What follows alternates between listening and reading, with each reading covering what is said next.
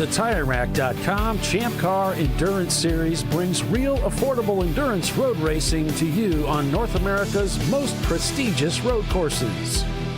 With live flag-to-flag coverage of America's best grassroots motorsports racing, AutoZone presents ChampCar.Live.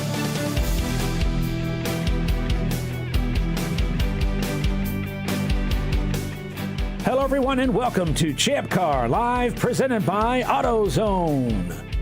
It's the TireRack.com Champ Car Endurance Series.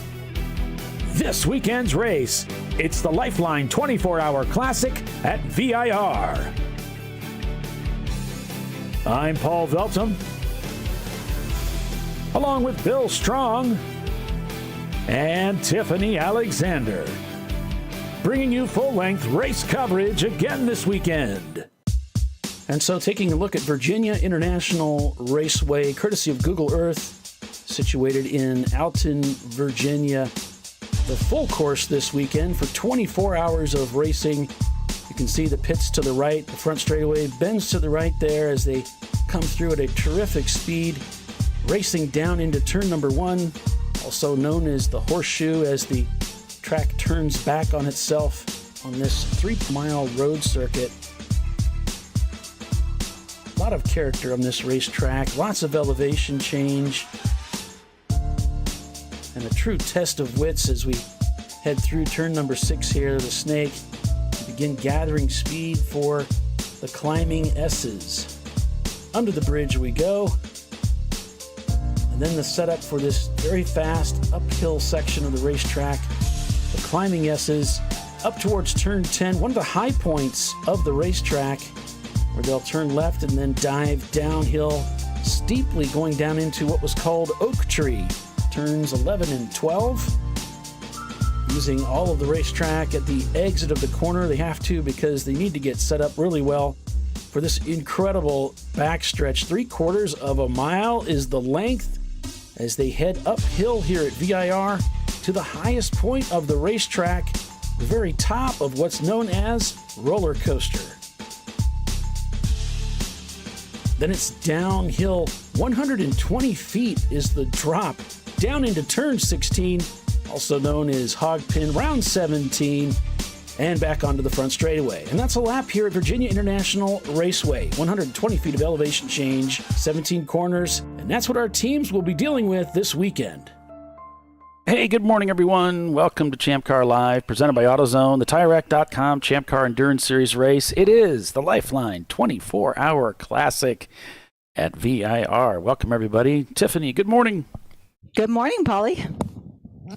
And welcome, everybody. Thanks for tuning in on this incredible morning as we get set to start 24 hours of endurance road racing here at VIR. And the teams are out on the grid here and poised to roll out onto the racetrack for the very first time today. Yeah, we did have a practice day yesterday. 40% chance of showers today and tomorrow. And we're looking to broadcast this to you live throughout the 24 hours. So we'll see how well that goes. Because things are very different. So usually, Tiffany, I get a break. Usually until 9 o'clock, 10 o'clock. And then I sleep. And then I get up at around 5, take over, carry it through. And you do the whole thing. And I don't. Well, this time I'm doing the whole enchilada. We'll see how that goes. I don't know. I made it through Sebring okay, and it was kind of the same, but still I was up 26 hours. I don't know. We'll see what happens. I was impressed. Yeah, I was too. I was like, wow, really? That's interesting. I'm losing my reputation as a delicate flower. But here's a link you sent me, Tiffany. Trophy Wife, they're out here racing this weekend. You're too busy to be here. You've got a life. I've got too much of a life, I think. Otherwise, you'd be here, wouldn't you? Absolutely. Yeah, getting there wasn't an issue. It was just, okay, well, after you've been up for 24 plus hours, driving home 9 hours is the issue. Me and Doc tried it one year, tried to drive back, and we decided we were never going to try that again because it was pretty rough. We made it to outside Atlanta, and it was getting a little sketchy. But then if you sleep, then you end up blowing all of Monday trying to get back. So, and I had things on Monday I needed to do.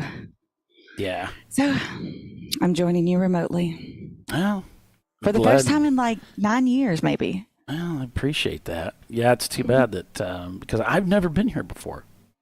It's my first time. Yeah. It's a cool place. And oh my gosh, I've done a lot of laps here in iRacing. I've never done real laps here. So as I was setting up the cameras yesterday, it was my first time to be on the track, and I thought, wow, this is wild. Looks like so much fun. It kind of reminds me of not quite as wild as Road Atlanta, but similar in that you just have, oh man, it's a roller coaster, isn't it? Yeah, and it's much longer than Road Atlanta. It's a very complex lap.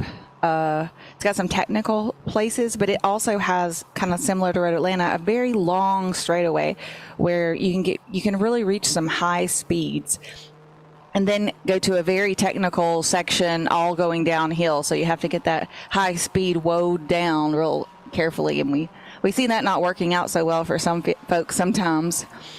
Yeah, over there at like turn 13, but it's a really fun course. The surface is pretty forgiving, doesn't wear too badly on your tires. So, a lot of teams will use the same set of tires the whole race. It's sometimes brakes. Sometimes they're going to have to do brakes sometime in the night for a lot of these teams. We'll use up a lot of brakes during 24 hours, but it's always an interesting race. Yeah, it looks like a track that would be hard on brakes and requires a lot of, you have to really be paying attention because there's so many.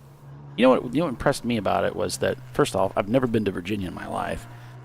And I usually go, I live a little bit further west, so I'm used to coming down through the southern part of Indiana, Cincinnati. You get the hills, and then Kentucky, Tennessee, Alabama, the Smokies.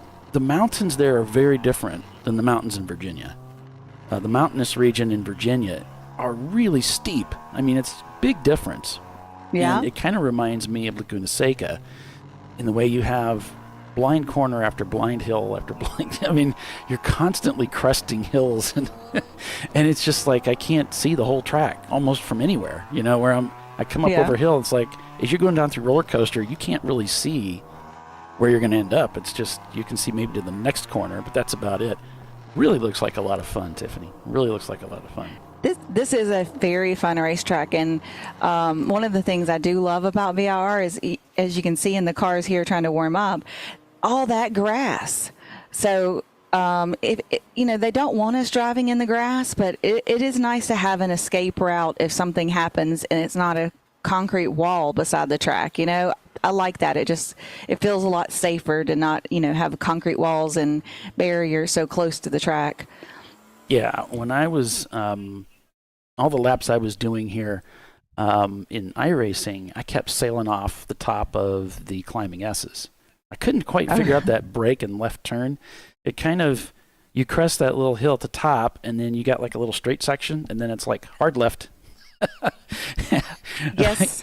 I used to blow that all the time in iRacing. Well, it's very abrupt turn. I mean, I'm sorry, abrupt elevation change, and it's a little off camber. So like, you drive it a little different than it would just look when you're on the track and you can feel it. You kind of change a little bit, but that's a lot of people go into that one a little hot and then go straight instead of making the turn. Oops. Yeah, that one's a little challenging. Here they come down the front straightaway. I'm actually still setting up cameras, so I don't quite have everything up and running yet. That's okay. We've got 24 hours to figure it out. We've got a little bit of time on our hands, yeah. We do have a little bit of time, don't we? Yep, cars coming down the front straightaway for the first time, and then they will getting their transponders checked. I know TLM is here. They were having some transponder issues. Also, I was having some camera issues. I had the camera working, and then it wasn't, and then it was, and now it's not. So David's got to be thrilled with the start of the race here with electronic issues. Things aren't working. Yeah. That's kind of the name of it, just the way it goes sometimes. Clapped out racing. I was talking to those guys yesterday, and they burnt a piston in their BMW, and they said, it's not really a problem. We know what we're doing. We know how to replace it, and it's just that we're going to be working all night. And then we've got a 24-hour race on top of that. Right. And I passed their paddock stall this morning as I was putting cameras out, and they were back together. Gave them a thumbs up. They said, yeah, we've got it together. We don't know what's going to happen, but it is together. What's their energy level going to look like in a little while? Yeah, exactly. And just, there's so many things you got to do. We've talked about this before. It's at 3 a.m, it's easy to forget. Oh, we were supposed to change the oil. Oh, we were supposed to do this. Oh, I forgot to put those clamps on. And so, what's the quality of the build that when you're so tired and it's hot and nasty out? But, So I've got my friend Scotty over on the chats checking in this morning from Barber. So, hey, Scotty. Scotty Elkins takes amazing photography at the track. Lots of great pictures. I mean, some of the best I've seen. And then Jeff's asking about Race Hero. Right now I'm showing Race Monitor up. And I will let you know if I see Race Hero come up. Sometimes it's the second one we start if it all works. But so far Race Monitor is working and up. It's not working, but it's prepared to work. How about that? Kind of like us. It might actually work. Yeah. It might actually work. It's a definite maybe. All right. This is the Tater Garage people. They've got their feed running today. Thanks to them. Appreciate that.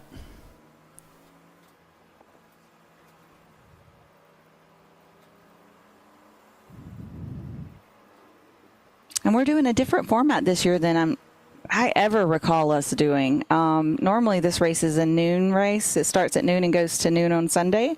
But this year we're starting it at 9, and it's going from 9 a.m. to 9 a.m. on Sunday. So I wonder if that'll affect anybody's strategy or exhaustion level, because they won't have had this whole morning to be up and doing things and then start their race at noon. Maybe less tired, or maybe they just had to get up earlier this morning to get going and get ready to race. Yeah, that's a really good question. And let's see if I can get my timer to work here. I found out that my timer doesn't go beyond 24 hours, so I couldn't start ahead of time. All these little technical things that I get to do. Timer.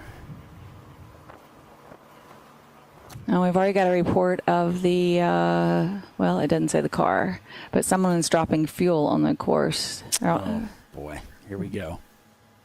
I might have overpacked it a little bit to get started. Yeah, and there was a warning that went down this morning with regard to that. Don't overfill, because if you do, you're going to be spilling it, and then we're going to be calling you in, and all that. But welcome, everybody. If you're just tuning in, it's the Lifeline 24-Hour Classic at VIR. I'm Paul Veltum with Tiffany Alexander calling the race. I did mention that Bill would be joining us. I'm not sure if that's really going to happen, but, we'll see. Hey, it looks like we are green here. Woo-hoo. Green flag racing. Here's the cars. They come whistling up from turn 17 to take the green here at VIR for the first time, on board with 901 Motorsport in the number 903 car. I talked to Frank earlier yesterday and this morning. He said this car is put together really well. It's doing great. The other one we're not too sure about. There's a question mark on the engine. So he said maybe you put the camera in this one. And then when I loaded it up, the bracket that holds the camera itself was kind of stripped out. So, a little bit of contact there. So I don't know how long this camera is going to stay upright, but we're going to go with it because this is what we got to work with. Right. And I believe this is Aaron Shanaman behind the car, behind the wheel, in the 903. And in the 901 car, Craig is behind the wheel starting that car out this morning. All right. Tap the brakes, then into the snake here. Running up through the lower S's here. This is so intense. Look how stacked up they are, Tiffany, going into the climbing S's. You can hear them lift off the throttle a little bit there. It's kind of single file through here when you're really going fast, isn't it? Yes, it is, and it's busy. If you see, it's very challenging to get a pass done through here. And this is the place you were talking about, where that left-hander and the track kind of falls off to the right, and it really tries to push you out to the right. Oh, is that my car up there? Yeah, it could be, and it looks like everybody's trying to hold position there. Yeah, they started out. I think they pulled stall 22 to start the race, which only put us about 8 or 10 cars back from the start. Hey, Bernie. Good morning. Heading up the hill here. And the trophy wife car, that's Crazy Rick, is starting out this morning. He's crazy. He is crazy. Coming up the climbing S's here at the hotel. Down the hill. This is super steep through here. It's crazy. And then you actually go uphill again and then flatten out. And you don't really notice it, but boy, when you're standing there, it's crazy. I put a camera over there to try to capture a little bit of what it's like, but again, it doesn't really show it, Tiffany. It's just, this is a picture of oak tree, though. It's crazy. The oak tree without the oak tree. The oak tree without the oak tree, right. Our very first race with ChampCar was here at VIR for the shorter race, I believe, like I think it was maybe a 14-hour or something, and the oak tree was still there at that time. Yeah. That's since demised, but the famous oak tree turn in VIR. Yeah, it's sad. I heard they replanted an oak tree, but they put it on the outside of the course now, so that's a little different. That was an iconic piece of VIR history. VIR.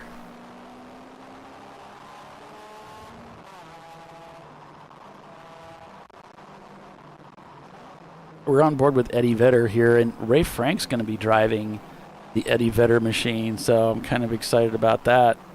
Oh, yeah. And I'm going to try and get him up here if he's up to it. Come up and join us for an interview, spend some time with us. Gonna try. It's always nice to hear from Ray. Got a number of people we invited up to the tower to join us throughout the day, so we'll see what we can do.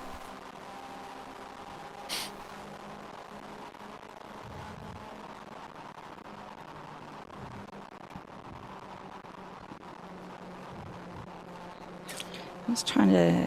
I think we have about 65 cars starting today. We had a few drop out after yesterday, so I think that put us around 65. Yep, that's what I've got on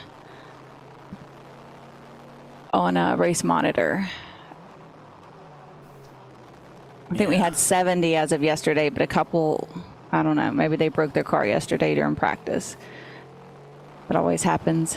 Yeah, I noticed there were some cancellations, so that's a shame. Looks like everybody's pinging so far. Looks like my team had to start, Trophy Wife had to start 1 lap down. They must have had some extra points on that car.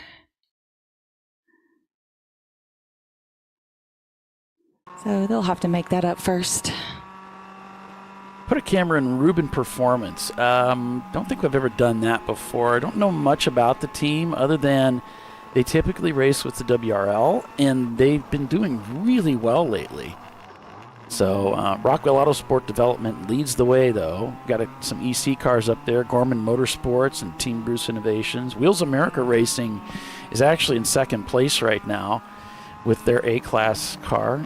And then we've got the TLM Racing team with, unfortunately, that's David's car with the camera quit working. Rockwell Autosport Development's behind them in the scoring, but we got a lot of EC cars up there.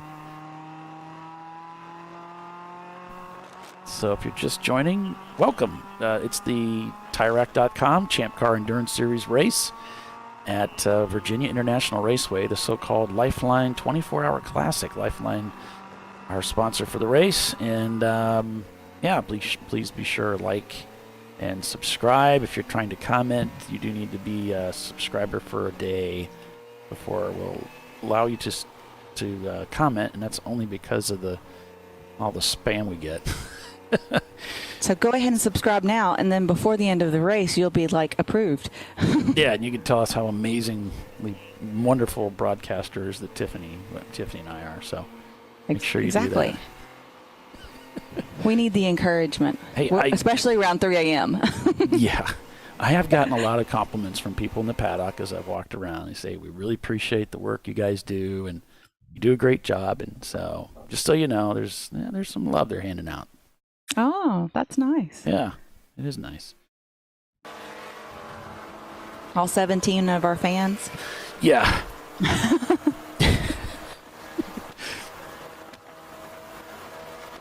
Here I thought they were all just bots. So You're right. Tater Garage, I believe. Not sure. Looks like they're going to make a move on that. This isn't Tater Garage. This is Ken Troxell's team. Trying to get through the oak tree there. And if someone knows what the name of the team is that Ken Troxell's on, please message us on Facebook or in there somewhere. I've got his thing here. I can actually... Roger Cohen will be joining us in the tower. It says he doesn't drive till 3 o'clock, so that's good. I meant to ask Roger if he was going to this race because I didn't see Pinky's out in the lineup. So yeah, they're racing with RVA. I think I know. Okay. Chris is. Okay. Awesome.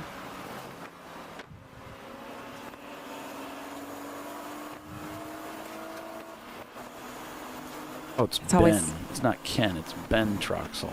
Okay.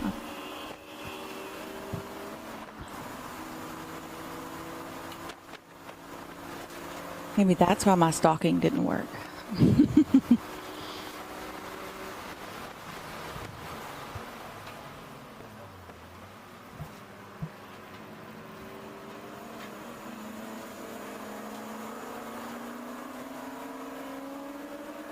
I don't know where I got Ken, Ben, I guess Hey, I've done a lot worse when it comes to butchering names. Not that that's an excuse, but it is. Well, I remember a Team Troxell or Troxell team, but I don't see that listed, so they must be with a different team. Yeah, they had an orange BMW, so maybe that's the same team. I don't know. I don't see that name listed on our roster, but right. I just sent him a text massage. Maybe I'm looking on the wrong paper. Let's see. Yeah, Team Troxell Racing. It is on my list. I was looking on the wrong one. So that would be the 325 is their number, C-Class BMW. 36. Yeah, I looked on the number list instead of the alphabetized list. I'll figure it out before the end of the race. Maybe. Yeah. We should all have goals.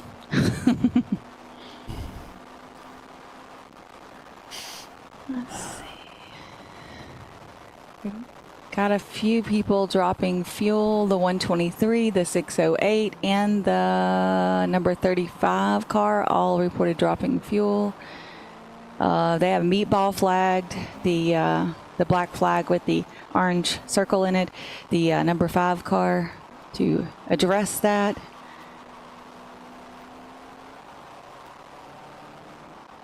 Then it looks like we also have reported smoking out of the 331.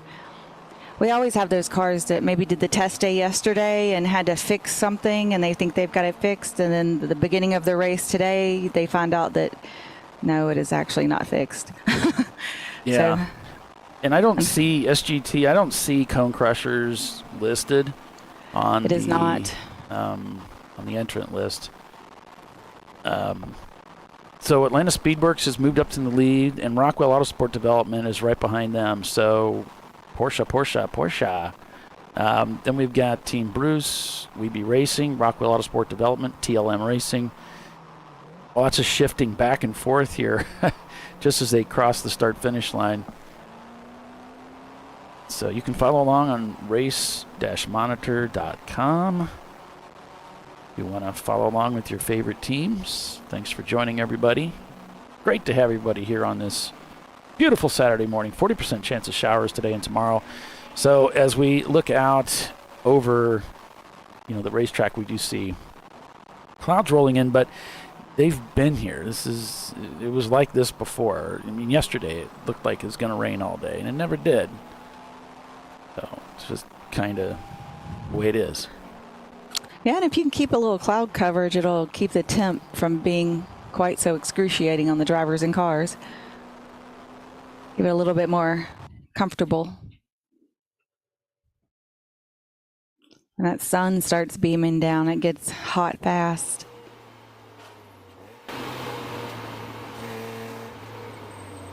Go, Rick. Go, Rick.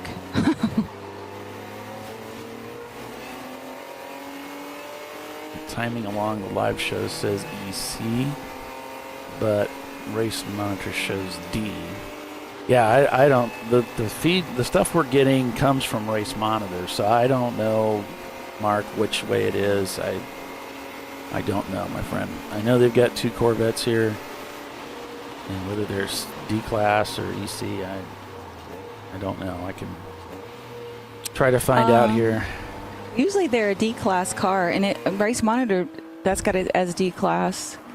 Yeah, he's saying that our feed shows EC, but they do have 2 cars here, so it could be. They've got one with the 350 in it that's got an automatic, and so that could be an EC car. I don't know. The 427. Number 427 of the GBU is considered EC. That's the 79 Corvette. Whereas the number 350 is classified as a D class, and it's a 1980. Yeah. Yeah. So maybe that's the confusion, Mark. You're seeing both of them, and they're getting confused. Yeah. I've never seen them bring 2 cars, I don't guess, to a race typically. So, or enter 2 different cars. So. Yeah. I saw them in the garage. I thought, okay. Make sure you have laps shown that time. Good morning, Vincent. One of our friends here in Birmingham. Fellow racer.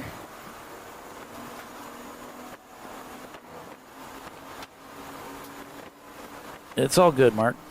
Hey, we're all figuring out as we go along, right? Mm-hmm. It's a group effort. It is.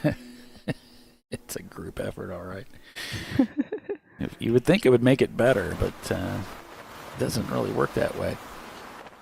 Sometimes we just confuse each other. I'm showing Fisted Racing has overtaken Rockwell for the lead. So we got Rockwell in second and third, Eddie Vedder in fourth. So it seems like the standings are getting shaken up. It could be that he's still kind of sorting things out, and that's why the standings keep flipping around like that.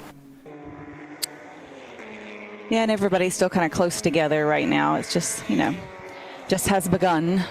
Let's say we've got a 4 off and continue in turn 4, and that is car 265, which is on my other list. That's Gorham Motorsports, and so they've got I believe it's a warning for that. Pit lane warning. And the drivers have been informed that they really need to keep it on the course. If they're going off course during this race, the leniency is going to be very, very not. So first time the car goes off, it's a warning. The second time the car goes off, there's going to be a penalty, drive-through penalty, and then the third time that driver has to come out. And that doesn't mean your third time. I believe it's the car's third time. So definitely it's best if these teams leave a little margin for error and, a place to go that is not the grass.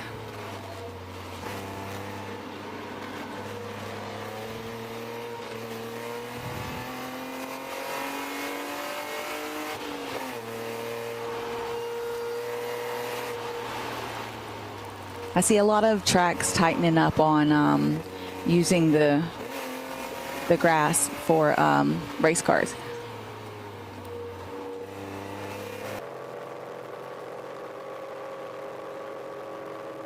Do we have a lap timer in this race? Well, there's timing and scoring, which is watching the lap times of all of the teams. And you can see that on the pylon on the left, we've got some of that information there. But you can also go to the website, race-monitor.com, and you can go to the Champ Car Endurance Series race in the live timing list. There's a lot. Find the Champ Car Endurance Series race, click on that, and then you'll be able to see all of the teams and all of their lap times currently. So I think you'll see their best lap time. You'll see some gaps. There's quite a bit of information there. Yep. So Team 123, which is Crown Victorious Racing, it's one of our D-Class cars. They've gotten a black flag, which is going to result in a drive-through penalty for a blend line violation. Eddie Vedder in the pits. It's a little early for that. Well, they've been having some problems with the car. They blew a head gasket yesterday, so they spent a lot of time working on the car, and it looks like they're working on the electric box that's come loose. They don't want that. So they warned me when I put the camera in there, and it's like, well, we don't know about this car. It's like, well, but Ray might be driving. We want to get that and tease him, of course. You know, we can't let that opportunity go by. Never. And I guess they have another car that they might bring out, so I don't know. They might switch the cameras for us too. But anyway, sorry to interrupt you there, Tiffany. Oh, no worries.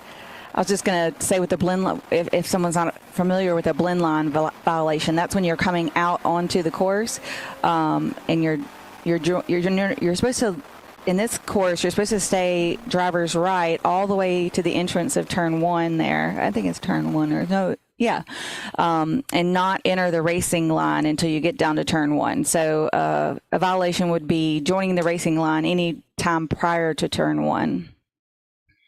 Because it's a big brake zone there, and they don't want a car coming out of the pits, you know, going slow and joining into that fast area of the track and that heavy braking zone at significantly different speeds.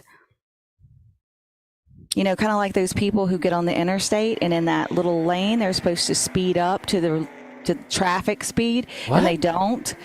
And then they join traffic at like 50 miles an hour, and you're like, right in front of you, and you're like, oh my gosh, it's a death wish. Yeah, you trying to get us both killed? Or just yourself? Like, if you want to take yourself out, that's on you, bro, like over there, but like, leave me out of it. Yeah. So welcome everybody. Feel free to join us in the chat. Once you've been a subscriber for a day, you can join us in the chat, and that's and we'd be happy to hear from you. Let us know where you're watching from. We got people from all over the world that tune in and watch, and let us know what you're doing this weekend. Most of the people that watch the show are in the process of building a race car, but not everybody. You know, some people have lives and they have families. I don't know. What? So somebody's not building a race car? No. Weirdos, yeah. Wasting all their retirement money on race cars?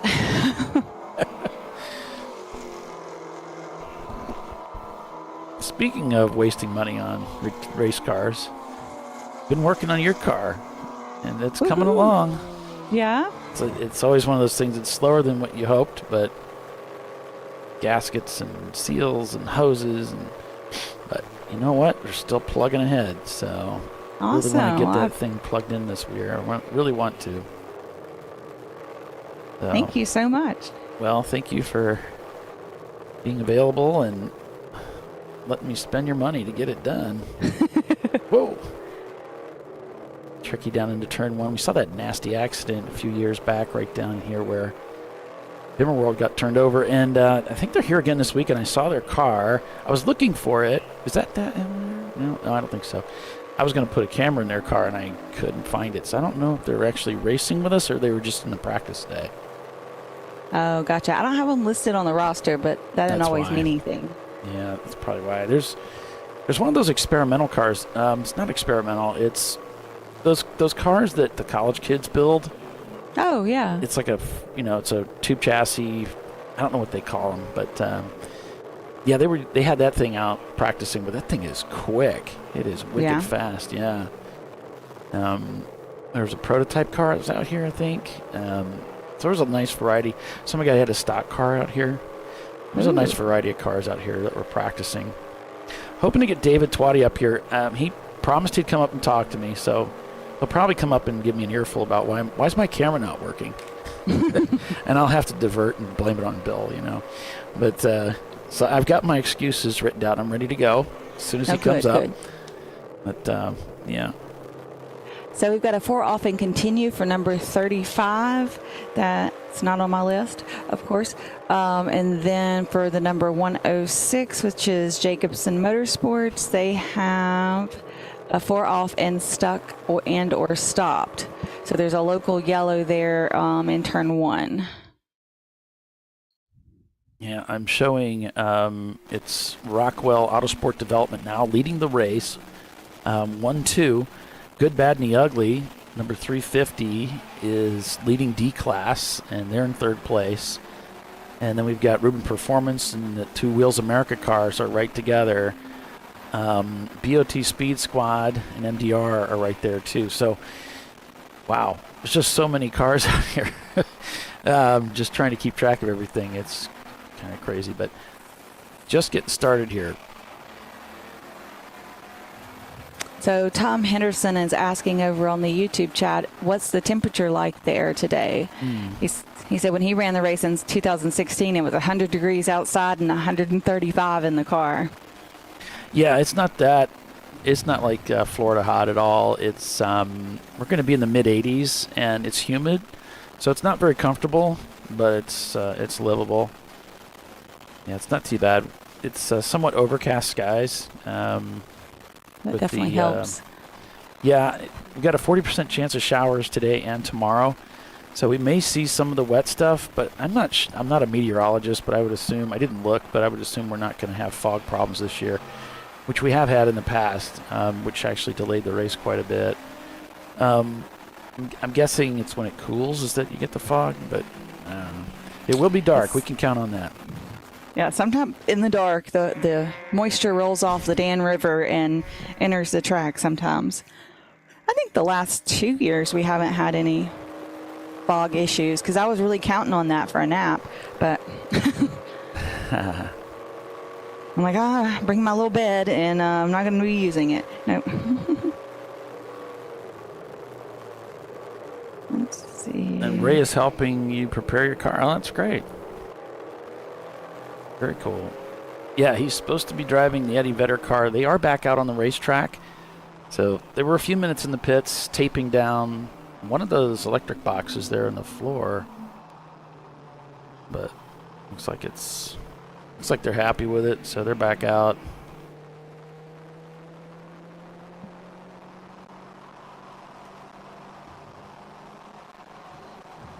So thanks for joining us, everybody. If you're tuned in at the racetrack, send Tiffany your info, driver order, any team info you want to send. We'd love to hear from you. Absolutely. It really helps connect us to the teams, to the series, when we know more about you folks.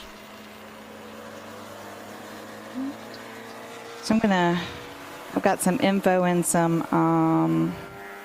Looks like some links to several Sentinel systems, so I'm going to send that over to you, Paulie. Okay. We'll see if it's something you can use. Yep. There we go.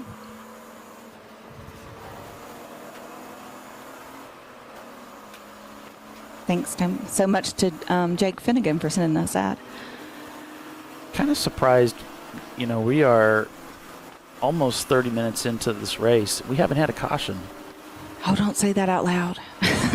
There's no, that I know of, there hasn't been any local yellows either. We've been... Yeah, there's a local yellow in turn 1 after that car got stuck, but that seems to be it. Pretty awesome. But it was trying to get going on its own. I'm not sure if it did or not, but I'm assuming it did if they haven't went full course yet, so... Here's the cars going down into Oak Tree here. That's a cool shot. It's really cool when you're standing there looking at it. I I was a little concerned about the distance, but I thought, give this a shot. I think we've had a camera here before, but I'm not sure. First, I thought it was just a brilliant idea on my part. It's like, maybe we've had this before. It lets you see, turn 11 and 12 right there. Yeah. You can see how the cars plunge downhill and then back up again before it sort of tabletops and you make that right-hander into that oak tree, which is actually kind of a big turn. It's almost like 2 turns, isn't it? It's sort of like you turn and then you go and then you turn, sort of constantly turning. Yeah, and turn 12 is really tight. You'd see people overcook that a lot. You really want to get that right because that sets up your, you're coming onto the big straightaway. So you really want to master carrying that speed through there, but not overcooking it so you can get a good run on that long straightaway. Makes a big difference. Because you'll see, some high digit speeds coming down that straightaway. It's longer than it even looks on the map. Yeah. I feel like you just go forever. Oops. I'm still trying to get that one sorted out. So he's coming through Oak Tree, so we'll follow on board with 901 as in the Shannon as they head up the hill. I think it's like a quarter mile or 3/4 of a mile. It's forever long. Up towards Roller Coaster here, and then we'll get an opportunity to ride from Roller Coaster all the way down into Hog Pen. Still not there. Take us through this, Tiffany. What's this like when you're actually driving it? It's quick. You've got one downshift for the left and then usually another for the right. And then this goes back and forth and a lot. And you're going downhill, so the car is trying to pick up speed too. But if you kind of overcook one of the turns, which is easy to do because you can get away with it on that turn, it messes you up and kind of throws you out for hog pen at the bottom. And you don't get that set up quite right. That's that last turn coming on to this front straightaway. We see, a lot of people get that kind of goofed up as they're trying to come down the hill a little too fast and then can't make the turn really the way they want to at the bottom of the hill and then go shooting off in the grass, which we've warned people about staying out of today. But it looks like Aaron did a great job. He's so fast through that section, and it looked like, especially he was setting the car up on the right side of the track, and then we got a car track left that stopped. So, hi, Andrea's here. Yay, Andrea Chiswick. So he was really fast. It looked like he could almost use a little more room, Seems like the faster you go, the narrower the racing line gets. And so it looks a little tight through there. Yeah, I mean, in turn one, it kind of wants to make you push out a little bit, and you're really kind of trying to hold it a little tighter than you would because there's that other bend towards the end of turn one that's really not labeled a turn, but it is kind of it's almost like it turns around on itself, and then turn two, you've got to kind of force the car back over and get it set up because turn 2 and 3 can be kind of tricky to get your car placement down.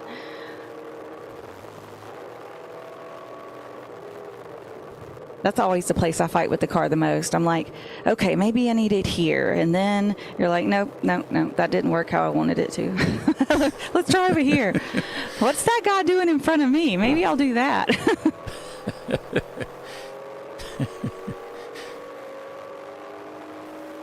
Because when I come here with my car, I'm in a mid-engine car. And so then I turn around and get in an E36, and it feels quite different. Purple 35. Yeah. Something's up. They probably got to go get that car that's stuck over there outside of turn 1. Yeah. Spoil our fun. Let's see. Looks like they're picking he's right up there, this. Yeah. He's just to the left of the camera there. Sorry, it looks like my camera's kind of leaning a little bit.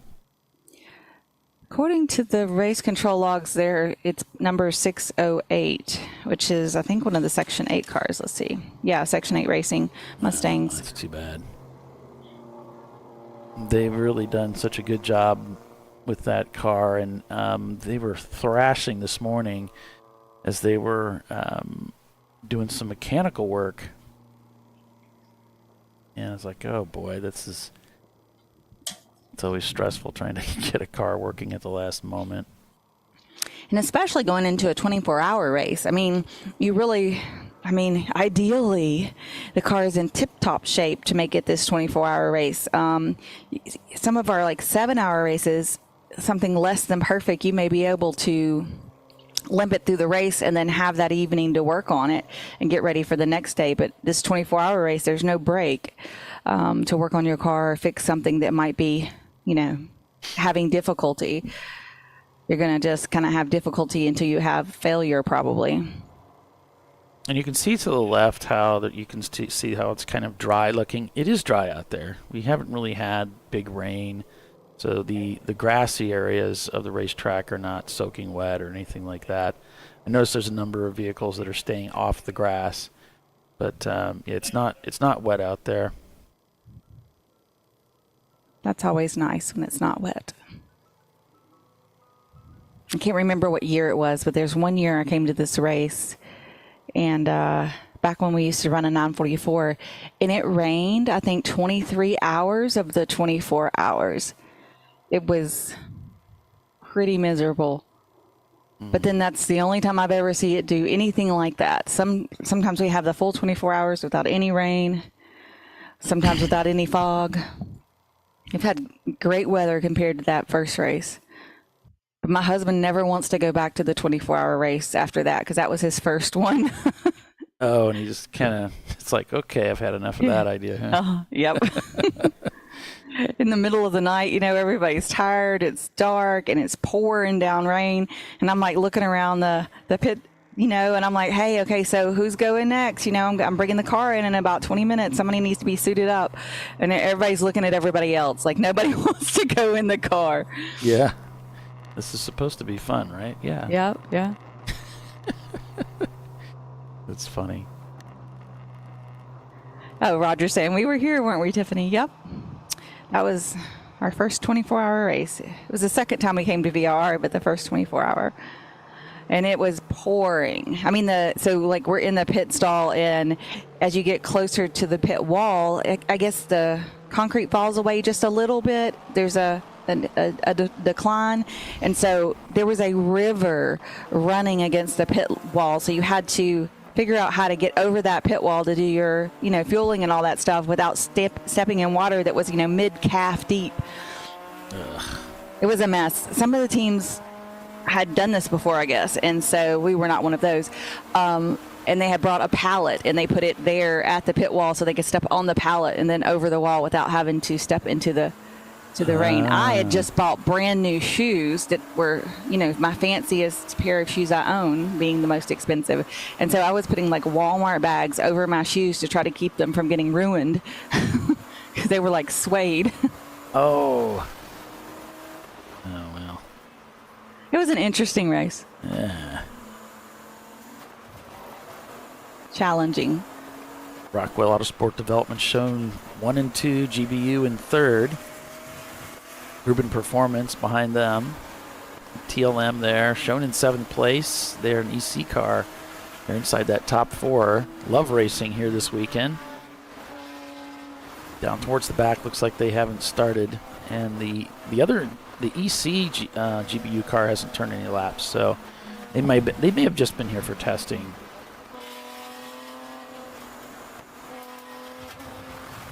Ooh, we got into the grass there a little bit. Team Troxel. We were talking about that earlier, how easy it is to take it off into the grass there. Just 2 off or into the curbing. Through Oak Tree. And now looking to come by the Corvette on the right. There's a Corvette. There's several Corvettes here this weekend. That one's painted up with the stars and stripes. I think it's car 770, something like that.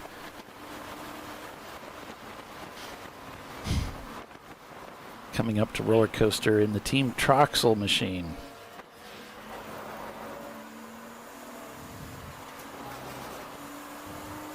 So I just checked in with Roger Cohen, and he's going to be going into the number 903 for 901 Motorsports this afternoon. So he'll be in this car we have the camera on. Great. Hopefully it's still working then. Yeah, one can always hope. Hope springs eternal, as Doc would say. Earlier, Timothy said, it's a beautiful day for a motor race. I can't do the accent, but it sure is. Yeah, where's that at? Let me see. There we go. Let's see if this will work. It's not working. That's too bad. But we do need... It's a great day for a motor race. It is working. All right. There, yay. All right, now we're supposed to be a commercial. You're right, Doc. We are. So we'll take a quick commercial break. ChampCar.Live, presented by AutoZone. We will be right back with the TireRack.com Champ Car Endurance Series, folks. Hang with us.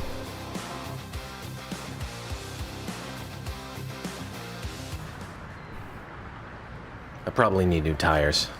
You do. What if they sold tires online? We do. We're TireRack.com. They could offer lots of tires We have so many tires. and help you find the right tire. It's called the Tire Decision Guide. Oh, and they could ship them to a nearby mechanic. We shipped over 7,000 independent recommended installers. This is an amazing idea. Sorry. TireRack.com, the way tire buying should be. Come on, road. Do your worst. We'll be at our best. Stress tested to meet or exceed original equipment performance. Exclusively at AutoZone.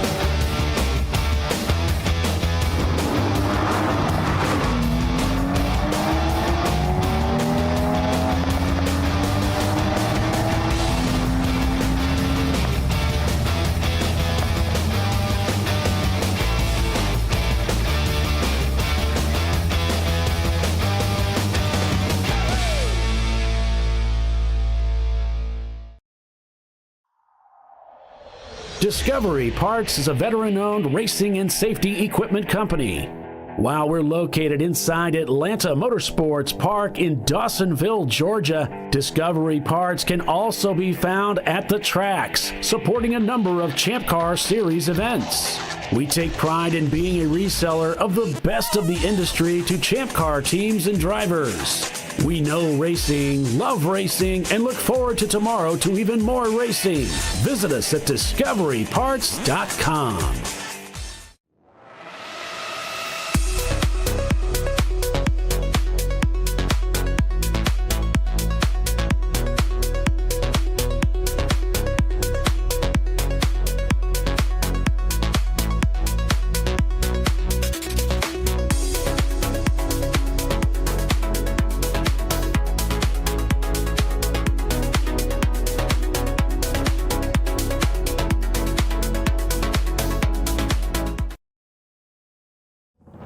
Lifeline's continuous commitment to research and development ensures that we supply the most innovative and cutting-edge products available. Used by the majority of the world's motorsport championship-winning drivers, teams, and constructors, Lifeline has a stringent and proven history of success. Lifeline's continuous commitment to research and development ensures that we supply the most innovative and cutting-edge products available.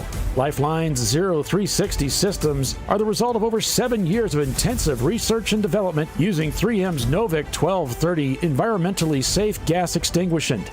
Lifeline uses only the finest quality components. For more information regarding our fire safety equipment and fire safety systems, please contact us at info@lifeline-fire.com. Located in Northeast Ohio, with 40 years of combined experience, Money Shift Racing knows how to deliver performance and safety, offering everything you need to get your vehicle and drivers ready for race day. From safety equipment to full engine assembly and repair, in-house fabrication, 3D design, and rapid prototyping. Money Shift Racing. Performance done right. Sentinel is a comprehensive motorsports video solution incorporating live streaming, local recording, 3 cameras with picture-in-picture, flag status, and much, much more. Stop playing with multiple solutions. Sentinel handles it all, including timing and scoring, vehicle data, graphic overlays, adaptive bitrate encoding, network bonding, and more. Sentinel is the solution to sharing your motorsports experience with your friends, family, sponsors, and the world. What are you waiting for? Get your Sentinel today and never miss an on-track moment. www.sentinel.racing. Duralast, designed to meet or exceed OE performance, with 2-layer shims and OE-style slots and chamfers to eliminate noise. Backed by a noise-free guarantee when professionally installed. That's the Duralast difference, only at AutoZone. All right. All right, guys. Welcome back to ChampCar.Live, presented by AutoZone. It is the TireRack.com Champ Car Endurance Series race here at Virginia International Raceway, the Lifeline 24-hour classic with Tiffany Alexander and Paul Velton. And we might get Bill Strong on the show, too. And Roger Cohen. Talked to Frank with, I'm going to have David Kissack. I'm going to have, this is going to be a big board meeting thing. All these board members are going to be on this show. But, yeah, so be sure and stick around, and it's going to be a good time. It's going to be a good weekend of racing. Some dust there to the left. Might have a car off track over there as they're heading up the front straightaway on board with NOS Racing in their 240 SX. So I guess this is Sergeant Tom Bales. He says, were you guys at Road Atlanta for the snowstorm race? Yes, I was. The freezing fog was the most impressive, I do believe, though. Since me and Doc both found out that exists, we thought they were pulling our leg with saying freezing fog, because neither of us had ever heard of that before. That was a new one on me, too. But then the snowpocalypse, I'm sitting there with Mike Chiswick, and I'm like, you got to bring them in. He's like, if I pull them off the track, the track's we're gonna lose the track immediately. And I'm like, but we're about to lose pit lane. We're not going to be able to get them in. And he was like, oh crap. So we started bringing the cars in immediately. Oh, that's awful. And then we had, the Road Atlanta, the pit in is downhill. So we had cars kind of sliding downhill on that pit lane. And I think one of them hit the pace car. Oh, jeez, what a mess. Yeah. I mean, it was a gentle bump. But yeah. That was an interesting race for sure. Adrian chiming in saying it's his third year as a Champ Car member. First year that I won't be driving a 24, but instead I'm working on a fresh build for next season. Oh, okay. So that's great. What you building? Yeah, let us know. It wouldn't happen to be a Honda, would it? We could have some conversations. Right? This is probably my first year not being at the 24 in a very long time. Probably 8 years at least, however long we've been doing the broadcast. And then I came to one before that, so it's been a long time. Crown maybe Vic. 10 years. Something like that. I don't know. Well, as far as how long you've been here, yeah, I don't know. Yeah. He looks like his hood's kind of lifting from the air, trying to escape it as it comes out from underneath the hood there. The front straightaway isn't, it's heads up driving, isn't it? It's kind of always turning there a little bit. Yeah, it's not really straight. It's got a bend right about the start finish line. There's a bend in it, but you just kind of keep it floored, so it's very fast. That's why people have to be careful coming out of the pits, because you kind of blend in with the course and everybody's going very quickly where you would come into the course, so you have to stay right, driver's right, when you are coming onto course with traffic there.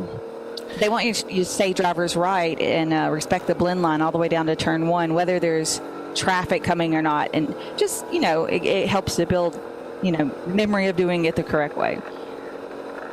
Yeah, I felt like when I was in iRacing, it felt as though kind of scary. Like I wouldn't want to ride the outside, the left side, all the way around because I could end up off the racetrack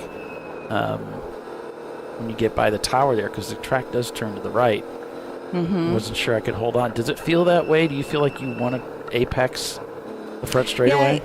Yeah, you don't have to full apex it, but yeah, you want to go ahead and start moving right for that bend. It just makes it everything feel better. Yeah, that's a great way of describing. Makes it feel better. Just like you feel uncomfortable out there on the left side of the straight as you're bending around. Ruben Performance in the pits. Oh no! And I don't think the car is jacked up. It's just our camera started tilting to the right. So, but they're underneath the hood looking.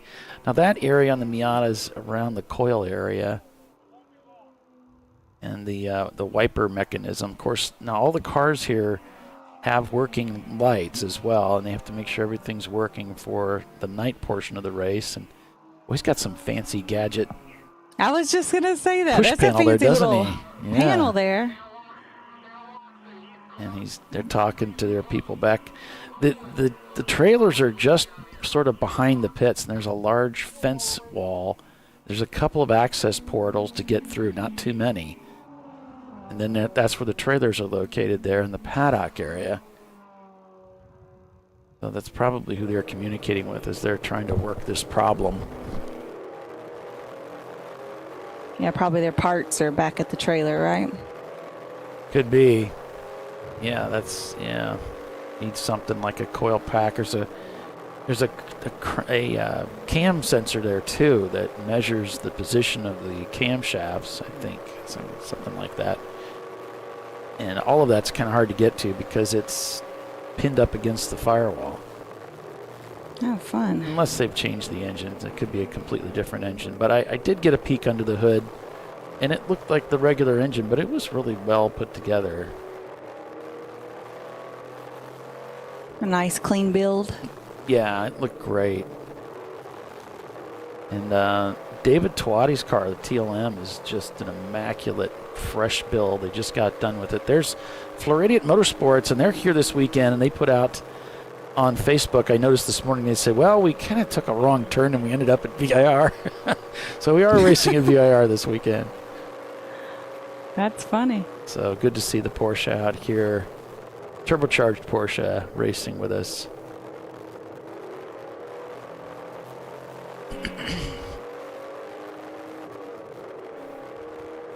So yeah, great to hear from you folks that are new to Champ Car or haven't raced at VIR before. Tiffany Alexander here, our Chen Motorsports chief driving instructor, and helps us understand our way around the racetrack. You've got laps here. How many races have you done here? Do you know? You lost track of them? A couple of track days, and I think I've done 2 or 3 races. I drove a couple of stints in the 24. Oh, no. Trophy wife. No. You need more water? Pour it in there if you have it. We don't need more water. All right, don't worry. I hear Rick. He's saying more water, pour it in there if you've got it. We don't have it. Okay, don't worry about it. So that must have been the cool suit he was talking about. Huh. And lo and behold, Mike, you're not going to stop? You don't want to talk? Yeah, if you want to talk. Do you want to? Okay, yeah. Mike Chiswick joining us here. Hi, Mike. Hi, Paul. Nice to see you. Yeah, it's been a while. So, hi, Mike. Yeah. Well, you have a remote voice from the air. Yeah. It's me, Tiffany. How are you? I know who your voice is. I heard that you were being this race, but I didn't know it was remote. Yeah. I was going to try to figure out how to drive up there. It was just getting back. I had some stuff to do Monday. Hard to drive. The work gets in the way. It really does. It does. Yeah, so Bill had said, you need to interview Mike Chiswick. You need to ask him a bunch of hard questions. Get a really good interview out of Mike. Like who's going to win the Super Bowl? Yeah. But maybe more relevant is the 2025 season. The 2025 season, yes. Actually, I think we've got some emails this week, so we are 75% confirmed for next year. Working on the last few holdouts that they're lazy. You know, they don't always. They'll say, we'll get back to you. It's not time yet, and whatever. We'll keep pushing them. We'll get those last dates locked down.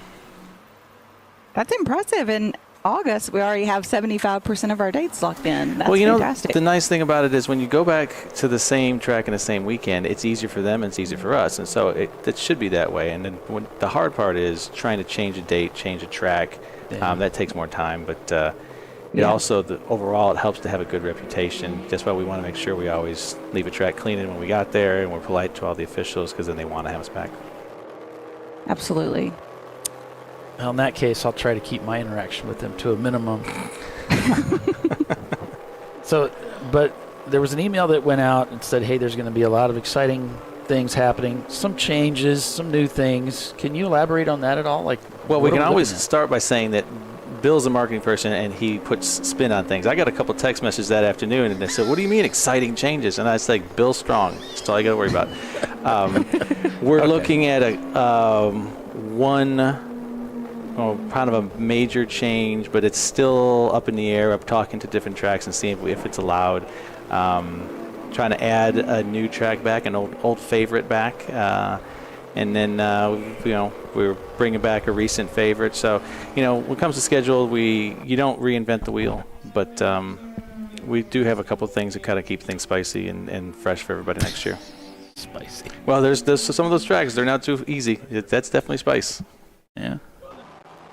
Well, that's cool. All right. I wanted to at least ask you about that. Anything else you want to bring to us? I mean, you're here this weekend with your wife, so it's great to see you back at the track. Yeah, and my kids. The last time they left here, they were little. Now I got them working on pit road, earning their keep. Really? Yeah, that's great. Really? Yeah, they're driving now on their own, so they know cars. And actually, one of them they're all in the F1, and one of them expressed interest in driving in ChampCar. So I said, well, maybe we'll have to build a car for the family. Wait, they're all old enough to drive now, Mike? 2 of them have their license and have their own cars, and then one of them is in driver's training this fall. So. Wow. Yeah, everybody gets old, including us. Right? I mean, I'm like, that's got a lot of years in between. Yeah, doesn't slow down. So is it kind of cool to be back? Like, see teams like NLS out there a lot of these guys. I know a lot of the names. Some of them they've said hi, recognized me, and I missed the racing. I like being back here. I kind of wish I was going to all the events, but that's not my role this time. I'm just here helping out this weekend. But it's good seeing these people. It was always a very friendly atmosphere and a lot of camaraderie, and enjoyed hearing about their own lives and what's going on with them. So it's fun to be back this weekend. And you're not standing out in the rain. Hey, if it starts to rain in about an hour, we're going to trace this back to you. You brought it up. I said the R word. Yeah, look at over there. Those clouds, they're coming in. It is the summer 24. Well, there is the big storm brewing off the coast, but hopefully it won't get hit with too much of that. Correct. Yes, we'll avoid that. But you guys in your studio will stay dry, so you're okay. Yes, we're in the plush air conditioning, and so we've got it pretty easy here. Yeah. Thanks for coming up and talking to us. Yeah, all right. Well, I'll let you guys get back to commenting on who's beating who, so maybe I'll see you guys later. Thanks, Mike. All right. I appreciate it. All right. That was Mike Chizik, CEO of the TireRack.com Champ Car Endurance Series. I kind of hijacked him. He came over just to shake my hand and say hi. I said, why don't you get on the headset, talk to us? We're bad about that, aren't we, Polly? Oh, well, okay. Just throw a mic on it. It'll be the last time he does that. I don't want to go say hi. He'll make me want to talk. I don't want to talk.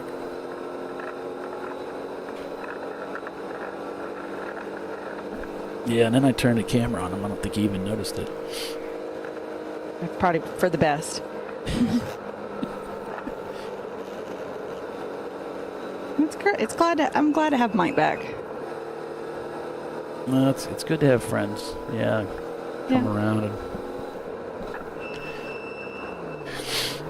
And that's kind of what the club is really about in many ways, for me anyway, is it's about the people and the friendships and all of that. I grew up around motorsports, and that's what it was like when I was a kid. You didn't meet or talk or interact with these people until you were at the racetrack.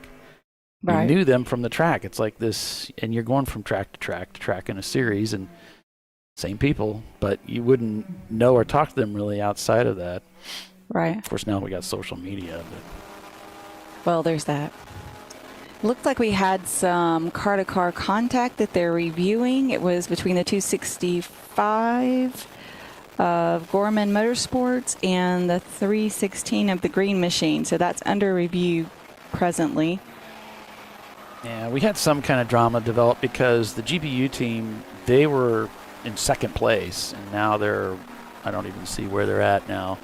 So it's Rockwell Autosport Development up at the front. Oh, in the 607, that's Section 8 Racing. I think that's the car they went and got earlier, but they got a black flag, a meatball for dropping fuel, quite a bit of fuel, so they're bringing them in. I'm noticing 901 Motorsport moving into the top 10. They're technically in third place. We're just littered with EC cars up in the top 10, so it does put 901 Motorsport in third place behind Rockwell Autosport Development number 715. And then it's Wheels America Racing and Atlanta Speedworks. That's your top 5, I suppose that would be, because we've got Team Bruce Innovations leading EC. And then we've got Rockwell Autosport leading C-Class. B-Class is being led by Fisted Racing. Then we've got A-Class being led by Wheels America Racing. And we do have some F-Class cars here. Open Throttle, Bot Speed Squad. And Open Throttle brought another, fleet of cars to the racetrack, all paddocked down together in their green race cars. It's great to see them. I just love it. I think it's so cool. So they're all down there. They're all out on the racetrack, obviously, racing. So Crown Victorious Racing in 60th place in the Crown Vic. Love that.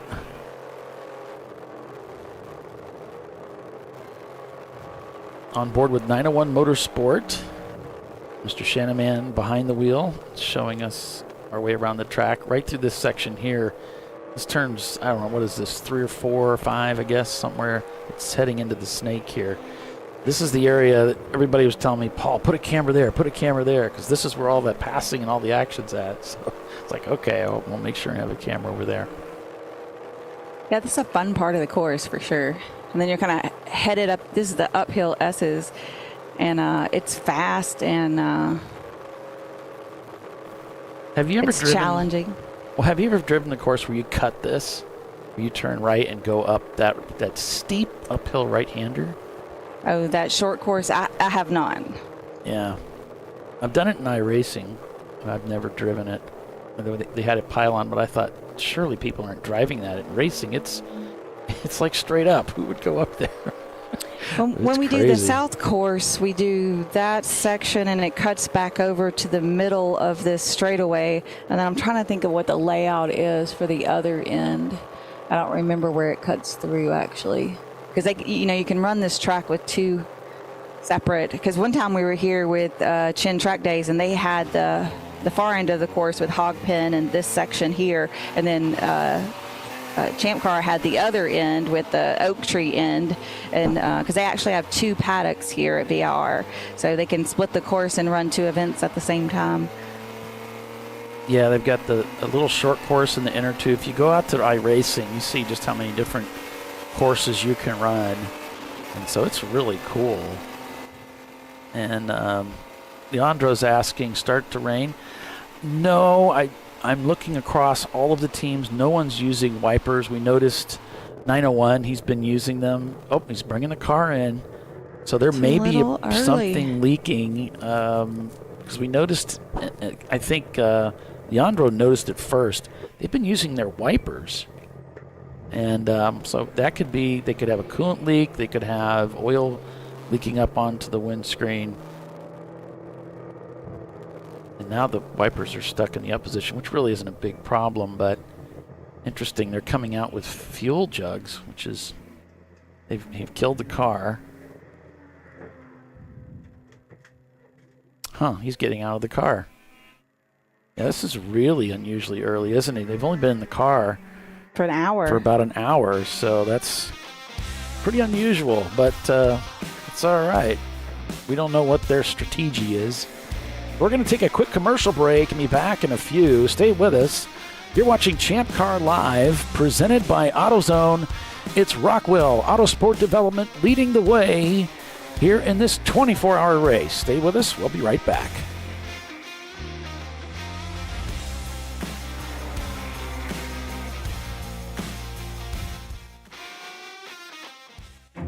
An important decision is afoot. This man is about to buy tires on TireRack.com. Tire Rack is the leading online retailer of tires in North America and a repository of advice and expert reviews. And it's done! All that's left is to arrange for safe, easy installation at one of our independent recommended installers. Well, I guess he did that too. TireRack.com, the way tire buying should be. Come on, Road. Do your worst. We'll be at our best. Engineered to meet or exceed original equipment performance, exclusively at AutoZone.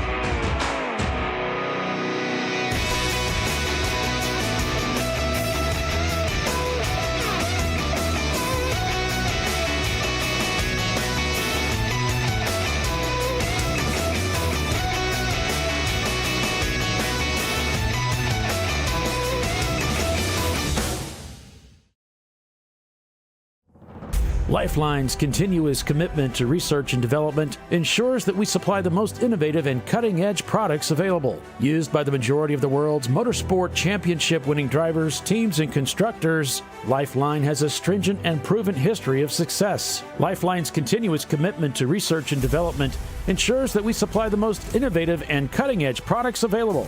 Lifeline's 0360 systems are the result of over 7 years of intensive research and development using 3M's Novik 1230 environmentally safe gas extinguishant.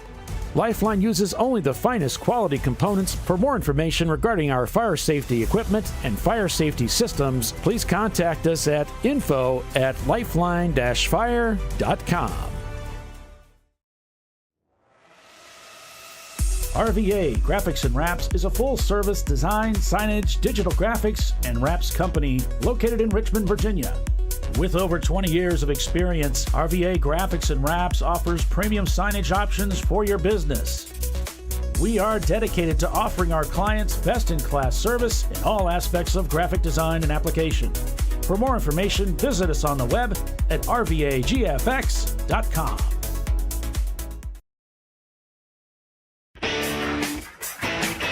Located in Northeast Ohio with 40 years of combined experience, Money Shift Racing knows how to deliver performance and safety, offering everything you need to get your vehicle and drivers ready for race day.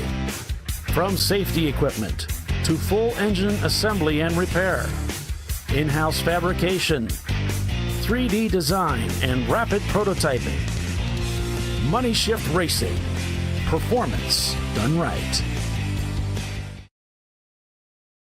Sentinel is a comprehensive motorsports video solution incorporating live streaming, local recording, 3 cameras with picture-in-picture, flag status, and much, much more. Stop playing with multiple solutions. Sentinel handles it all, including timing and scoring, vehicle data, graphic overlays, adaptive bitrate encoding, network bonding, and more. Sentinel is the solution to sharing your motorsports experience with your friends, family, sponsors, and the world. What are you waiting for? Get your Sentinel today and never miss an on-track moment. www.sentinel.racing. Duralast, designed to meet or exceed OE performance with OE matched friction formulations and fitment for 97% of cars on the road. Backed by a noise-free guarantee when professionally installed. That's the Duralast difference. Only at AutoZone.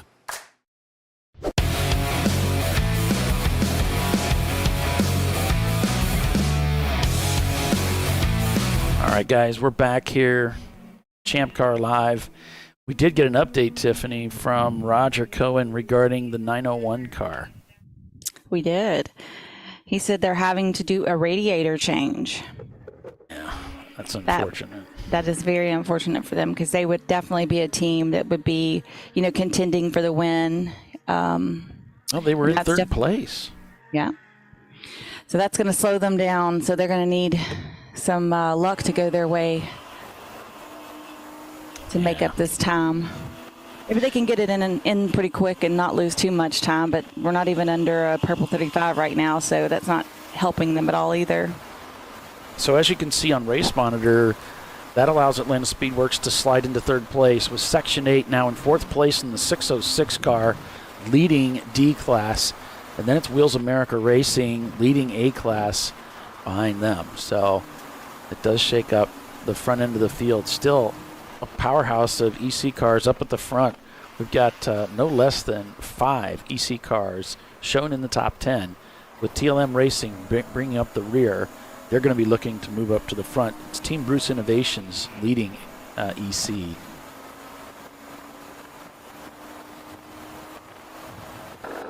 Go on board with NLS Racing, a team that's had a lot of wins in the series. Really strong team. We'll see. Keep an eye on them. We'll see how they do as they work through the field today. But right now, boy, the Porsche Boxsters are doing really well out here. I guess it's a good track for Porsche Boxsters. I mean, it's a Boxster, so What track every isn't track, good? Exactly. It's got the engine in the right place, It's got the engine in the right place. Oh. So I feel like it makes everything better. It does. It does help. Oh, did you hear about? I sent you a picture of my new car. I sold one of my Boxsters and bought me a Cayman. Oh, that thing is so cool. That Isn't it Easter cool? egg blue. That's gorgeous. I can't wait to drive it. I'm going to, I think it's like I call it Tiffany blue, but yeah, Robin's egg blue is about the same color. Then I've heard other people call it marshmallow, and some people say mint green, and I just don't see the green really in it. I mean, it's a greenish blue, but to me the blue is more, because I mean that Tiffany blue, it's that color, right? Yeah. But anyway, it'll have its maiden voyage. Chin Track Days is coming to Barber in September, and so I didn't want to take her out of town for her first voyage, so I'm gonna just take August off and then take her out there and see how she does. She's not gotten officially named yet. I'm still trying to figure that out. I guess I'm gonna have to get behind the wheel and put some time in it before I really decide on a name. I thought about Robin because it's Robin's egg blue, but that one doesn't seem to fit. She's a little bit more regal than that. And then I thought about like Lilibet, because that was the Queen of England's nickname. And I kind of see her as a queen, but I don't know. It's just like a pet, you have to spend time with them and see what name fits. It's got nice racing seats in it and harnesses. It's got just a half cage, so it can't race it, but yeah, it should be fun. And it's got a Cobb tune on the engine and the PDK, so she should be impressive. I did a couple of laps as my test drive, so and it's got what's it got? It's got some kind of headers on it, so the car sounds like fairly aggressive. So I'm super excited to go play with it. That's so much fun. It's like an aggressive sound without being too loud, So I'm excited. It'll be fun. I mean, you gotta waste your money on something. Might as well waste it on Porsches, I guess. Have There you are seen worse that things, meme yeah. about cars and it says, "My friends see my cars and think I'm rich, and they don't know I make poor decisions." Yeah. Yeah, I'd love that. Yeah, no, I'm not rich. These are just bad choices. Yeah. That should be in my retirement account, but you can't race cars when you're like too old, so It's true. Absolutely true. I don't want to contribute to the delinquency of anybody, but let me just tell you, racing is physically difficult, and it's easier when you're young. Yes. There are limitations to what your body can do. So, just putting it out there. Oh, so we're having a possible gear oil smell around the track.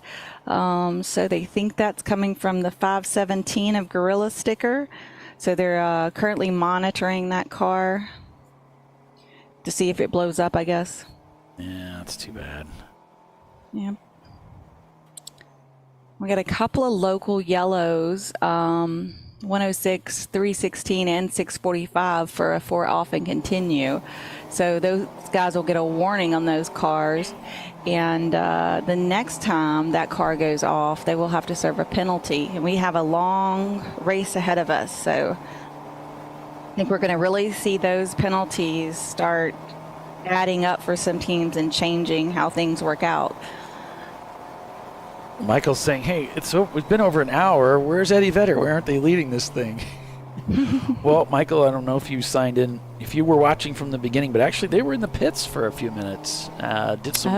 They were taping something down to the floor of the car and then went back out. So yeah, it's some kind of issue early on, yeah. Issues. We have issues.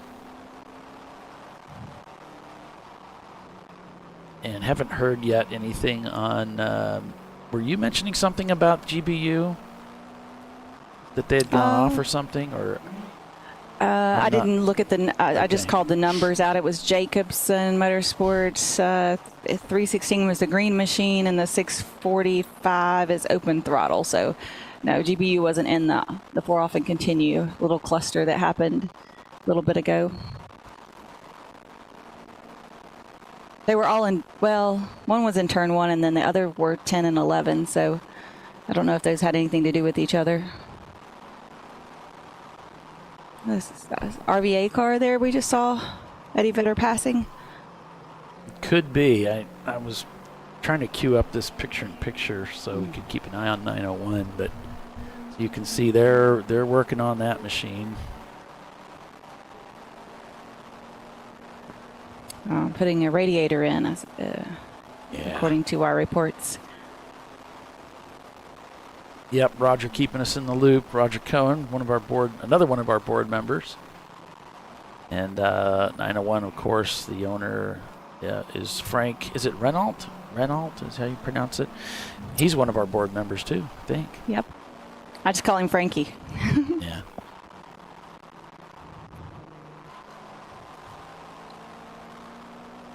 GBU sank to 57th place now. They turned. That was the 350 car, though. They turned 15 laps. Keep an eye here for the other car. Eddie Vedder shown in 6th place now overall, but that puts them in 2nd. They just passed Atlanta Speedworks. So the other Rockwell car must have faded. Yeah, they're down to 13th. So we've got one Rockwell car in the lead, the 715, followed by Eddie Vedder, and then the 996 of Atlanta Speedworks, or the number 996 for all my Porsche fans. Ooh, looks like Crown Vic got off in the dirt there. Now, and a 986. And I just want to throw out a disclaimer from the very get-go here, guys. The place where I'm broadcasting from on the top floor is quite a ways away from the bathrooms. So when I leave for commercial break, it's a hustle to get down there and back. There may be some times, and I'm also trying to jockey cameras, so there may be some times when we come back from commercial and there's no, all that's here is a black screen and Tiffany. It's very possible that that's going to happen. So because you got to hustle down those stairs and then back up again. I don't know what's going to happen, but I have a feeling there's going to be some missed, airtime. Well, if we have a a few seconds of downtime where you can take care of yourself, you go right ahead. Oh, thank you. I appreciate The that. viewership will understand. I hope so. Hopefully most people are listening too, and they'll get to hear you talking. So I can that be is like, if blah, you're blah, back. blah. Yeah. Yeah. My Trophy restroom wife, does not involve stairs, though, so that's helpful. Yeah. Trophy wife is 49th. That's where they're at right now. But the day is young. We still got 22 hours and 42 minutes left in the race. They've got a little bit of time. All right, so the 427 GBU car never started the race. The 350 car started the race. And that one is one that they did 15 laps, and then something must have happened to the car. Rockwell leading the race just turned their fastest time of the day so far with a 2:13, which is very quick. 447 there just to the left. They've got the number on their car twice on the same side. Really? Yeah, it's kind of odd looking.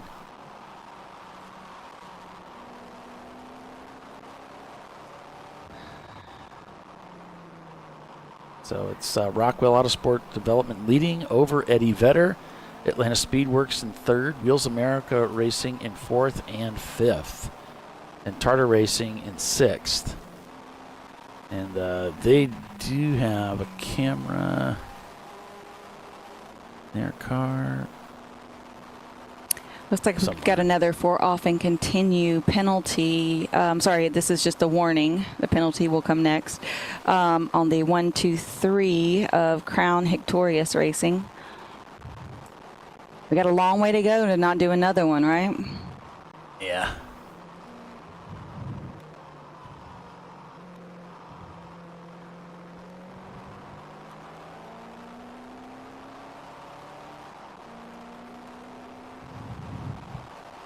Well, it says actually, he says he did 3 off. So he's going to be like, but it was just 3. I managed to keep 1 tire on the track. That shouldn't count 100% against me.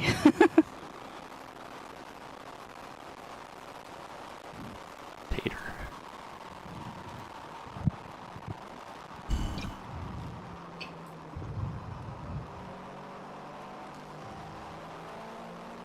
We were at Mid-Ohio one time doing a track event, and then it rained a little bit, so surface was pretty slick. And I got black flagged for putting 2 off. And he came back in, he was like, yeah. I was like, what was that for? And he was like, you went 2 off. And I was like, but it was just the front 2. I managed to keep all the rest of it on the track. I think y'all should give me like a round of applause. I didn't lose the car. No, there's no sense of humor. That's the problem. That's it. So we've got debris reported in turn 7.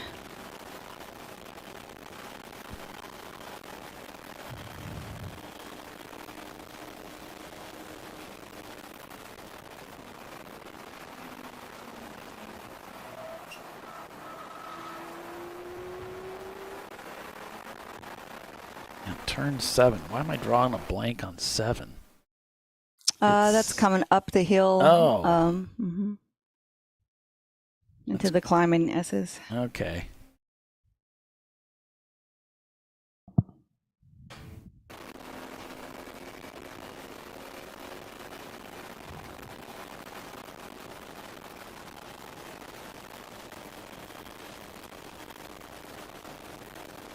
And they say it's in the center of the track, so I have to avoid that.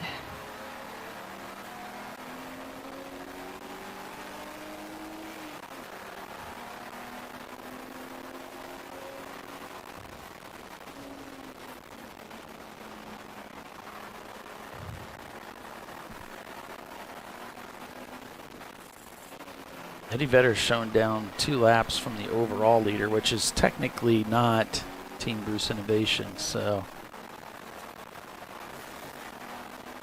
they are shown in second place. Atlanta Speedworks in third.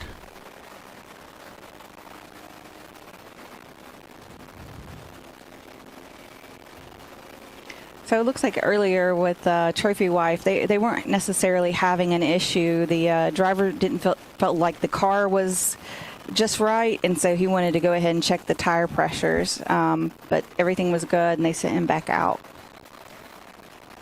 I gotcha. But since they started a lap down, they're pretty far down in the standings currently. They'll need a little extra help. NLS Racing in the 977 240Z in 14th place. RVA Graphics and Raps 411 is just ahead of them. So these two cars are moving up the field, and now they're climbing up onto the Rockwell Autosport Development team that's ahead of them. Team Troxel's just ahead of them. So all four of these cars really up towards the front of the field, and we might see them breaking their way into that top 10. Because technically, I mean, some of them already are, because you have all these EC cars up there. So Tater Racing is right there. There's Gorilla Sticker in 22nd in the 517 car. Floridian Motorsports is working their way up too. They're in 24th now. So they're trying to get that Porsche up towards the front.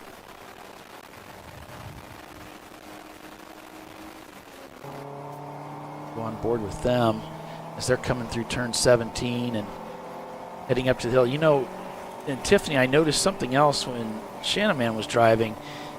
As he was coming through 17, he didn't clip the apex, like he wasn't clipping the inside of the track. Is that typically how you drive that corner too? Yeah, you don't really have to get all the way over. You're just really trying to set up the best kind of speed coming onto that front straightaway area. So if we've got some new drivers, we have a lot of new drivers here this weekend. In fact, one of them's with AOA, and he's part of a driver development program with AOA. And so I was up here for the induction of new drivers to Champ Car. We have a meeting Friday night, and Chelsea held the drivers meeting, and she just kind of gives them the rules of the road, right? You know, what's a black flag, what's a meatball, stay out of the grass, all that kind of stuff. And this media room where I'm currently at is pretty big, and it was filled with people. In fact, I had to take down some of the boxes I have up on the counter behind me for my equipment so they could see, you know. And she's showing them the flags, and there's a lot of new drivers coming into Champ Car is really just the point. And with that, you know, I know as a new driver, I was wondering, how can I be faster? Frankly, I just want to be, you know, on pace, and I want to be faster than everybody else. And, you know, I was thinking about that as we were heading to this show, and I thought, what are some things we can tell people who are just looking to sharpen up their skills and improve their lap times? And I thought, well, I know for me, one of the things that helped me early on was identifying braking points and turn-in points. And I wondered if you wanted to talk about that a little bit, Tiffany, about what that is, and then, because you just do a really good job of explaining things, and then maybe your own suggestions about how to improve your lap times. Yeah, well, I mean, if you're at a new track and you're a new driver, just getting your bearings about the track and knowing what's coming up is, you know, the first battle.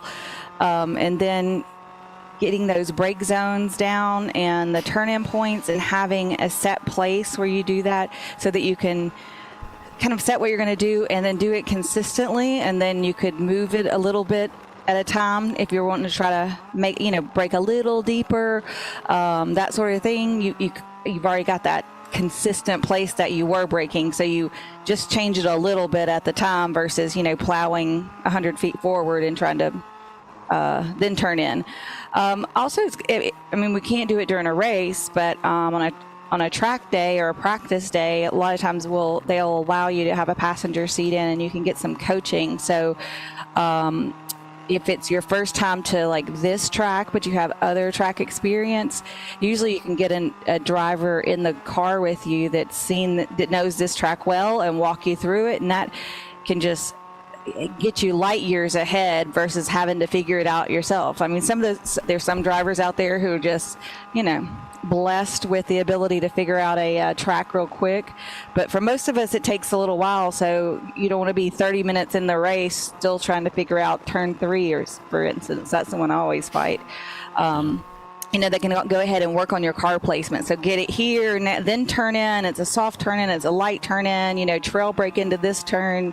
They can go ahead and give you all those things. And so at least mentally, you know what you need to be doing. And then you can physically try to get you in the car there versus still trying to figure out, like, where do I need to have the car, my placement, what gear do I need to be in through here, instead of having to try to figure that out on such a big course. This is almost 3.5 miles long, so there's a lot going on. Not like one of our, smaller courses that might be in the 2-mile range, so that, it's a little longer to figure out. You've got elevation change here, so you can't always see exactly where you're going. And the elevation changes how the turn looks. So, if you just looked at the map, you might see a turn and be like, okay, so just geometry-wise, the apex is probably here. And then you get on the course, and you're like, absolutely not, that doesn't work. Because, there's camber added or away, and, you got to put the car somewhere else to make it happy. But those are some good ways to get up to speed. There's also a lot of equipment you can put in the car that a lot of pro coaches will go through with you. Data, equipment that records what you're doing, and your G's and all the things, your traction, and a lot of them will do like a data analysis with some of that if you're trying to find where I can get a second out of the the course or something like that when you go to really dial it in 100%. Right. Track days are a great way to get faster because there's nothing that compares to seat time. The more you're in that seat on a racetrack, the faster you're going to get. The more that you're not thinking about what you're doing, that it becomes muscle memory, and you kind of just get in the zone and your body does what it needs to do, and it feels everything better. Just seat time. For people who aren't raised in the racing world, which that was me. I was not raised in the racing world, so at early 30s was the first time I was ever on a racetrack and learning the vocabulary and everything starting from ground zero. So just that, I was doing a few track days here and there, but I really wasn't progressing the way I wanted to. And it was frustrating to me because, I'm a perfectionist. So I kind of started committing to being in the car one weekend out of every month minimum. And then I started seeing, and getting different coaches and debriefing after the session. And I really saw my driving really start improving very quickly then. Yeah, I but think lots of different ways. Well, I think everybody wants to be faster. They, and especially and your in buddies, ChampCar, at least. You're in the same car, you're at the same track, and you're losing 3 seconds a lap to them. What am I doing wrong? And you go back to them and you say, I think, you look at your laps. I think most people know the basics of how to race, but how to drive a car fast. But then it's like, well, where am I coming up short? And I try to encourage people, think about as GBU's heading out onto the racetrack, pick a few corners and pick the most important corners, right? What's the most important 2 or 3 corners on the track? Well, they're going to be the corners that take you out on the straightaways because that's the fastest part of the track. Are there any of those corners that you struggle with? You just don't feel like maybe you're leaving something on the table. And you go back and talk to the other guys and say, how are you taking this corner, that corner? I did that all the time when I was racing. Even if I was the fastest guy on the team, I was still asking questions because I found that if you combine all of the stuff that they've done with what you're done, you get even better. And there's GBU heading out. Looks like 901 Motorsport is going behind the wall with the number 903. So it might be more serious. These E30s, if you overheat them, it bricks them. So they're really particular about that. So unfortunately, he's trying to get back to their garage area there. Somebody's taking a tour of the paddock. So it looks like, they have a plan to get this thing fixed and get back out there. So they're not just retiring the car. He's trying to get back to the garage without overheating the car. Bernie's saying, do your braking before the corner and then accelerate through the corner. Being on the throttle helps to keep the car level instead of going through the corner on one or two wheels, in my humble opinion. Yeah, I mean, there's some places you want to do that, and then there's some turns that you might trail brake into the corner so that it helps you turn the car too. It just kind of depends on what you're driving and how you like to drive it, I guess. But you can learn a lot just by asking people, right, versus the time it takes to figure it out for yourself everywhere. Yep, head out to the racetracks, watch people as they go through the corners. You can get a feel for what's happening there, and yeah, feel free to ask questions and do some track days. You can get some professional training, some seat time. There's just many different ways to improve your driving, and not everybody's going to hit the pinnacle of racing, of course. Everyone's not waiting for any of us, apparently, but no. Sad. Robert Boyce is saying shout out to Team NLS, and we're on board with them right now. NLS looking good so far here this morning. Got a lot of racing ahead of us here, so probably is it time to take a commercial break? All right, now we're supposed to be at commercial. You're watching ChampCar.Live, presented by AutoZone. We will be right back with the TireRack.com Champ Car Endurance Series, folks. Hang with us. I'd buy tires online, but then what? We've thought about it. We're TireRack.com. They should let you ship directly to a mechanic. Actually, we call them independent recommended installers. They should have 1,000 mechanics. Try over 7,000 installers. Then you just make an appointment. At a time that's convenient for you. This could change tire buying forever. TireRack.com, the way tire buying should be. Come on, Road. Do your worst. We'll be at our best. Engineered to meet or exceed original equipment performance, exclusively at AutoZone.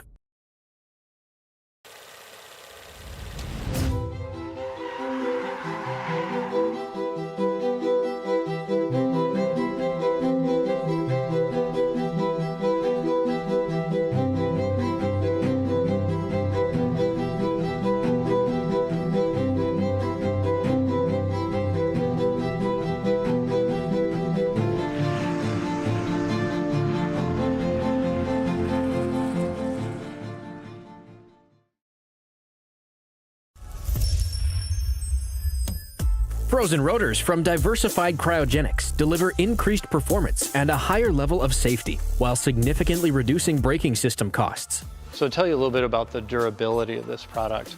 So we have seen an incredible extension of the life of our brake rotors using frozen rotors. We've gone from brake rotors every other weekend to 6 weekends on one set of brake rotors, and I think they can go farther. The durability has been amazing. And it's been a fantastic season, and man, a lot of that is due to the way our car can brake on those frozen rotors. For more information, go to frozenrotors.com. Located in Northeast Ohio with 40 years of combined experience, Money Shift Racing knows how to deliver performance and safety, offering everything you need to get your vehicle and drivers ready for race day. From safety equipment to full engine assembly and repair, in-house fabrication, 3D design, and rapid prototyping. Money Shift Racing. Performance done right. Discovery Parts is a veteran-owned racing and safety equipment company. While we're located inside Atlanta Motorsports Park in Dawsonville, Georgia, Discovery Parts can also be found at the tracks, supporting a number of Champ Car Series events. We take pride in being a reseller of the best of the industry to Champ Car teams and drivers. We know racing, love racing, and look forward to tomorrow to even more racing.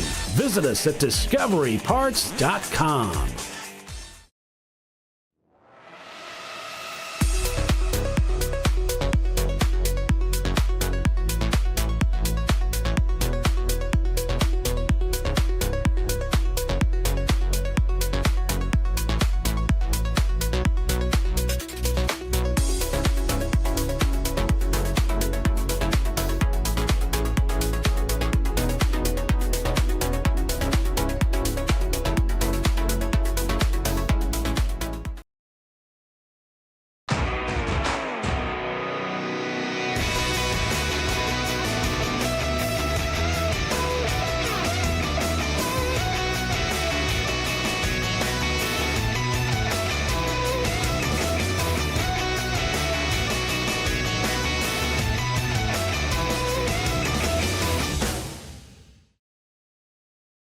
Sentinel is a comprehensive motorsports video solution incorporating live streaming, local recording, 3 cameras with picture-in-picture, flag status, and much, much more. Stop playing with multiple solutions. Sentinel handles it all, including timing and scoring, vehicle data, graphic overlays, adaptive bitrate encoding, network bonding, and more. Sentinel is the solution to sharing your motorsports experience with your friends, family, sponsors, and the world. What are you waiting for? Get your Sentinel today and never miss an on-track moment. www.sentinel.racing. No. Seriously?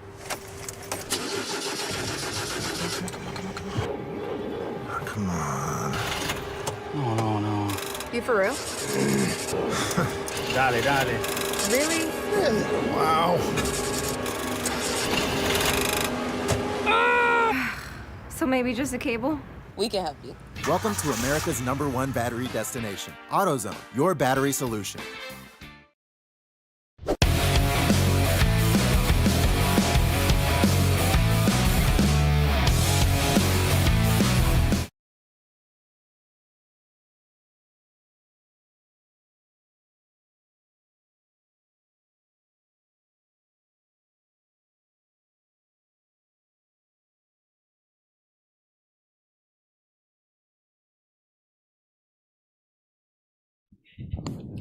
Welcome back, folks. Polly will probably join us in a second, and he'll have to pull us back into one of the in-car cameras.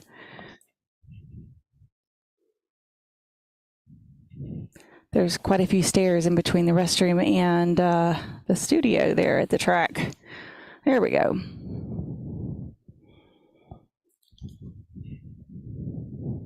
All right, welcome back, everybody, to ChampCar.Live, presented by AutoZone. On board with Eddie Vedder. That car moving up through the field now. And again, they were in the pits earlier with an issue with that car. It looked like it was just a matter of the electric box there on the floor was banging around. They didn't want to see that. So Eddie Vedder now in second place behind Rockwell Autosport Development. Some of the EC cars have filtered out. Looks like Paper Saint Racing or Paper ST Race Street Racing. I'm not sure what that is. But they're shown leading now. And TLM's moved into second in EC with Atlanta Speedworks ahead of them, who's technically in third spot. Then you've got Wheels America, Tartar Racing, or Tater. I guess it's Tater. And then Wheels America Racing. I don't know why I still get it wrong after all the years they've been racing with us. But I guess that's... It's like to keep it interesting. Yeah.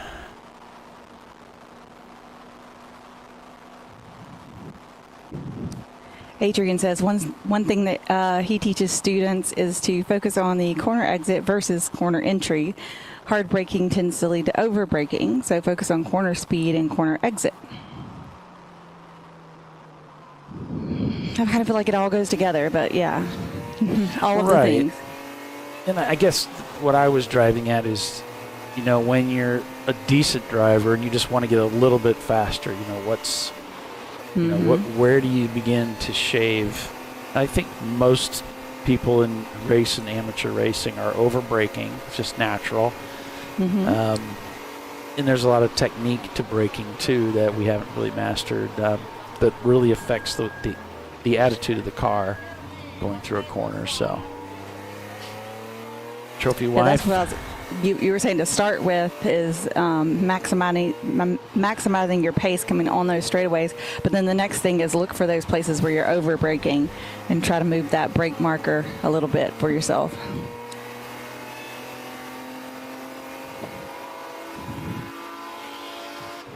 Sorry to step on you there, Polly.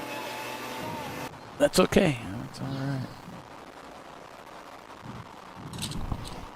I'm seeing a little bit of something coming up on Eddie Vedder's windscreen there. I don't know if it's a little bit of something coming off the coolant overflow, but there is some spray that if you look in the lights just right, you can see on the windscreen there's something there that came up.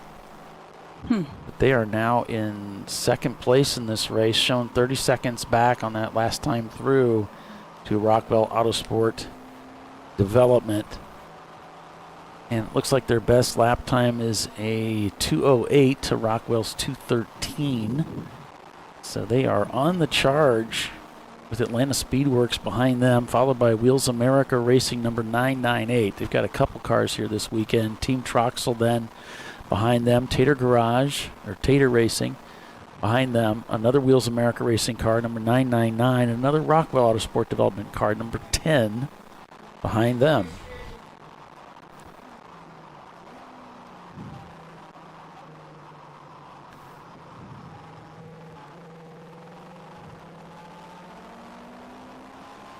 So 901 Motorsport, number 903 in the garage. They're working on that car now.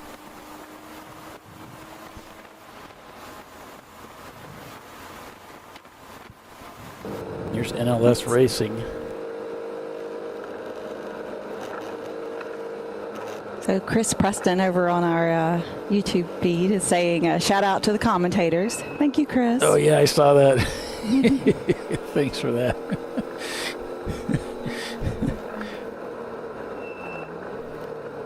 I saw that during the break. I thought, oh, that's funny. Looks like this says Jeremy Boyce is in the car. Maybe Boyce, something like that. Not 100% clear. Or at least not on my janky old screen.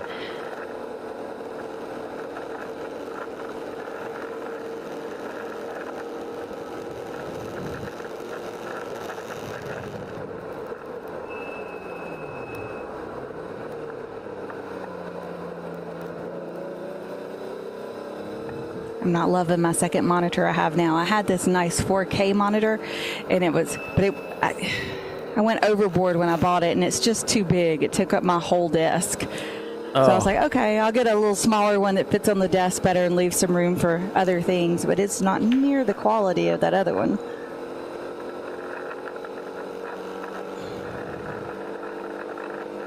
Yeah, so we've still got RVA Graphics and Wraps shown in 10th place. NLS has just moved into 11th, passing Atlanta Speedworks. And the number 901 of 901 Motorsport shown in 13th. Now, Frank had confided me and said, yeah, we're not that sure about the engine on this car.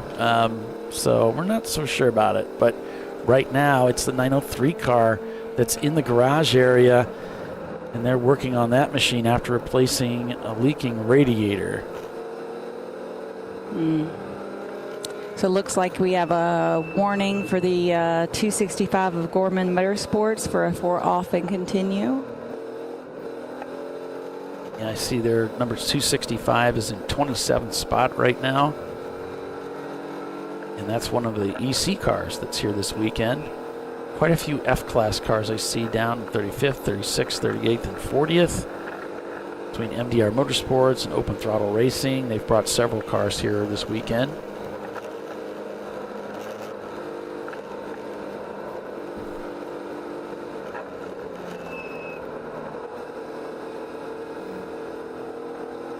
So Rockwell and Eddie Vedder have passed the EC cars now.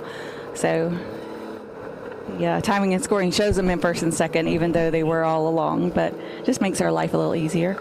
Yeah. See, followed by Team Troxel in third, Tater Racing in fourth, and Wheels America in fifth. Looks like both Wheels America cars are back-to-back, fifth and sixth place. There's Team Troxel.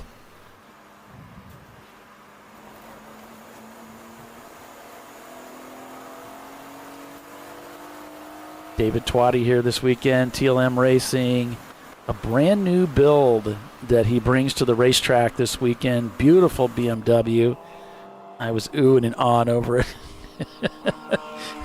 He's trying to pull me away. It's like, are you just going to stand there and look at it? Or what? It's like, but it's so beautiful. It's so pretty. It's so clean. It's something about a professionally built race car, you know? Right. And David definitely knows how to do that. Yeah, he's great.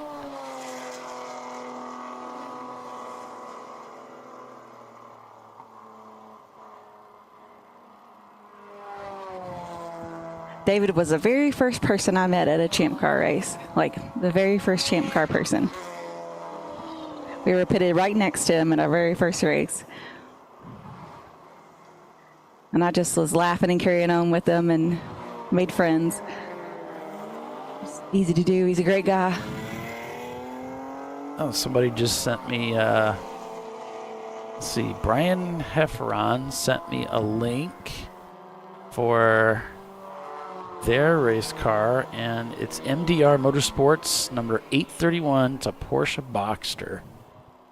So I'll be bringing that into the show, courtesy of the Brian Hefferon team. You say 831? 831, yep. Yep. MDR Motorsports, yeah. Yeah.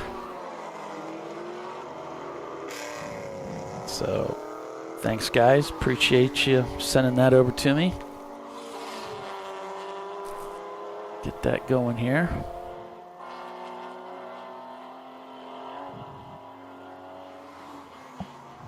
.10:48 here, local time. A little early for Tiffany. She doesn't like getting up early.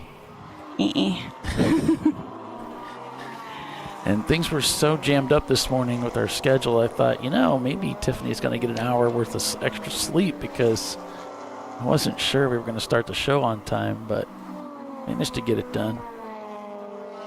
Yeah, I'm on Central Time, so I actually got an hour less. Yeah. We were on at 7:40 my time. Yeah, Tiffany and I usually do a sound check about a half an hour or so before the race starts, but that's 7:15 her time. Yeah. That's not friendly for Tiffany. I'm not a morning person. No. Neither's my sweet wife. We always have to work around that. Because she gets up, around 9:30, and I've already done 3 jobs, and I've done all this stuff. She's like, "Wow, you did all that?" Because I'm the opposite, and that's like I'm throttle wide open in the mornings. I'm going. Once I get that's how my husband is too. He's early, so he's up with the sun sometimes. Once I get my breakfast, I'm ready to go. Let's go for it. He always says that's the best he's going to feel all day, and I'm like, it's kind of the opposite for me. I wake up going, "Oh, we're going to do this again? Okay, another day." Takes me a minute to get my caffeine and I'm going to tackle this day. Yeah, the mornings are definitely, I'm at my best in the morning, and then it's all downhill from there. But I have to remember, I can't, not everybody's that way, and so I'm ready to start talking to people, texting and messaging at 6 a.m., and there's not that many people. The people that are good for that are the people that are my age or older. We're all kind of at that stage in life where we wake up early, most of us, especially the men. Mm-hmm. So it's kind of funny. I'll get a message from Maury about something, one of my clients, and it's 5:30, and I'm messaging him back. Oh, yeah, no, okay, I'll be out there. Because sometimes we're both up at 5 a.m.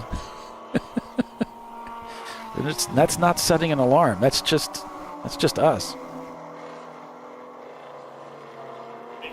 Nope, that's usually never my problem. I'm usually up at 2 a.m. probably because I've slept a few hours and my brain has woke up. It's like, yeah, we got 3-4 hours of sleep. We're good. And I'm like, no, we are not good. We are going back to sleep. I'm sorry we're stuck on the screen, guys. I'm trying to get us another camera here, so I'm working on it at the same time. Did you get those Sentinels that I sent over? There were several in there. Yep.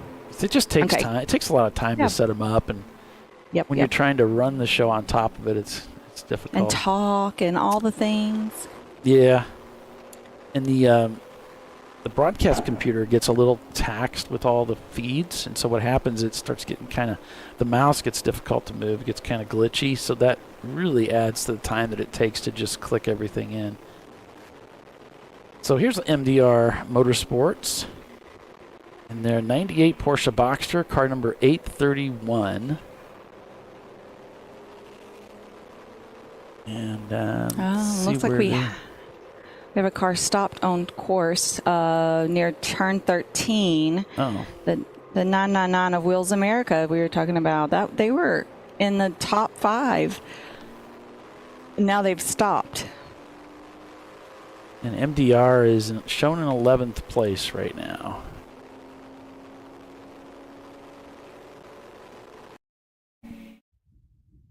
And it definitely shows them falling through the order, the 999 of Wheels America.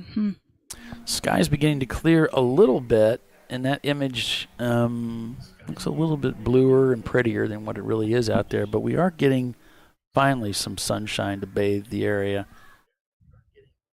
which we don't really need. It's already kind of hot and humid out there. Yeah, it's still summer. Well, this is true. I guess we can complain, but it doesn't do much good. About this time of the year, I'm kind of done with summer. I'm like, can we bring on fall, please? Oh, Erwin's saying it's almost 5 p.m. where he's at. Oh, wow. Where are you at, Erwin? Code 40, 30, I wish it was 45, 35. Yeah, we saw a car sneaking into the pits under that code 35, taking advantage of that moment because, it's coming up on 11 o'clock. So we're going to hit that 2-hour mark. We're really close to it, so.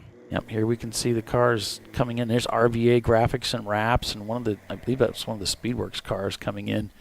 So that was beautiful.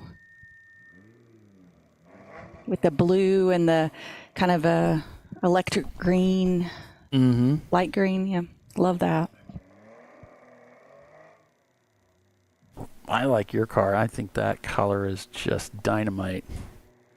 I like it too. It was definitely a selling point. Oh, Erwin's in the Netherlands. He's on Central European time. There's another RVA car coming in.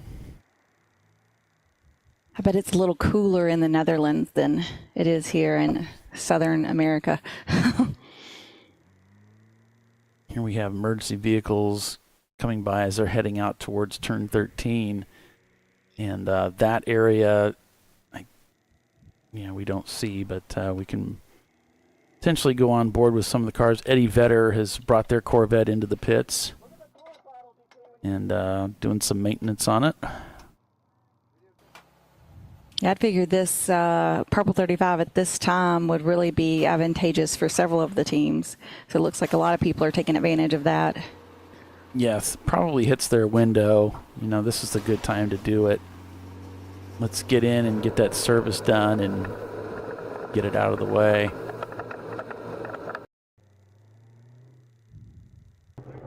Looks like 901 here. Got the 903 car back out.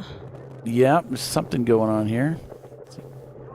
Uh-oh. Some confusion there.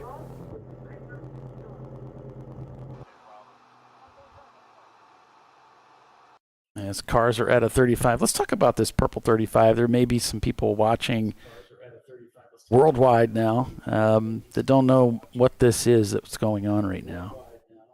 So this Purple 35 is it's something that VIR essentially invented.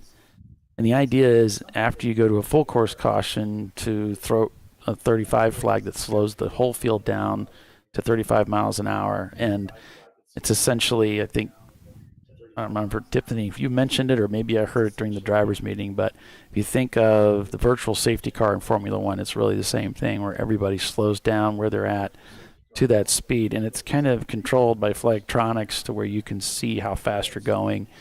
So you maintain your gaps that way.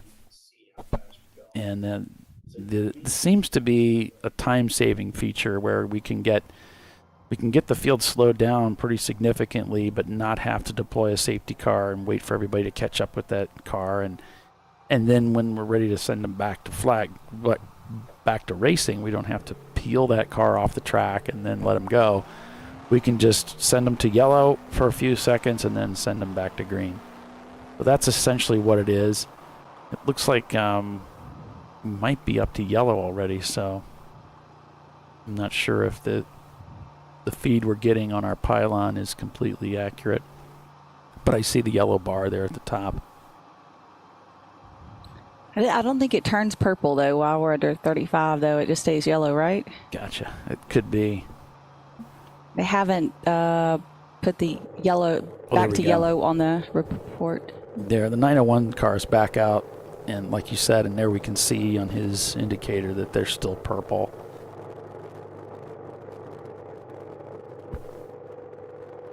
So it's Team Bruce still leading EC now. It says things have cycled. Rockwell Autosport Development leads the race as the lead EC car. Eddie Vedder leading D-Class is in second place. And then we've got Wheels America Racing in third place in their A-Class car.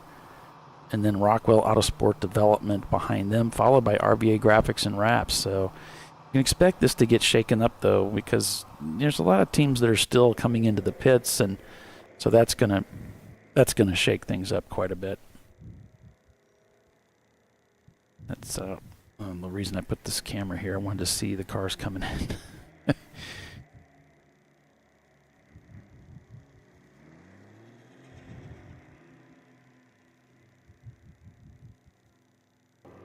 MDR Motorsport coming in.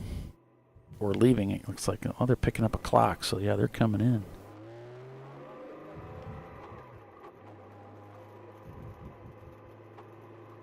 Yeah, you may have heard that we had gone to full Flagtronics for pit timing, and we've kind of walked that back for this race. We're going back to the egg timers, and you're still getting the countdown on the Flagtronics, but yeah, we're using the egg timers again. Sometimes it's nice to have that backup.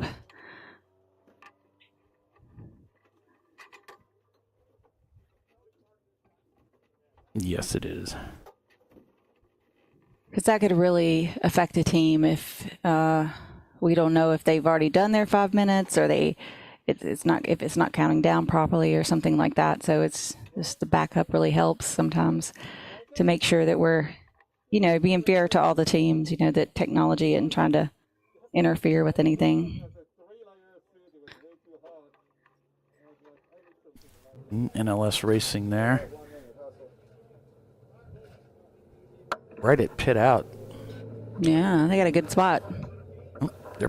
Oh, they're jacking up the car, Tiffany. So they must be already doing tires? Mechanical work on the Nissan. Yeah, there's buzzing a tire off. Wow. That's pretty early for something. Obviously, this is not a part of the plan. And No, it wouldn't be expecting to do tires this early, I wouldn't think. We did have some debris out there in the middle of the track. They didn't say what it was, but hopefully they didn't cut a tire down or something. That could be possible and have to swap that out. I did notice when I was on the racetrack yesterday and today that there are areas of the racetrack, like right here, if you look at the near edge of the racetrack where it drops off into the dirt, that edging there looks rather sharp. In other words, if you're putting tires off as you transition back up, it's possible to cut a tire just right there. So you do want to be careful out there. Yeah, especially those areas like this where the ground's kind of worn down outside of the asphalt area. That can catch you out if you use a little too much of the roadway and have to use a little extra. Somebody's got a permanent key up on the bike.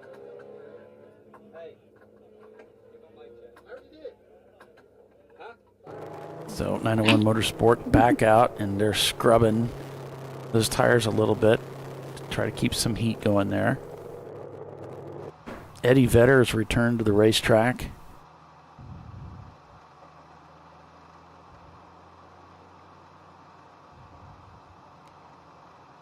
Looks like maybe they have like a Lexan front windshield or something. It's got a bit of glare for us. I hope that it's not that glary for the driver. We do allow that in ChampCar to remove the glass and put Lexan in there. It's lighter.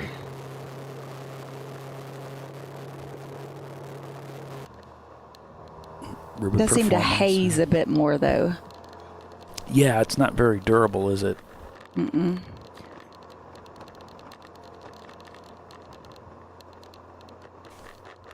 Of course, where you go to those tracks that have a lot of the little, what do you call it, like the kitty litter, the little pebbles and stuff to slow the car down, those little safety areas, and somebody gets off into that and then gets back on the track, and those little rocks get tossed up and crack your windshield constantly. I think one year we replaced the glass, the front windshield like 2 or 3 times in a row, so that gets annoying too. So if you go off in like the pebbles, then like stay off the racing line, because that's going to be just dropping out of your car for quite some time, maybe ever. Yeah. Yeah, you almost need to come in and clean that out because that pea gravel gets in there and on some of these tracks, and you'll never really get it all out. But you can carry, especially if you're using one of those, if you're leaving the little splash pan still in the car, just scoops up all that gravel and carries it around the track and just dumps it all over the place.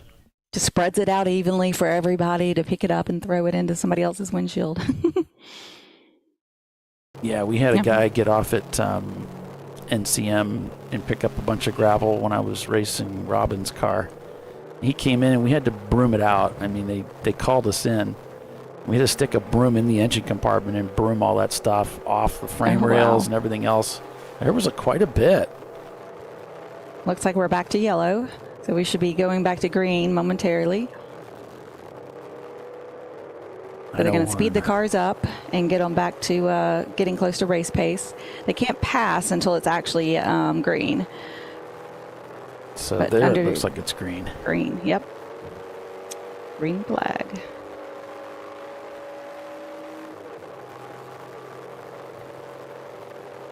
Oh, Erwin says it's just below 70 in the Netherlands. I bet that is fabulous. Like almost a perfect temperature, 70. Yeah, that's nice. Looks like something was leaking out of the rear of that car, that 289, didn't it? Looks like I saw a little something. I wasn't looking. Welcome, everybody. If you're just tuning in, it is the TireRack.com Champ Car Endurance Series race at Virginia International Raceway, the Lifeline 24-hour classic. I'm Paul Velton with Tiffany Alexander. We're calling the race for you today, tonight, and tomorrow morning because it's a big one. 24 hours of endurance road racing here at VIR. And we got about 22 hours remaining, so we've already gotten rid of a couple of them.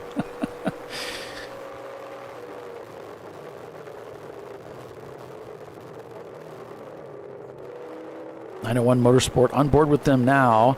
They came in for a leaking radiator. They ended up in the garage area to do more repair work, and then they brought the car back out onto the track. So we don't know what put them back in the garage area, but they didn't stay back there very long. And now they are definitely up to speed in the number 903. Now they have a sister car, number 901. And that car is kind of carrying the torch right now in 6th place with the 2 EC cars eliminated. So that car doing well. NLS Racing behind them. Team Troxel Racing then behind NLS. So all those teams shown up in the top 10. A lot of sawing on the wheel there. It looks like got a little crossed up, but handled it well. This is going down into 3. I think they used to call this NASCAR or something. I'm not sure if that's true. Yeah. Seems like I remember something about that. That's the one I always fight for whatever reason. Now coming up through the snake. Then you'll go underneath the bridge and then start heading up those world famous climbing S's. And they're so stupid fun. Yeah, I was climbing up here in my minivan, and it was fun, and it was only doing about 30 miles an hour. This looks like a blast. It's a little more intense at, full pace. I was actually doing a check ride in a GT3 RS at this track. And when we would be coming up the climbing S's, I was strapped in a 5-point, 6-point harness, and I could still feel my behind lifting off the seats as we're coming up through there. It was like, whoa. Just hammer down in that car. It was incredible. That's great.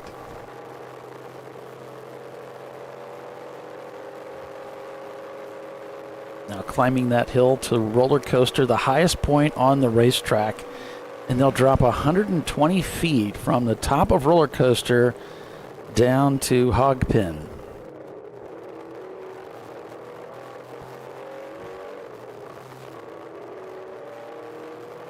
So here's the drop. Get the Miata just ahead. Looking for a way by. Swings to the inside. Lets him go through cleanly there. Now through 17 and climbing up to the front straightaway once again to start another lap here at VIR. See this bend on the front? You want to kind of get over there so you have, in essence, a little bit of a track out, and it puts you into that heavy brake zone for turn 1. It's really kind of almost as a U-turn as it turns back on itself. It's really easy to lose the back end of the car coming through there. You can see him really saws the wheel when he gets to that same corner.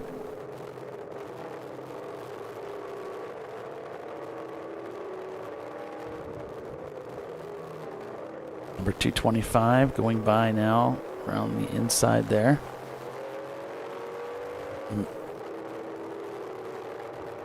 It's a fast car. Let's see how he does with the climbing S's here, approaching the slower traffic. Getting by the Miata before the bridge. And now he's set up for the S's. Let's see if he's fast enough to pick him up before Oak Tree. He's going to step on the brakes, bend into the left, and then apply power. And now set up for braking here again as they go into Oak Tree. Sets up nicely for the exit here.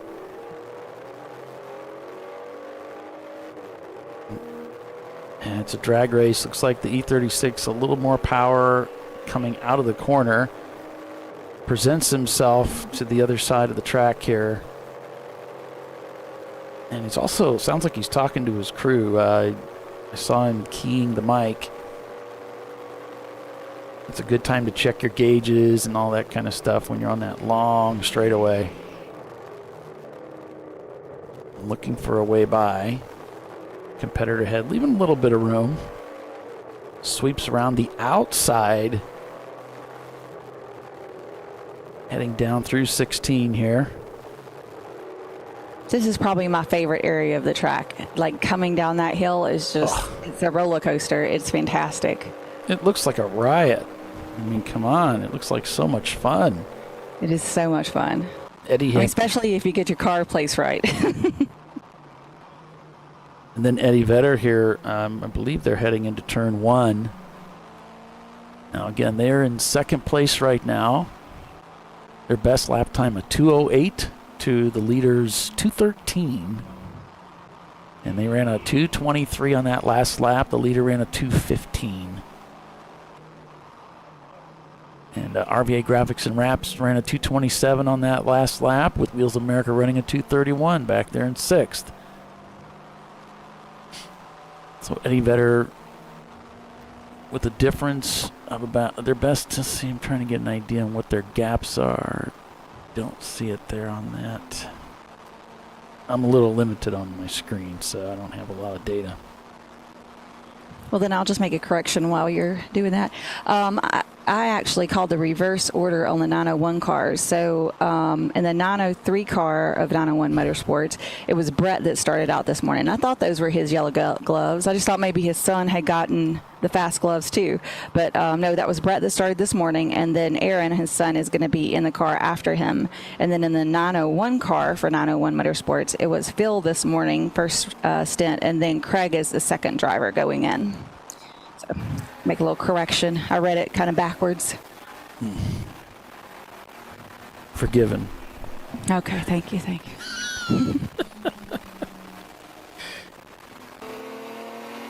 Trophy wife on the heels of a Porsche Boxster here.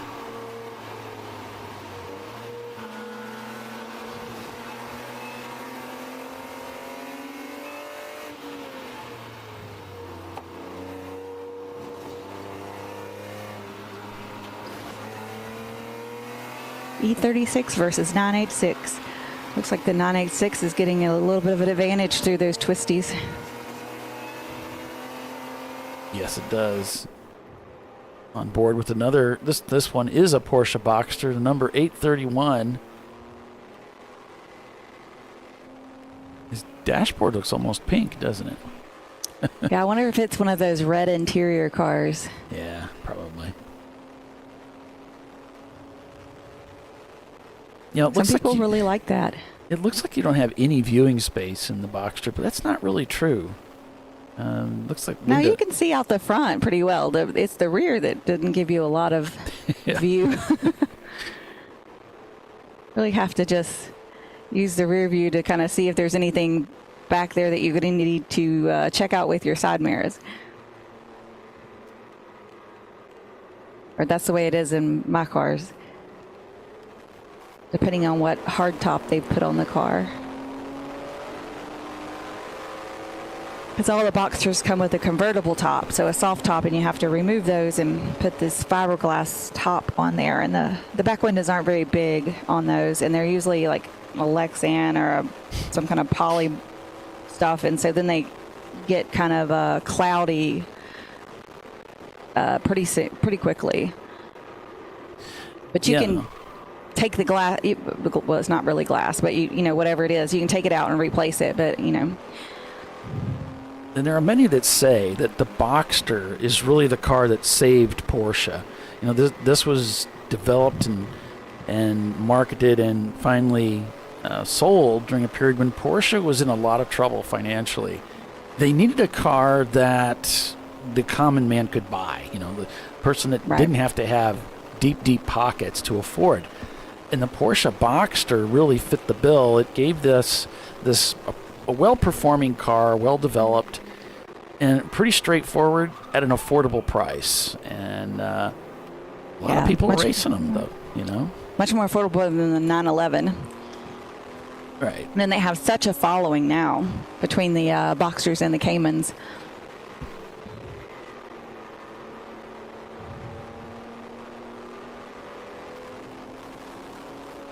I love them.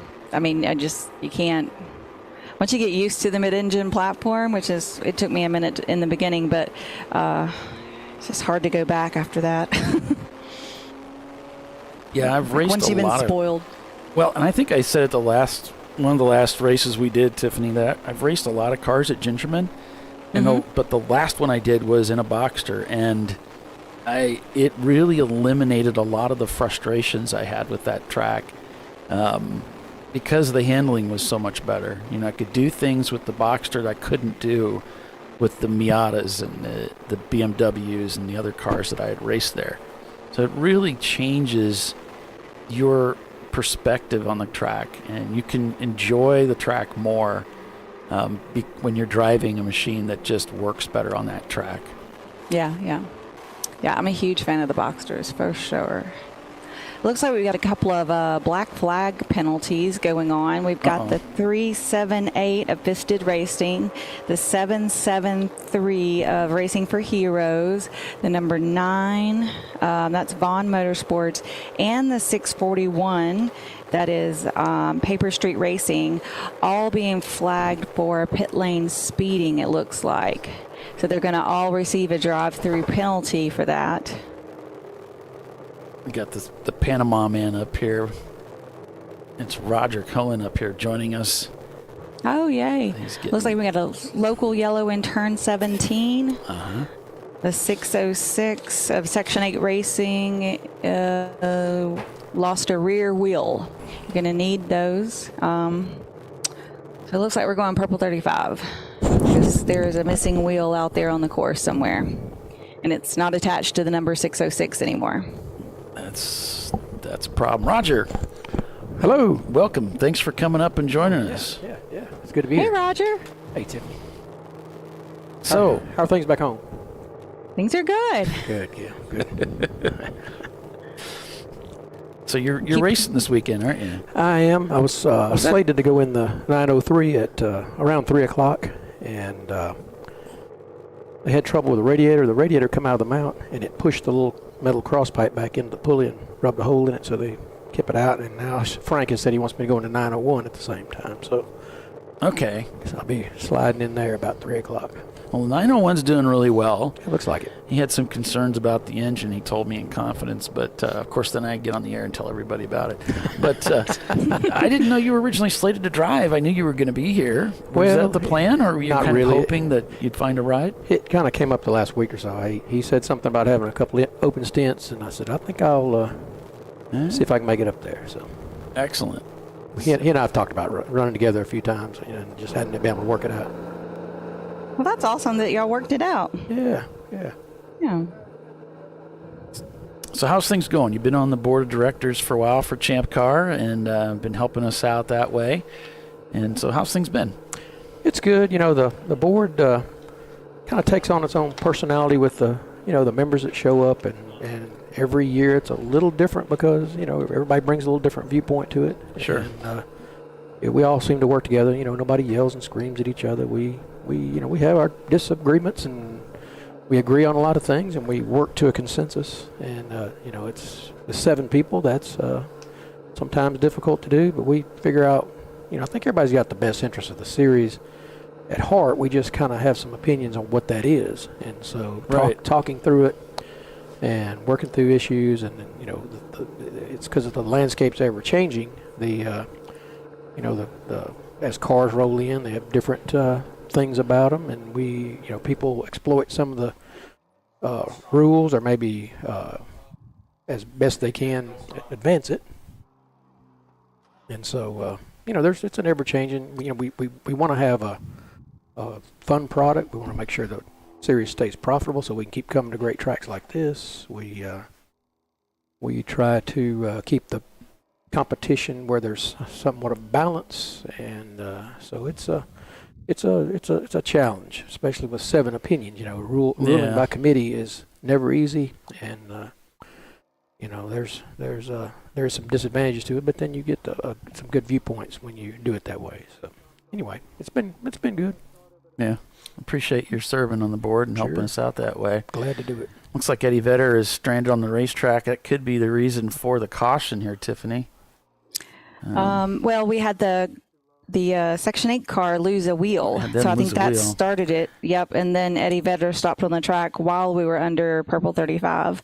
They're on the front straightaway, it looks like. That's disappointing. Yeah, that's a really good. Those guys, they build a good car. They've built that one really well. The cars that are built to the Champ Car rules, but that one is especially with a fast platform like that, it's hard to beat. If they run, that car is going to be hard to beat. Those guys do a really good job. Yeah, I met those guys. I met them at Daytona, and I talked to them a little bit more here. And man, they're a lot more friendly than I am. They're great. They're really nice people. Yeah. So I was like, hey, these guys are all right. So I tried to talk one of the guys to come up and talk to us during the show, and maybe Dan or one of the. Okay. Yeah. So he said he'd probably come up, but you know how things get busy. Yeah, that's going to. He may have a lot of opportunity. He may be busy for a little while. Well, they had trouble with the car yesterday. Yeah. Overheating kind of issue.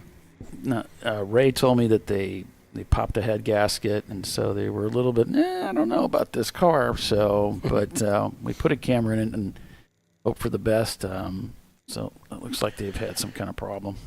Yeah, they used to have the Freddie Mercury Capri, those same guys, and that was a well-built car and fast. And in fact, earlier this year, or 2 years ago at Road Atlanta, that's the car that was beside me when the car spun in front of me. I hit the hit when I was driving the Cone Crusher car. So Dan was actually in the car. He and I talked about it. I said, man, I tried to give you room. I said, man, you did all you could do. Just the car slid out in front of me and just unfortunate. So anyway, a testament to the safety equipment. You know, the stuff works well. We require it for a reason, and you have something like that, you really appreciate it, because that was a high-speed impact.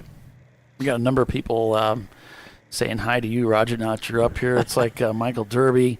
All right. Hyler saying hi to you, and Michael's saying, got to thank Roger for always being an advocate for the iRacing series, because as you know, we have a Champ Car iRacing series. So yeah, I never hesitate to shout out to those guys. You know, that's like can be a gateway to coming and doing the real thing with us. So it sim is a racing gateway drug, yeah. It's those guys do a good job of running it too. They really put on a good product. Oh yeah, and people way better than we are. It's like embarrassing how good they are. Well, they really work hard at it, and they promote the series, and you know, we offer some incentives. You know, if you do well there, you might can use some of your credits to come race a real race with us. So it's a good thing they do. Yeah, so if you win at iRacing, you can turn that into a seat at a race. So there's like real trophies to be had. Oh, we've also got like the 102 of Weeby Racing. They're asking if anybody's got an E30 fuel pump. They're in Garage 16 if you do. So an E30 fuel pump, they're looking for, and they're located in Garage 16 if you can help them out, anybody. Sorry, go ahead, Roger. Oh, that was put it. That one out there. I was just looking at it's good to hear from you. Yeah, absolutely. I feel like I haven't seen you in a while. I know, we live in the same town, but it's just on the other side of the town. So. Yep. Yeah, just looking at that Eddie Vedder car, you know, I won't. When I look at the entry list, I say there's like 5 teams I feel like can be there at the end, you know, to win the thing, and that was one of them. And they take issues like that, it takes one of them away. That's a good car. Now they gave him a shove and off he went. So I'm not sure what was going on there. The only time I ever had that happen to me, where I got stranded on the racetrack and I just needed a little help from the support staff to get me going, was we had a fuel tank that wasn't venting properly. Oh, there's the Mustang. Sorry you guys missed it on another screen. It's being towed in from the butt. Apparently that's a rear wheel that broke. That had to be a little frightening. Yeah. Is that one of Alan Martin's Mustangs? I can't see the numbers there. Section 8. One of the Section 8. Okay. They brought like 3 cars. Yeah. There it is going down the front straightaway. 4 cars. And boy, he's had quite a time of it, hasn't he? He had that terrible trailer fire just a couple weeks ago. Yeah, I think it started in the truck and moved to the trailer and burned everything up, right? He managed to get all the race cars out of it, but you know, of course, lost a lot of equipment, lost the trailer, and terrible. So, and still made it to the race this weekend. Kind of crazy. Yeah, you can turn things around that quick. It's been tough, and I saw them scrambling, working on the cars even this morning. Yeah, there's an engine laying over there in a paddock. Looks like they swapped it last night in the green car. It was 605, I think it was.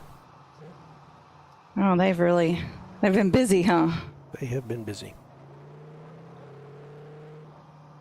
What's your next race, Roger, after this one? Do you have anything on the schedule? Not really. Life takes turns and occupies. I just don't.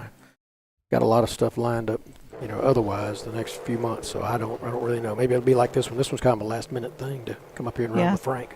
What got you into this crazy sport? I mean, you seem a lot classier than the rest of us. So Tiffany will remember this. When we built the 944, one of the original members was Snooky Hill. That's a good Southern name, right? Snooky was in the one of the 4 or 5, whatever it was, owners of that car, and he inherited or took over his dad's business. Well, the insurance wouldn't let him do wheel-to-wheel racing with that, owning that business, and so he offered it up for sale, and I'm like, yeah, I'd like to try that, and been hooked ever since, man. 944 wasn't fast enough, with the old 2.5, and so we built the Lexus and competed pretty well for. Oh, wow, that was fast. Yeah, I think Vetter's still having trouble with that Corvette. Yeah, that was a bad place to be right there. Right? It's just creeping around the racetrack. Maybe he'll get it in this time. So my husband had the crazy idea that he was going to build a Champ car, and got us all involved, and here we are still. Yeah, we got him to think, don't we? I mean, Yep. he went over and looked at, I think it was the Road Atlanta race. He watched it, and he kind of said, we're going to build one. And the rest is history. We came up here the first race to try it all out at South Course. That was what, about 2013? It maybe? was 13. Yep, spring of 13. Yep. Then we were really hooked. Yeah, that's it's just amazing. I've raced with a lot of teams since then, driven a lot of cars, and as when Paulie was talking earlier about getting the help, I was in first place at Nelson Ledges in the Maxima, the JSK Maxima, and we were at like a lap and a half left, and I run out of gas and crossed the finish line being pushed by the truck. So finished second by getting pushed across the finish line. So yeah, That's hilarious. Yeah. So yeah, anybody that offers me a spot and I've got the time and money, I'm going to go take it, because this is it's like a drug. You just get hooked. Do you have a favorite car that you like racing? You know, of course, I guess I'm biased because the Lexus. You know, I put so much energy in it to to build it. I love the way it handles. It's just like a big Miata. You know, it just handles well. But I tell you what, coming here and driving for Chris Huggins and the E30s all those years in a row, that's hard to, man, he had those cars so hooked up and well tuned, and so hard to argue that one too. When a car is working well, it's just magic, isn't it? It's so pleasant, so pleasing to drive a car that's working really well. Absolutely. When somebody's really got the thing tuned, suspension, engine, you've got that whole combination, braking, it's all, everything's got to work. You can be the most powerful car out there, but it won't take a turn, and if it won't stay together, it's all the reliability and handling and power and braking. And, we say power's optional, but braking is mandatory. And so you got to have one that'll brake, and it's really nice to have one that'll brake good, where you can outbrake your competition, go into a turn and take it away. Yeah, when it's all nice and tuned in, like dialed in properly. Dialed in. Is there a car you drove that you swear you'd never want to drive again?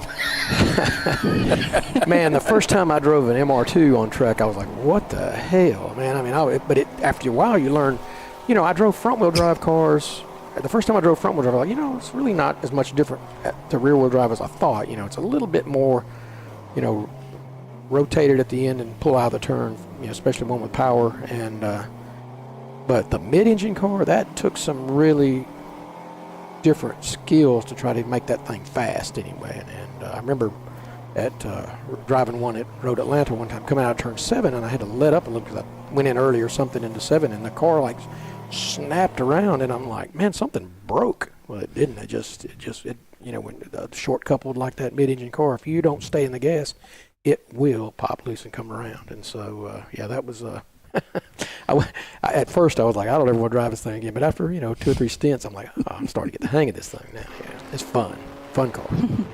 Well, Roger, who is Alex Harrison, and why is he saying don't let Roger drive a Miata?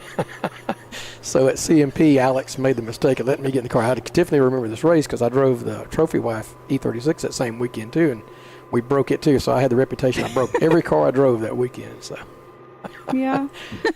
Yeah, Alex had a Miata there, and he said, watch your oil pressure. And I was white. All of a sudden, I'm like, hey, I don't think zero's where it's supposed to be here. So anyway, it's he's part of the Huggins clan. He's got that,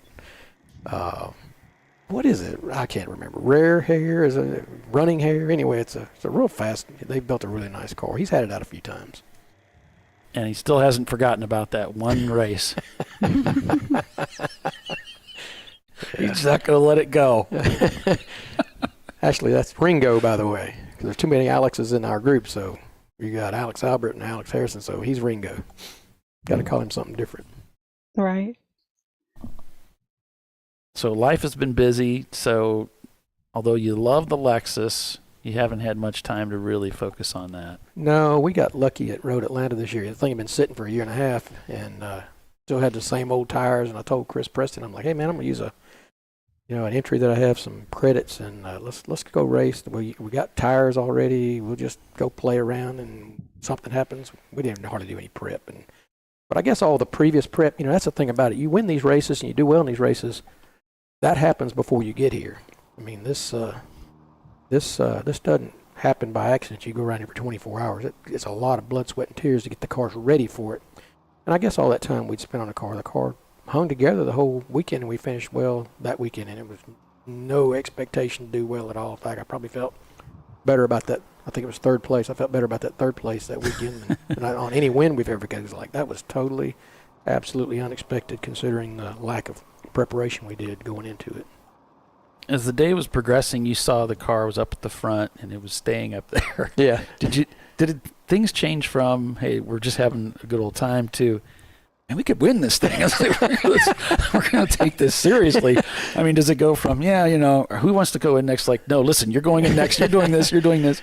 We were probably 4 hours into it. And we were like 20th, and I'm like, hey, we play our cards right. We can be top 15, maybe even sneak up there to the top 10. And then we made like 2 pit stop calls that were really exceptional and not by any brilliance on our part. It was just, we made the call and it worked out. You never know on that kind of stuff. And we made the call and it really moved. We moved up really quickly up to about 7th. And I'm like, wow, hey, we may can get a podium out of this thing if we play our cards right. And we did. So it's just, there was a lot of fast cars that normally are there were not there. And I think we took advantage of that and just had some good luck and played some really good strategy going into it. And the car was really running well that day. And why is my memory telling me there was just you and one other driver? Was that true? Well, it started out, we were going to do that at the last minute. Sam Collier, who, I don't know if you know Sam, he works on Randy Probst's Volvo that Randy comes out to some Champ Car races. He mostly does another series.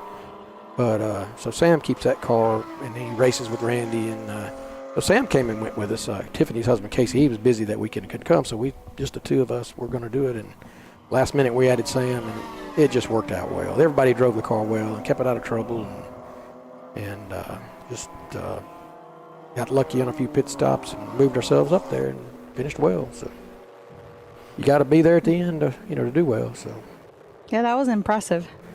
It was great, and it was really cool because I was like, man, these guys, they're really on pace. And Roger's like, no, we really aren't. I'm like, well, what do you mean? How can you not be on pace and finish third? He's like, no, look at our lap times. We're in the middle of the field. Yeah, we were probably the 20th fastest car there, maybe 18, 17, something like that. It just, we had a car that'll go 2 hours. And even with the Purple 35 has changed pit strategy of this Champ Car racing pretty considerably.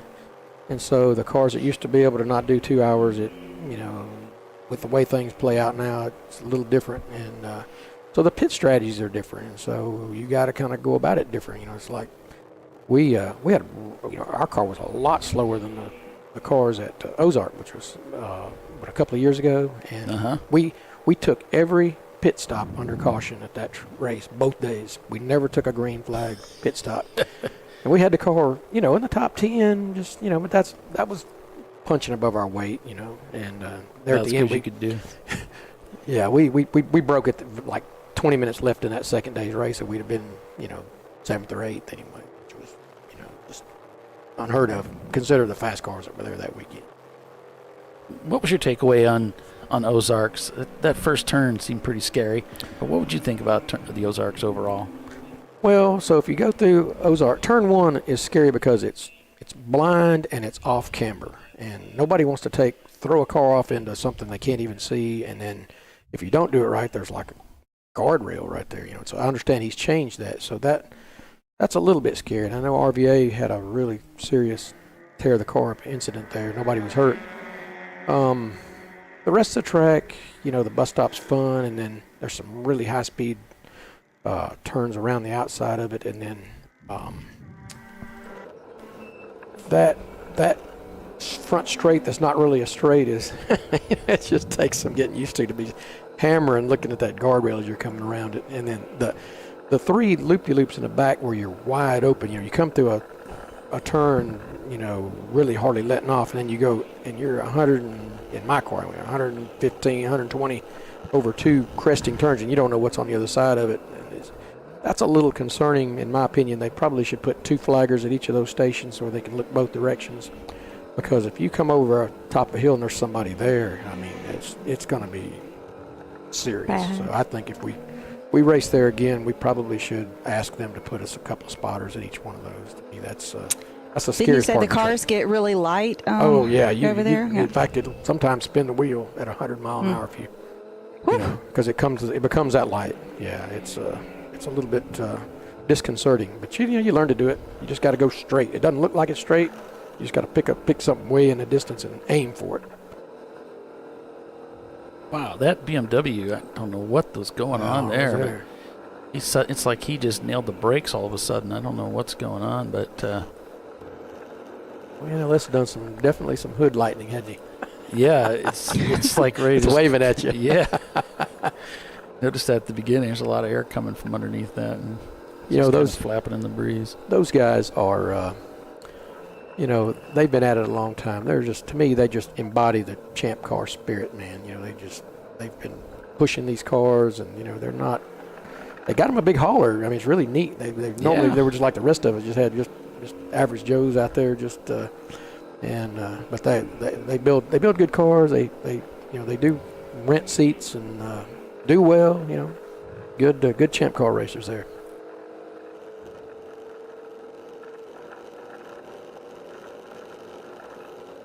They usually finish pretty well too. They do. Yeah. This turn here is always a fun one coming into.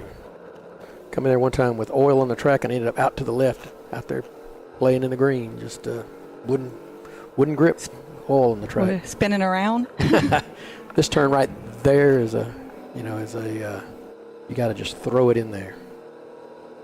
This track is it has it all, man. VIR is the full course just has it all. It's just it tests everything about what you know about racing.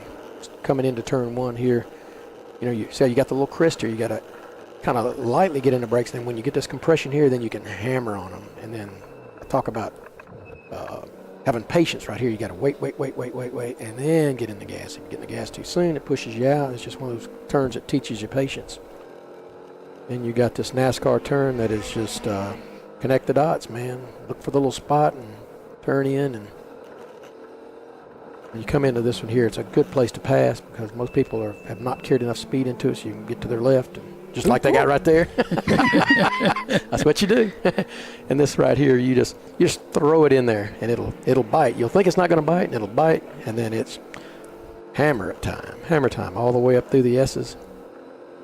This race course is just so much fun here. You got to enter the S's the right way, kind of make this as straight as you can make it, and never let off the gas. You should be able to come all the way through this and never let off the gas on any of this. If you take it right, and you kind of lift a little bit here and take it into South Bend, and if you can do it at 90 mile an hour, you've done something. 89, 88, How do you play Oak Tree here? Man, it's all about the last corner. Yeah.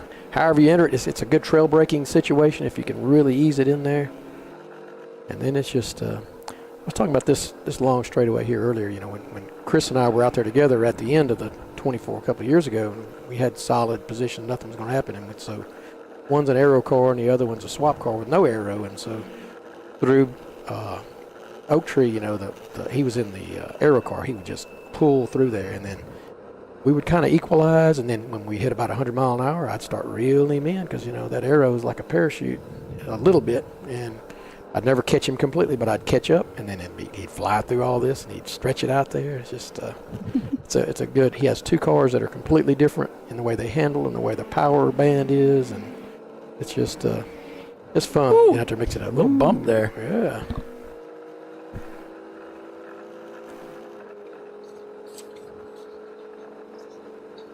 This is the 240. Yeah, the 240. Get a wave there. Sorry about that. You're trying to get on the gas coming out of that last corner, and the last thing you want to do is lift, right? Yeah. It's like, dang it, I don't know what's going to happen here. Good passing situation there. Then you wait, and hammer time. I know you're excited to get in the car, aren't you, Roger? Yeah, it's been, I guess, NCM was the last time I was in a race anyway. And we did a little track day out there with, I think you were out there also at Barber. Oh, yeah. Hopefully we can get Champ Car back at Barber one of these days. We're working on it. We're going to get there. Boy. Tiffany and I love that because it's our home track. We want to get back there. It's it's a good. Everybody loves the track. It always has good interest. We make money there. It's just it's a good situation. We've got to get back there. And our date that we had there went through multiple changes. Yep. So maybe everybody has found that date is a little treacherous with the weather sometimes. Yeah, that's just a bad time of year. That's scary. I think Chin had it, and then somebody else has it now. PCA had it, and Chin, and Yep. I think the other race series that we compete against has it. Yep. Lots of people have rotated through it. Maybe they'll rotate through it until they get back to us again. Let's hope so. Mike and I talked about that. I'm like, Mike, I hope we can just keep an ear to the track, and if somebody, PBOC, they shut things down. They've got a weekend. We might can talk to them about that date if it hadn't already been given away. But PBOC gave up they had a November date, but I think they gave it up early pandemic. Oh, really? I did not remember that. Yep. They used to instruct with them. Okay. He just flew through there. Yeah, that Boxster flew through there. Got to take what you can get out there. These 24-hour races, you think, you got to just settle down. It's a 24-hour race. But I tell you what, you almost have to drive it like a sprint race. Johnson with, the R-Bank guys. Yeah. I'm sorry. No, you're good. Andrew, I had a brain fart there. But, and we talk about this thing, these races are like 8-hour sprint races and 14-hour sprint races. Yeah. Now it's like 24-hour sprint races. You can't really have a bad stint, because if you do, you're going to suffer, because the competition is so tough out there, and everybody's got good drivers that run to the front, and you've got to be on your game. Like the whole 24 hours on your game. You really game. do. You just, we've had them finish really close before, so any little old blip, if you lose a second a lap, man, that's by the time you end one of these 24-hour races, you're way behind. Mm-hmm. When I came to Champ Car, I was always racing vintage cars, and you had to manage the car. You had to manage the brakes. You had to manage all that stuff. Then I got into a Miata. I was like, there's no management. This is flat out. These brakes are modern. They're like incredible. There's no tires, or just go. Yeah. Just go. And it was like, I used to have to drive and watch the temperature gauge. This is totally different than a 1968 Datsun, Just drive hard, yeah. Yeah, you just full, every corner, just bring your A game, just go. This is awesome. Those cars are like, and that's why there's so many of them out there, man. It's just, from an economy standpoint, and they've been developed so much, you can buy stuff and just bolt on and go. There's a reason why there's a bunch of Miatas out there, and they do well. I don't know, the one car is like incredibly fast out there. I can't remember what number it is, just really a fast car. Yeah, we definitely got some Miatas that have really been tuned out. I was talking to Justin with Average Joe's, and he was just one of the guys had gone out and done some agricultural work and scooped up a bunch of dead grass, and so he was putting a screen on it, and he said, "You like my new intake?" Well, he's got this big hole in the front of the car now, and he's got air that comes in. So when they put the engine in, he was describing it to me. When they put the engine in, it was out of a front-wheel drive car. Yeah. And then they had to rotate it to get it in there. Well, that put the throttle body inside the driver's compartment, because if he had it all kind of boxed up, and then it couldn't get any air. It was like, there's kind of like a hot air pocket building up behind the engine. So he had to bring air in from the outside and build an air box. Right. Just behind the firewall. And so that air comes in. Oh, wow. I mean, this thing, he's got this big tube. It starts at the front of the car at the nose, and it's underneath the hood. You don't see, he takes the hood off, though. You see this big tube that's going the length of the engine compartment down into the firewall, and then it disappears. Yeah, like, what the hell is that? He says, "You like it?" I said, "It looks terrifying." So, yeah, I think it's cool. When it's sitting there in the pits, it's like, oh, my gosh, that thing's a monster. But, yeah, it's cool. He's got a good car out there. That car's fast. I think they were running pretty well at Sebring, and something happened there at the end. He said it's faster now than it was, because it's like 17 degrees cooler in the air area. So he said it's way better. An air density thing, yep. So there's NLS coming by, Trophy Wife. Well, I saw the Floridians guy have their 944 here with that turbo sticking up through the hood. That's awesome. That's true Champ Car stuff there. Yeah, it's really great because everybody says, "Oh, you're not going to get like a turbo like that to last.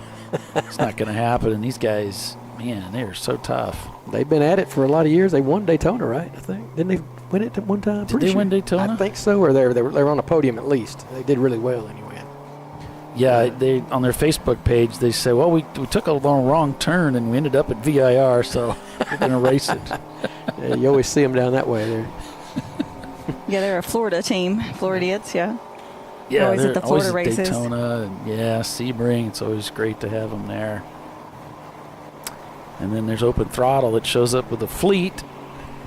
So yeah, they won Daytona in 23. Okay, I thought it was good because I was job, there. Tiffany. Yeah, good. I was there. It was that's great to see a team like that do well. That's like Ed doing well there, and those guys doing well. That's awesome stuff. I have every track that we go to, and then every broadcast. Well, everyone that we do a broadcast for, I keep my notes from each race, so I can go back and I just pull that folder when we get to that track next year, and it has, I don't know, several years back worth of notes that I've kept. Some of them I can read, some of them not. I'm like, what was I trying to say there? Oh. So the Rubin car, they've done really well in the WRL, so they were excited about today. Talked to them a little bit. I didn't know much about them.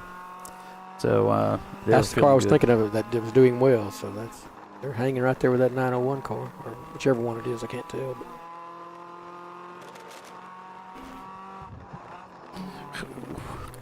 Yeah, speaking of the 944, day before yesterday, Frank sends me a picture.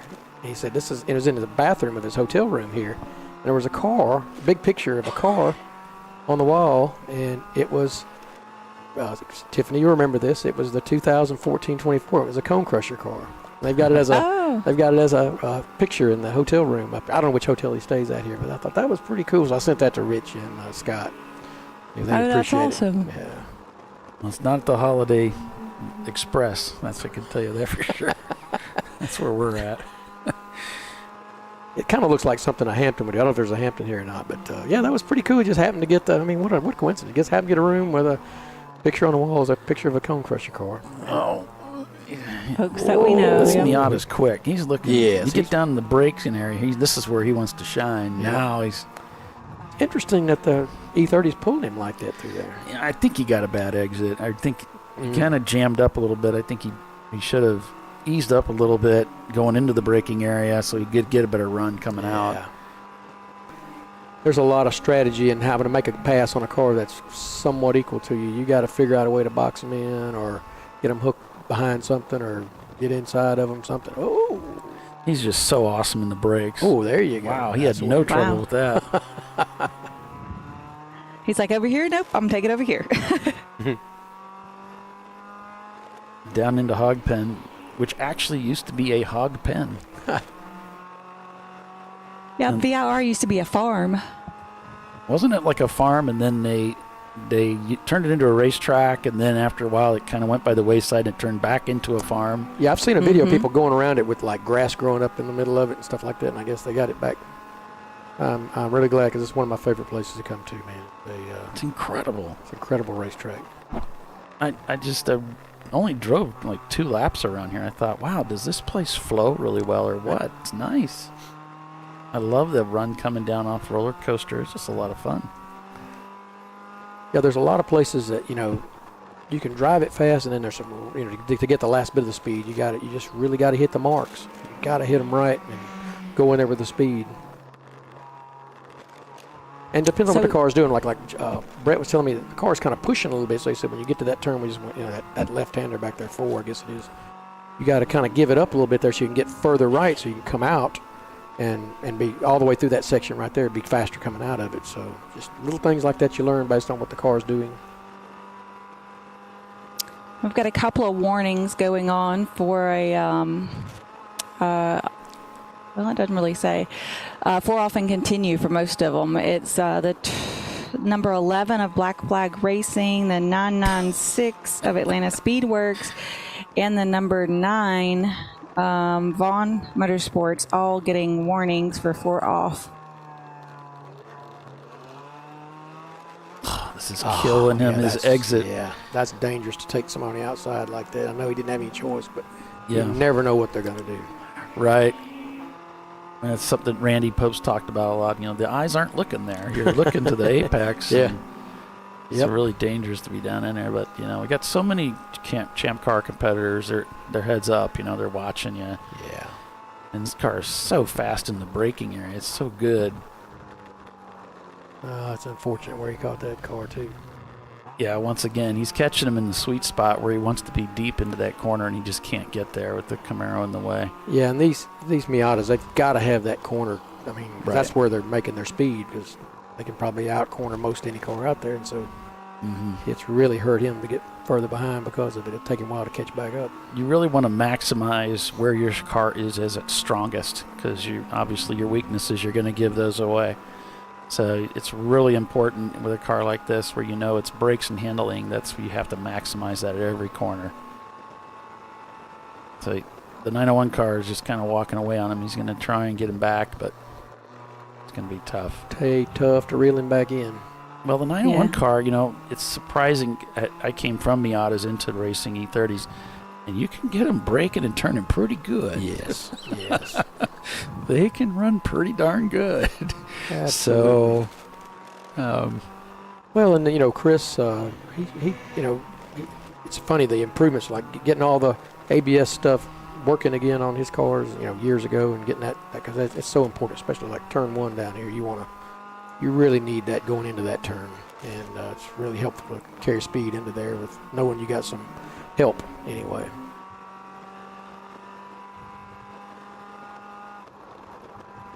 Yeah, I had to talk the E30 I was driving and the E36 that Trophy Wife. I had to talk the owners into putting the ABS back on the car, and I'm like, we go back and forth, and I keep trying to talk them into it. And then when they finally do it, they're like, "Oh, this is way better." I'm like, "Yeah, that's what I didn't say it." did they use Chris's ABS or something else? I think they put the factory stuff back on it. Okay. Well, you guys are racing an E36, aren't you? It's not an E30. The E30 I used to drive was e-racing. Oh, yeah. Elon's car, yep. Elon, yeah. Yep. Saw him this week on Facebook. I guess he's looks like he's doing well. I hate that. I told him, I said, man, I hate not seeing you at the Champ Car races anymore, dude, because he was always just one of my favorites to go find. Yeah. Oh, yeah. Good camaraderie and hang around a dude like him. Yeah. Nice guy, too. When I published the live stream, he reacted to that, too, for a series he's not even involved in. Just, great guy. Yeah. Well, you know, people come and go in the series. You got a lot of people that hung around a long time, and you know, he moved on to bigger and better things. I understand why he did what he's doing. You know, he's making a living at it and doing well at it. So, yeah. I think he was helping a team at the Sebring race this past year. Is that right? He was there. Yeah. Oh. I don't remember if it was. I don't think he was. I don't know if he was driving, but he was there. Saw him for a few minutes. Yeah, Elon's a good guy. And so then when he exited, I started driving with Trophy Wife, and they're an interesting bunch. I like them. Yeah. I think it's fun. I think it seems like it's a good marriage, if you will, between those guys and you. It seems like it's cool. Yeah, it works well. There's a lot of personality. I think Alan is in the car here now. He owns the car. And he's usually the fastest in the car, too. So, of course, he's been known to be the one to break the car, too. So, so I'm not the only one that breaks the car, huh? We were doing really good at Sebring, and then Alan had some contact with somebody, which ended our day. So we all got to give him the frowny face. It's much better when the owner does it versus, you know, us drivers just don't own the car. Then they're giving us the frowny face, right? Yeah, when you drive for other people, you just don't want to be that guy that takes it out for, you know, right. You hold a little bit, or at least I do. I hold just a little bit back, and you don't want to be that guy that does something to the car, and you want to bring it back like you went out in it. Yep. Yeah, especially if you're driving early on, you want to be a little more conservative and make sure that you bring a car back so everybody gets to drive, you know? Can we change the subject now, please? Because this is bringing up some bad memories. It's not a good thing. I want to. How's the weather? Let's see. It's nice and sunny out there. Coming up on noon here. If you're just joining us, welcome. It's the TireRack.com Champ Car Endurance Series race at Virginia International Raceway, the Lifeline 24-hour classic at VIR. Rockwell Autosport Development leads the way in the number 715, followed by the number 411 of RVA Graphics and Wraps. The 901 Motorsports car number 901 is behind them. That would be third place. Then it's NLS Racing. We've been watching them climb up through the field gradually, and now solidly in the top 10 is that 240SX of NLS. Then it's Rockwell Autosport Development number 10 car behind them, followed by Tater Racing, and then it's Trophy. No, excuse me, it's not Trophy. I got my. I'm looking at the wrong feed there, but let me get that. We should probably do also sort of a class by class rundown. So let me bring that up so we can just get a feel for where everybody's at.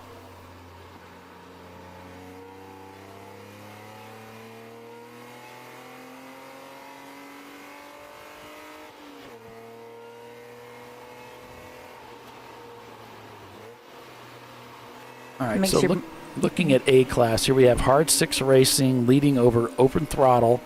And then it's the Masshole Motorsports, Hard 6, and Wheels America Racing. And then down to B class, we've got Rubin Performance Garage, Fisted Racing, and the 2 AOA cars. So not a lot of B class cars here this weekend, with a field that started nearly 70 teams and maybe 65. Rockwell Autosport Development leads over RVA Graphics and Wraps, 901 Motorsport. There's your top 3 in C class. And then on to D class. It's taking a little bit of time to populate. And these are the larger displacement engine cars. Floridian Motorsports, because of that turbocharger. Eddie Vedder and Crown Victorious Racing in the Crown Vic, actually in third place. And then you go down to F class, which is a class. Why don't you explain a little bit better, Tiffany, than I can? We've got 3 cars in F class here. I think there's more than that, though. So our regular cars have to stay under 500 points, and that's a combination of the VPI, where the car comes into the series with points, and then whatever's added to the car. And the F class is really kind of like an introductory class, so you don't have to build your car to the 9s to be able to start racing and have a class dedicated. So that's the F class is any car that's 300 points or less. Can race F class, can choose to race F class instead of their other class by the displacement. Thanks for doing that, Tiffany. So Absolutely. With that, I think we're going to take a quick commercial break and be back in a few as we reach the top of the hour here for the Lifeline 24-hour classic. Lots of racing still on tap, so stay with us. We'll be right back.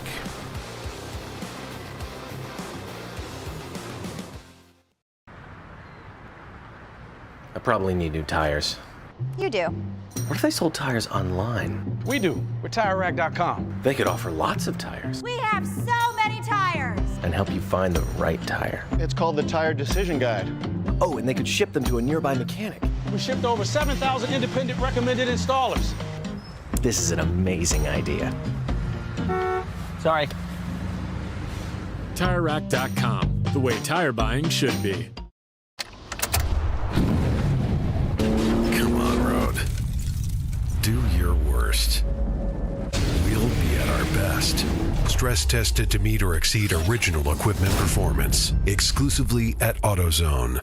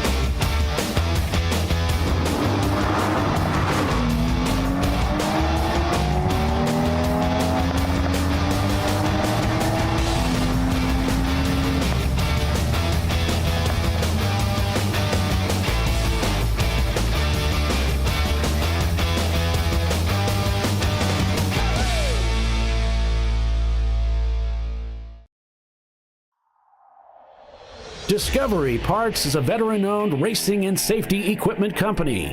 While we're located inside Atlanta Motorsports Park in Dawsonville, Georgia, Discovery Parts can also be found at the tracks, supporting a number of Champ Car Series events. We take pride in being a reseller of the best of the industry to Champ Car teams and drivers.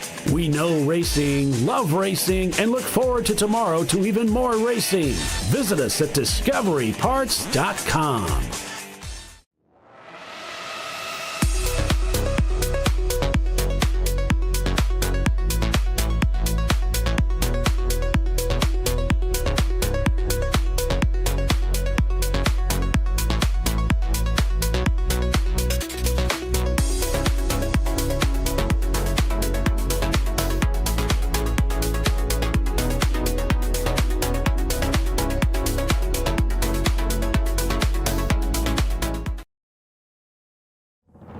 Lifeline's continuous commitment to research and development ensures that we supply the most innovative and cutting-edge products available, used by the majority of the world's motorsport championship-winning drivers, teams, and constructors. Lifeline has a stringent and proven history of success. Lifeline's continuous commitment to research and development ensures that we supply the most innovative and cutting-edge products available. Lifeline's 0360 systems are the result of over 7 years of intensive research and development using 3M's Novik 1230 environmentally safe gas extinguishant.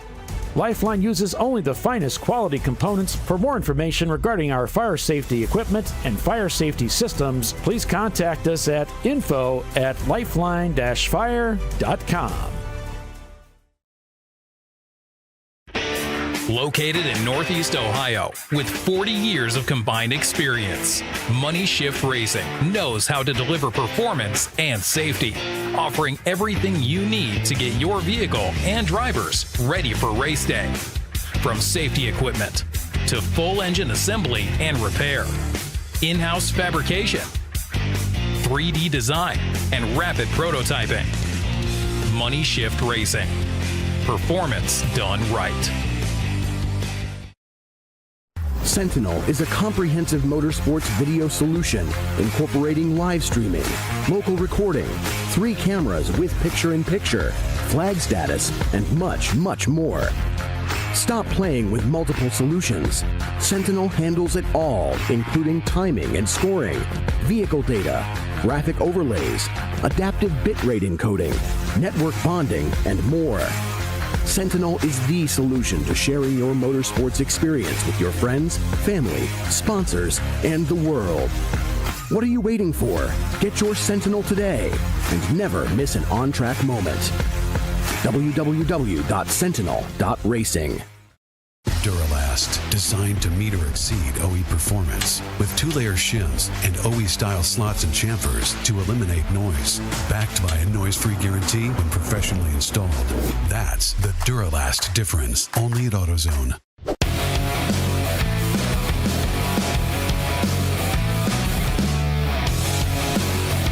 And welcome back, everybody, to Champ Car Live, presented by AutoZone. It is the TireRack.com Champ Car Endurance Series race, the Lifeline 24-hour classic here at VIR. We are Purple 35 here. Another caution. Roger here in the booth with us. And then I have bad news. Oh, no. So the 977 of NLS Racing has had an impact with the wall near turn 6. Okay, we just saw him roll into the pits under normal speed, good. So he must not be messed up too bad. But good. Roger was just commenting, he's coming in now? that would be why. We were kind of scratching our heads like, I guess that's an interesting strategy, because the car looked okay from the passenger side. Okay. But, yeah. And then we've also got a car, the number 9 of Vaughn Motorsports, that stopped off track in turn 5. Okay. I think we can see if we can see. I suppose we won't be able to see from these cameras very well, but. On the notes of the impact, it says it was a minor damage. So hopefully they're good to go. Chad Doring's shout out to Floridian Motorsports, Jason, Charlie, Brian, and guest driver Matt for this weekend. Yay. Eddie Vedder, yeah, they're still working on that car. Dan and they're working on it. Trying to get her put back together. And the zip ties are coming out, so this will be good. Right? You cannot have a Champ car without zip ties. That's right. They're part of the magic. There's the 901. Purple 35 out here at VIR. 20 hours and 51 minutes unofficially remaining in the race. And I already started yawning, so things are looking up. It's a little early for that, Paulie. yeah, it really is, I'm afraid. We got a lot of racing to do still. Yeah, I tried to catch up on my rest and thought I was doing pretty good because I woke up at 4:30 this morning. Like, well, I must be really well rested. The logic that I use. Yeah, I had a birthday party last night, and I was like, yeah, we're leaving early. 9 o'clock, we're headed home. I've got to get some rest for tomorrow's going to be a long day. Yeah, we had some staff that didn't leave till 11:30 last night. Just getting things set up. We were a little bit behind the things a little bit. They wouldn't let us in till 11 o'clock, and then we have an update to Flagtronics that came through at the same time. So it kind of threw things off a little bit. So we were some of the guys were a little late getting out here. I wasn't. That could make it challenging for sure. Especially with the earlier start today. We didn't have this morning to get everything up and rolling and make sure things are working. We needed to kind of be ready to go this morning. And the number 600 of Rubin Performance hanging with 901 Motorsport there. These two are kind of going after each other here for the last several laps. And just noticed them coming down the front straightaway here as we're under caution here. And for that impact with the wall, apparently. Well, we also had a car stop. The number 9 of Vaughn Motorsports was stopped on track as well. So they may have had to go get him. And we'll watch this camera here coming out of one. They will see that here shortly. Yeah, I said, right around turn 5 somewhere. Because you said NLS drove the car back, right? Yeah, they drove it over here. They're here near pin out. And they drove it in. So the Purple 35 isn't a result of them.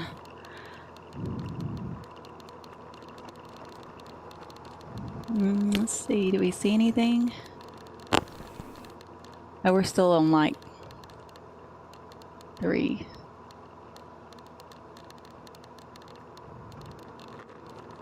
Yep.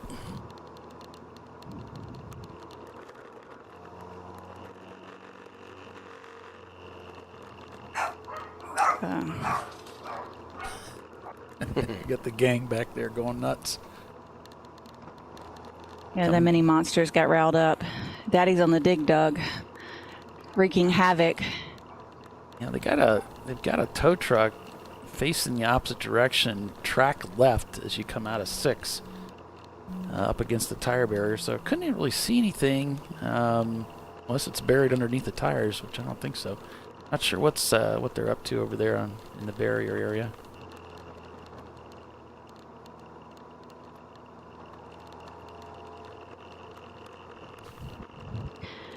All this time I thought I had them trained better than that. 901's taking the opportunity. They're going to duck into the pits here, take their clock. And I think I might go down and get a debriefing from the driver that comes out because I'll be getting in next. So I'll go see well, what's good happening. luck, Roger. Yeah, I'll come back after that. If you want me back up here, I'll please absolutely come back and give you a rundown of how my stint went. Yeah, looks like the hood's going up. There's Frank there. Oh, Frankie. He's going good. right Give for Frankie the oil. a hug for me. Give him a big sweaty hug. I think I'll do that. Okay. driver staying in the car, waving for someone to talk to. And I was just taking the fan so he can. And it's just so humid and toasty out there. It's you take what you can get. Yeah, those cars are they're very cleanly built on the very minimal on the inside. They're really nice race cars. I guess they figure it's using oil, huh? Must be. They're pouring a lot in. Yeah. More than a top off. Well, thanks, Roger. Yeah, I think I'll go walk down there and see what's happening. All right. Thanks, Roger. Great having you. That was Roger Cohen, one of the board members and longtime racer with Champ Car here. Spending some time with us, and he'll try to get back up here with us another time. Don't leave your hat in your water. And he'll go down there and see how the team's doing.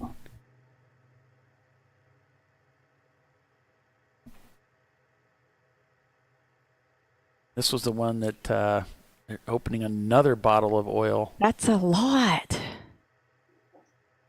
You'd almost think it's out of oil. Obviously concerned about it. And again, this is the car that Roger said, we're a little concerned about the oil. We're a little concerned about the engine, rather. It's been running like a champ. So Roger, go down and talk to him, find out what's going on. It doesn't look like he's taking fuel. The driver's not getting out. They just came in under the caution. And boy, did he put a lot of oil in that car. So he's sending them out with that. This is the car that also had the radiator issue earlier. Yeah. Yeah, so the 901 car of 901 Motorsports is shown in 5th, it looks like. Oh, with the two EC cars, so that'd be 3rd. Yes, I got that crossed up, folks, because it's the 901 car that he was concerned about, not the 903. The 903 is the car that was just in. So the 901 car still out there. Ruben Performance trying to chase them down. Yeah, I don't have a car in the 901 car, but both are called 901 Motorsports. So figure that one out. You're better than I am. Right. It's leaving it confusing. They did it just to confuse us. Yeah.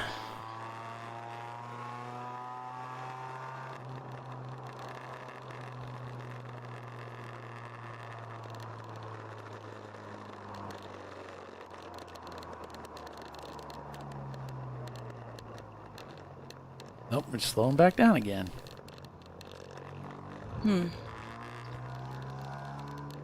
This is a really long purple 35. I'm surprised that they just had to go retrieve a car. VIR is known to be very quick to pick cars up and send us back underway. So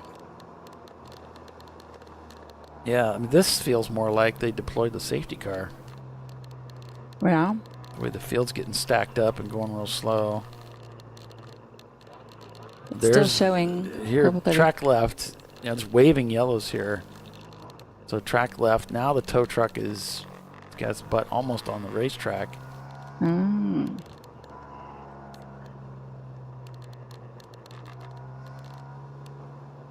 Did you see the car there, though? No, I didn't. No, me neither. That's interesting. Not sure what to make of that. Anything else on the logs? Anything nope, new? It's still the last thing is the car stopped in turn 5, the number 9 car, and but we saw it there. We didn't see the car, but maybe it's behind the tow truck in some kind of way. And then just yellow and then purple 35. So and that's kind of where we're still at. Yeah, because there's cars coming down the front straightaway at a pretty good clip. So I think the pace car is out, and they're just trying to catch up. Because they're not. Some of these guys are not doing 35, so I'm not sure exactly what's going on. But that's why I do what I do, because I really don't know what I'm doing. Well, maybe Bill stepped out to use a restroom and didn't update the pace car. Who knows? No, he's standing over there. I can see him. So Neil is asking, what is EC, the purple group? EC is the exception class.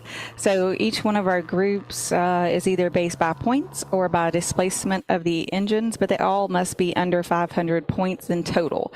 The EC group is cars that meet safety requirements for our series, but they're over 500 points.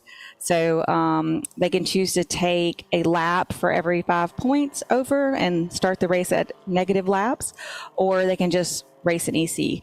So if they're in the EC, they're not eligible for the overall win, but they are eligible for an EC trophy as long as we have 5 or more EC cars, which I think we certainly have today. Lets drivers from other teams come over to our series without having to modify their cars a lot to check it out, that sort of thing.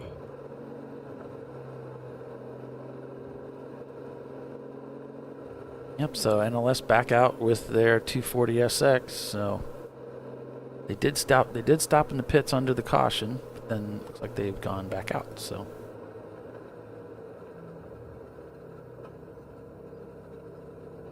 they do look all stacked up, don't they? yeah. You're welcome, Neil. Yeah, I think the pace car is out. But it could be just to give them that gap that they want to work on that wall. Yeah, they may have that EV vehicle sitting there to shield something going on with that they're working on. That's kind of the way they do it. Oh, you said black flag all? They're bringing the field in? That might be why they deployed a pace car then. I've never seen that. Or rarely. They must feel like they need more time on that wall than what they want to deal with having cars driving around. So that's interesting. Really unusual. Really? Because, I mean, like, NLS is still running, so, I mean, they didn't do too much damage, so you wouldn't think the wall would be damaged in such a way that they would have to stop the race to fix it. Yeah. Maybe it's because I need to fix the camera in David's car. So they'll just bring everybody in, stop the race so that I can go out and fix his camera. That is convenient. Thanks for having them work that out, Paulie. Hang on just a second. Okay.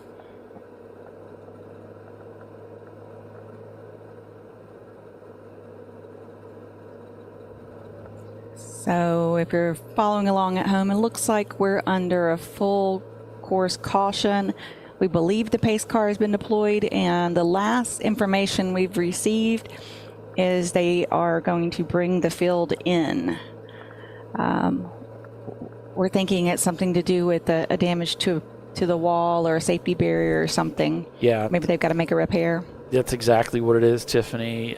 Bill just poked his head in, and he said that's exactly what's happening.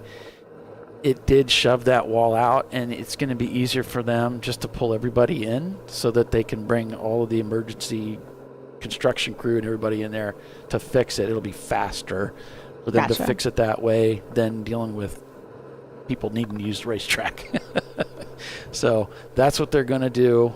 They will be bringing everybody in, and then once they get that repair work done, they'll be able to send everybody back out. So that's the plan, folks.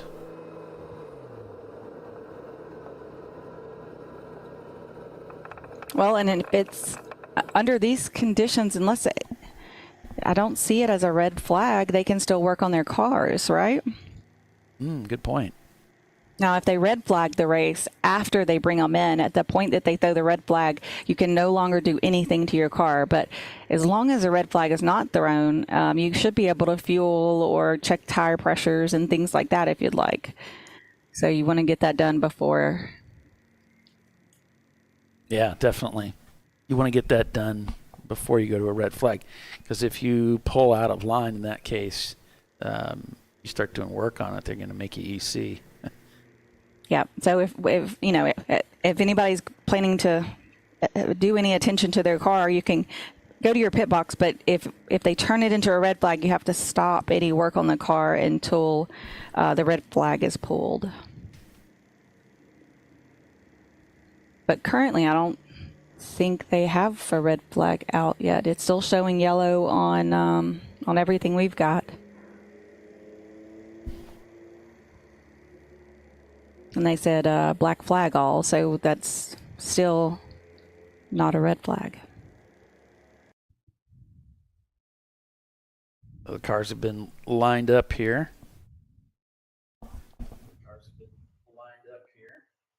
Oh, you can hear my mic.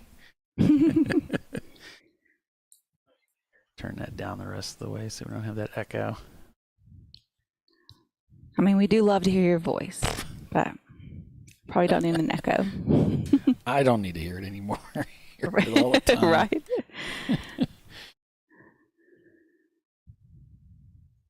Funny. So I think what I'm going to do, I want to go down and service that. But I think what I want to do is I'm going to set up my phone here and do a live stream from it, and I'll just carry it down there with me, and then I can kind of walk around, look at the cars, and everybody can see what's going on down there at the same time. It's not like I'm just absent. I'll work on that. Get a stand here for it. But yeah, if you're just tuning in, welcome. We're going to they've black flagged the field that pulled them in so we can work on the guardrail that was pushed out by NLS Racing when they made contact with it.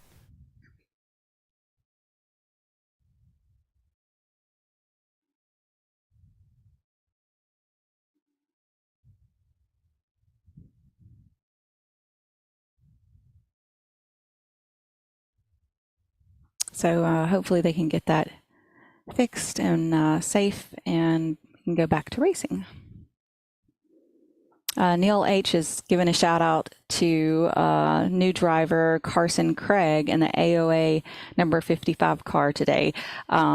He said that's a young new driver moving up, that he's a champion kart driver now in a driver development program. So that's impressive. So he's out there racing today. So hope he's doing well. I don't think I have the 55 on my list. Let's see what the AOA cars are listed as. I have a 34 and a 550, so I bet it's the 550. There must have been number overlap, so they probably put a 0 on the end of it. So my guess is it's going to be the 550. Is that B class Mazda?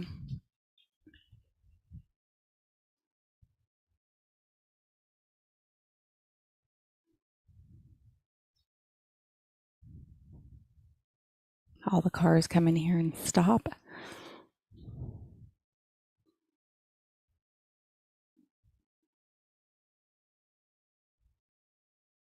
And as soon as they get that barrier repaired, we'll be back to racing.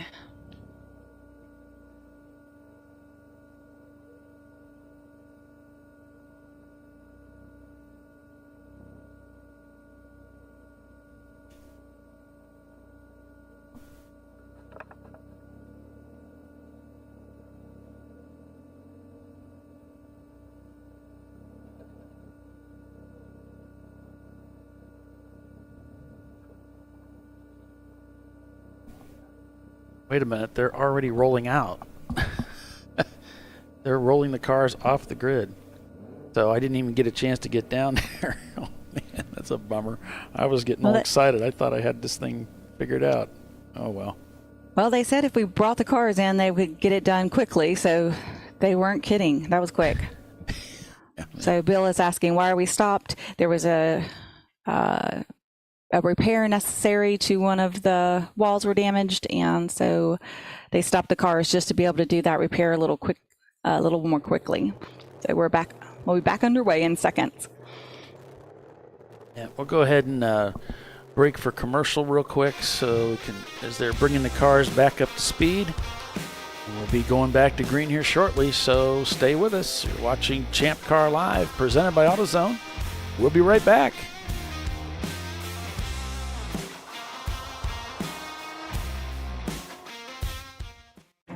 An important decision is afoot. This man is about to buy tires on TireRack.com. Tire Rack is the leading online retailer of tires in North America and a repository of advice and expert reviews. And it's done! All that's left is to arrange for safe, easy installation at one of our independent recommended installers. Well, I guess he did that too. TireRack.com the way tire buying should be. Come on, Road. Do your worst. We'll be at our best. Engineered to meet or exceed original equipment performance, exclusively at AutoZone.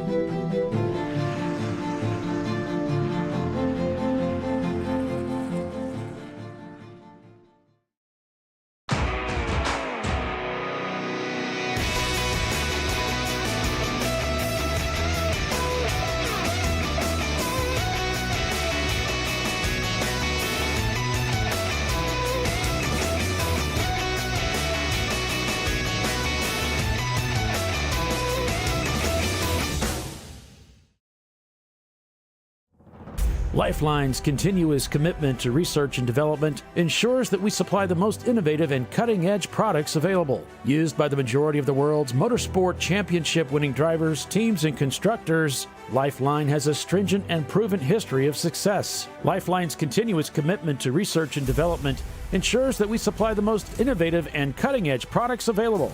Lifeline's 0360 systems are the result of over 7 years of intensive research and development using 3M's Novik 1230 environmentally safe gas extinguishant. Lifeline uses only the finest quality components. For more information regarding our fire safety equipment and fire safety systems, please contact us at info@lifeline-fire.com. RVA Graphics and Wraps is a full-service design, signage, digital graphics, and wraps company located in Richmond, Virginia. With over 20 years of experience, RVA Graphics and Wraps offers premium signage options for your business. We are dedicated to offering our clients best-in-class service in all aspects of graphic design and application. For more information, visit us on the web at rvagfx.com.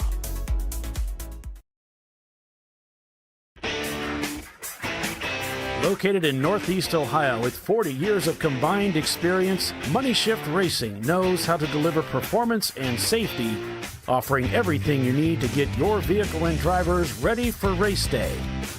From safety equipment to full engine assembly and repair, in-house fabrication, 3D design, and rapid prototyping. Money Shift Racing. Performance done right. Sentinel is a comprehensive motorsports video solution incorporating live streaming, local recording, 3 cameras with picture-in-picture, flag status, and much, much more. Stop playing with multiple solutions. Sentinel handles it all, including timing and scoring, vehicle data, graphic overlays, adaptive bitrate encoding, network bonding, and more. Sentinel is the solution to sharing your motorsports experience with your friends, family, sponsors, and the world. What are you waiting for? Get your Sentinel today and never miss an on-track moment. www.sentinel.racing. Duralast, designed to meet or exceed OE performance with OE matched friction formulations and fitment for 97% of cars on the road. Backed by a noise-free guarantee when professionally installed. That's the Duralast difference. Only at AutoZone. All right. We are back to Green Flag Racing here at Virginia International Raceway for the Lifeline 24-hour classic at VIR. The barrier was repaired and we're back on our way. So welcome everyone to the ChampCar.Live broadcast presented by AutoZone. I'm Paul Veltum along with Tiffany Alexander calling the race for you. It looks like Rockwell Autosport Development leads the way over RVA Graphics and Wraps. Nice close shot there from inside the 901 car as they head up towards Roller Coaster. 901 Motorsports there in third place in the number 901 car. We're on board with the 903 car. having some mechanical issues with it. Overheating and, or at least leaking. Coolant, water, I guess it'd be just water. Probably wouldn't be coolant in there. And then putting a lot of oil in that engine too, we noticed. Now we know these cars do, have a fair amount of oil in them, but that was a lot of oil. It really was. Kind of makes you concerned that you know.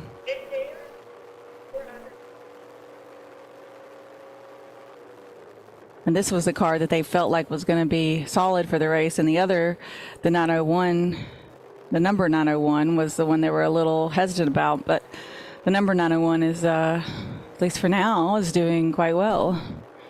Yeah, and the NLS car that kind of brought this whole thing about when they lost control of their car and hit that wall, they're shown in 7th place. There's 2 EC cars ahead, so really they're still in 5th place in this race. And I don't know if you remember this or not, Tiffany. There was a race that they put together. They won a race at COTA one year. They were in the pits. We had them in the pits, actually, with a laptop on top of the car during the race, trying to tune it, having some problems early on, only to come back later and win the race. It was really amazing. Wow, that's impressive. These guys can do just about anything. We were talking with Roger Cohen earlier, and really just kind of pointing out, no, you have to go flat out. You can't take time off the racetrack. You can't take it easy out there. You're not going to get anywhere. And so really amazing when they won the race that day. And here they are. They had an off. Could have been disastrous for the team, but they're back out there and they're back in the fight. So far, it's working out well for them. The 2 GBU cars well down in the field and not turning laps, so we'll see if they can get either one of those cars back out into the race this weekend. The RVA car has found itself in the 2nd place now, too. And the EC TLM racing car shown in 10th overall. Tater Racing in 12th there. Gorilla Sticker in 21st. Several open throttle racing cars here. One of them's in 22nd. Another number 62 cars in 25th. And I got an F-Class car down in 36th, does open throttle. Trophy Wife Racing shown in 40th place right now. Well, at least they're moving up. They started a lap down and then they came in for a brief moment. We've got a team. We've got a team called Infinitely Challenged. Well down in the field, but Infinitely Challenged is with us this weekend. If I ever write my autobiography, that's what I'm going to call it. So Ben says he's looking at building a car for next year. He said, seems like a really cool thing to be a part of. Yes, Ben, this is a lot of fun. I think you would enjoy it. If Champ Car's coming to a racetrack near you, you should definitely go check it out and maybe volunteer or come to hang out. You have to be a Champ Car member and get all the 411 on everything.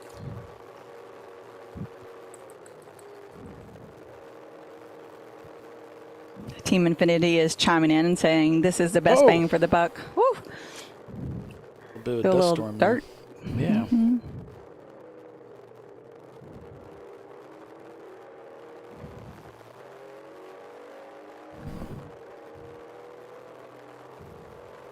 Yeah, tell us where you're located, Ben. What part of the country? Where you at? Because we have races all over the United States, and maybe we can connect with you. As 901 Motorsports goes by, the 447 car there. Up into roller coaster we go. Despite the issues with the car, it's performing really well.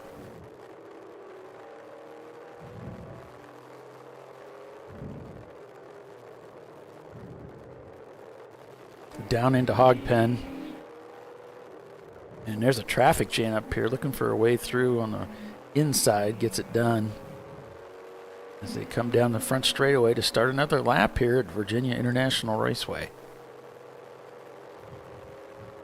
Oh, and that car poking its head around the corner here. This is Tater Racing.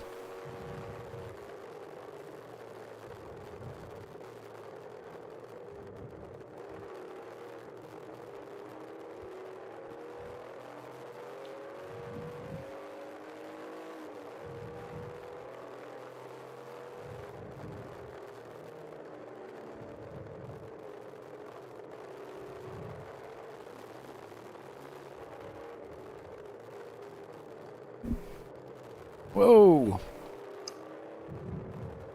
Getting pretty busy out there. Yeah.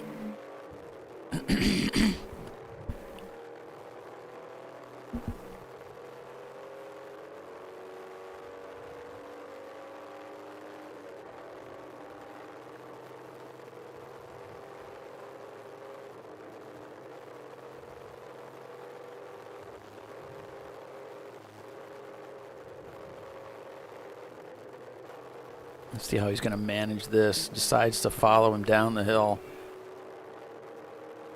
See if he's going to step out to the right. Nope. Not lining up for the pass. Make sure he gets a little bit short of the apex, but gets a good exit. Looking for the draft, and it's like, well, this isn't going to work. I got a much better exit out of the corner. I'm going to come on by here. And so he does. See if he can make it to the top of the hill ahead of these guys. Looks like he's got the pass done as he heads over to the right side of the racetrack and crosses back to the left. Pick up the apexes.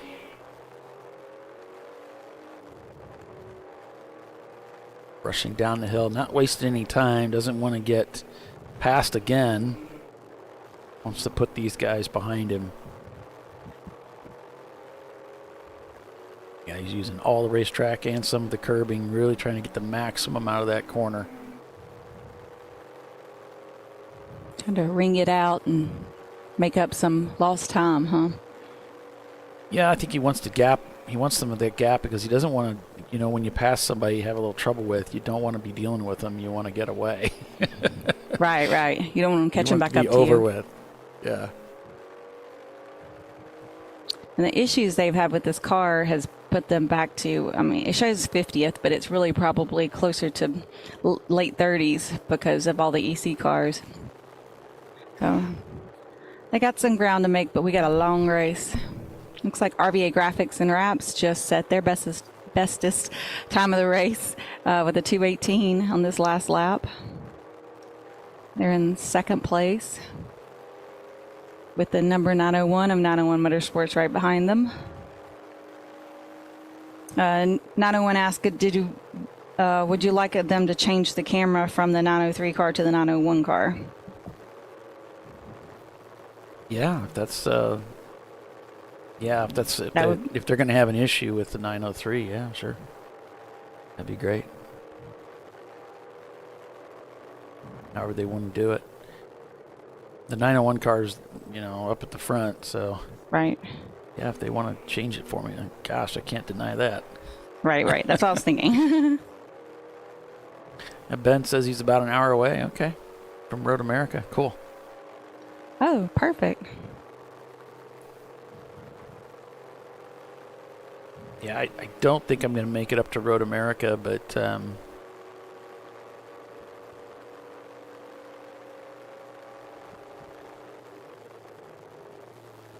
going to see if I can work something out to get to Mid-Ohio. Oh, what a fabulous place. I've heard nothing but good things about Mid-Ohio since they've repaved. Mm-hmm. Have you driven on the new surface yet? No. Everybody says it's great. Yeah, I'm sure it's got to be way better. It's got to be fantastic. So. Yeah, that's exciting. It had been needing it for a little while, so.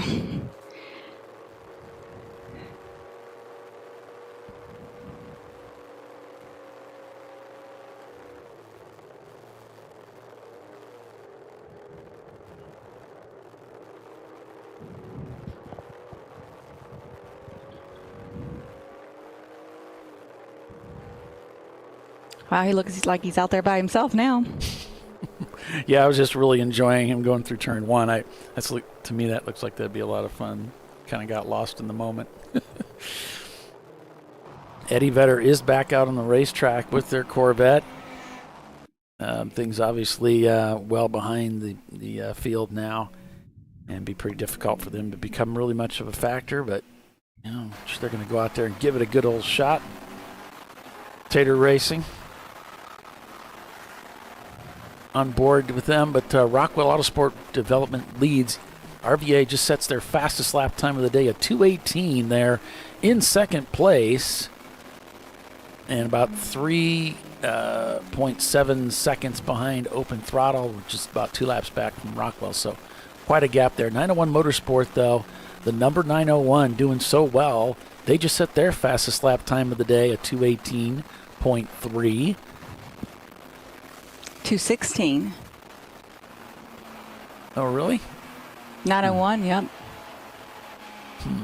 So they're faster than RVA by 2 seconds almost. It's not. Is it not populating? Oh, it's not counting down on the screen.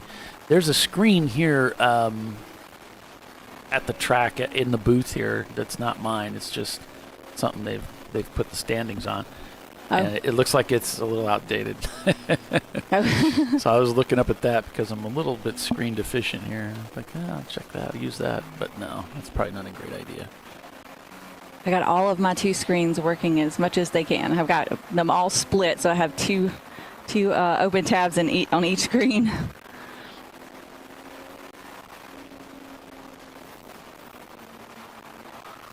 I'm showing 901 Motorsport. Yeah, they hit that 2:16, their best lap time. NLS behind them.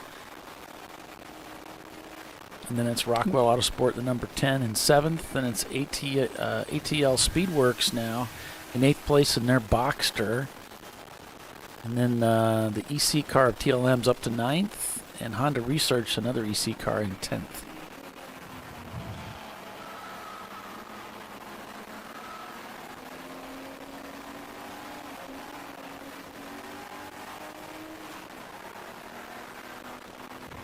Now Tater's still hanging in there, 11th spot. They are definitely in the hunt here. Floridian Motorsports actually looking good as well. Floridian scored in 14th, and that's with all the EC cars up ahead. So Looks like we're going full course yellow.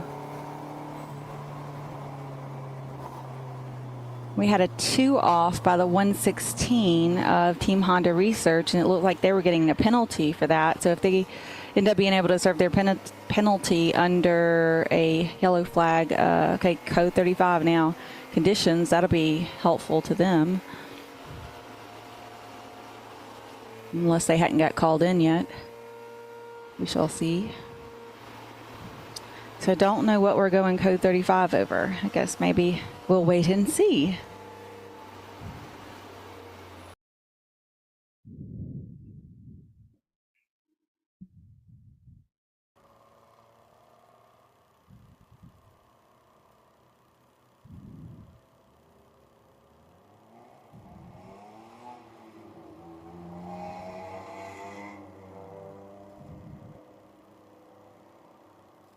yeah, well, Ben, we need to get you connected with somebody over there so you can go hang out and just chit chat and have some fun, help out a little bit, whatever. That's what we did when we were interested in Champ Car back in the day. We rode over to Road Atlanta and watched a race and talked with people in the paddock and asked questions and that sort of thing. And then by the end of that day, the Hubs was ready to start building, and he had ideas.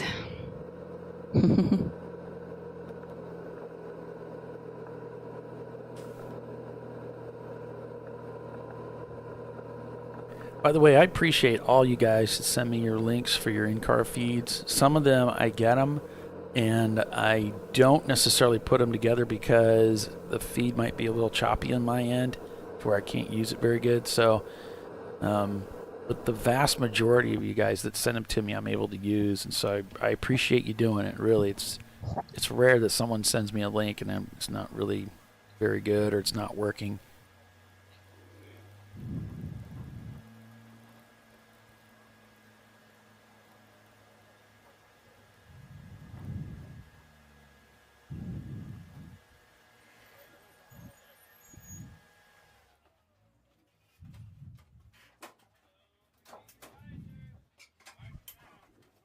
Looks like he's going to hop out.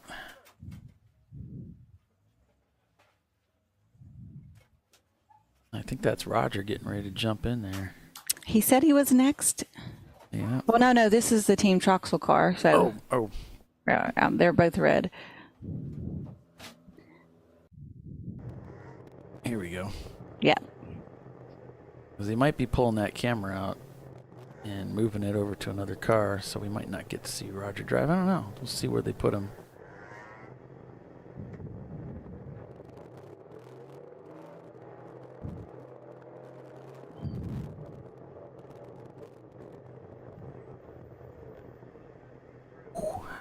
Close. He's right up on the wall, too. Somebody got a little close there, didn't they? Yeah, that's not good. You really want to have some room for everybody to work. But as long as the filler's on the other side, he'll be fine. Looks like it probably is. I don't remember where they are on the E30. Well, I mean, and also they can move it if they put a fuel cell or something in. I don't remember if this car has a fuel cell. Right. But most German cars, the stock fuel intake place is on the right side of the car. Yeah. So that's why, but well, surely he wouldn't. Yeah, he probably wouldn't. You know, I think it's just kind of I see people doing that occasionally, and I think it's just a lack of experience. You really want to be away from I tell people, you want to be far enough away that you can open the door fully and still someone can walk behind it, because you may have to be working on wheels. You're going to have, when you get a crewman pinned up against the wall like that, it's actually a dangerous situation. If there was a fire, it could be really difficult to quickly get out of the way of it. So you see, you need room for all this kind of stuff to happen. You can see the big difference between where Ruben parked and where 901 parked. So our camera's getting moved. I don't know if you know. That's the one that's got a really flaky, loose mount on it too, so I think he's just going to walk it over there and hook it up. Oh, might have bumped the cable. Darn it. It'll come back. It's going to come back, right? No, it won't. It's real flaky. You got to be. I think I got it taped, but that cable's kind of janky, so that's I'm like, wiggle the handle. It's like a toilet seat. Yeah. Some of our cameras look like that too.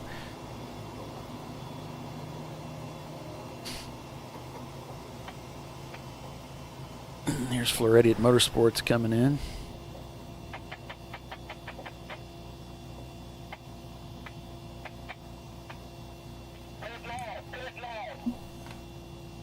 Good job.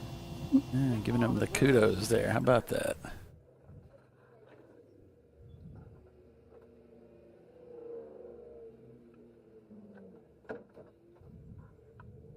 So the 440 of Infinitely Challenge is going to get called in for passing under Purple 35. He passed probably by accident and then tried to give it back, but yeah, it doesn't work that way. So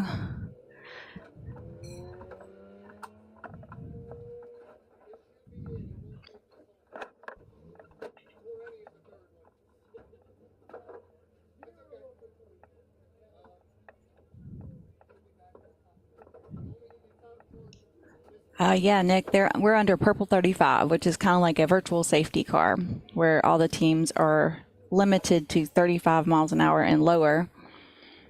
And then we'll go back to a standard yellow where they can kind of speed up, but they still can't pass. And then it goes back to green. So lots of teams taking advantage of this slowing of the field to go ahead and do their fuel stops and driver changes. Thanks to the NLS team there for changing up the name so we can see that. That's Corey Brown going in the car. Yeah, Corey sent me the link to their feed. He's always been really great over the years, keeping in contact with me about their live feeds. That's awesome. Again today.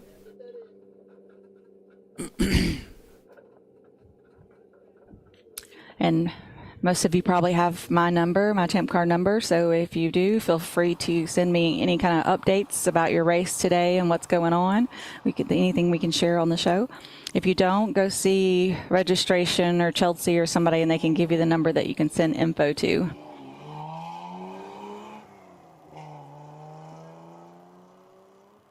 So you hear the cars accelerating away. This camera is actually mounted on the tower. Well, it's the flag stand. I tend to call it tower. So the cars are leaving the pits there, and this is looking back at where the action happens, I guess. Mm-hmm. Turn 2 and 3. It really has more turns than it's numbered. Turn 1 is there in the far left of your viewing angle, and then there's this bend that's not numbered, and then there's 2 and 3. Yeah, it's more of where they are putting the flag operators. Like you said, there's certainly more corners than that. But it all kind of flows well together once you figure out where in the heck to put the car, where you need to be.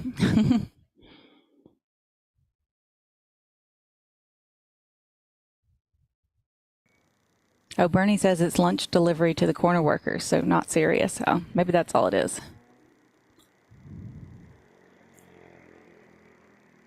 This worker would like some lunch too. Right? Don't forget Polly. I think they've actually done a better job this week than usual.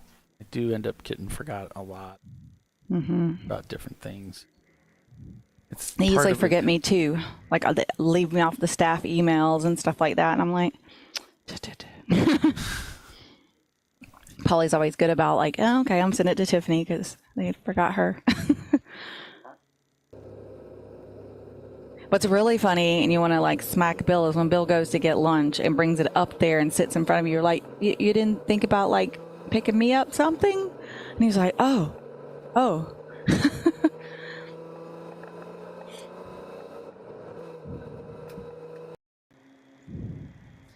Doc used to give him crap about that back in the day. But when we had Doc with us, Doc could run the show and work with you, and I could go run and get us lunch, or vice versa, right? He would go, and I could stay on the show with you. So we're just kind of another hand short. Yes, we are. We're a lot of things short, probably, but we do the best we can, and we hope you like it, and that's all we got. Yep. That's all.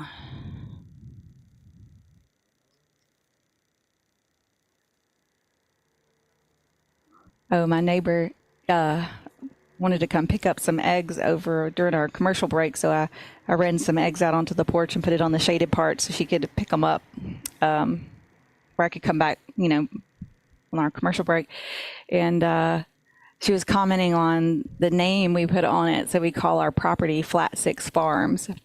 And she said, I like the name. And I said, she's not a car person, so I was like, do you get the reference, kind of thing. And she's like, I know you're on like 6 acres. And I was like, yeah. And it's Flat 6 Farms because of the Flat 6 engine that Porsche is so famous for. So we got 6 acres, and we're big, Flat 6 fans.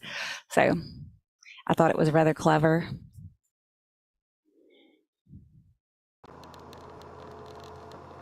I gotta get me a logo. So one day, whenever I get my front gates done, I can put the logo in the gates, like a proper little farm.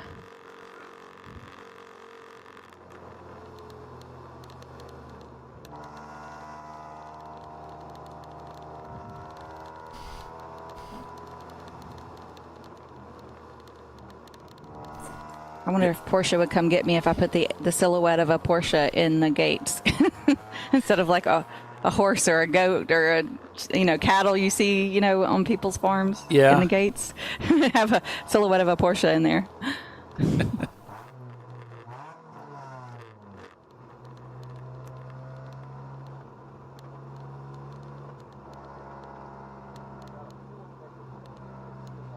Yeah, I would say, Tony, I'm a little surprised you're talking about you wish we saw more variety. I think Champ Car has a pretty huge variety of cars in our fields, so you see, yes, you certainly see BMWs, a lot of Hondas and BMWs, but there's Corvettes and there's a Crown lot of Vics. There's a Ford Fiesta. There's Miatas.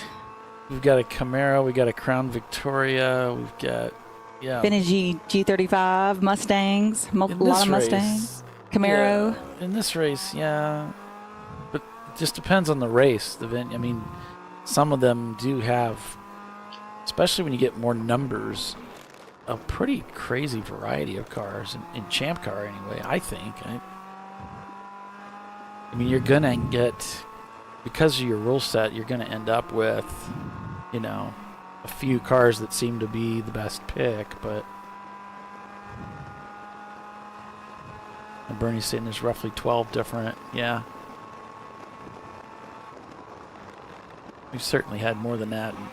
I've talked about that in many shows in the past, how there's such a good potpourri of different cars, and often the ones that finish, we've had many finishes where we've had a C class and a D class and an A class, and we've, instead of them always being dominated by the same class. So I think the parity works fairly well. There's going to be exceptions, right? There's going to be races where it seems pretty tilted towards one or the other, but but a lot of times our top 5 is all different cars. Seems that way. Mm-hmm. You have a Miatas and you have BMWs, the Porsches, all kinds of different stuff. Corvette. Now, see, we've got a Porsche leading over an E30, followed by an E30, followed by a Nissan 240, followed by a Porsche, followed by an E30, followed by a Boxster.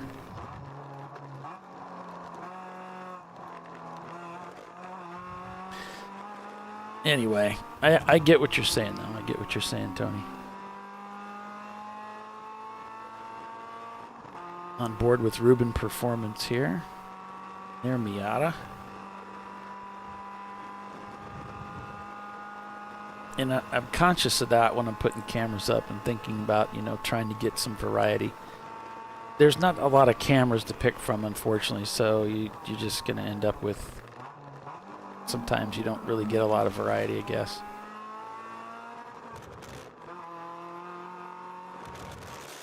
Yeah, it works better when the camera can mount to the back roll bar so you can see the driver and out the window, but so everybody's cage is not made the same, so some work and some don't.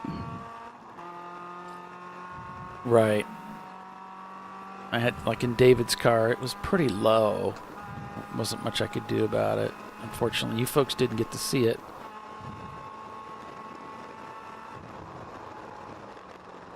Man, this Miata is quick. Yeah, it really is. Oh, it's a B class Miata, so one of the faster ones.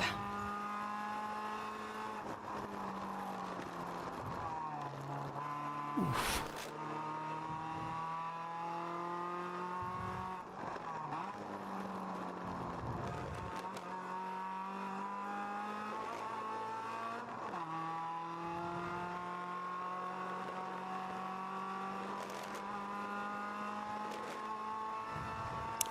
So I'm getting word that we had a 4-off and continue that resulted in a pit lane warning for car number 35, but I don't have a 35. I have a 34. I have a 350, which is GPU. So I guess we'll just see who comes in if we see.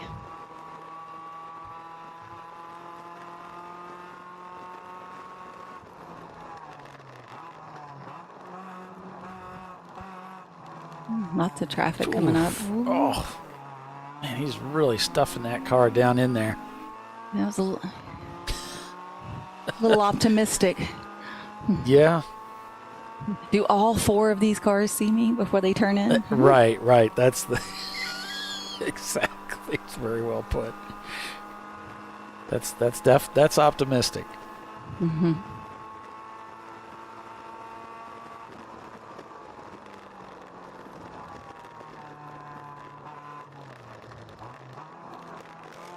All right, now we're supposed to be a commercial. You're watching ChampCar.Live, presented by AutoZone. We will be right back with the TireRack.com Champ Car Endurance Series, folks. Hang with us.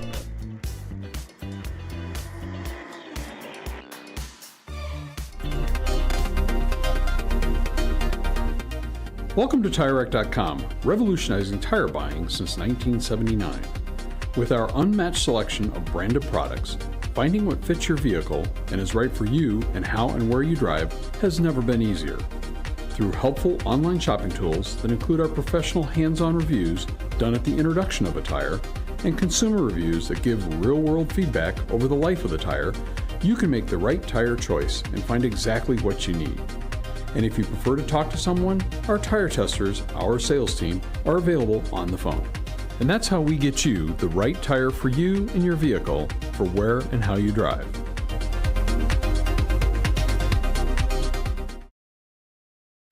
At AutoZone, you get what you need when you need it. Got a today job?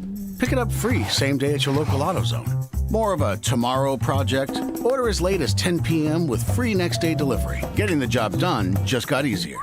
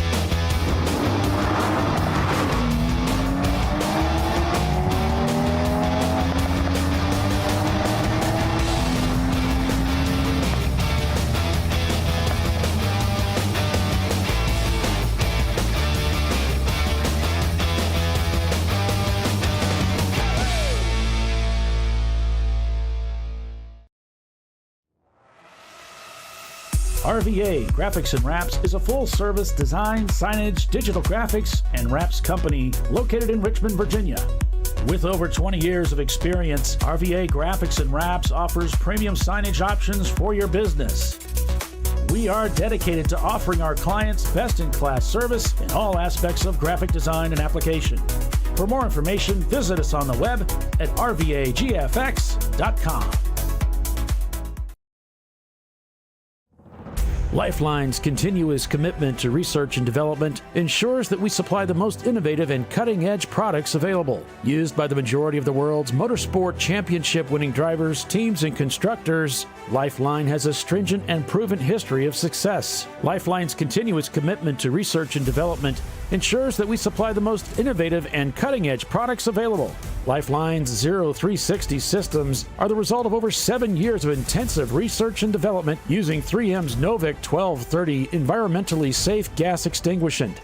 Lifeline uses only the finest quality components. For more information regarding our fire safety equipment and fire safety systems, please contact us at info@lifeline-fire.com.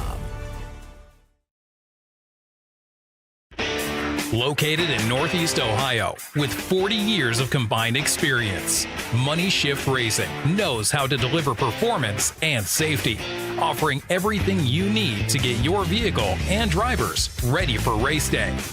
From safety equipment to full engine assembly and repair, in-house fabrication, 3D design, and rapid prototyping. Money Shift Racing. Performance done right. Frozen rotors from Diversified Cryogenics deliver increased performance and a higher level of safety while significantly reducing braking system costs. So to tell you a little bit about the durability of this product. So we have seen an incredible extension of the life of our brake rotors using frozen rotors. We've gone from brake rotors every other weekend to 6 weekends on one set of brake rotors, and I think they can go farther. The durability has been amazing, and it's been a fantastic season, and man, a lot of that is due to the way our car can brake on those frozen rotors. For more information, go to frozenrotors.com. Sentinel is a comprehensive motorsports video solution incorporating live streaming, local recording, 3 cameras with picture-in-picture, flag status, and much, much more. Stop playing with multiple solutions. Sentinel handles it all, including timing and scoring, vehicle data, graphic overlays, adaptive bitrate encoding, network bonding, and more. Sentinel is the solution to sharing your motorsports experience with your friends, family, sponsors, and the world. What are you waiting for? Get your Sentinel today and never miss an on-track moment. www.sentinel.racing. Bring on the frozen tundra, the grinding gravel, the cratered concrete, the rain-soaked streets. Come on, road. Do your worst. We'll be at our best. Reliable performance in unreliable conditions. Designed to meet or exceed original equipment performance. That's why more auto technicians choose Duralast parts. Exclusively at AutoZone.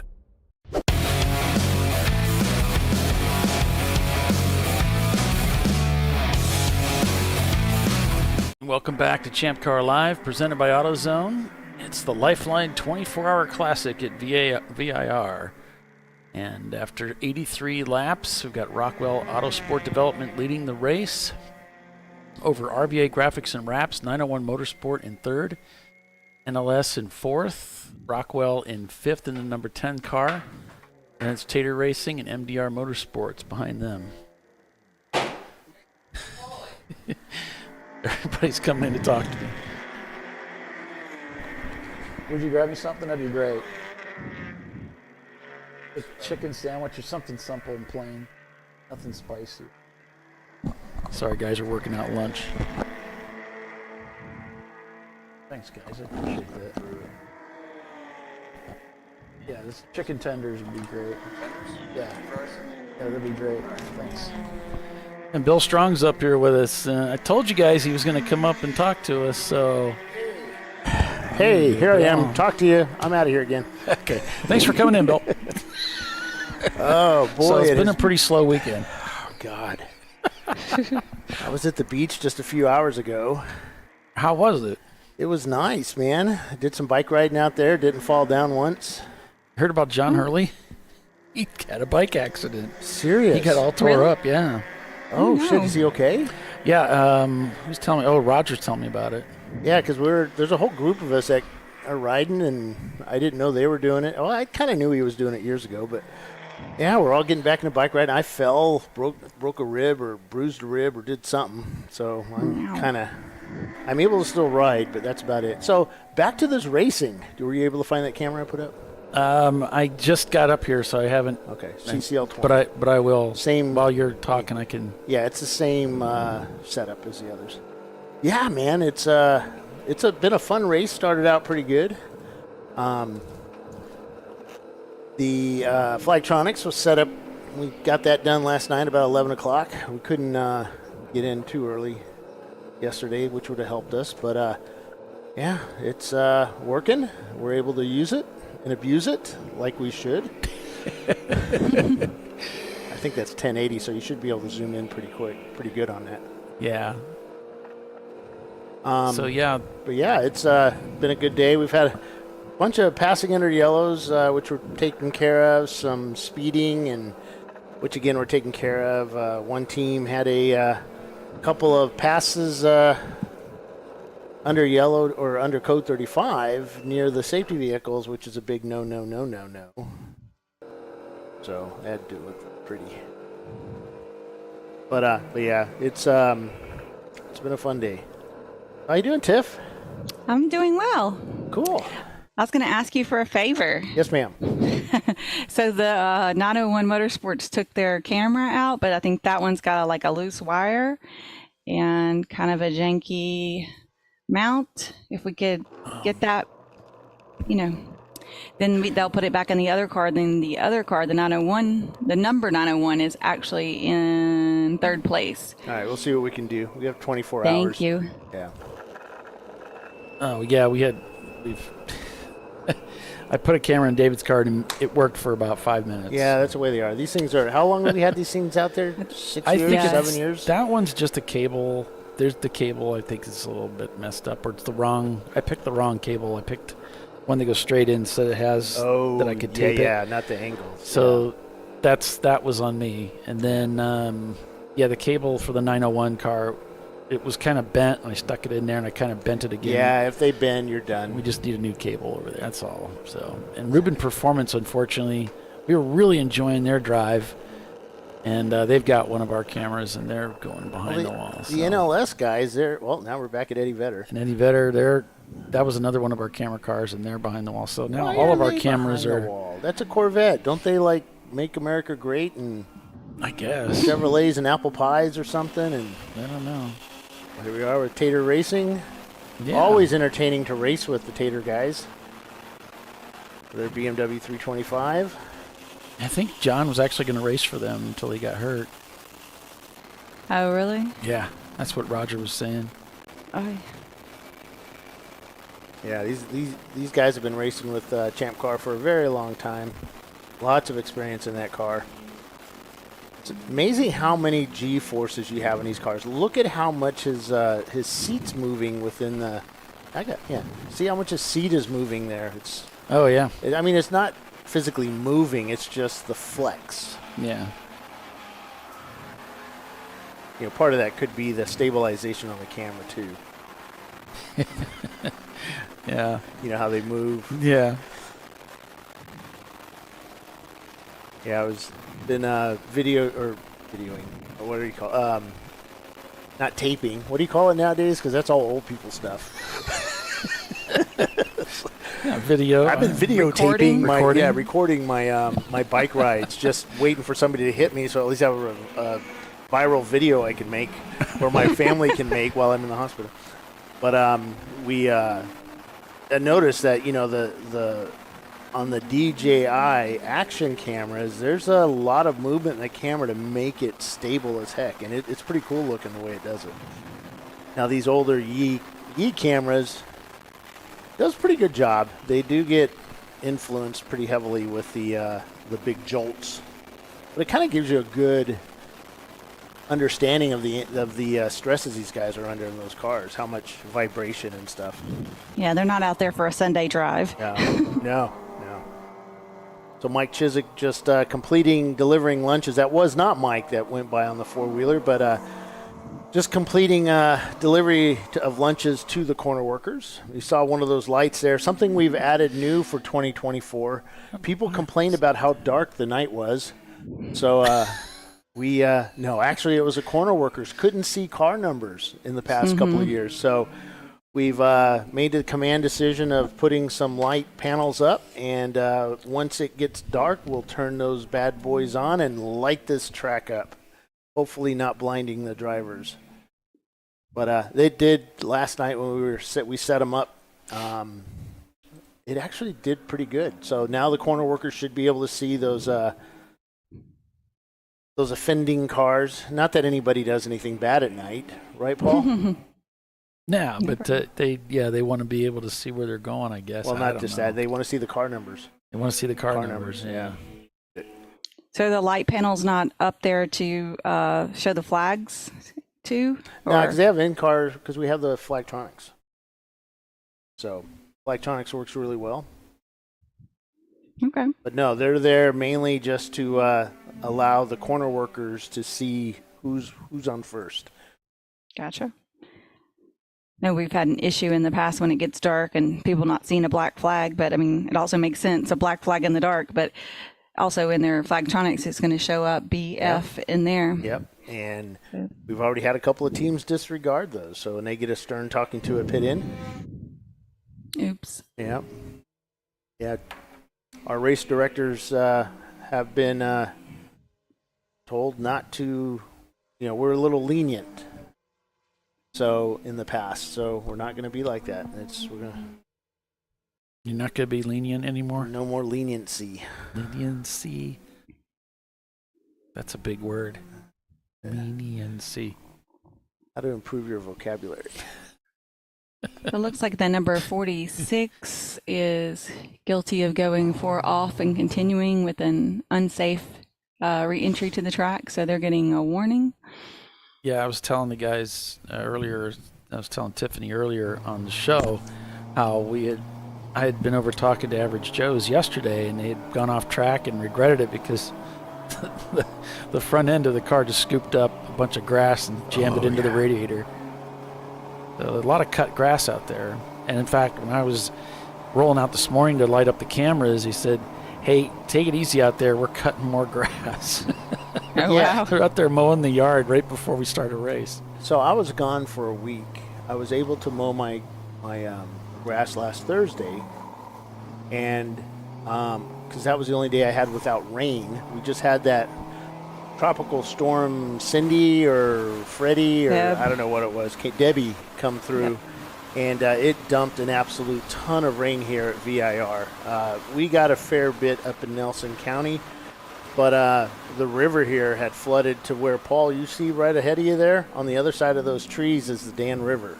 Yeah. And the water will flood up here. They were expecting 29-foot flood level. They didn't reach that, luckily. Yeah. But they'd had to shut down the whole track and everything. But, yeah, it was pretty moist all over this track. So in anywhere in Virginia, it may look dry on top, but once you get through that top layer, it's just pure mud sometimes and clay. So this water has nowhere to go. Well, I told everybody it's dry out there. Yeah. But I didn't mention the whole four-wheel drive thing you guys had to we do don't talk yesterday. about that. It was not me. Bill did not get stuck anywhere. Trust me, it was not me. I was the rescuer. No, I think you told them, is it four-wheel drive? And then the next thing I hear, you can make out a tow rope. Because we need, a real tow strap. Yeah. It's funny. We need a real one. So, yeah, we rescued somebody, and they were good. Everything's good. Everything's good. Nothing to see here. So are we going to have fog tonight? Is No. that like every time we come to? No. Oh. Is it too hot for that? No, it's actually kind of breezy out there. Sometimes we don't get any breeze or whatever, and the fog just because the river's right there. The hot and the cold water mix, and something about science and fog forms. Yeah, I didn't know to get to VIR you have to go North Carolina. You have to go to North Carolina and then go back to Virginia. Virginia. It's right on the state line. You had been here before. No. I thought we all did a show one time here. No. I think me and Doc were there. Probably just you and Doc. You know what? I think we planned it in 2020. I probably found a reason not to come. Well, 2020 was an odd year, and I really don't know what happened. Yeah. Something happened that year. The blur. The blur, yeah. So because of that, I think we had to cancel everybody coming here. That was the one where Tiffany and I did the whole show with face masks and Lexan dividers between us all, and it's good times. Why does everybody wear the blue and black shirts on Friday and then they wear these on? Well, because we only have 2 shirts for the race day shirts. Okay. And I don't know why I'm asking this stuff. No, that's all right. So we decided to wear the blue and black ones for the work day, and then that way we have clean shirts for race day. Aren't you guys glad you tuned in to watch? Yeah. So Champ Car has some new shirts for 2024. If you haven't seen them, the gray official shirt. Yep. Paulie doesn't ever get to wear his, so he finally gets to wear his now. Yeah. Oh, now I got to suck my gut in. Yeah. I'm going to start calling. Suck your gut. I'm going to start calling you skinny. Yeah, not yet. Now they can't. Still have a lot. I can't quite see it. Wait. At least tell me to sit up straight. Wait, I didn't get one of those new shirts yet. I used to do that to Bob Marsh all the time. He's like, God, you got me on camera. Yeah. Tell me about these things. We have ones that say blank. You hear a story about that? We ordered new shirts, and I said, hey, we need some blank ones too. And so the guy said, okay, blank. He put blank on it. And they got printed in blank, which means they were made in China. And he kept telling me over and over again, no, we do these locally in Alabama. I said, dude, nobody does these in Alabama. And they basically, they're all packed. I get them shipped to me, it's like a little thing inside, packed with care from China. Yeah. But yeah, we got them, and they say blank on it. So those are the ones that all the staff want. Yeah. They want the blank one. They want the one that says, everybody wants the one that says blank. Yeah. Even Chiswick's like, I want the blank one. So our new CEO is out this weekend. I got him a blue and black shirt. I got him a few blue and black ones because those are easy to get done up.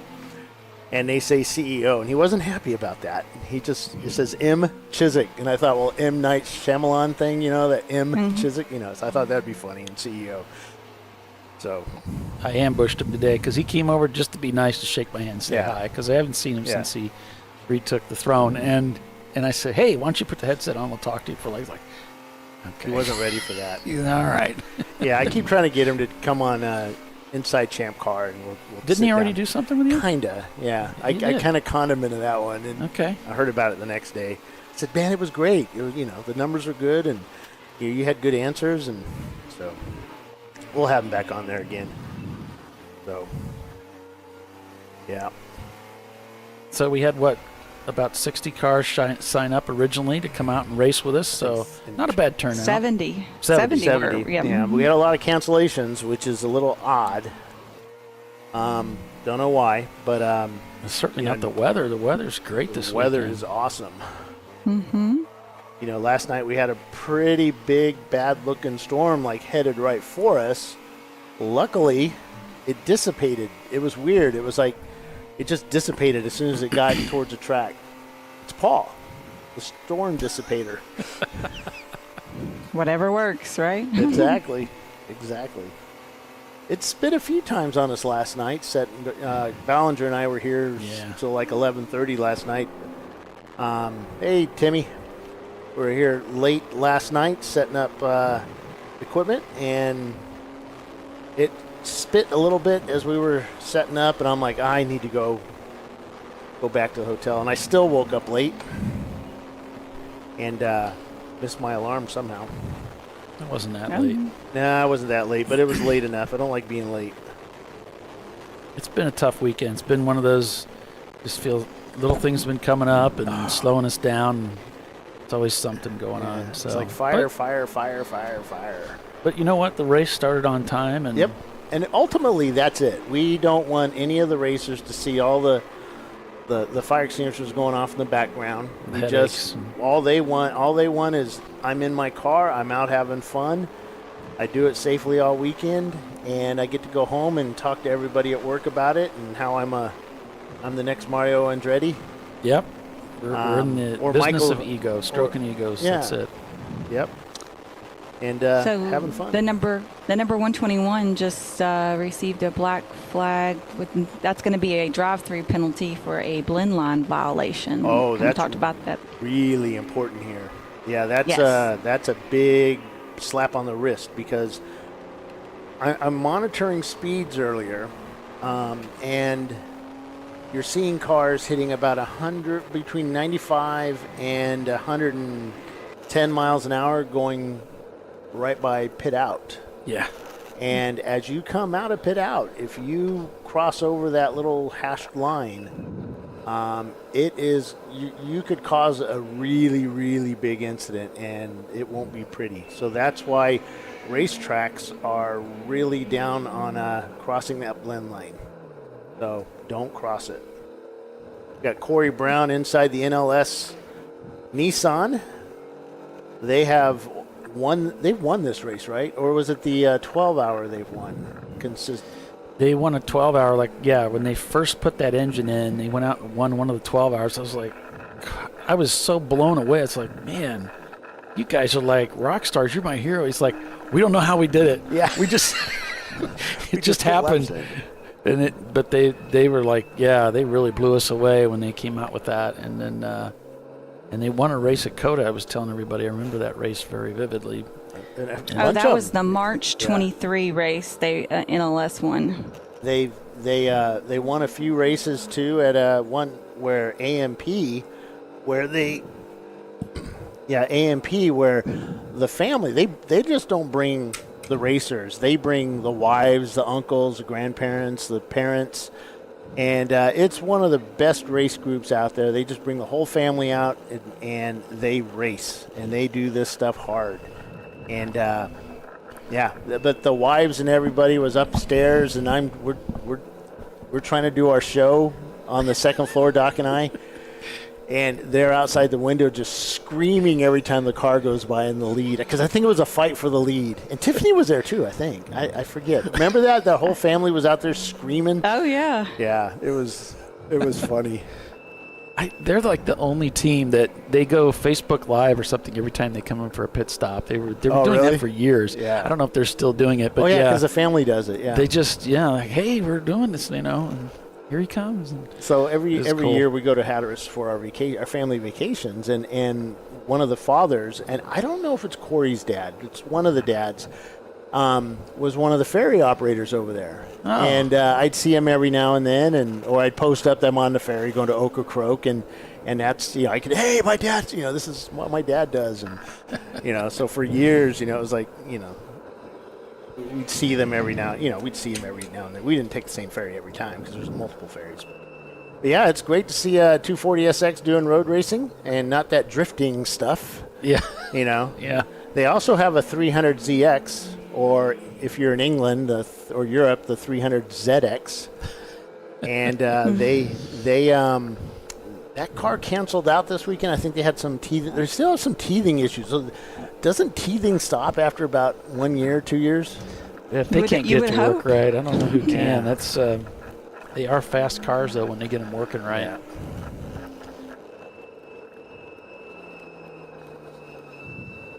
What's squealing? That's his brakes. So they've got racing brakes on, metal to metal. Stop squealing. That would drive me crazy.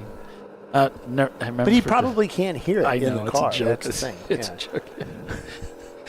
I remember joking with my dad. We had the Roadster in the garage, the race car, and I found there was a piece of metal that wasn't pop riveted down all the way around it. It was like a little plug, and I tapped it. You hear tick, tick, tick. I said, that's going to drive me nuts. I can't take that. Have you seen never hear the that. TikTok video of, or even see it on Facebook, the Facebook TikTok, where the guy's working on his car. It's up on a lift, and he spins a tire, and you got a guy behind him with a hammer and just tap, tap, tap, tap, tap, tap, tap, tap, tap, tap. Yeah.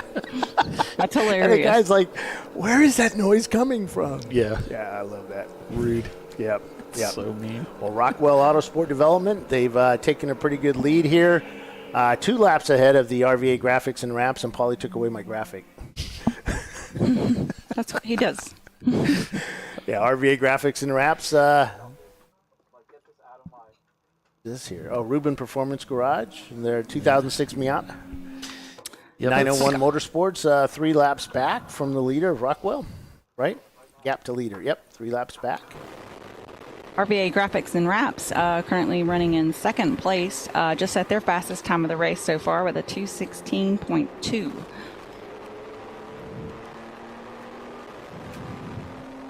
Looking at the numbers here. Oh, I took them away from you. That's okay. That's okay.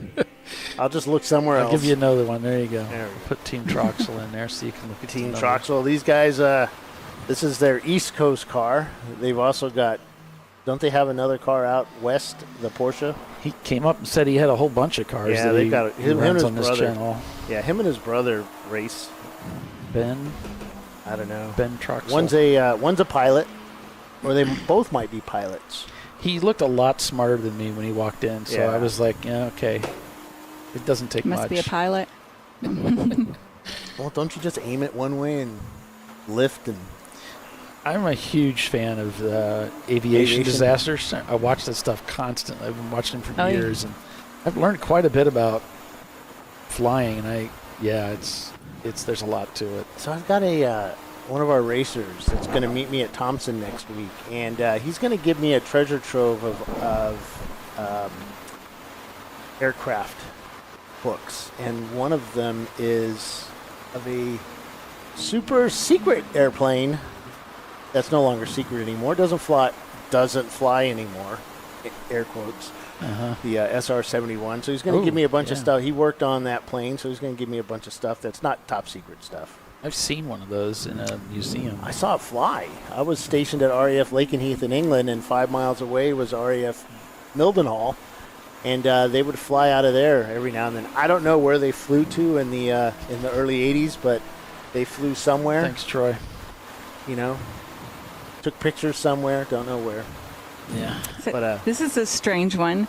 The number 440 of Infinitely Challenged, I guess they are challenged, they're getting a warning for a 4-off and continue, but guess where they went off? They drove through the south pit lane and re-entered. So they went to the other so it's pit lane. we have this VIR track can be split up into multiple configurations. You have north, south, Patriot course, which we held the Eastern Championship on one year. We finished, I think, second or third that race. That was a fun race. It was 17 degrees, and we had ice forming on all the easy ups. But yeah, over there on Oak Tree, you can see after turn 12 there, you can see the south pit lane, and then a little further down, which I've never seen used. I think they call that something Avenue. I forget what they call that. Does it say on Madison? there? Madison Avenue. Yes, Madison Avenue, and that was supposed to be for motorcycles, I think, to slow them down. But I've never seen it used. Don't know what they do with it. If you know what they do with Madison Avenue, post it up there in the comment section, please. And don't forget to like and subscribe to ChampCar.Live, to our channel, which also includes Inside Champ Car and whatever other stuff we decide to throw up on there, which is marching ants. All our randomness. Yep. 19 hours and 24 minutes left remaining in my shift. Right? Actually, longer than that. We got to tear everything down and get out of here. So it'll be another 30-hour weekend. Chelsea was saying she's excited because Jackie's going to take the night shift, and she's she never in doesn't 5 have to. years had that. Yep. Oh my God, yeah. Which is one of the reasons that we have the lights up this year, because they, she was here for the night part of it. The corner workers are saying, "I heard something, but I can't see nothing." That's how they talk, by the way. But hopefully it'll be nice, clear night. Though the clouds are picking up to the west of us here, which I don't really like. Cloudy, okay. Rainy, not so okay. Yeah.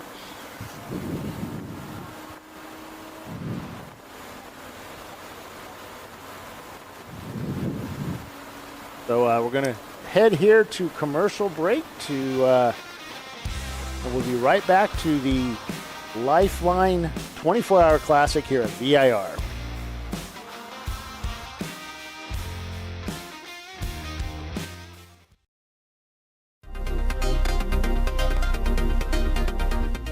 Welcome to TireRack.com, revolutionizing tire buying since 1979.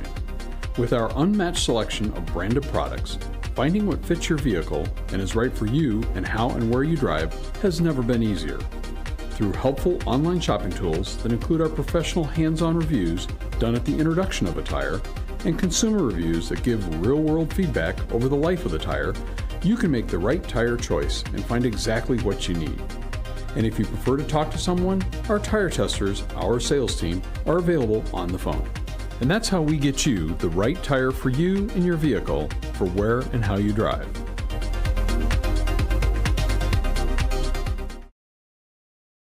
At AutoZone, you get what you need when you need it.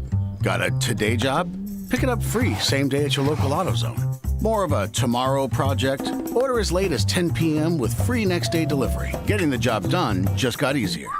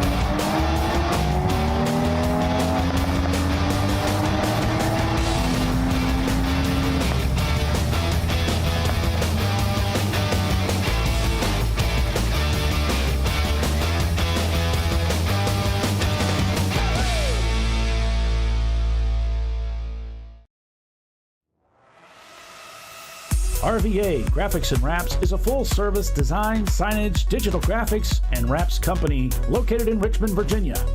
With over 20 years of experience, RVA Graphics and Wraps offers premium signage options for your business. We are dedicated to offering our clients best-in-class service in all aspects of graphic design and application. For more information, visit us on the web at rvagfx.com. Lifeline's continuous commitment to research and development ensures that we supply the most innovative and cutting-edge products available. Used by the majority of the world's motorsport championship-winning drivers, teams, and constructors, Lifeline has a stringent and proven history of success. Lifeline's continuous commitment to research and development ensures that we supply the most innovative and cutting-edge products available. Lifeline's 0360 systems are the result of over 7 years of intensive research and development using 3M's Novik 1230 environmentally safe gas extinguishant. Lifeline uses only the finest quality components. For more information regarding our fire safety equipment and fire safety systems, please contact us at info@lifeline-fire.com. Located in Northeast Ohio, with 40 years of combined experience, Money Shift Racing knows how to deliver performance and safety, offering everything you need to get your vehicle and drivers ready for race day. From safety equipment to full engine assembly and repair, in-house fabrication, 3D design, and rapid prototyping. Money Shift Racing. Performance done right. Frozen rotors from Diversified Cryogenics deliver increased performance and a higher level of safety while significantly reducing braking system costs. So to tell you a little bit about the durability of this product. So we have seen an incredible extension of the life of our brake rotors using frozen rotors. We've gone from brake rotors every other weekend to 6 weekends on one set of brake rotors, and I think they can go farther. The durability has been amazing. And it's been a fantastic season, and man, a lot of that is due to the way our car can brake on those frozen rotors. For more information, go to frozenrotors.com. Sentinel is a comprehensive motorsports video solution incorporating live streaming, local recording, 3 cameras with picture-in-picture, flag status, and much, much more. Stop playing with multiple solutions. Sentinel handles it all, including timing and scoring, vehicle data, graphic overlays, adaptive bitrate encoding, network bonding, and more. Sentinel is the solution to sharing your motorsports experience with your friends, family, sponsors, and the world. What are you waiting for? Get your Sentinel today and never miss an on-track moment. www.sentinel.racing. Bring on the frozen tundra, the grinding gravel, the cratered concrete, the rain-soaked streets. Come on, road. Do your worst. We'll be at our best. Reliable performance in unreliable conditions. Designed to meet or exceed original equipment performance. That's why more auto technicians choose Duralast parts. Exclusively at AutoZone.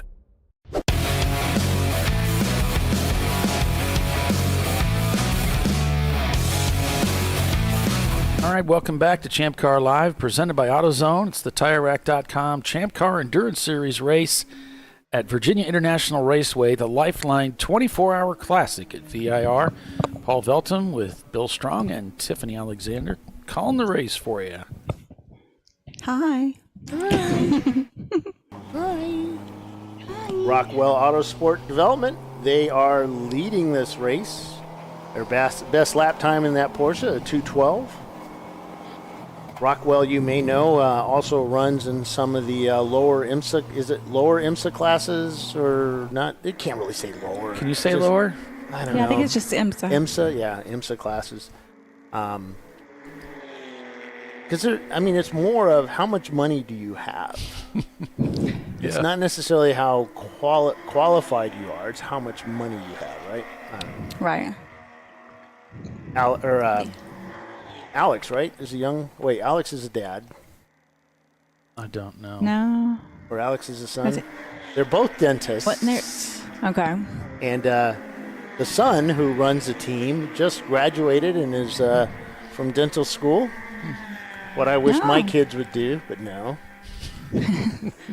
Dental school or graduate? Just no, graduate. It's my, yeah. No, they're doing well. Son's a HVAC guy, doing quite well out there now. Awesome. I'm glad he went that way and not the scientist he wanted to be, because, scientists always make big money, right? You don't want him to earn more than you? Is that it? No, he'll make more than me as a as an HVAC technician. So why are you glad that he went to HVAC? Not science? Yeah. Because you don't make any money at colleges or universities or, as a scientist. Oh, okay. Yeah. As a researcher? Research, yeah. You're always searching for grants. Might depend on what you're researching and what school, maybe. Who knows? But yeah, grant writing becomes your job, which that doesn't sound fun to me.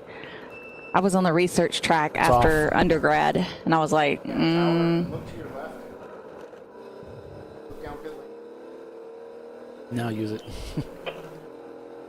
I had to turn it on.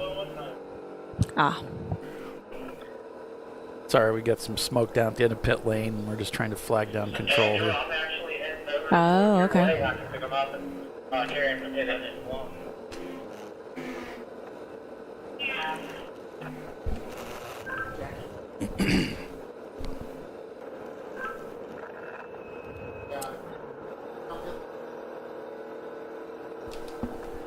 Got another warning on number 35 going 2 off, but I don't have 35, so I'm going to look through the timing and scoring and see if I can find a 35.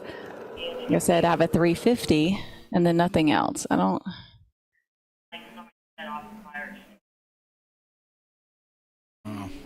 Somebody said off a fire extinguisher. Oh, here's 35 AOA.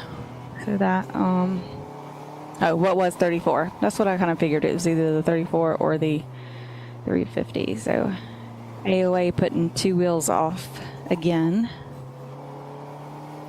I'm gonna adjust my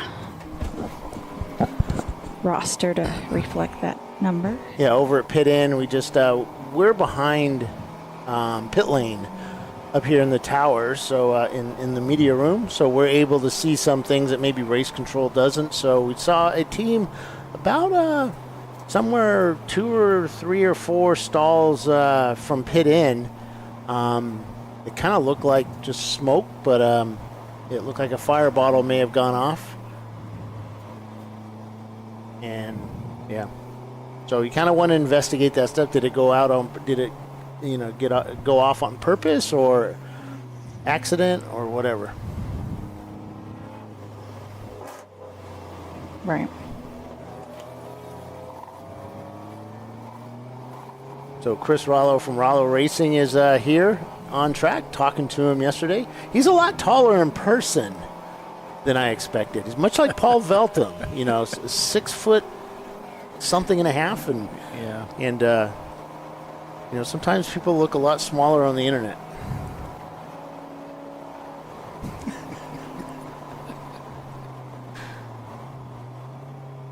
Oh, shoot.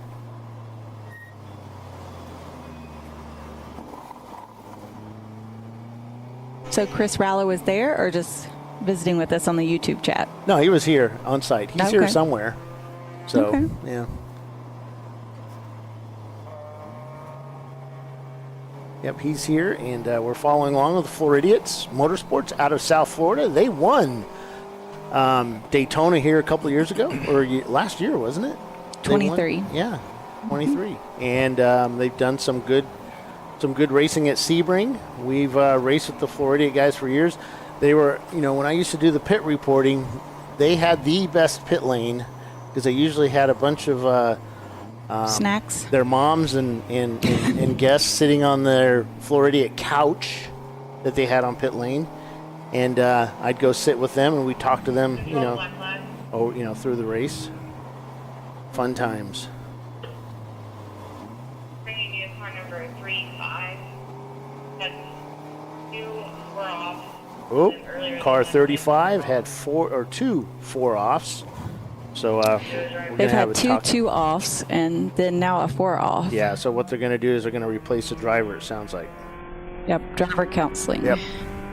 You must have recruited someone to do the logs. I'm sorry? Did you recruit somebody to do the race logs? So, everybody got moved around in positions. So so we ended up handing off the logs over to the race directors. The race directors are doing those directly. And then Flagtronics is being taught to a few staff, and then also timing and scoring is going to be taking that over. Because ultimately, Flagtronics will be used for timing and scoring. Right. So they need to know how to use it. Yep. So in this weekend, we're trying some... This weekend, we're trying some new... sorry, I hit your power button there, Paul. We're trying some new... there's a little blue light here, and I tend to be drawn to, like a moth to the blue light. And I touched it and it shut everything off. Yeah. Oh Lord. But yeah, so we're moving over to Flagtronics for timing and scoring, and that's one of the reasons why we need to get these guys using it. So there's a few little bugs we needed to work out. So it looks like now the pit lane timing is working pretty good. At this race, we're going to use the pit lane timers because the track is so close to pit lane that we haven't got the, we talked about this on the web here on Inside Champ Car a couple months ago or a couple weeks ago, where we're going to put some fixes in so that if you're in pit lane, it will not, the GPS won't accidentally go over to the racetrack. But we're not ready with that fix yet. So once they get that done, then that will fix a lot of our problems, and we'll end up finally getting rid of those egg timers, which will make Jimmy happy because one of his jobs is gluing all those magnets onto those kitchen timers. So which is I thought you were going to say walking them back and forth from pit out to pit in. Well, that too, and making sure they have batteries and that kind of stuff. So. Tuath Autosports going down pit lane right now, all the way from Canada. It's always fun to have the Canadians down. And some of them speak French, some of them speak... we got smoke from the inside the NLS car. Well, that's not good. Well, they had a spin and continue just now, so it just came up. Yeah, but it shouldn't still be smoking. Well, well, I don't know. He might have a tire. I'll bet you anything he spun as a tire went down, maybe. That's a lot of smoke coming through there. Maybe if I shut up, we might be able to hear. My gosh, Corey. I'll bet you that's a tire that went down. He's trying to bring her back home. See how he has the wheel cranked over to the right a bit? Yeah, I kind of hear a flop, flop, flop. Hear that? Yep. And if it was on fire, he knows. These guys know. Yeah, you can see there. He's got a flat tire. It's a lot of smoke. Well, it's a lot of rubber smoke. I bet it stinks in there too. That's what I was thinking. See how he's having to fight the wheel there? Yeah. Well, at least he's almost back to the pit end. Looks like, maybe. Oh, I thought he was probably trying to stay out of the traffic, and let them by. And this is hard because everybody's coming over that hill pretty quick, but they're following him with yellow flags. Good. And a white flag too, hopefully. Yep, white and yellow. There he is. At least the car's still running. And, the tire's not destroying. There he is right there, coming into pit lane.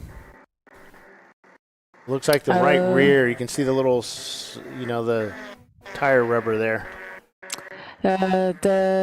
It's saying he might have made some impact with the wall in turn 8. They're evaluating.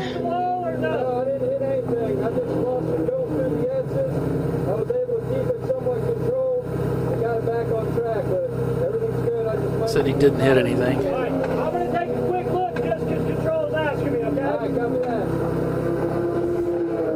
that. As a driver, don't you say, I didn't hit nothing. You coming back with your car folded in half. It was like not to the officials. The only word is yes, ma'am, or sir. Don't know what happened. I'm just in the car, man. They may have broken a wheel. That might be why the tire's down. They made a contact. He's got to come all the way down pit road because their pit stall is way at the end. The last. Yeah, where we're at. I didn't hit anything. Exactly.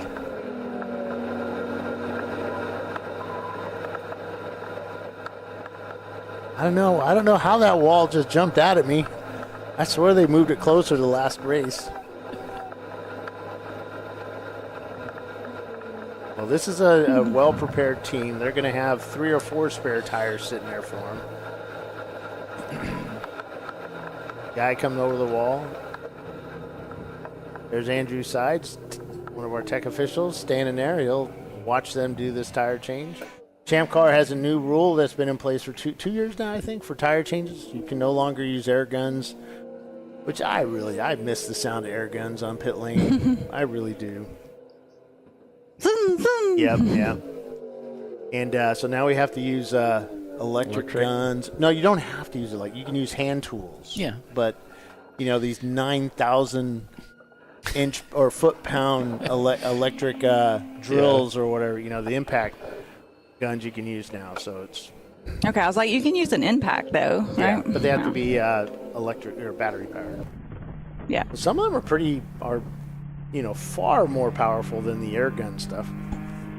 My impact will take a lug nut off, no problem, that's torqued to 110 without it breaking it or anything. Yep. And just practice it. You could sit there and just do it just as fast, right, as an air gun, or almost. Well, it has a special secret skill. Oh, really? Yes. Do tell. Yeah. What's the secret skill? So when you bring out the knife. Let me get my notes out. Hold on. Yes, you're going to want to note this one. So you bring out it's in a nice bag, and then you bring out this really fancy impact, because my husband picked it out, so he picked out something he would like, right? Everybody wants to come play with it. And so magically the wheels get swapped out without me having to actually do it some frequently. Huh.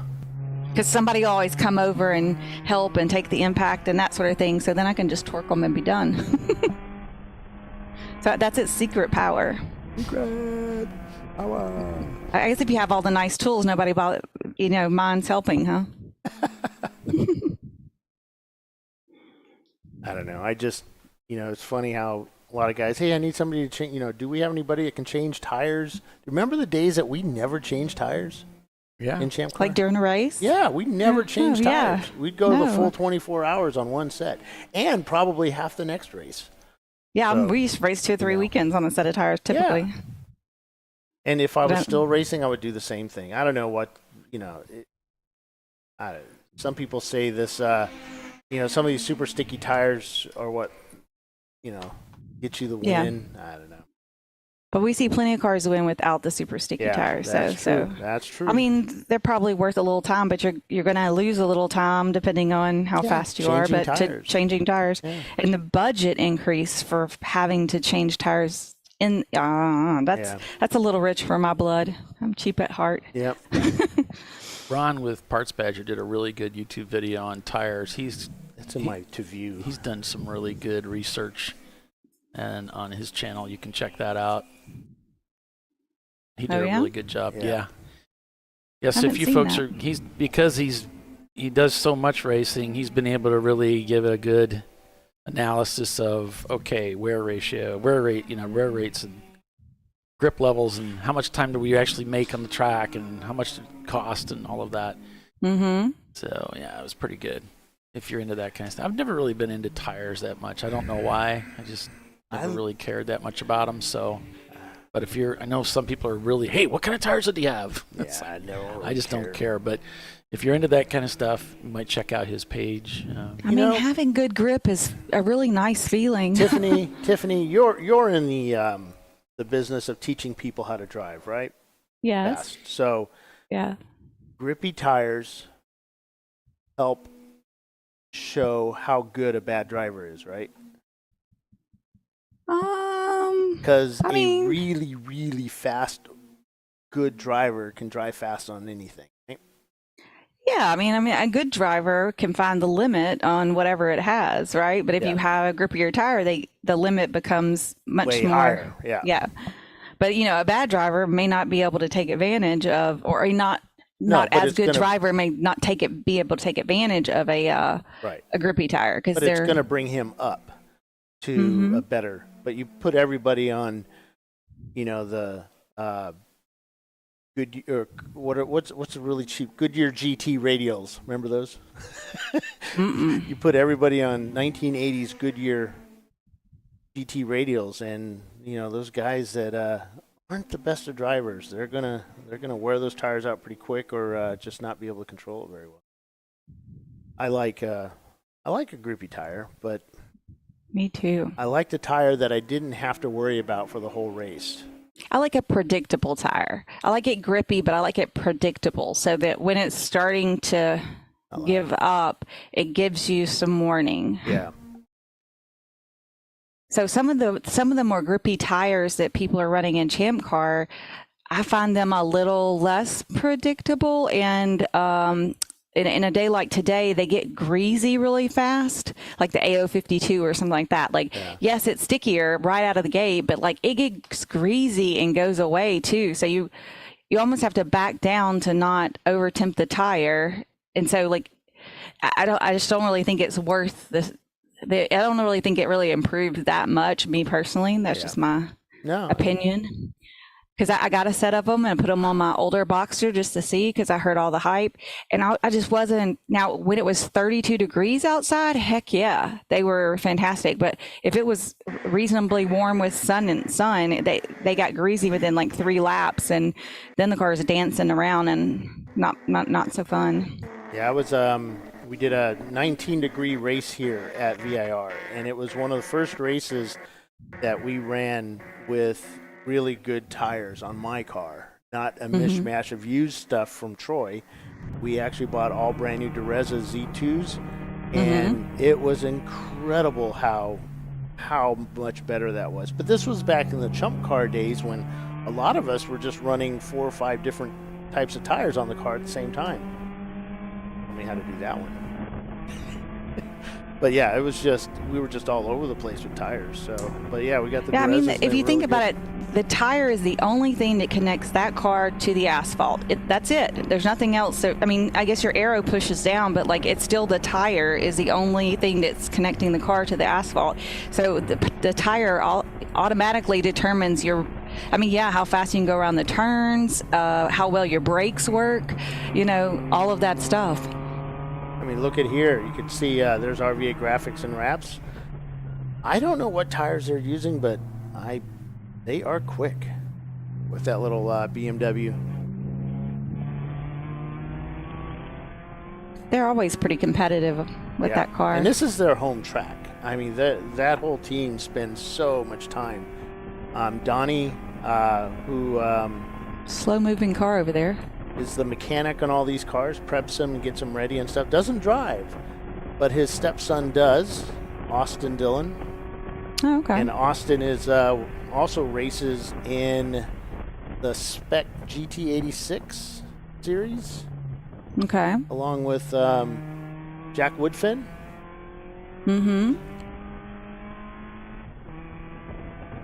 Those guys have a lot of laps on this track.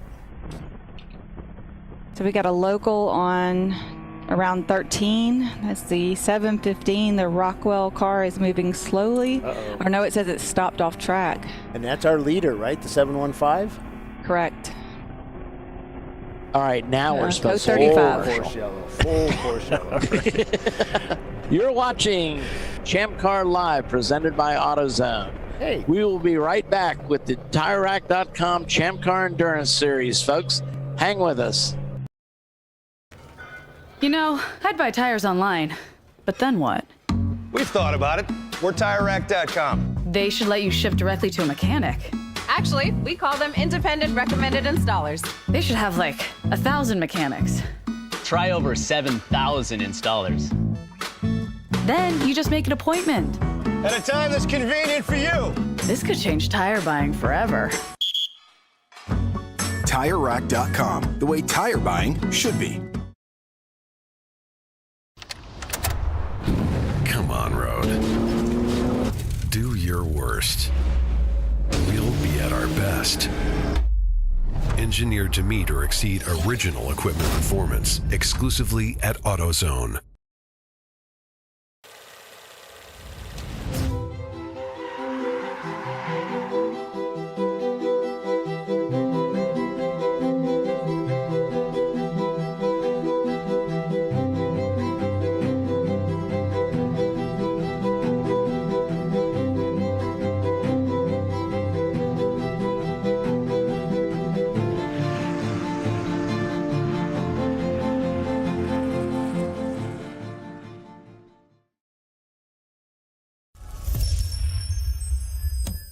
Frozen rotors from Diversified Cryogenics deliver increased performance and a higher level of safety while significantly reducing braking system costs. So to tell you a little bit about the durability of this product. So we have seen an incredible extension of the life of our brake rotors using frozen rotors. We've gone from brake rotors every other weekend to 6 weekends on one set of brake rotors, and I think they can go farther. The durability has been amazing. And it's been a fantastic season, and man, a lot of that is due to the way our car can brake on those frozen rotors. For more information, go to frozenrotors.com. Located in Northeast Ohio with 40 years of combined experience, Money Shift Racing knows how to deliver performance and safety, offering everything you need to get your vehicle and drivers ready for race day.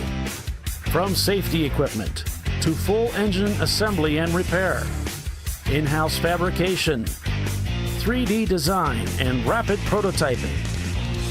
Money Shift Racing. Performance done right. Discovery Parts is a veteran-owned racing and safety equipment company. While we're located inside Atlanta Motorsports Park in Dawsonville, Georgia, Discovery Parts can also be found at the tracks, supporting a number of Champ Car Series events. We take pride in being a reseller of the best of the industry to Champ Car teams and drivers. We know racing, love racing, and look forward to tomorrow to even more racing. Visit us at discoveryparts.com.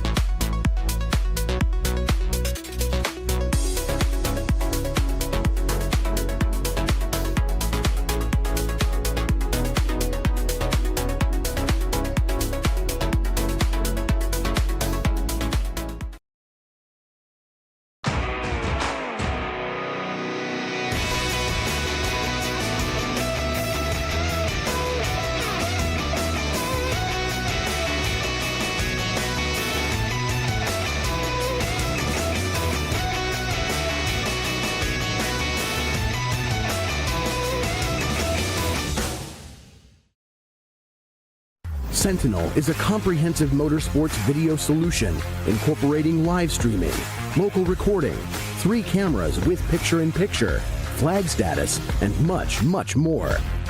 Stop playing with multiple solutions. Sentinel handles it all, including timing and scoring, vehicle data, graphic overlays, adaptive bitrate encoding, network bonding, and more. Sentinel is the solution to sharing your motorsports experience with your friends, family, sponsors, and the world. What are you waiting for? Get your Sentinel today and never miss an on-track moment.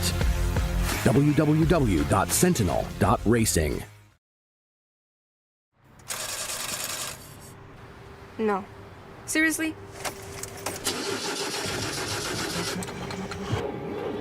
Come on. No. You for real? Dale. Really? Wow. So maybe just a cable? We can help you.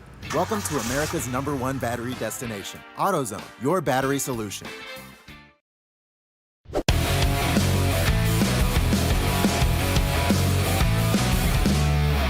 All right. Welcome back, everybody, to Champ Car Live, presented by AutoZone. It's the TireRack.com Champ Car Endurance Series race at Virginia International Raceway, the Lifeline 24-hour classic. We're under caution here at VIR. So Rockwell ended up, something happening to that car, came to a stop. Did it come to a stop, Tiffany? Yes. Yep. Let's see, where... NLS working on their car that blew up the tire. It looks like they had a rear strut or rear end issue, so they've got tools accessing the rear differential area back there. It was around turn 13 that they said that it stopped. Okay. So that allowed the RVA Graphics and Wraps number 411 to take the lead as the 715 drops back as they're trying to get it in there with the 901 Motorsports 901 car trying to catch them under code 35. And then the 517 just stopped now on track somewhere around turn 13 as well. Oh. And that is a Gorilla sticker, yeah. C-class car. So the safety, one of the safety marshals up here in the tower made a suggestion to us that, when you run out of fuel, that as they tow you back, you've got to carry the Sunoco flag out your window as they tow you down pit lane to let the flag of shame. The flag of shame. So you've got to let everybody know on pit lane that you have run out of fuel. And it's like, how do you run out of fuel in a race car? Easy. You just keep driving until it stops. I've done it many times. Hey, my dad would get so mad at me. Oh, when you run out of fuel? Are you doing? Yeah. It's like, how can you be out of gas? I don't get it. Oh, well, remember Leviathan race, the MR2? Had to say it. Leviathan MR2 at AMP one year, they had, I don't remember what times are at AMP, but let's just say, and I've told this story 100 times, 2-minute lap, right? Yeah. I don't know how long, but just say 2 minutes. And they were doing, 2-minute laps, 201s or whatever. And I said, how long can you guys go on fuel? He goes, well over 2 hours. Like, okay. So I go out, and an hour and 20 minutes, I go into the turn 1 braking zone, and the car just stalls. I'm like, what the heck? I come out of it, it restarts, and I think, hey guys, I think I'm out of fuel. No way, you're not out of fuel. Go around again. Same thing happens, and it's like all the fuel. So the MR2 has that the cigar-shaped fuel tank that goes down the center of the car. So all the fuel was going to the front of the tank under braking on that downhill section, and sure enough, it would just let it dry. And I came in, and they're just convinced that there's something else wrong with the car. And I said, put fuel in it, started right up. But they're like, no way did you run out of fuel in an hour and 26 minutes. I'm like, yeah, because they didn't have the fuel. The enhanced fuel. I don't want to give too much away. They didn't have the enhanced fuel set up as Biohazard or, the Racing Strong stuff. But later on they did, and they were able to do stuff. But nothing cheaty. It's just all within the rules. And they didn't have a surge tank. So basically it was just, that 14 gallons, you still had like 3 gallons left, but it would all go to the front of the tank. And nothing. And basically I was running like, I think 10 seconds faster a lap than those guys were, or 10, 15 seconds faster. And then once they figured out, the car will go that fast, they started doing the same thing. So it was really cool. They just, they were just guys out there having fun, and it will go that fast. So maybe I have to push on it a bit harder, which was kind of fun. And I think that's kind of the cool thing about getting a pro in there. I'm not saying I'm a pro. Right. Not even close. You were just not much even further near. along where they were. Yes, exactly. We put Randy Popst into Troy's car in time, and it was just like, holy cow. We are just not driving to that level, and, just we're doing this all wrong.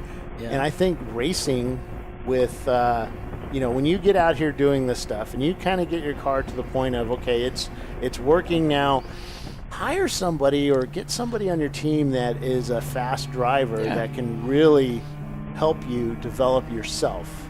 Right. That's one of the things Randy's cool about. He can also tell you hey, I can get you 2 or 3 seconds, and here's how you can do some things. Yeah. I mean, Randy did that to me after I got out of that car. He goes, I can get you 3 or 4 seconds. I don't know what he said, something like that. And I'm just like, there's no way, because, I'm badass. And then that's Randy telling me this. I must have been really bad going around that carousel. So I think it was my exit out of that top part as you enter the carousel. I was doing it way wrong, because later on I went and drove Derek's Celica. Yeah. And I was much faster and just basic. A lot smoother going through there, but I'd never driven that track either when I got into that MR2. So, and that helps too, getting familiar with the track. Used to the track, right? Yeah. Obviously. Yeah. Knowing where you are. Wheels America Racing in their 2003 Mazda Miata. Yesterday we had a bunch of the Spec Miatas participating in the IMSA Spec Miatas participating in their track day. 6 or 8 of them were out here, bump drafting and having a good old time. They were fun to watch as they were coming down the front straightaway and going into turn 1 and going through NASCAR right behind us here, just nose to tail and side to side and doing it looked like real racing during a track day. But then they got banned from the track after that, right? No, because it's talking to Chelsea Vickery, who is also an IMSA race director.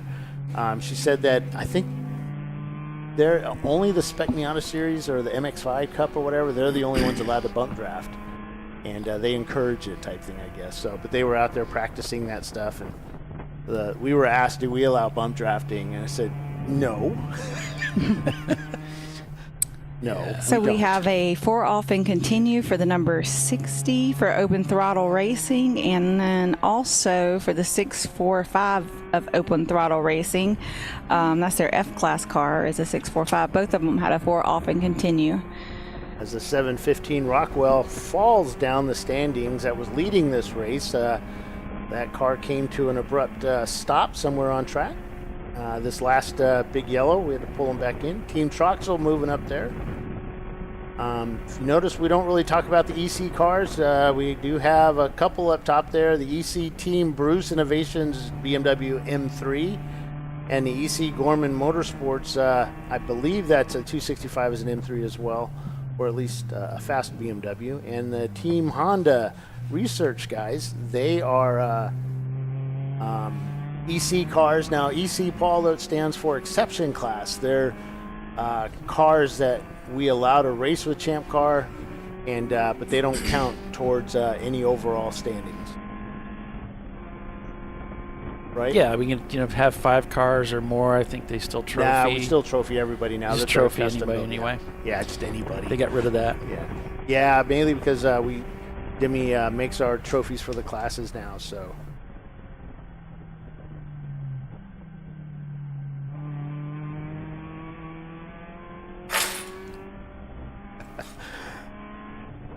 Are you going to do it? Oh, I'll do it. I get to deliver. I just got picked to deliver lunch or dinners at midnight. Nice. Oh, did you? Yeah. In my Dodge Ram 2500. It's probably going to be raining. Well done. And, I have no the worst. the Dodge has the worst lights in the industry of lights. It's like you got voluntold. In the history of lights being made. I'm just going to throw them out the window. It's the hopefully, worst. Yeah. Just going to throw the lunches out the window now. Like a newspaper as you go by? Yeah. RVA Graphics and Wraps leading right now, the 411 car. I believe the RVA has won this race at least once. Do you have the subs there? Anybody? The subs will tell you, if you go to the map, I actually list out who's won this race over the last 12, 13 years. Oh, really? Okay. Well, in 23, they came in second place behind NLS. And then I was going to look at 22. These are just for the 24-hour, though. No, not in 22. They won the 24 at Nelson Ledges in 22. RVA did. Here, turn me off here. Good.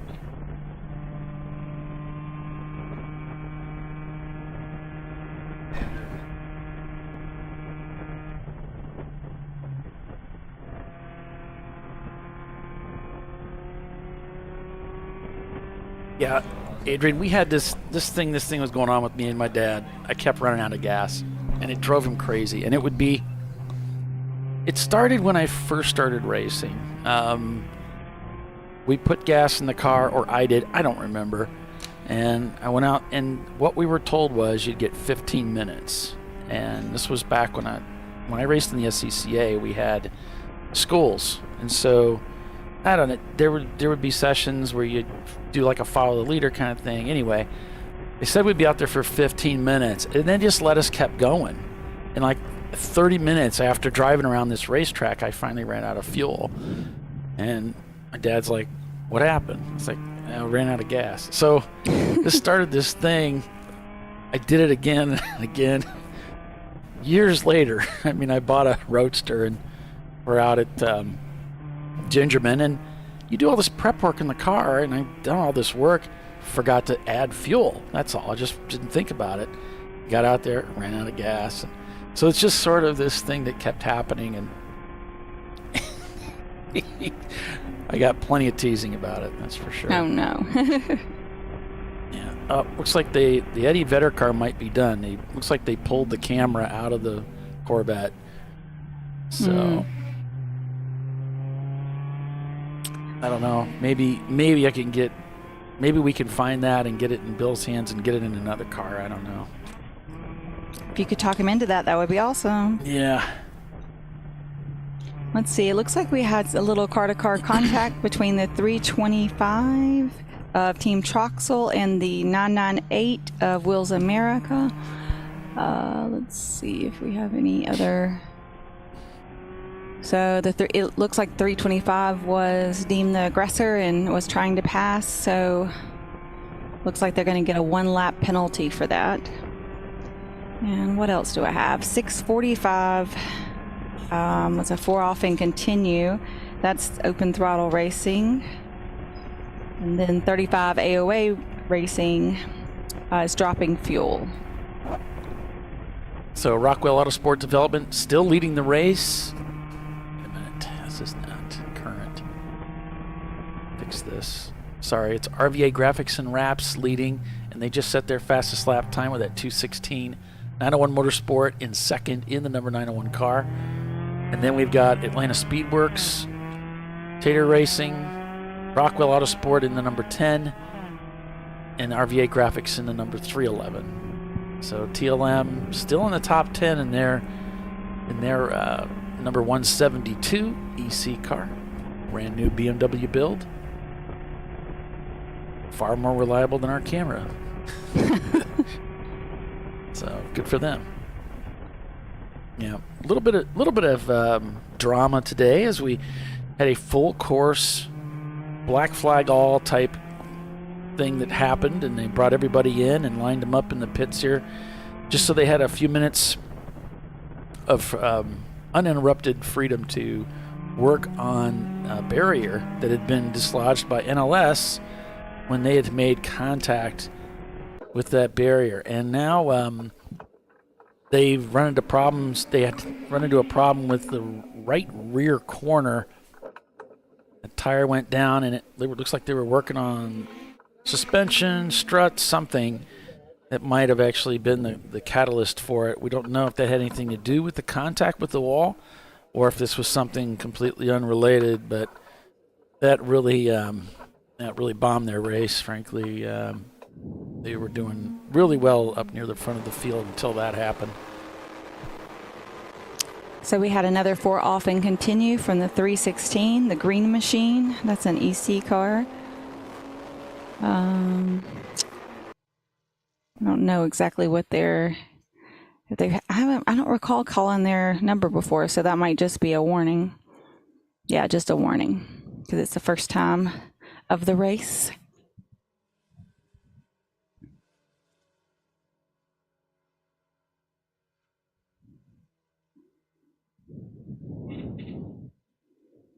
Those are some fluffy clouds. Yeah, they look good. Mm-hmm. Kind of like thick and then spotty. Mm-hmm.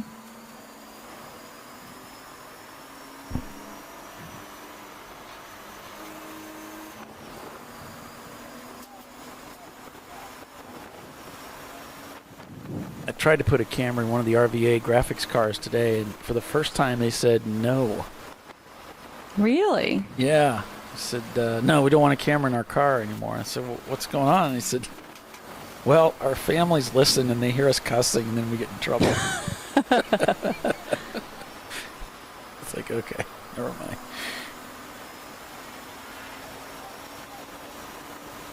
In the Trophy Wife car, we have the camera facing right up to the windshield, so you don't hear as much of the in-car the driver politics, and y'all don't see it if I flip somebody a bird either. So that's really nice. I was surprised at the number of teams that make comment to that, you know, we don't want them to hear us, you know. People get excited behind the wheel and they say something foul, and he's like, man, we don't really want. So how's the microphone? To hear. And that was something that Ruben asked. The Ruben team said, how's, you know, what about the microphone? I said, well, our mics really aren't that good. They're actually set low on low volume because of the wind, and then we tape over them.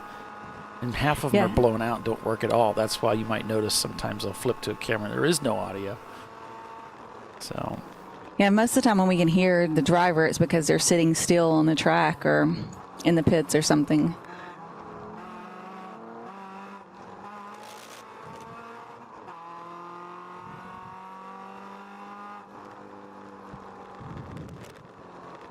So thanks for signing in, everyone, and watching the broadcast, ChampCar.Live, presented by AutoZone. Certainly appreciate the folks at AutoZone for putting up with this. I mean, supporting the show.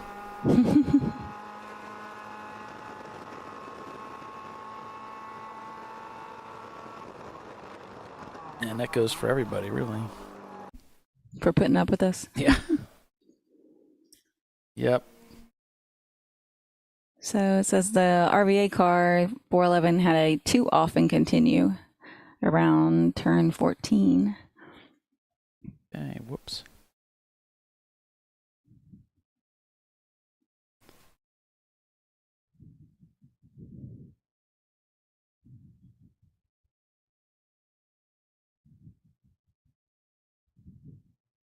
So it's a 24-hour race today. We'll be checkering the race at 9 a.m. Eastern time. That's the local time here at the track. Tomorrow, that'll be 8 o'clock for Tiffany there in Central, and she'll be looking forward to that pillow. Yep. It's about 6 steps away. Well, that's good. Mine's about 20 minutes away, depending on traffic. Getting back to the hotel, yeah. Yeah. Troy Trulio brought a blow-up bed, so he's got a inflated bed over there at the other end of the tower. Perfect. I have one of those that folds up, but you know, it's like memory foam. Oh. And I've brought it up there before. I don't usually sleep during the race. I do what I call pretend sleep, which is just like kind of a middle nap, but kind of a break. But I can't ever go to sleep with the race going on. Like not real sleep, but right. But sometimes just a power rest. nap. Yeah. Sometimes that right there is good.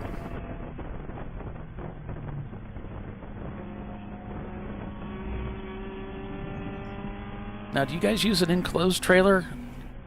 Nope, I have an open trailer. You have an open trailer, yeah. And that's the way it was the whole time I was growing up. We always had open trailers. And it wasn't until I started racing that I said, I'm going to get an enclosed one. But part of that was the convenience of using it, doubling it as a storage area. So I could put the car in there and it'd just be out of the way. The Hubs has an enclosed trailer, but with the trailer with a car in it and all, that's a little heavier than I want to pull with my Cayenne. Yeah. So. Yeah, they're heavy.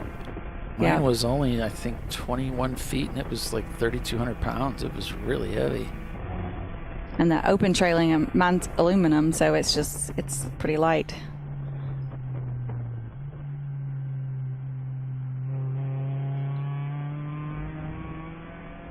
The only problem is if you're pulling the car somewhere and it's raining, the inside of the car gets wet. Yeah. Once we get to the track, you can put like a tarp on it and keep it, okay. But like when you're trailering it, that doesn't work.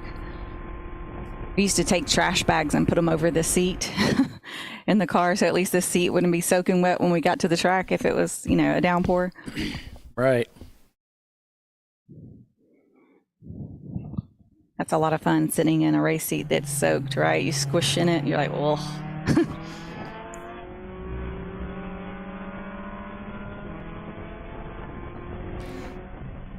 All right, well, we'll go ahead and break for commercial here and be back in just a few, so stay with us. You're watching ChampCar.Live, presented by AutoZone.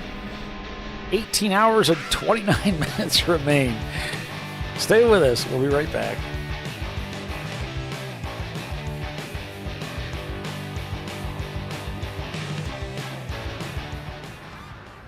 I probably need new tires. You do. What if they sold tires online? We do. We're TireRack.com. They could offer lots of tires We have so many tires. and help you find the right tire. It's called the Tire Decision Guide. Oh, and they could ship them to a nearby mechanic. We shipped over 7,000 independent recommended installers. This is an amazing idea. Sorry. TireRack.com, the way tire buying should be.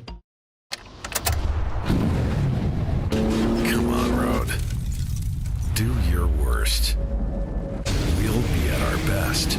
Stress tested to meet or exceed original equipment performance. Exclusively at AutoZone. Since 1994, Flying Wrench has been a family-owned business renowned for exceptional European car repair and maintenance. We treat every vehicle with the same care and attention as if it were our very own, building lasting relationships with our clients along the way. We specialize in high-performance vehicles, offering a range of services that include fabrication, construction, custom wiring, and much more. Visit us at flyandwrench.com.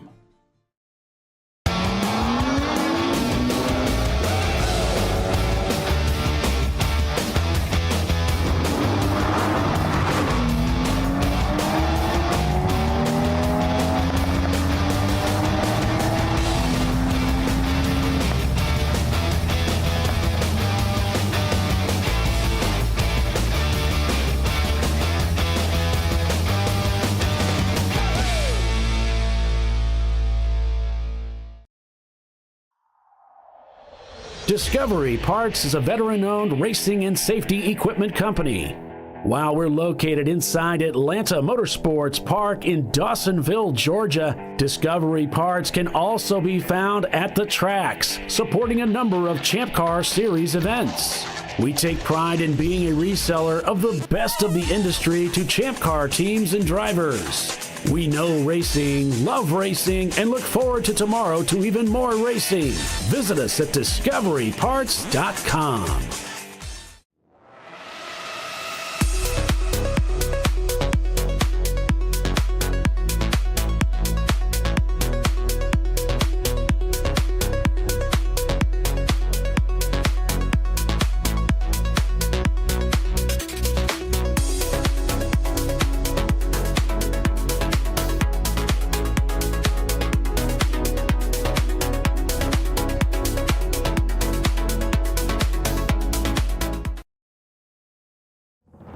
Lifeline's continuous commitment to research and development ensures that we supply the most innovative and cutting-edge products available. Used by the majority of the world's motorsport championship-winning drivers, teams, and constructors, Lifeline has a stringent and proven history of success. Lifeline's continuous commitment to research and development ensures that we supply the most innovative and cutting-edge products available.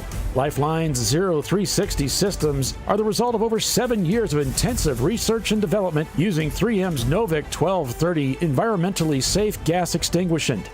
Lifeline uses only the finest quality components. For more information regarding our fire safety equipment and fire safety systems, please contact us at info@lifeline-fire.com.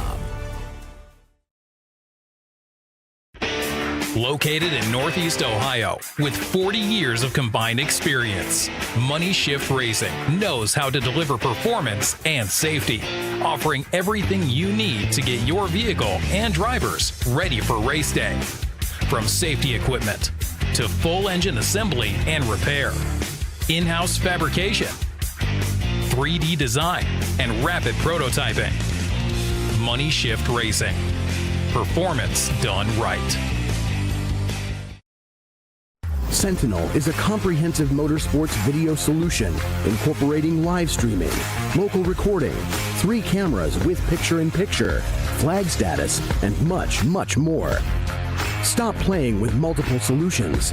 Sentinel handles it all, including timing and scoring, vehicle data, graphic overlays, adaptive bitrate encoding, network bonding, and more. Sentinel is the solution to sharing your motorsports experience with your friends, family, sponsors, and the world. What are you waiting for? Get your Sentinel today and never miss an on-track moment. www.sentinel.racing. Duralast, designed to meet or exceed OE performance, with 2-layer shims and OE-style slots and chamfers to eliminate noise. Backed by a noise-free guarantee when professionally installed. That's the Duralast difference, only at AutoZone.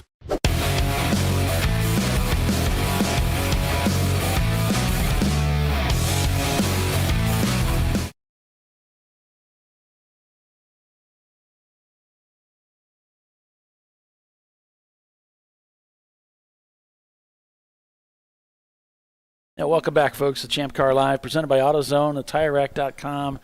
Champ Car Endurance Series race at Virginia International Raceway. I was just talking with Steve. Give me your last name. Sawicki. It's Sawicki. Steve Sawicki's up here in the booth, and most of you know who Steve is. And if you don't, you probably haven't been around Champ Car too much. Steve, obviously racing with the Visceral Racing Group for many, many years, and is still racing as that ownership has disbanded, and Clive Bogle bought at least one of the cars, right? Yep. And I don't know what happened to the other car, but some of the other team members bought the second car, so that's it's within the family. Okay. But you don't see them. They're not racing anywhere near the amount that Ron was racing with the team. Okay. And so, but you're out here again today, and who are you racing with?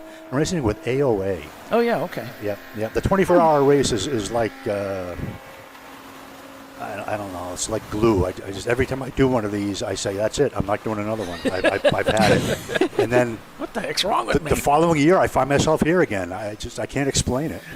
That explains in large part my whole racing thing. Yeah.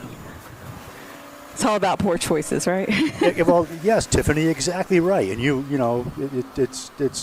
I question sometimes my thought process getting into these things. You know, a couple of months out, it seems like a great idea. Oh yeah, another 24-hour Virginia, absolutely. I've never finished a race there, so sure I want to do another one. Right. And then a week out, I'm thinking, wait, what did I do? Why did I sign up for that? Yeah. And then driving, the 11-hour drive here was a lot of time to ponder my poor decision making.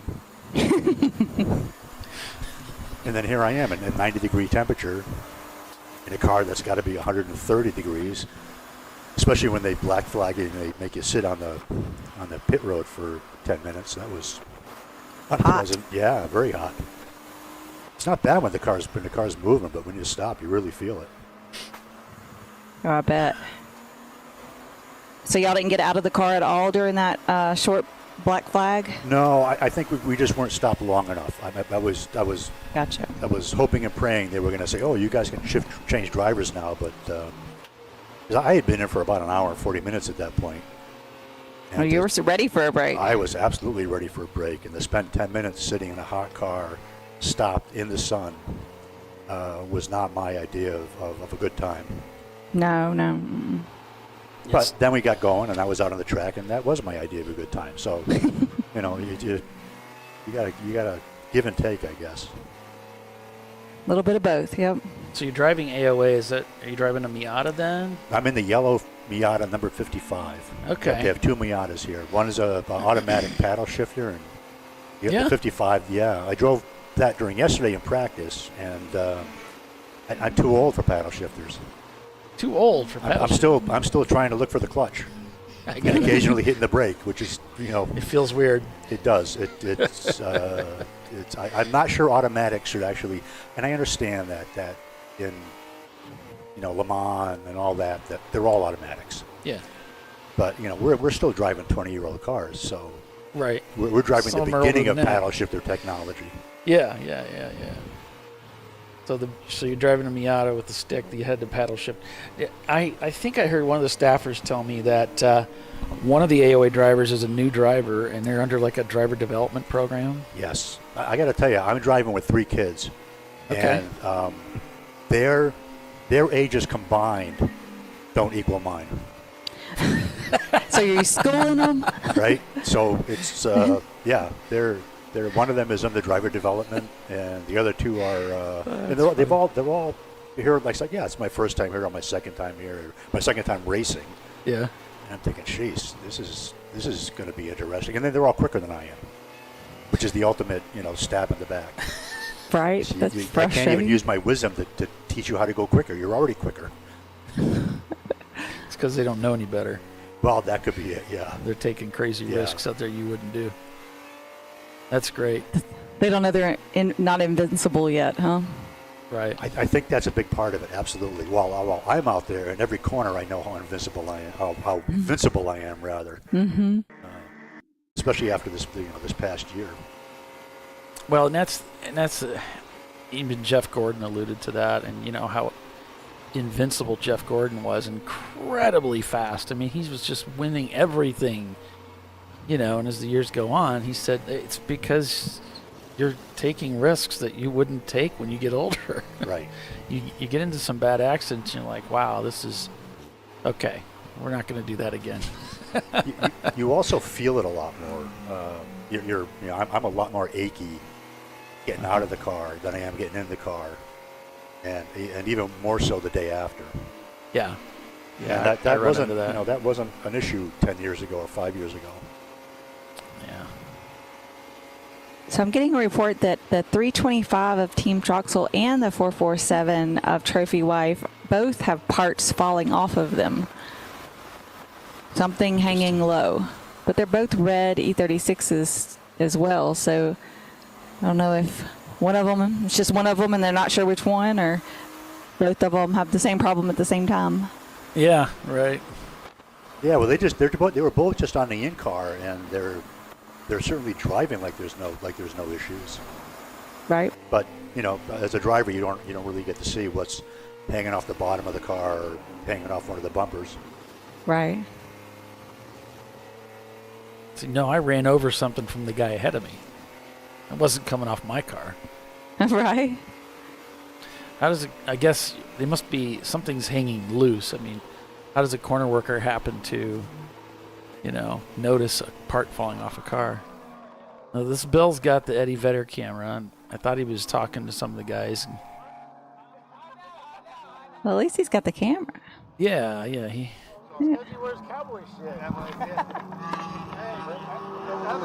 So this is pit road, right down in front of the tower here. Yeah. So we'll keep an eye on that, and he's got to find somebody that's bringing a car in, so that way he can pop it in there. Are they out, Eddie Vedder? Yeah. Yeah, they're out. This is a really tough race. That's the hardest race we run, I think, for sure. So I think you're right. Are you getting back in, Steve? I am. I'm back in at 7, and then I'm back in again at 3 a.m. Okay. Are you do you stay up for the whole thing, or do you take naps? How do you do that? I'll stay awake for the 7 o'clock stint, and then at 9 o'clock I will take my rental car and go try to find a dark part of the track and see if I can get 4 hours of nap time. I gotcha. And then try to wake up around 1:30 to get dressed and come back, just in case they have to come in early or something. Yeah, I can't do 24 hours awake anymore. Have you been in the car already today? Yes, I did. Yeah. I was in from 11 to 1. Oh, okay. So did my 2 hours. A lot of fast cars out there. A lot of fast cars and a lot of drivers who are, let's say, overly ambitious. Yeah. I was involved. Optimistic. Well, I was involved in a 3-way going up the S's. Nice. Wow. Which is not what you want to be involved in. Especially just 2 hours in, it's like, what are you guys thinking? But there's, well, here we go.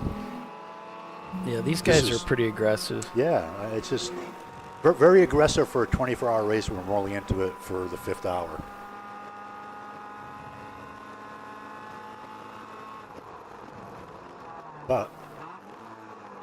But that's kind of where the series has come to.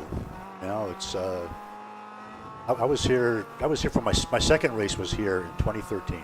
Mm-hmm. And for the 24-hour race, and it was an entirely different world. You could actually have an issue, pit, fix it, go back out, and still have a chance to be top 10. Yeah. Today, not going to happen. If you not only that, but if you have to pit under the green instead of the yellow, chances are you're not going to be top 5. Yeah. The competition is incredibly robust, and the cars are really durable. They've definitely stepped up several notches over the last several years, haven't they? They have. Yes. Yeah, especially the last 10 years. I mean, just the change in 10 years ago is just massive. Yeah, it really is, and some of that's now we're able to cars are eligible for ChampCar that are much more reliable than the cars we had 10 years ago. So that I think that's part of it, and certainly the Boxsters and the Corvettes. We never saw cars like that even 5 years ago. It would be very unusual to see a Corvette. We'd laugh at it because it would be so slow. Yeah. And now these cars are leading and winning races, and the Boxsters are. And I've been at races where you just get swarmed by Boxsters. It's just like they're all around you. So how did that happen? But they're a fast, reliable car. They're what we often call the fast Miata. Yeah. RVA Graphics and Wraps leads this race in the number 411, followed by 901 Motorsport in their E30, and then it's the Tater Racing team in their E30, and then Rockwell Autosport Development in 4th in their Porsche, and then their sister car in 5th. So. Yeah, and those are all fast cars. I know every single one of them passed me when I was out there. The Rockwell cars felt like they were passing me every 2 laps, but there's 3 of them, so it's like another one. It could be hard. Yeah, it could be hard to. And they all have their lights on, so that's how I can tell because you see the lights coming at you, and like, didn't they just pass me a last lap? They can't be that fast. Wheels America Miata coming in. They'll pick up their clock and then proceed down pit road. They're using one of these Sentinel camera systems, and see them in our commercial runs as well. They are now supporting ChampCar. So they'll come in and get their pit stop. Looks like that signal went out, so there's something about the front straightaway at VIR, and not to cast aspersion, anything against VIR, but the front straightaway seems to be an area where the cameras struggle a little bit. Which is odd because it's so close to the tower and everything, Yeah. So it looks like we've got a 4 off and continue for the 55 of AOA Racing, and then also for the 73. I don't know who 73 is.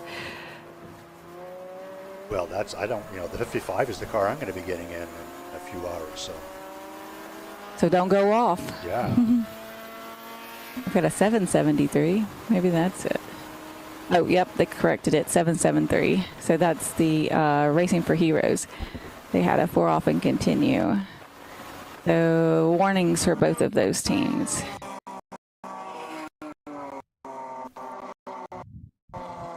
So I get asked a lot by a lot of other people, and maybe the two of you can answer this. Why don't we do 24-hour races at other tracks? Well, I would imagine part of that has to do with what the track's willing to do. That's something you probably would want to ask Mike Chiswick what he thinks, how that all works, because he's more in charge of determining, what tracks we're going to race at, what the schedules and the formats are.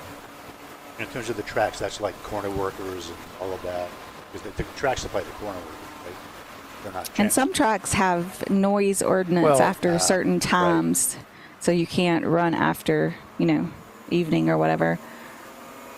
But also, it's about what the people want. So we've done some other 24-hour races, like at Nelson Ledges and Utah, I think it was way back.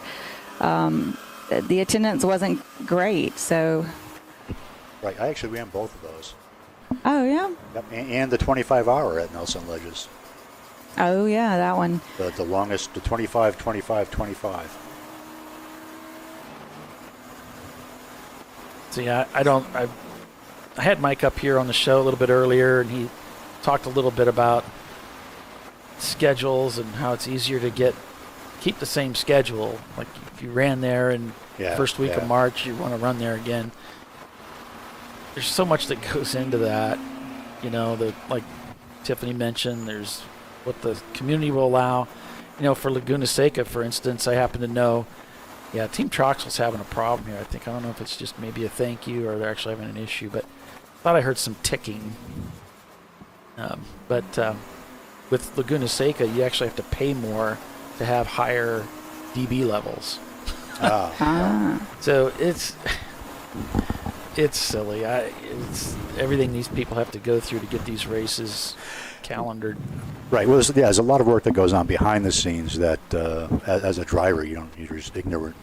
You have no idea what's involved with putting one of these things on. It's a lot. I just want to show up, get in the car, drive as fast as I can, not hit anything, and then have a good time, right? Yeah, have a good time. Right. And that's why the hardworking staff at Champ Car works so hard for everybody, so they can show up and race. Absolutely. And not have to worry about schedules and all that. I tell people all the time, this is some of the greatest racing, definitely in the country. It's hard to beat it. Oh, yeah, and Bernie's bringing up kind of what you were saying, Steve. Staffing, noise, ambulance, corner workers, tow trucks. You got to rent all that stuff out, and which means you got to pay for it. I mean, it has to be worth it to you in the end to do it. Tracks are getting more expensive. Insurance is always going up. So the question is, will your membership, are they willing to pay more money? If they're willing to pay $2,700 a race. Okay, are they willing to spend $37? $47, $5,700 a race? Are they gonna will your market, can it cope with that? You probably know your market well enough to know whether it will or not. Yeah. And if they're racing Ferraris and Lamborghinis, and okay, but that's not what we're doing here. So we had a Maserati race once. Yeah. For the bi-turbo. Yeah. Yeah, that's a little different. Yeah. That was at Daytona, wasn't it? Years back? It was a couple races. I think, Daytona and maybe Road Atlanta. Well, the bi-turbo guys would race with us quite a few times, especially at Watkins Glen. Right. They were there too. Yeah, they did the big races for the most part. I can't remember whether they may have been a Sebring as well.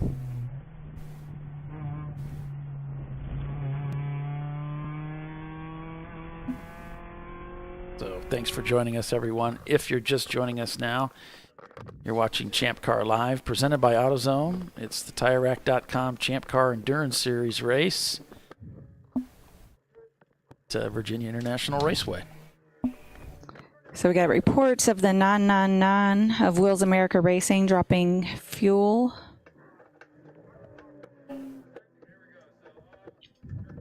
So what are they doing now?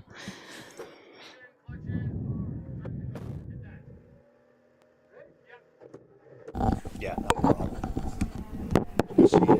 Thank you, Steve. Steve's gonna step out. Good luck to you this weekend. Thanks for stopping up. I just kicked him out, though. We've got David Twatty up here now, and I had asked David to come up, and I know he's trying to run the team.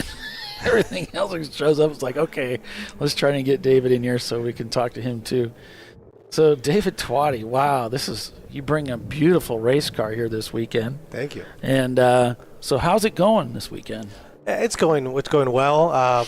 Basically, as we expected. It's a brand new build for us, for Jim and Molly Hammond and Steven Hammond. I love running with those guys. They've run with us in FARA and IGT and in the Porsche Cup cars, and they're a great family. Yeah. And it's a lot of fun to run with them. So it's a brand new build. The car was going great. Now it's not so much. Oh, no. It's got some fuel starvation issues. Oh, okay. So the first half of the stint, the car feels great, and then it starts getting worse and worse and worse until it's just really bad to drive. But we're trying to keep it, an hour and a half, an hour and 45 minutes before we do the driver changes. Okay. Right now, David led us in the car, doing the best he can, and we've been in the top 10 more or less. I think we're ninth now. So we are 8. Look at that. Yeah, just moved up. There you go. Oh, where's that beautiful voice coming from? Hey, David. Hello. Where are you? I'm at home. From remote. Yep. Tiffany on remote. Yep. I wasn't expecting that. You didn't know she was listening. Right. She's talking, yeah.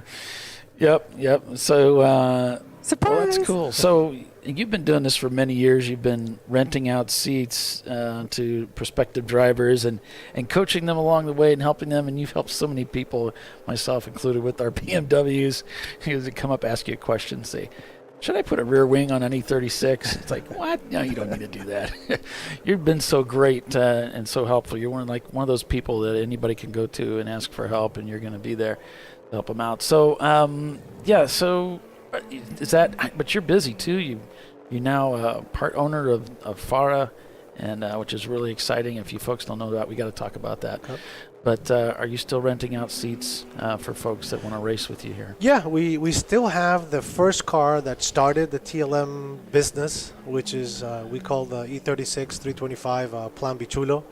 That car is still in the stables. I actually sold that car twice and bought it back twice. It is now the crew car, so the crew takes it out on track days and stuff like that and have fun. But that car is for rent if a group of buddies. I don't do the one rental, like one seat rental anymore. Okay. If somebody wants to rent the car, they can. A lot of people call us. We're still, I guess, our name comes up first when you go to the ChampCar website. Yeah. And I've sent it to everybody down the line. We have a price point and a type of program that is a little different than most people. So if you want to work on the car and you want to bring it in your open trailer and have your cheeseburgers, then you have one place. And then if you want your closed trailer and your AC and your paid crew, then it's a different price point. Well, yeah, sure. And that's where we are. Nice. And we have a good time doing it. It's just as much work and amazing competition to run in ChampCar than it is in any other series. Yeah. I've had from some people, I'm like, oh, David, you're still doing ChampCar? I'm like, yeah, and I never stopped. That was one of the big organizations other than FARA that started TLM. We started renting in ChampCar in 2010. I took 4 newbies in an E30 to Road Atlanta. They all survived, and they all came back and kept coming back. Yeah. We couldn't kill that E30. We tried. Jason's like, what's up? What's up, people? Yeah. Oh, Jason Hendren. Yeah, that's the boxer that we take care of. Yeah. Or Jason and Chris down in Florida, most of the Florida races. So now we have the marathon car, which we always have the shoal horns. Yeah. We have Blue Cheese, which is the name of the E46 for the Hammonds, and Boxster for Jason and his crew. So we'll be doing probably 5, 6, 7 events next year for ChampCar, as many as we can. Nice. All of them in C-Class, so we'll have our own intra-battle competition as long as everybody else on the field. But you entered an EC car this week. We did. This car came with, it was originally a 330 chassis, so it's got a different ABS and an oil cooler. And we didn't want to start, 15 laps down. So we just said, let's bring in EC. This is a shakedown run for the team on the car. So we decided not to take the oil cooler out for a 24-hour race. Right. Got to talk about FADA. Yes. We got to talk about. It's so cool. I didn't know what it was, and I started doing some research. And I'm like, what? They got Lamborghini, they got Ferrari. What is all this open wheel? What? Yep. And Miatas. You got to talk us through this. What's this about? Well, the FADA organization started with a bunch of Latin guys in South Florida, and it's got like two different lives. One was, I think it was called Acalam back in the day in the 70s. He died for a few years, and then he came back as FADA. And FADA stands for Formula Automobile Racing Association. Most of the races are in South Florida, Sebring and Homestead. And we have classes for the Formula FADA are the F4s. Then we have the FADA Academy, which is HPD. We have the Super Lap Series, which is Time Attack with prizes. Then we have the FADA GT, the FADA Prototype. And we did for the first time a FADA licensing school, which we sold out on the first event ever. We actually sold it out. It was fantastic. Yes. So FADA has been growing a lot. Usually are like 4 30-minute sprint races, practice qualifying, test day. It's a lot of track time. We always had an enduro, a 2 or 3 or 4 hour enduro. We're probably going to nail that back a little bit to an enduro in the Miami 500 in February or January. And then we call it the Hankook 500. We're probably going to do that in November. So we're going to streamline and do all sprint races, 4 30-minute sprint races, and real 30 minutes. So enough, all out for 30 minutes, it takes your breath away. And we have classes, GT1 through GT4, and then subdivided in A and B. GT1s would be basically all the Porsche Cup cars, Lamborghini Super Trofeo, Ferrari Challenge cars. GT2A would be all of the GT4 type cars, current GT4 factory build cars. Then GT3, you're looking at your E46s, E36s, down to the Hondas, Civics for GT4. So there's a class you can run anything. The Champ cars, most of them, including ours, fit in the GT3B class really well. So all Champ cars out there, you guys are welcome in between Champ car races. Come do a FADA event. You're going to have a fantastic time. And whoever the first Champ car driver to register for a FADA event gets to do a WhatsApp video with me. Is that worth the price of admission or what? Yeah, who wouldn't want to do that? And so, but the Miami race you're doing, it's a roval. I mean, you're running the road course inside. Yeah, it's not just running the oval. So and then the Homestead track it's a really nice Homestead road course. Is actually really nice. Yeah, it's really nice. It's challenging. It definitely has quite a few corners that are not just a point and shoot. You really have to put your guts into it. And of course, Sebring, world class. We're hoping, we're in negotiation with tracks like VIR, Road Atlanta, Barber, NOLA, and expand the series a little bit. Yeah. So definitely exciting. All Champ Car drivers are welcome to come. We've been trying. I got Chelsea, if you're listening, I would love to do a joint event somehow. Ooh. Somewhere. So let's get together and talk about that. Well, and if you guys want to know more about FADA, you can just go out to their website, and David will give us the web address so I don't mess it up. FADAUSA.com. FARAUSA.com. And they've done there's been a number of race coverages similar to ChampCar.Live.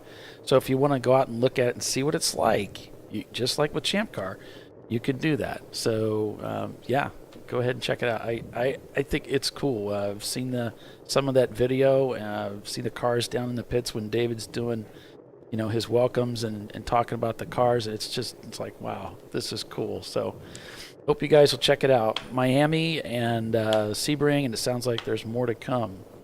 So pretty cool. And then if you want to race in Champ Car and you want to rent a car, you can also look him up that way and get involved. He's been with Champ Car, like you said, for a long time and just really helped a lot of people find a good seat. That's one of the things that's cool about Champ Car. You don't have to build a car. You can pay for seat time and you can go racing. So it's funny you say that. When I was trying to go through the driver list in our website. Yeah. And I hadn't edited. I've always added drivers. So I hit the edit button, and I had to scroll down and scroll down and scroll down. I started counting. We have put 48 different drivers in the past 14 years through our cars. Wow. Yep. 48 different drivers through our cars, through rentals and owners and all kinds of stuff like that. But yeah, 48 different drivers we brought. That's pretty cool. And some of them came and did quite a few races with us and then went on, like a Clark who had that golf color Mitsubishi. Oh. Remember those cars? They went away. They had a Martini Mitsubishi and or Dodge Stealth, whatever those cars are. Yeah. And then a golf color one. Mitsubishi GTs. Yep. Yeah. And he did quite a few races with us in the E30s, and then went on and formed his own team. Michael Tao also, it's a guy that started with us. He did his first race ever anywhere, and now he's running his own Chump Car team with Marcos Sawinski. They have an E36 that they always enter in Daytona. In quite a few races. They went on to race in NASA and SCCA, and they all started with us in the Champ Car program. So it's been fantastic. Really, really a cool way to get people involved in motorsports, and we've never left. I mean, again, people ask me, "Oh, you're still doing it?" I'm like, "I never stopped. It's so much fun to come here and have just, it's competition. Yeah, it's fun." Yeah, and you're typically outside. We always see you at Sebring. Yeah, we always see you at in the Florida races. But you're getting up here to VIR. Some of the other tracks you typically bring those cars to. Yeah, we went to NCM at the beginning of the year. We always go to Daytona. Always go to. They need me. Yeah. All right. Yeah, your car, the 172, is stopped off track. That's why they're calling me. All right. Yes. Sorry. And now I gotta go put my other hat on and back to work. Thanks, David, for Thank coming. you, guys. I appreciate Thank you. you. I knew it'd be tough to get him up here. He's Bye-bye. a busy guy. All right. Thanks, David. You're a rock star. Appreciate you. All right. Yeah, he's got to go do car ownership duties. Yeah, I was contemplating whether to tell him or not. Oh, okay. Let's see, we had another one stop. The 998 and the 331 both went for off as that yellow was coming out, or may have been the cause of it, and got stuck. So they're up on may the take hook. them. Yeah. As we were in this car, drove by, we saw they were up on the hook. So, folks, we keep going over our commercials a little bit. We'll take another commercial break and be back in a few. So stay with us. You're watching Champ Car Live at this 24-hour race. 17 hours and 52 minutes remain. Stay with us. We'll be right back.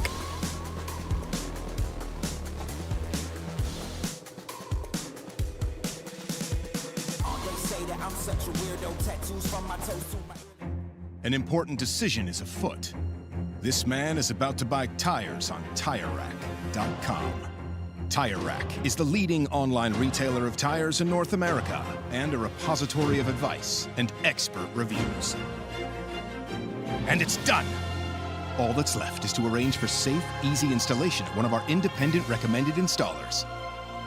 Well, I guess he did that too. TireRack.com, the way tire buying should be. Come on, Road. Do your worst. We'll be at our best. Engineered to meet or exceed original equipment performance exclusively at AutoZone. Since 1994, Flying Wrench has been a family-owned business renowned for exceptional European car repair and maintenance. We treat every vehicle with the same care and attention as if it were our very own, building lasting relationships with our clients along the way. We specialize in high-performance vehicles, offering a range of services that include fabrication, construction, custom wiring, and much more. Visit us at flyandwrench.com. Frozen rotors from Diversified Cryogenics deliver increased performance and a higher level of safety while significantly reducing braking system costs. So to tell you a little bit about the durability of this product.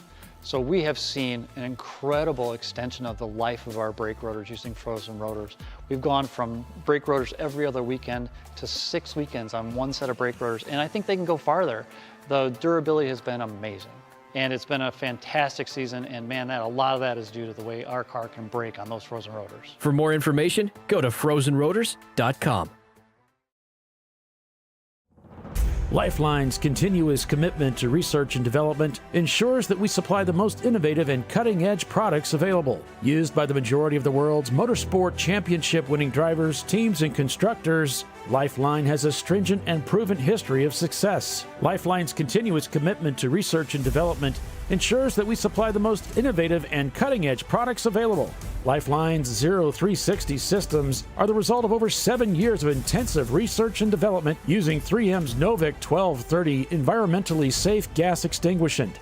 Lifeline uses only the finest quality components. For more information regarding our fire safety equipment and fire safety systems, please contact us at info@lifeline-fire.com. RVA Graphics and Wraps is a full-service design, signage, digital graphics, and wraps company located in Richmond, Virginia. With over 20 years of experience, RVA Graphics and Wraps offers premium signage options for your business. We are dedicated to offering our clients best-in-class service in all aspects of graphic design and application. For more information, visit us on the web at rvagfx.com.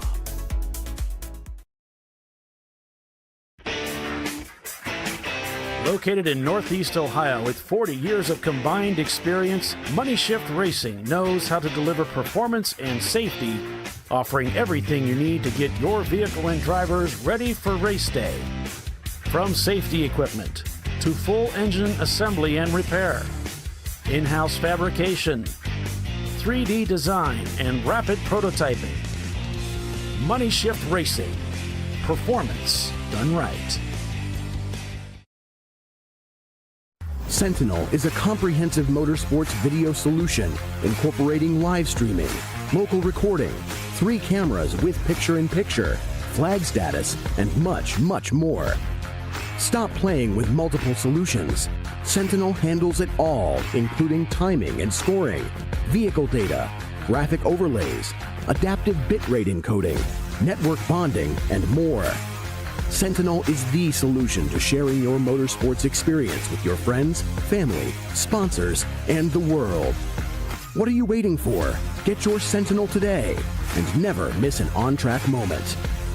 www.sentinel.racing.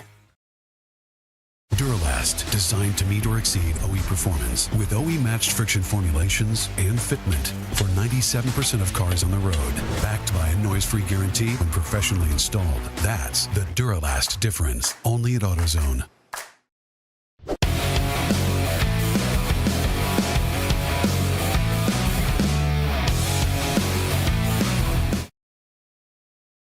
All right, welcome back to ChampCar.Live, presented by AutoZone. Dark now. We're back here at VIR. Let me turn you up. Somehow you got turned down. There you go. Yeah, it's dark outside now. At least we don't have dead air. No, we don't want dead air. That's the ultimate sin right there. We're trying to set up. I put a camera in a car and facing backwards because those. I think those are pretty awesome. But for some reason, it's might have just bumped the cable or something. It was working. I was watching it walk through the paddock. Yeah, I was watching it too. It was working. Maybe it'll come back. We got 901 Motorsports. It looked like he took a little bit of a wide turn there going into Oak Tree, but and then the Rockwell car or the Atlanta Speedworks car just whipped around him on the inside. Maybe you let him go by. Sometimes you have to be careful. Don't take those risks. Get him on the straight. Oh, look at him pull over a little bit. Yeah, that's the Atlanta Speedworks car. Ooh, 3 wide. Here we Three go. wide going into the top. 3 wide again.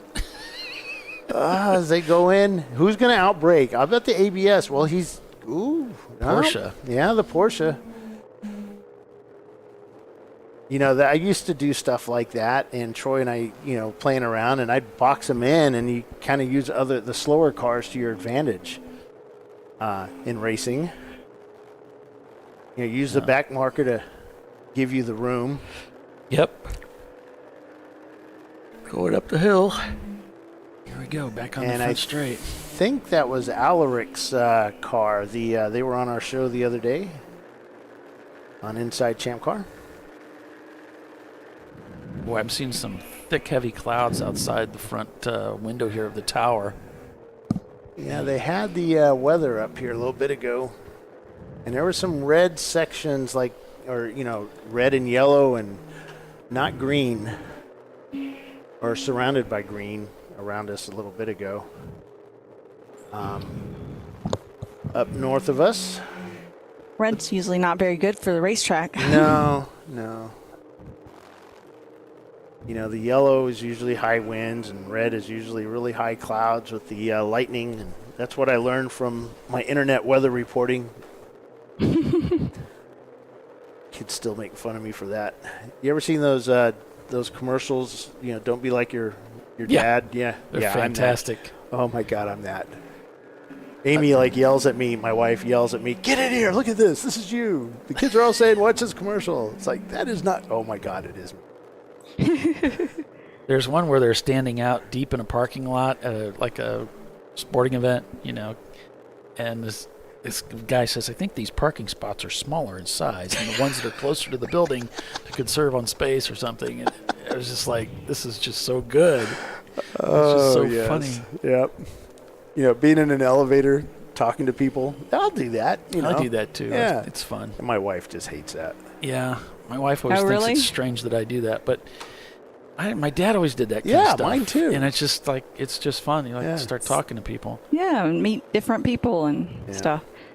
I mean, sometimes people don't want to be talked to, but they usually respond act back. Like that. Yeah, and then you just leave them alone. Or pull a gun on you and tell you shut up. Oh, yeah.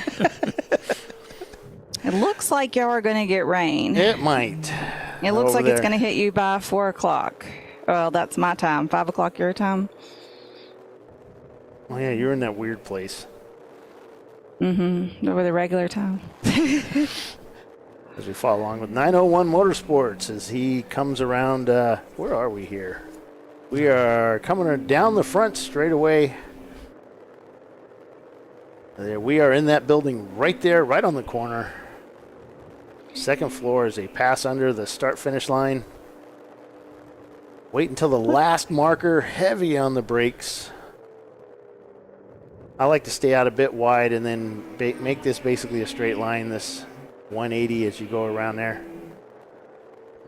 And then as you go into this corner here, you apex it, and then you brake in a straight line, and there's a little white spot. You just passed it right there. I want to have my right tire right on that spot, and that puts me in the right position as he exits.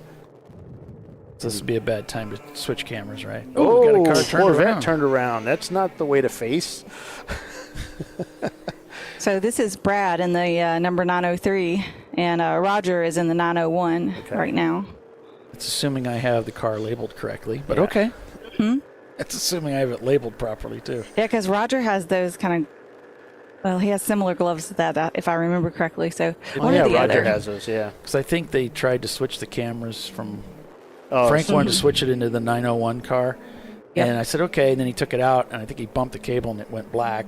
So then I'm like, well, I don't know. And then the next thing I know, I see it going in the car. So I'm like, well, I don't know which car it's in. Frank knows how to fix all this stuff. It's probably It probably is the 901 then, because they were putting Roger in that one, and that was the plan to put it in the 901. Let's make an executive decision between the three of us. I can just ask him. No. Okay. He might be driving. Send him a text. No, he's not. Oh, yeah, you can ask him if you want. I thought it would be more fun if we just made a guess, but okay. See the green on the flagtronics there, flashing away? Yeah. I think it is the 901. There. Okay. Oh, you changed it. You're like, I'm just going to do it anyway. Yeah, it's the one with the green mirrors. Obvious, Captain Obvious. So we just look at him Well, as that's what we do. We point as out we the come obvious. down here. He's in front or in the back of the Porsche. Outbroke him again as he came down. Yeah, so we'll just spot him when he comes down here. This is a great idea. And I forget there's delay in these cameras, so there they are right there. As they come down the front straightaway, that is the 901. So Tiffany, you win today. Gold star by your name. What? For what? That is a 901 car, Yeah. yes. I thought that looked like Roger's. Beautiful setup for the pass and- into one. Oh, But he the can just- Porsche hangs on around the outside. Go, Roger, go, Roger. There he goes. Now he's got a disadvantage, though. He's around the. Oh, here. What are we going to do He's here? got the advantage here now. It looks again. like he was in the rear view, so I think he got him. Mm-hmm. See what he And Roger does has here. a ton of experience here. Yeah, he's won a lot of races here, racing with Chris Huggins. Mm-hmm. And his own car, so he's done well here too. Such a I think cool he's racetrack. mostly drove the Huggins cars here. I was trying to remember if they brought the Lexus here. I don't recall them ever bringing the Lexus here. Now for the But just S's. because, yeah. Roger can show us how it's done. Yeah, he was sitting here with us saying, you never lift. You just power all the way up there.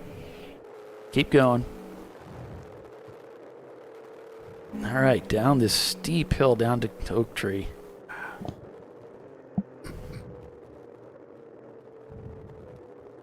Going to use all the pavement, all the corner. Just can't use all the dirt. Yeah. You can see the clouds, what we were talking about a little earlier. Yeah, that's they're what really we're thick. looking at. Yeah, that's what we're looking at right now. Yeah, there's a storm coming in from the east. It looks like it's going to dissipate a little bit before it hits y'all, but it looks like it might still have some rain in it by the time it gets to you. Well, it looks like, the ground wind is moving left to right in this picture here, so, which is good. It'll take it away from us, but I don't know what's behind us. Well, we know we got that storm coming in from the coast. But according to AccuWeather, there's 40% chance of showers today and tomorrow. So Mike was loving it when I brought up the word rain, too, when I was talking to him. He said, we're all going to come in here and blame you if it happens. He does not like the R word. No, he does not. No, he does not. Because that's when we say, hey, Mike, you need to get on pit lane. I asked him if he likes not having to shuttle cars around and point things by and all this kind of stuff. He said, yeah, it's good.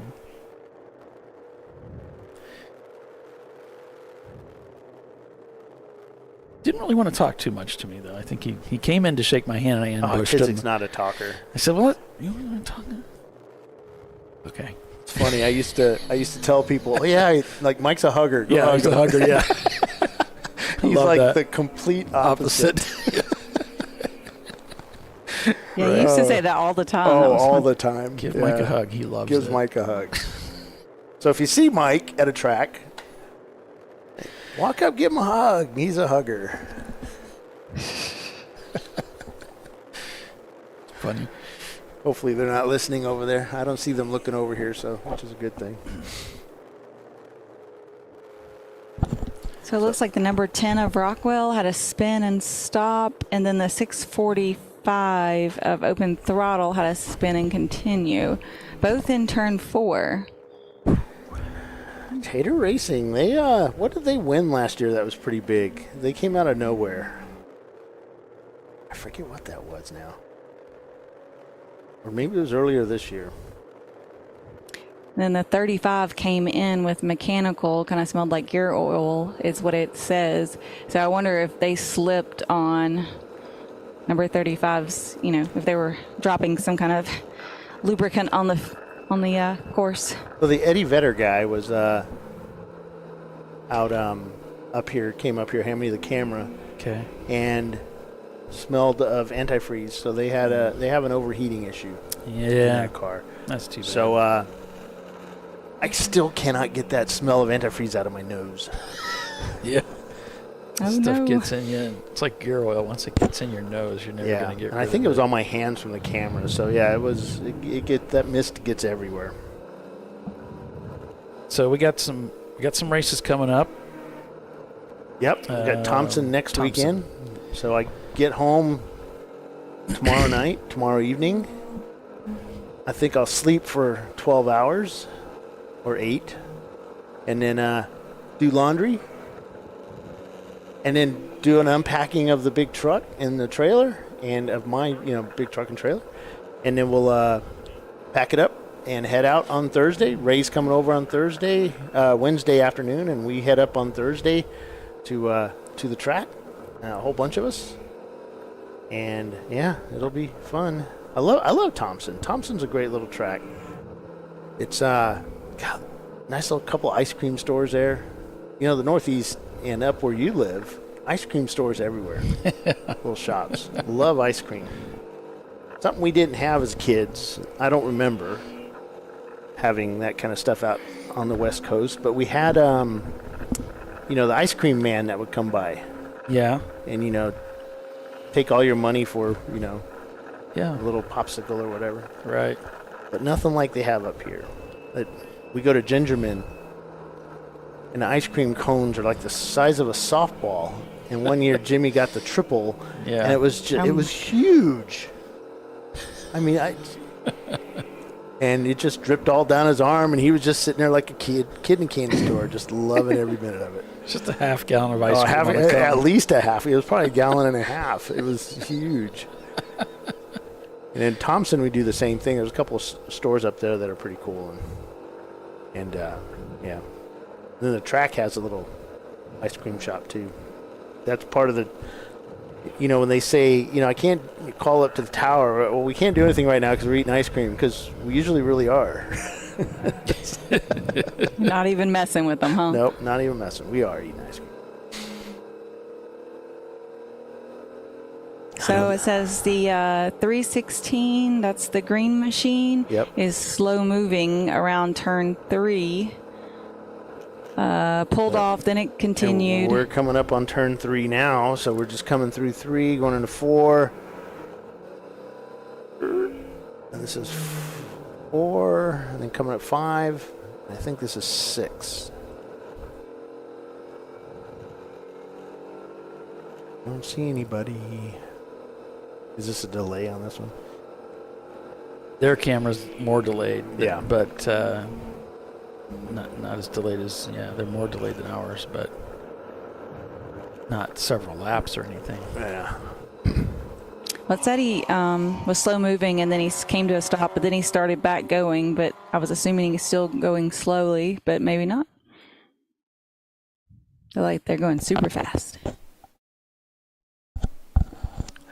Look at that dark sky. Yeah. I mean, the camera makes it look worse. Great shot, Paul. That's fabulous. Yeah, I like this where they're coming through the snake there, and it was much cleaner earlier today. Was it? Is it sitting on the?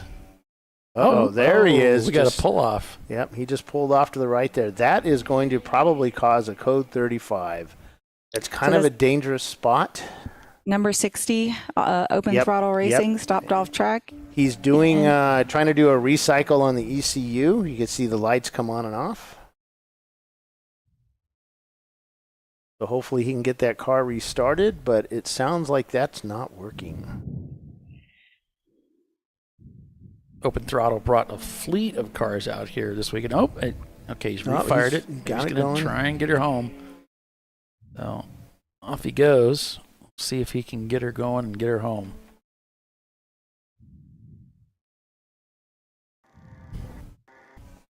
And he's on the other side of the track compared to this shot here. Yeah, this is pit in. As they come out of hog pen. So there used to be a hog pen over on the left, I think. It was on the left. This is where I had my big accident here during a 24 years ago. Kind of went off driver's left. Thought I was, I made a really bad mistake, and I thought I was rejoining in a safe spot, and it, the track kind of curved on me there, and I shot across the track and hit. Yeah, you can see there's a little bit of elevation change as you get back on, and see that dip as the car goes down right there. I tried to rejoin right there, and it was like the wrong spot. Plus, it was raining and slippery, and a lot of bad decisions made in those few seconds. Everything kind of came together in a perfect storm. Yep, and I ended up hitting the wall on the inside driver's right over on the left there. No. And got that concussion. And I was going to say, wasn't this the concussion yeah, thing? and brain bleed and all that real good stuff. All the things you want in a wreck. If you're going to do it. Yeah, do it big. You should do it in style. Yeah. You should probably talk about that a little bit with these concussions. And well, mine was... There was a lot of reasons how I ended up in that position, and part of it was it was a hot day, humid day like this. Yeah. A little bit hotter, but about the same amount of humidity. And being the team owner, I'm running the team. I'm getting everybody gathered up, and we had a pretty big group of guys running with us that weekend. Yeah. I'm, keeping the car running. I'm not feeding myself. I'm not drinking enough. it was just a lot of bad decisions made on my part. And it's just not taking care of myself. And I'd done 2 stints in the car already. And then we get to like 2 in the morning, and I notice that I'm thinking about work. My job at the University of Virginia, I'm doing, I don't know, what's the MR2 do? Like 160 on the back straight? Sure, Bill. Okay, 110, I don't know. But we're on the back straight, and we're going up the S's, and I'm thinking about work. Yeah. And I'm like, what the heck? And I try and shake myself out of that, and I make the same decision again. I'm thinking about work going down the back straight. I do another lap, and I'm finding myself just not focused on what I'm supposed to be doing, which was racing a race car. I'm thinking about other things. And I do another lap, and I get at the top I pass a Mustang in a place I probably shouldn't have passed him. But in my head, I thought I just did a hero move. Uh-huh. And I come down the hill, and it starts drizzling. And I'm just going way too fast as I come into Hogpen, and I come out of it, and I just went off track. And again, driver's left in the grass, and I hit. I tried to rejoin, and I almost T-boned that Mustang. I was millimeters away from him. The video's all on my YouTube channel if you want to search for it. And hit the wall. And when I hit the wall, my shoulder belts probably weren't the tightest, and I had a lot of movement, and I ended up hitting my helmet, on the roll bar. Oh, no. That caused my head to kind of slant, and I did not have a properly fitted helmet because, I didn't know. I raced with this same helmet for a couple of years, and later on I discovered it was the wrong size. I needed a bigger helmet because, I don't know. I wanted it snug fitting, I thought. And, but that just wasn't it. A lot of it was just, I was dehydrated. Uh-huh. And didn't know I went to medical here. And they did their checks, and, you're okay. So went home, went to work, and Monday morning I'm at work. I don't know, there's just something wrong. And I went to lunch with my boss, and I'm like, dude, I'm just staring at the screen. I know I have to do something, but I don't know what I need to be doing. But I know I have to do something. And he looks at me and says, you were in that wreck, right? I said, yeah. And he goes, you have a concussion. I've done this before. Oh. And he had a bunch of concussions with sports that he did in college. And so I went to Amy, my wife, got me a reservation, what do you call it, appointment with the head and neck people or whatever, and I went in there, got a CT scan, and boom, they said, oh, you got a brain bleed. It's bleeding, but it's kind of small, so you're good. Just go home, don't look at things, don't watch TV, don't read, just don't be in bright light or something, and it scared the living crap out of me. And then we went, a couple of days later, I looked at my helmet, and sure enough, the helmet was cracked. Oh. So it's like, took a pretty nobody good hit. noticed that. Yeah. So it was a good hit, but it was all from just not taking care of myself during the race. And that's something we tried to tell people over the years here in Champ Car is like, these races like this 24-hour, hell, even the 7 hours and 8 hours, your 2 hours in that car can really, it can take it out of you. Yeah. Yeah. And then if you're running around trying to, a lot of times for days leading up to the race, you're running around, you're trying to get everything packed, you're trying to get there, You might have been on the side of the road putting a tire on your trailer. Who knows, right? Yep. And so all of that starts running you down. And we are at code 35 right now. Yeah, we are. The 123 of behind. Crown Victorious had an impact in the wall at turn 6. Yeah, those guys are all they new racing with us. They've raced in Lemons before, and they had a hard time this morning. They kept crossing over the blend line as they left and got their wrist slapped for that one. Yeah, at least they're in a car that can take impacts. Yeah, it's a big car. You know, those big cars. All right, so we'll take another commercial break and be back in a few. Stay with us. You're watching ChampCar.Live, presented by AutoZone, and it's RVA Graphics and Wraps leading the race. We'll be right back.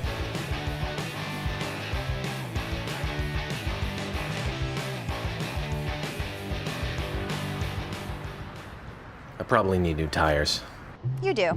What if they sold tires online? We do. We're TireRack.com. They could offer lots of tires We have so many tires. and help you find the right tire. It's called the Tire Decision Guide.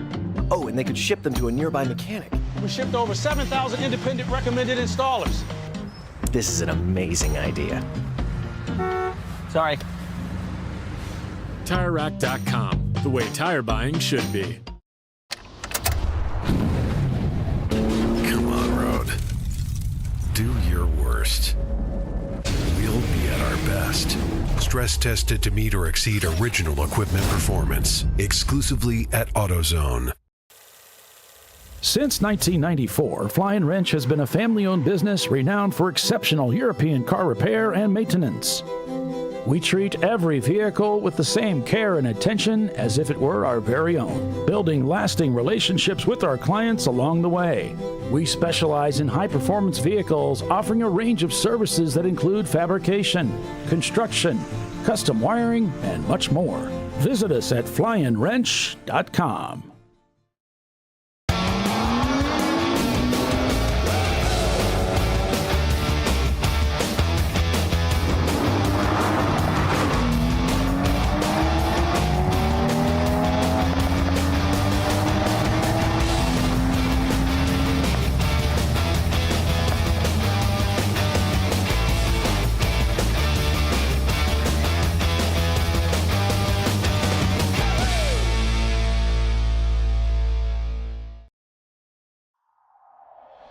Discovery Parts is a veteran-owned racing and safety equipment company.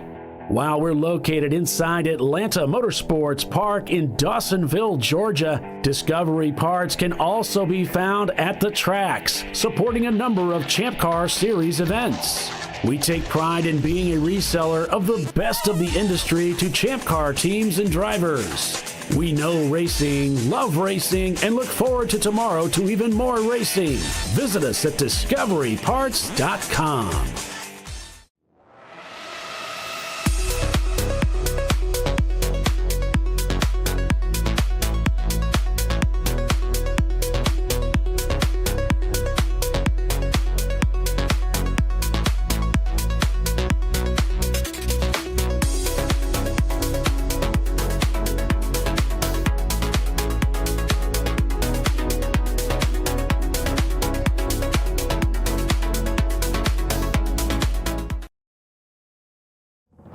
Lifeline's continuous commitment to research and development ensures that we supply the most innovative and cutting-edge products available. Used by the majority of the world's motorsport championship-winning drivers, teams, and constructors, Lifeline has a stringent and proven history of success. Lifeline's continuous commitment to research and development ensures that we supply the most innovative and cutting-edge products available.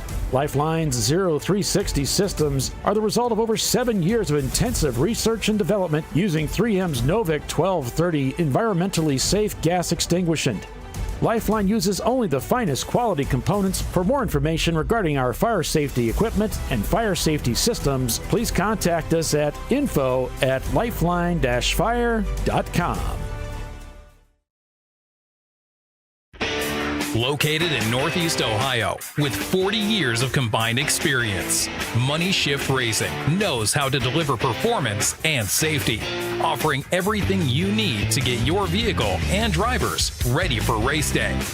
From safety equipment to full engine assembly and repair, in-house fabrication, 3D design, and rapid prototyping. Money Shift Racing. Performance done right. Sentinel is a comprehensive motorsports video solution incorporating live streaming, local recording, 3 cameras with picture-in-picture, flag status, and much, much more. Stop playing with multiple solutions. Sentinel handles it all, including timing and scoring, vehicle data, graphic overlays, adaptive bitrate encoding, network bonding, and more. Sentinel is the solution to sharing your motorsports experience with your friends, family, sponsors, and the world. What are you waiting for? Get your Sentinel today and never miss an on-track moment. www.sentinel.racing. Duralast, designed to meet or exceed OE performance, with 2-layer shims and OE-style slots and chamfers to eliminate noise, backed by a noise-free guarantee when professionally installed. That's the Duralast difference, only at AutoZone.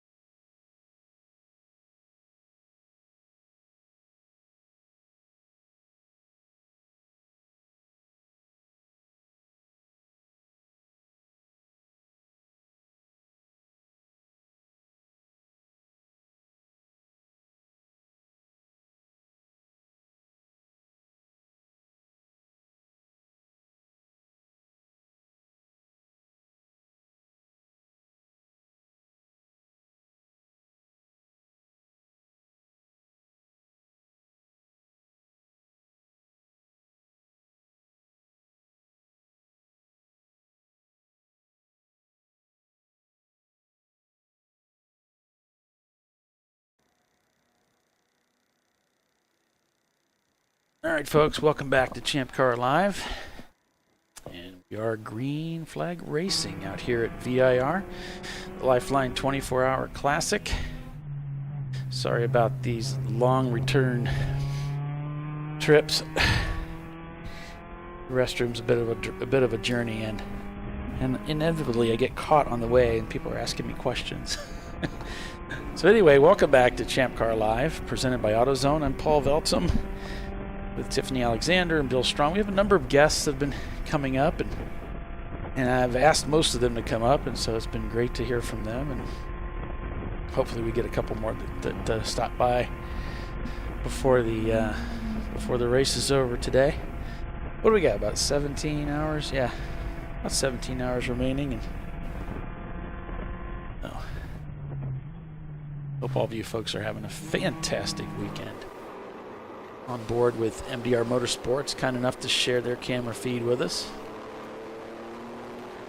RVA Graphics and Wraps leads after 144 laps over Rockwell Autosport Development. Then it's 901 Motorsport, Atlanta Speedworks, Tater Racing, Rockwell Autosport in the number 10, and BR Motorsports up in 10th place.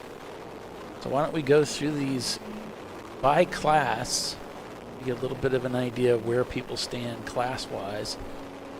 So let's take a look at the smaller displacement engines, the A-Class. What do we got there? Open throttle leading over Jacobson Motorsports, Wheels America Racing in third in the number 999. Next up is B-Class. This is where we get closer to that 2-liter engine size. AOA Racing, Fisted Racing, Rubin Performance, another AOA car there, number 35 in 4th place.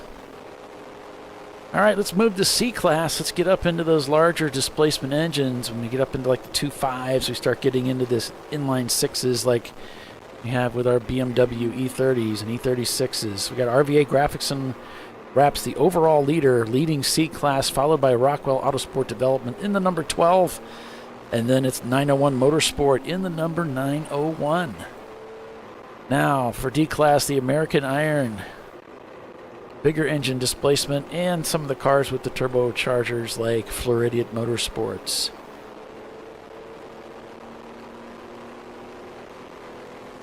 Floridian leads over Black Flag Racing, Crown Victorious Racing in third. There's Racing for Heroes and Eddie Vedder. Looks like they've called it a weekend, unfortunately. But we won't be hearing from them again, unless the owner wants to stop up and talk to us. Let's take a look at EC, the exception class for cars that are outside of the Champ Car rule set and therefore not eligible for a podium. It's Open Throttle Racing in the number 63, leading the EC class, followed by Team Bruce Innovations and Team Honda Research, third and fourth. Tooth Auto Sports right there in fifth place. Then they've got Gorman Motorsports. Nice selection, 14 there I'm seeing EC cars. So a lot of EC cars out here this weekend. More than I've seen in a while at an event, so it's pretty good. And then to F class, those 300-point cars, I guess it is. Bring those up and take a look when that populates. These are the cars that are really just kind of built to the base of the rules. You can just bring a Miata out without a whole lot of changes to it, for instance. Doesn't have to be a Miata, it can be anything. And just race with it pretty much as it is without a lot of changes, without having to chase a lot of points down, and just race it as it is. It's a more economical way, you might think. Less work involved, too, to field the car. And so a special class developed just for them, and it's Open Throttle Racing, MDR Motorsports, and Bot Speed Squad. And yes, those cars would qualify in other respective classes. So. I'm back. Hello, Sorry. Tiffany. A little delayed. Yes, I was a little delayed as well. All right, car slowing down. Full course caution. Oh, wow. Now we've just kind of done the cautions breed cautions thing. That's so much green flag racing in a row. This looks like the number 63 is stopped on track. That's the one of the open throttle cars. Okay. I wonder, it's not the same car that stopped before, is it? No, that was the 40, I think. Okay. Or 60. Maybe it was a 60 earlier. Let's see, I can look. But where did it go? Yeah, it was a 60 earlier. And then now it's the 63. So the standings right now, as I mentioned, RVA Graphics and Wraps leads Rockwell Autosport Development by about a lap in their Porsche. And then in third place, it's 901 Motorsport. And then it's Atlanta Speedworks, Tater Racing, Rockwell Autosport Development, and MDR Motorsports. Okay, I think we're going back to green. I'm hearing all the cars spool up again. So that was quick. Yep. Showing green on race monitor as well.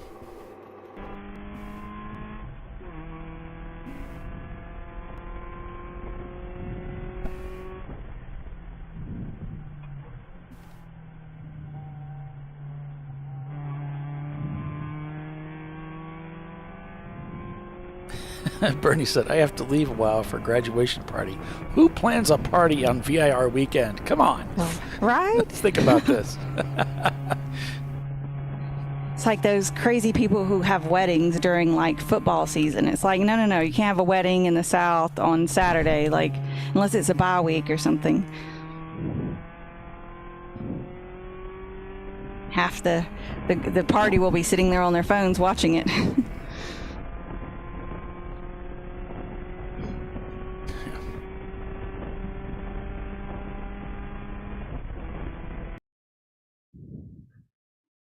So I've noticed there's some bandwidth issues here at the track since these clouds moved overhead. So there's definitely some we're suffering a little bit, but look at these bizarre looking clouds. Wow. It's so strange. I think they've got a little rain in them. And over here it looks like blue sky up there. It's just just some odd cloud formations, but yeah, it's kind of moving west to east, so some of that should get you guys soon. Maybe.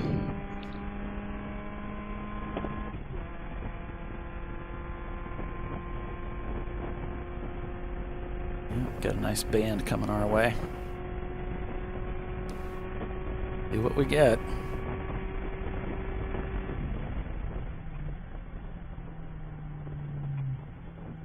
See, there's one of the open throttle cars moving, heading back there.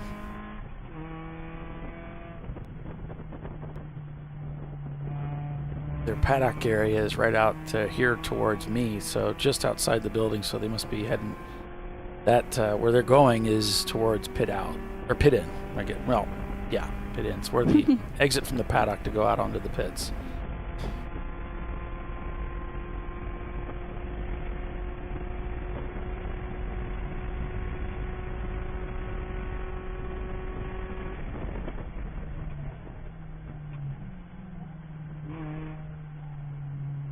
Trying to see if I had the pin dropped in the appropriate place. Usually I'll kind of go to the local town and then find the track on the radar and then move my pin to where it's on the track instead of like the local town, so then I can really get a good look at it. I don't think that one is on the right spot though. Let's see. I'm like, follow the river.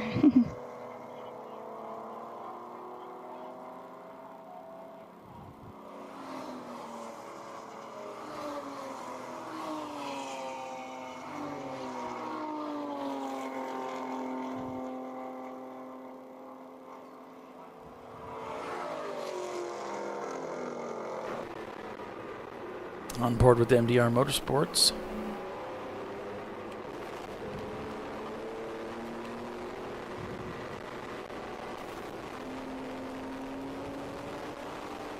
We'll head in and take a look at our second place car, 901 Motorsport.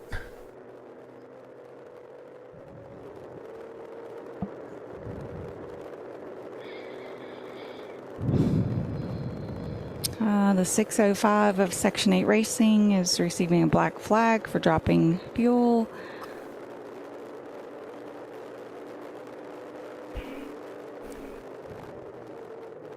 Seems like we've heard that a couple of times. Yeah, I don't know if it's that particular car, but that would be a real. I mean, what do you do about that, really? I mean, you bring the car in, but how are you going to get gas out of it? You would need something to help remove some fuel, I guess. Yeah. And maybe not fill it up completely full next time or something, maybe? Well, yeah. For the future, yeah. Tip the car over sideways and spill some out and then go back out.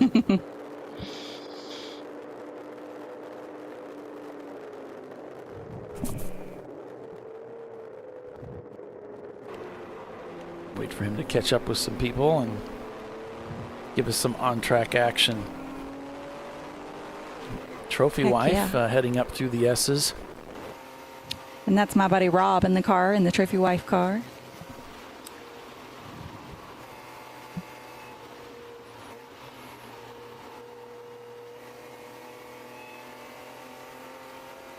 He's from Tennessee, so we have two drivers this weekend from the Tennessee area.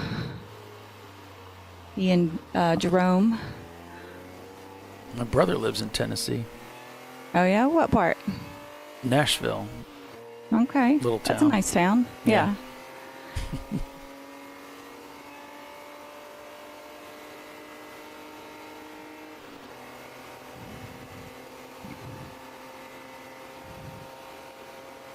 He hasn't talked you into relocating south? No, actually, he's thinking about relocating back up to what we call home, which is up in northern Indiana. Yeah. Fort Wayne. Yeah, he's newly remarried and he's thinking about moving back.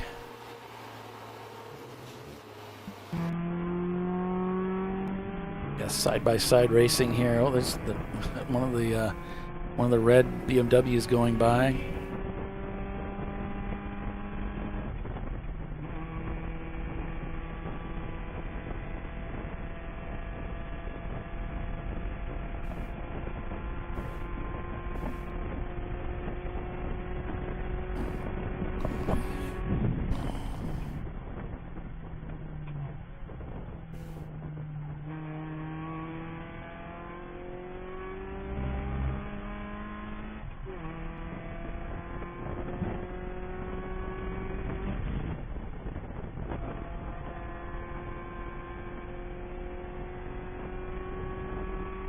Yeah, there again, Wheels America, you could see they're not clipping the inside on that turn 17. They're just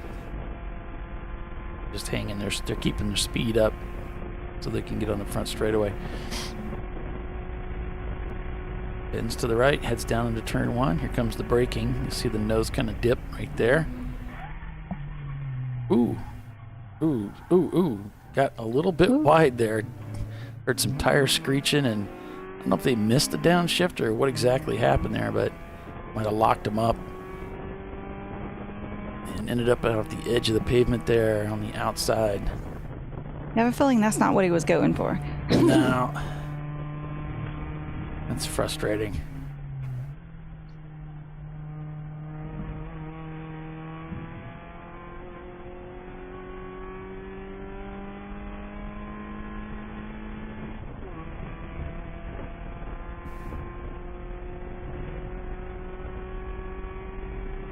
You have to be more precise when you're really at high speed braking like that, because you don't have as much time. A little, a few tenths of a second off, half a second makes a big difference when you're going that fast. Big difference. So unfortunately, you got to be more precise in the high speed braking and type of thing when you're going to brake. And especially these turn 1s are almost always really slow. You're braking from a very high rate of speed down to a low rate of speed.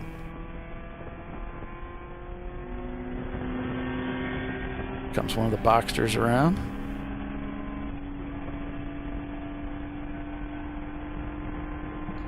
Yep, be interesting to see if this weather plays a role in this race this weekend, or if it's going to be a non-issue. Fred Wolf, thanks for signing on, and good to hear from you.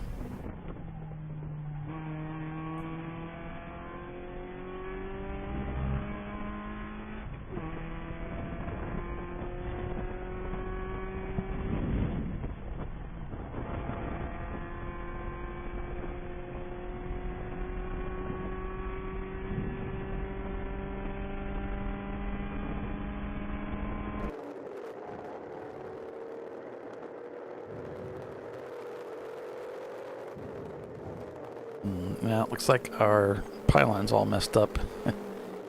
Let's see. How did I fix that the last time? $1 million question, right?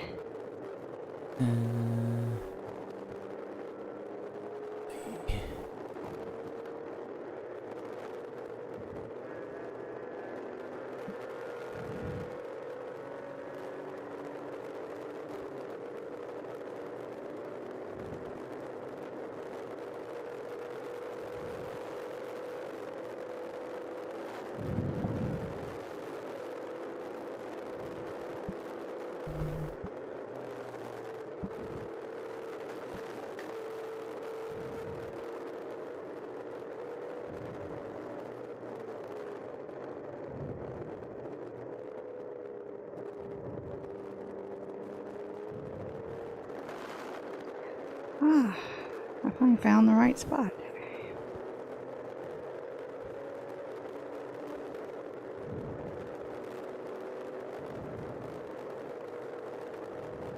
Yeah, you've got like little storm systems all around you.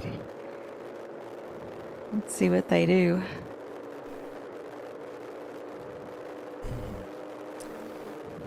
That did not fix it, Tiffany.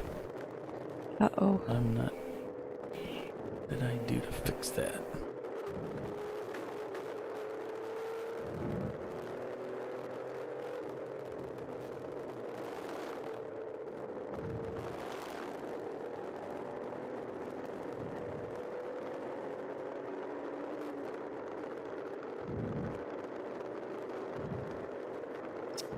According to my little weather app, I'm thinking somewhere after 5 o'clock y'all might see a little of the sprinkly stuff. We shall see. I found the actual track on the map and then ran the weather on it. It's saying a little after 4? 5 o'clock probably my time, so that probably 6 o'clock your time. Oh, okay. I have to remember that it gets given it to me in my time. Roger. Ooh. Oh, we got a couple of code 35 speedings coming in. Let's see. The 996 of Atlanta Speedworks. It's got a code 35 speeding. The 89 of Bot Speed Squad. Okay. They've got a code 35 speeding. And the 123 Crown Victorious also has a code 35 speeding. I guess during that last one, possibly. They're all getting a drive-through penalty.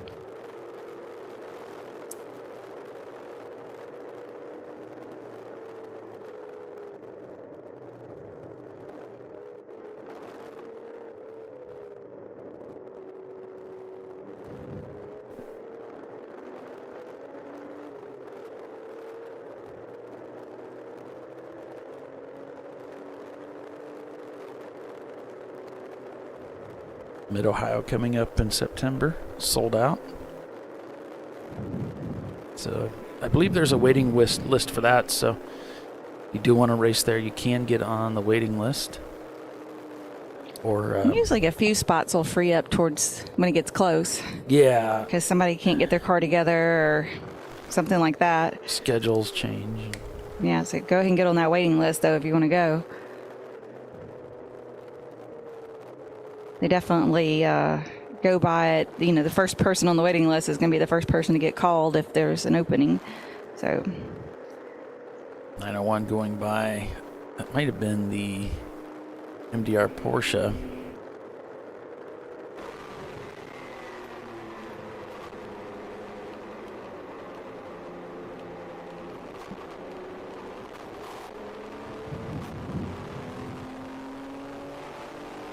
Or maybe not.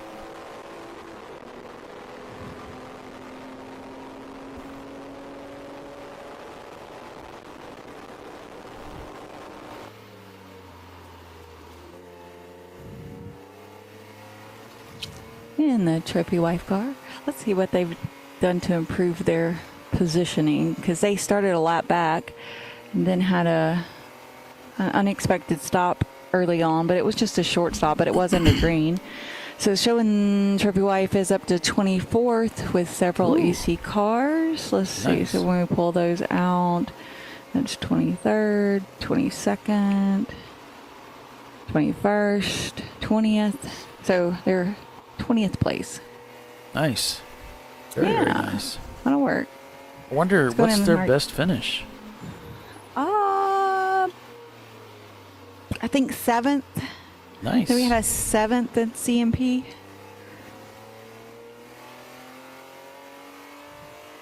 If I'm remembering correctly.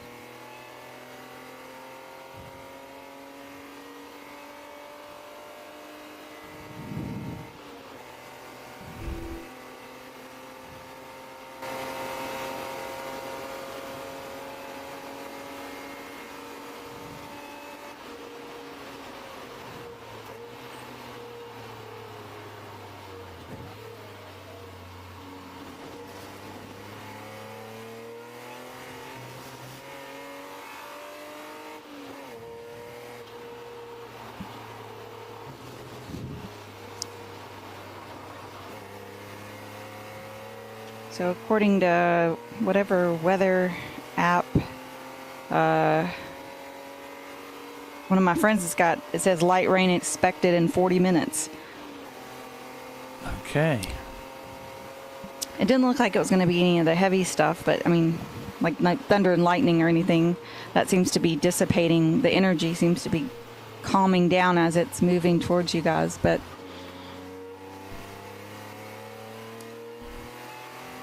looks like you still might get some of the liquid sunshine your way.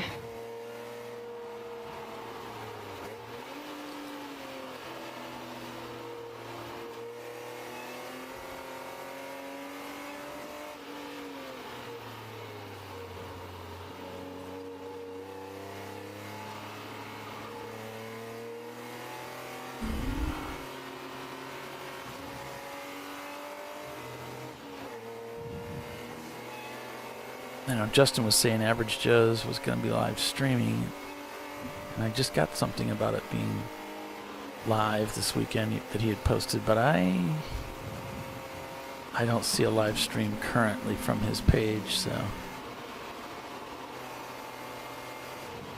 there's never any promises with this stuff. You just do the best you can with it. Sometimes they work and sometimes they don't.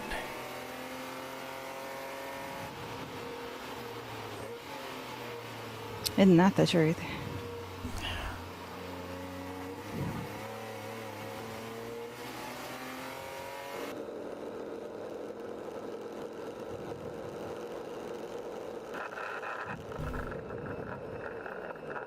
On board with NLS Racing. Not sure where they are shaking out. It looks like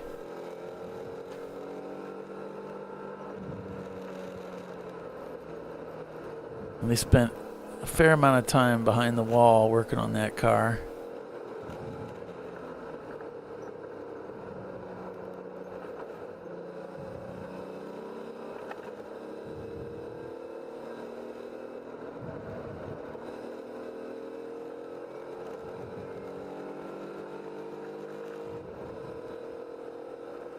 .38th position where they find themselves right now.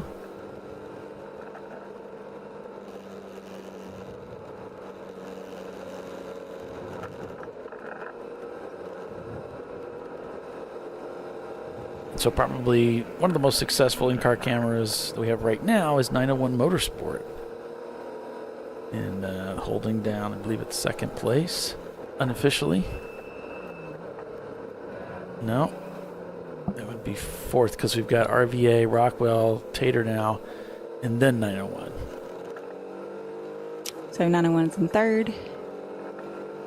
And I got Lennis. I got him fourth there. Now that's 141 laps. And this is. Got an EC team shown in third. Yeah, I'm looking at two different. Let me refresh mine and see if I'll there's refresh anything. mine. Nope. Yeah. Still showed them in third. Well, in third place. There we go. Yeah, I was looking at something that's was dated. What's on the screens here is a little more current. All right, so we'll go ahead and take another break and be back in a few minutes, so stay with us. You're watching Champ Car Live, presented by AutoZone. Rockwell Autosport second, RBA Graphics and Wraps leads the race. Stay with us.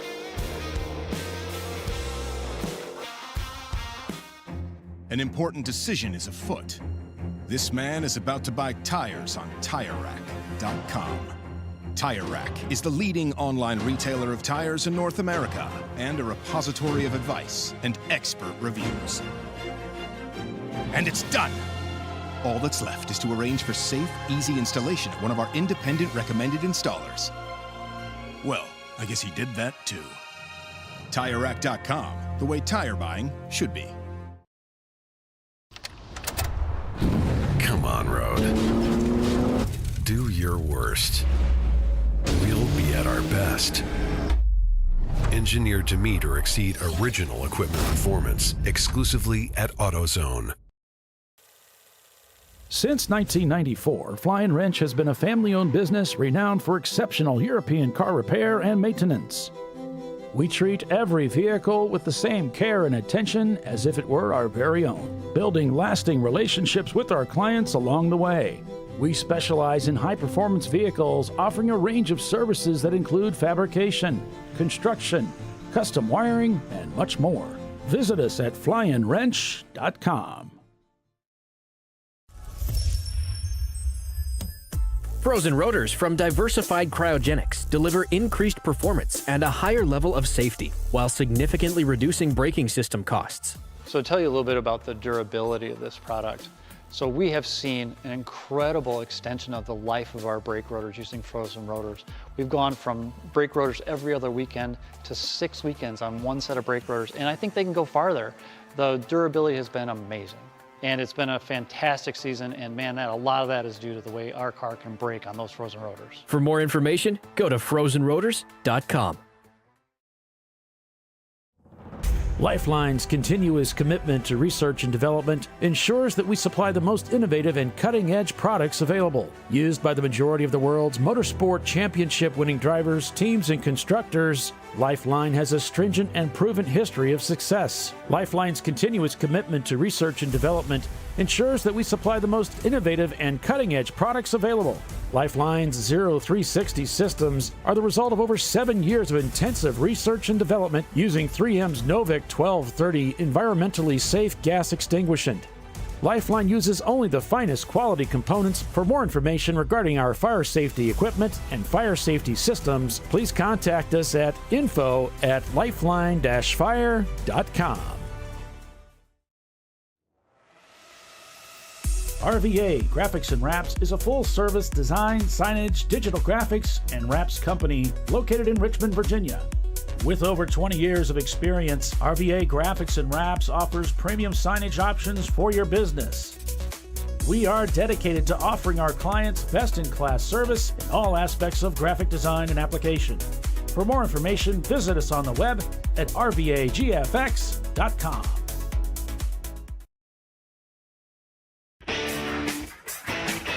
Located in Northeast Ohio with 40 years of combined experience, Money Shift Racing knows how to deliver performance and safety, offering everything you need to get your vehicle and drivers ready for race day. From safety equipment to full engine assembly and repair, in-house fabrication, 3D design, and rapid prototyping. Money Shift Racing. Performance done right.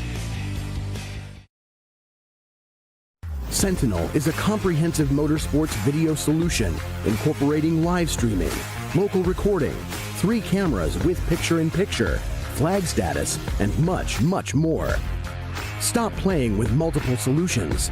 Sentinel handles it all, including timing and scoring, vehicle data, graphic overlays, adaptive bitrate encoding, network bonding, and more. Sentinel is the solution to sharing your motorsports experience with your friends, family, sponsors, and the world. What are you waiting for? Get your Sentinel today and never miss an on-track moment. www.sentinel.racing. Duralast, designed to meet or exceed OE performance with OE-matched friction formulations and fitment for 97% of cars on the road. Backed by a noise-free guarantee when professionally installed. That's the Duralast difference. Only at AutoZone.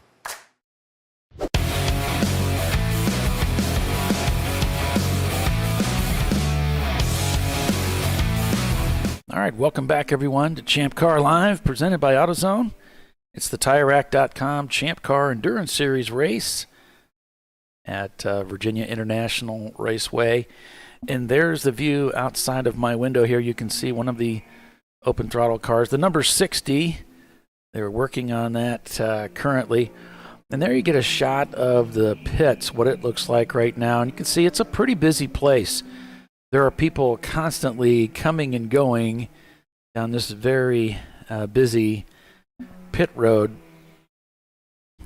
throughout the day here, and you can see we're pretty close to the front, sort of the final pit box. As the Crown Vic is getting ready to head back out, they had come in a little while earlier, Looks like they had their contact, so. But the skies are just kind of mysterious, aren't they? Over here, you've got quite a bit of clear sky, and then over here, it looks like doom and gloom.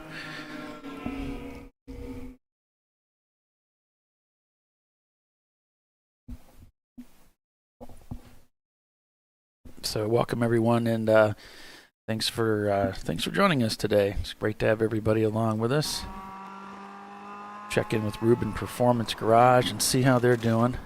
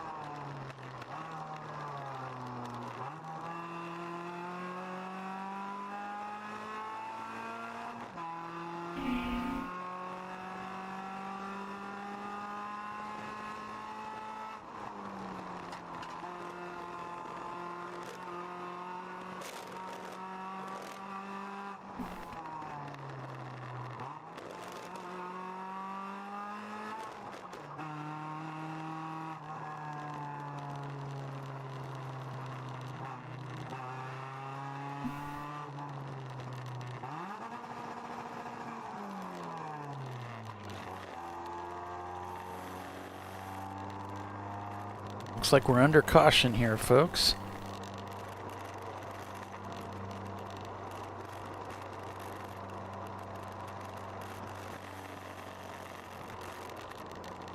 And we're probably heading into a purple 35. Maybe I can add that to my screen here and see what the story is.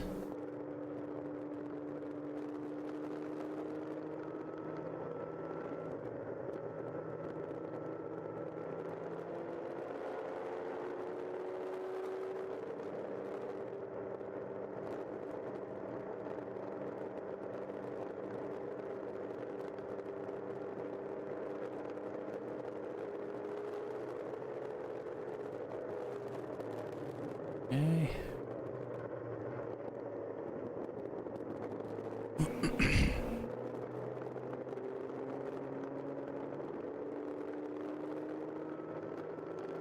So rain was noted over in turn 10 at 411. We're still waiting for an update as to the reason for this caution. And Jeff, thanks for the update there. Jeff's noted that they've had rain over in turn 5. That coming from our YouTube feed. So we were just talking about the possibility of rain, and it looks like it's starting to descend on the racetrack. Here we have Wheels America Racing coming into the pits.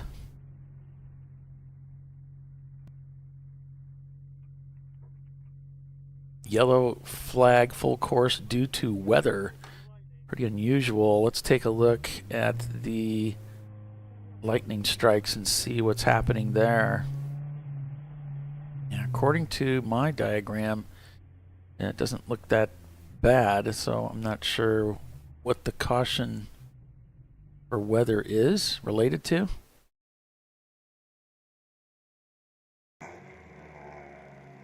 But we do have a number of cars ducking into the pits here under this caution.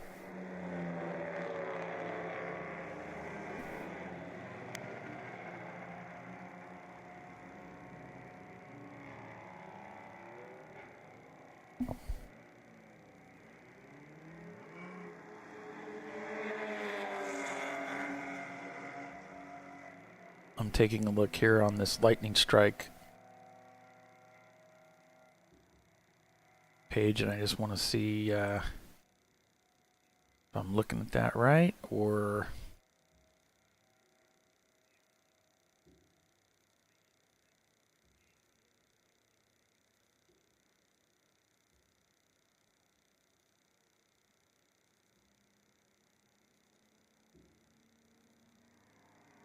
Yeah, it's West Virginia. That's correct.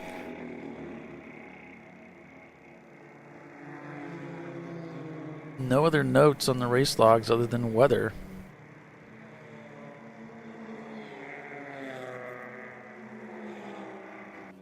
Trophy wife, that's brought them into the pits. You do see some raindrops on that windscreen, and they are working on the hood area.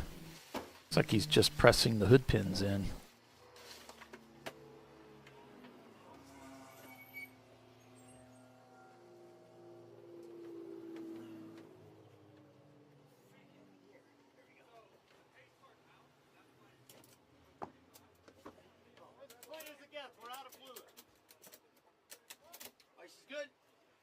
Something about being out of fluid. Looks like the radiator cap's coming off. Yep, they're going to be pouring fluid in there.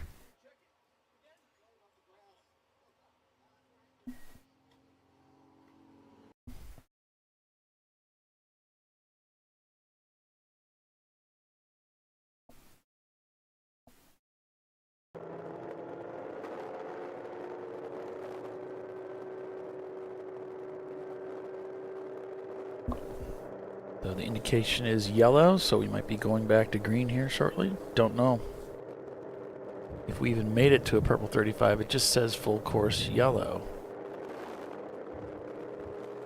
Yeah, Tiffany, I don't know what's the story is here. We went caution. The only excuse is weather. Yeah, I've got word that it's sprinkling a little bit, but we don't go for cautions for sprinkle. Whoa, he really locked him up. That looks like they deployed a pace car almost because they're so stacked up. Yeah.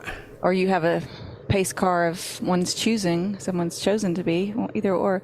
Let's see. I mean, we had the 606 go off, but they went off and continued. Precipitation noted. Weather. I didn't look like they had a lot of lightning, but I mean, I guess it only takes one bolt of lightning to be within the range for them to need to get the group together. Let me pull the weather back up. I was just looking at it while we were on break. Yeah, it could be. I mean, from what I'm seeing, the lightning isn't around the racetrack, but that's just my monitor. That's not official, although it should be. Do you have it zoned in on the track or just the town nearby? Yeah, on the track?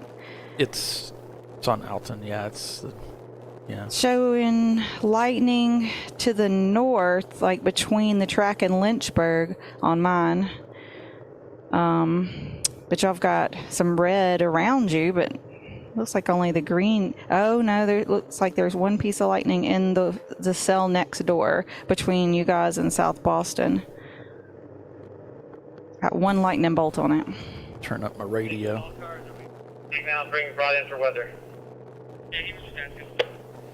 I think cars are going to be brought in for yellow or for weather. Why do we have some people parked in the right lane right now? The people on pit road are they in separate lanes? So it looks like in Paces, Virginia, which is not very far from y'all, there's lightning a little bit. Must be. Like that looks pretty close. But they're talking about weather. They're not talking about lightning. Okay. You But I know? mean, that cell is moving away from you guys. Stand in the middle, please. Stand in the middle. Stand in the middle? All pit marshals. Disperse down. Spread out. Spread out. Spread down. There you are. Perfect. So they're going to come in, file in on that left lane. Just make sure everybody stays to the left, single file, and nose them up to each other as close as you can. Must be a black flag all. Yep, looks like they're bringing them in. Yep. Hey, get those calls. No, single. What are we doing? Chelsea, car 600 was on pit road and jumped out into pace car line, so we pulled it back out with the rest of the pit road cars. So now here comes the rat race of trying to control everybody as they come in. Oy. But it's like herding cats. Looks like that's what's happening. Mm-hmm. This little system right here you can see on the screen right there by Martinsville, that sort of thing, and it's kind of coming through there. It's just a little one, but that looks like to be what they might be concerned about. Like I said, mine showed a little bit of lightning in the cell that's already kind of past you guys. It's a little north of you guys, and it like would be moving away, but it still would be close. It's red and orange.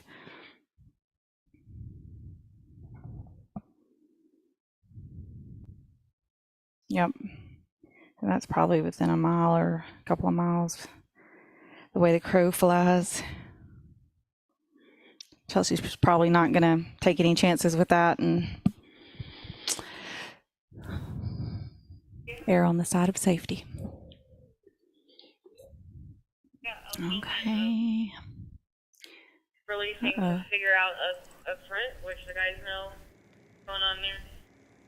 So if we do have to break off into a second lane down at the end, I would stop them before center of pit road.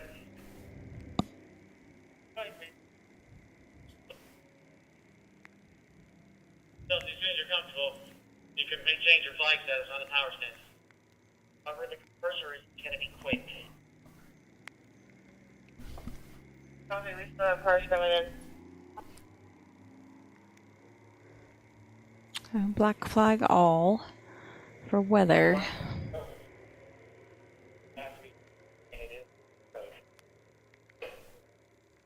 Ricky, Jim, text your text messages, please.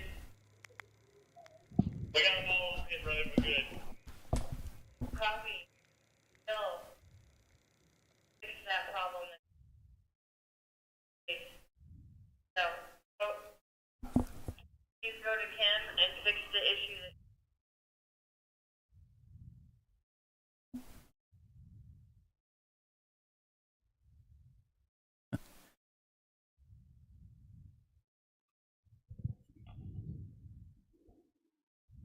Cars that were ready to get the car. Hey, Tim, what's going on? I don't know what's going on. All right. I just need to exit you. So they're working out their usual little snags and problems, but essentially we're under a black flag as a result of concerns of weather, but I don't have any more specifics than that. And we were getting some reports that there was rain falling in a couple of corners. And I'm just looking off to my left here, and I can almost see the rain falling just beyond the tree line. And Bill said it was sprinkling on the south side of the course and a little lightning. So they're essentially bringing everybody in for the lightning that's northeast of you guys, just a little ways. Probably what you're seeing there on the screen in the right hand side. Oh yeah, I see the picture you sent me. That's wild.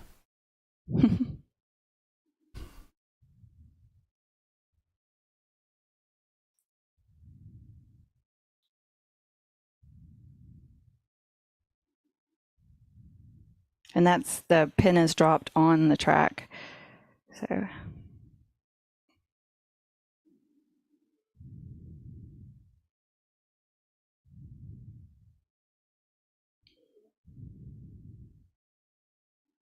but it looks kind of small in the grand scheme of things, so I'm thinking maybe it'll blow through pretty quick.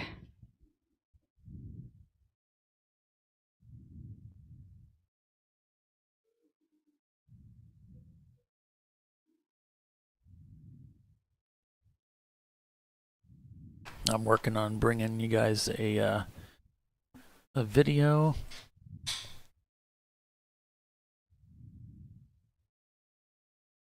Yeah, it's just a moment. I'll be right back. Okay. So we're under a black flag all for lightning. That storm system you see off to the right of the screen right now contains some lightning in it. And so we've stopped the race, and they'll bring in the corner workers. They're probably doing that right now, just in the interest of safety for everyone. And as soon as the lightning has moved out of the area, they'll restart the race. Even if it's raining, we will race in the rain, but not in the lightning. I don't want the corner workers out there exposed like that.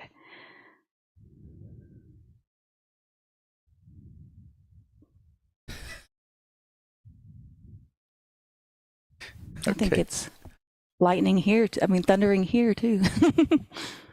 There's afternoon summer thunderstorms, you know. I actually like thunderstorms.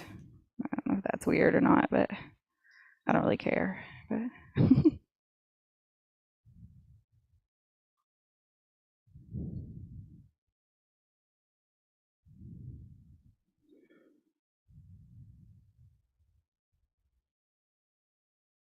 yeah, they're folks covering up their cars. They don't want the interior of their car soaked. Getting in a race seat that's soaked is uncomfortable, to say the least, because everything's wet and hot and steamy and bleh.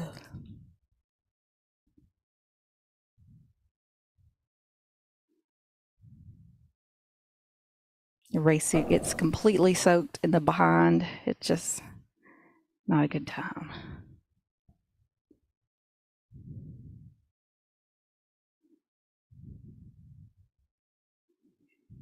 Plus, you don't want mold or mildew or any of those kind of gross things growing in your seat either. All right, so I've got a video here. I can get us over there to it. And this is of the, every year they do watches, provide watches. Yeah. And so I just shot some footage as I was down there at the table. And so really sweet, sort of an Ironman style trophy.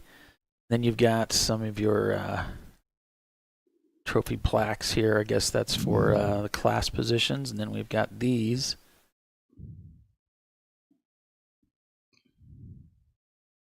And they've given free out donuts. That candy before. So pretty cool. Second place. So that's first place. Oh, it's pretty cool. I've never seen one look like that before. No, that one's all painted up. Mm-hmm. Nifty. Those usually have a free coupon in there to get a free dozen donuts and then candy.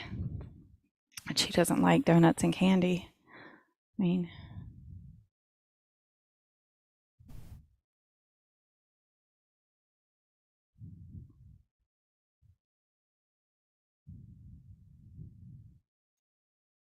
I'm actually surprised more people are not putting a car cover on their car.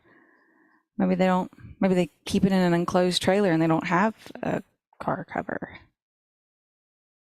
You just put a tarp over it, open the doors, put a tarp over it, and then close the doors. That at least keep the majority of the elements out.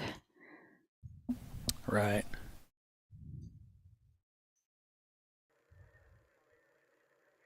You can see some rain there on the windshield.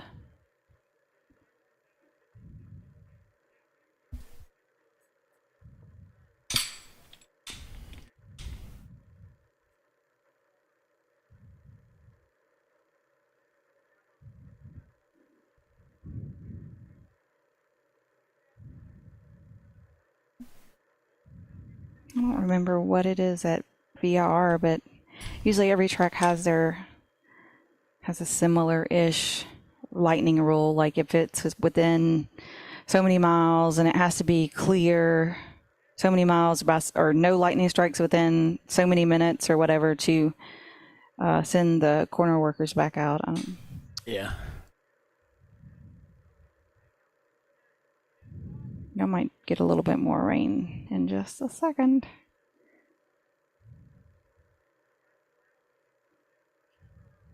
Then it looks like the majority of the energy in that little cell kind of dissipates. So like that would mean the lightning would be going away.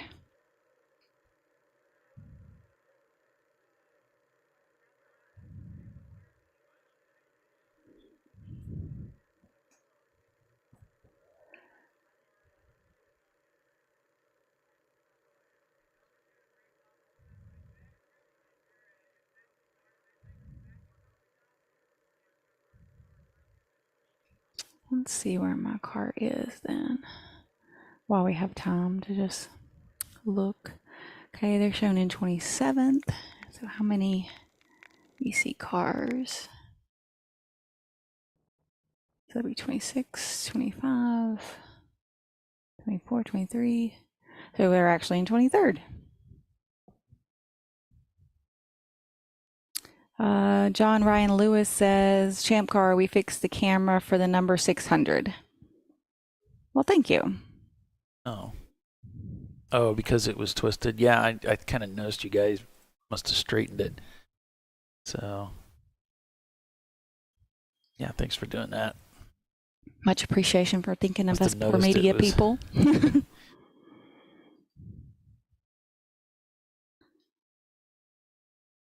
Must have noticed it was leaning pretty good. Hurricane simulator cam. Yeah, Michael's saying it looks like the heaviest part of that system is going to pass just north of the track. I would agree with you.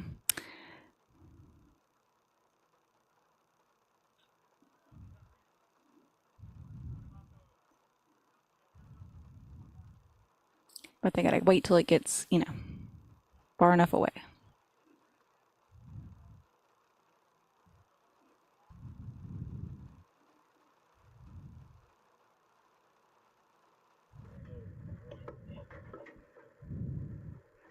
Out come the umbrellas.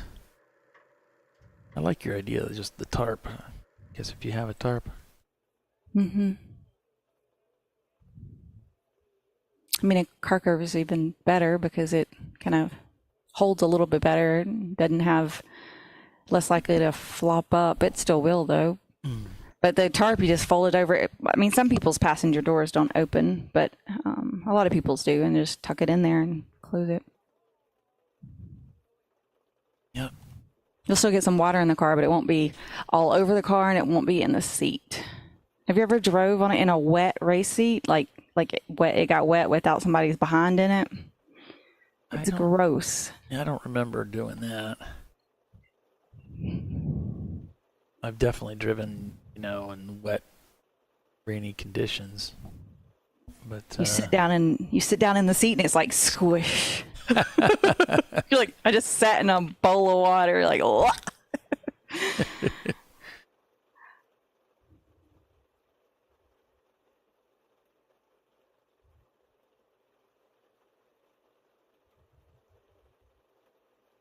All right, folks. So we're going to go ahead and take a break for commercial and be back here in a few. So, yeah, stay with us. We'll be back as the rain is definitely coming down. We'll be back in just a few minutes.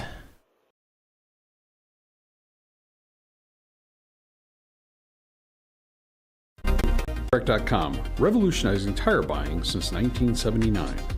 With our unmatched selection of branded products, finding what fits your vehicle and is right for you and how and where you drive has never been easier. Through helpful online shopping tools that include our professional hands-on reviews done at the introduction of a tire and consumer reviews that give real-world feedback over the life of the tire, you can make the right tire choice and find exactly what you need. And if you prefer to talk to someone, our tire testers, our sales team, are available on the phone. And that's how we get you the right tire for you and your vehicle for where and how you drive.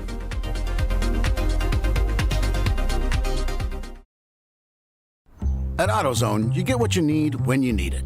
Got a today job? Pick it up free same day at your local AutoZone. More of a tomorrow project? Order as late as 10 p.m. with free next day delivery. Getting the job done just got easier. Since 1994, Flying Wrench has been a family-owned business renowned for exceptional European car repair and maintenance. We treat every vehicle with the same care and attention as if it were our very own, building lasting relationships with our clients along the way. We specialize in high-performance vehicles, offering a range of services that include fabrication, construction, custom wiring, and much more. Visit us at flyandwrench.com. Discovery Parts is a veteran-owned racing and safety equipment company. While we're located inside Atlanta Motorsports Park in Dawsonville, Georgia, Discovery Parts can also be found at the tracks, supporting a number of Champ Car Series events. We take pride in being a reseller of the best of the industry to Champ Car teams and drivers. We know racing, love racing, and look forward to tomorrow to even more racing. Visit us at discoveryparts.com.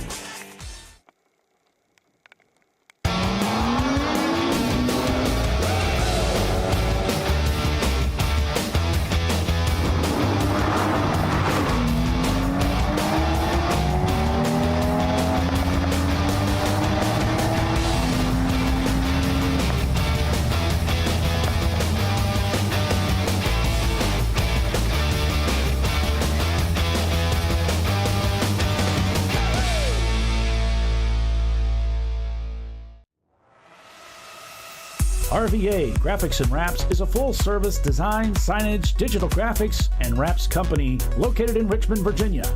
With over 20 years of experience, RVA Graphics and Wraps offers premium signage options for your business. We are dedicated to offering our clients best-in-class service in all aspects of graphic design and application. For more information, visit us on the web at rvagfx.com. Lifeline's continuous commitment to research and development ensures that we supply the most innovative and cutting-edge products available, used by the majority of the world's motorsport championship-winning drivers, teams, and constructors. Lifeline has a stringent and proven history of success. Lifeline's continuous commitment to research and development ensures that we supply the most innovative and cutting-edge products available. Lifeline's 0360 systems are the result of over 7 years of intensive research and development using 3M's Novik 1230 environmentally safe gas extinguishant. Lifeline uses only the finest quality components. For more information regarding our fire safety equipment and fire safety systems, please contact us at info@lifeline-fire.com. Located in Northeast Ohio, with 40 years of combined experience, Money Shift Racing knows how to deliver performance and safety, offering everything you need to get your vehicle and drivers ready for race day. From safety equipment to full engine assembly and repair, in-house fabrication, 3D design, and rapid prototyping. Money Shift Racing. Performance done right. Frozen rotors from Diversified Cryogenics deliver increased performance and a higher level of safety, while significantly reducing braking system costs. So to tell you a little bit about the durability of this product. So we have seen an incredible extension of the life of our brake rotors using frozen rotors. We've gone from brake rotors every other weekend to 6 weekends on one set of brake rotors, and I think they can go farther. The durability has been amazing. And it's been a fantastic season, and man, a lot of that is due to the way our car can brake on those frozen rotors. For more information, go to frozenrotors.com. Sentinel is a comprehensive motorsports video solution incorporating live streaming, local recording, 3 cameras with picture-in-picture, flag status, and much, much more. Stop playing with multiple solutions. Sentinel handles it all, including timing and scoring, vehicle data, graphic overlays, adaptive bitrate encoding, network bonding, and more. Sentinel is the solution to sharing your motorsports experience with your friends, family, sponsors, and the world. What are you waiting for? Get your Sentinel today and never miss an on-track moment. www.sentinel.racing. Bring on the frozen tundra, the grinding gravel, the cratered concrete, the rain-soaked streets. Come on, road. Do your worst. We'll be at our best. Undeniable performance in unreliable conditions. Designed to meet or exceed original equipment performance. That's why more auto technicians choose Duralast parts. Exclusively at AutoZone.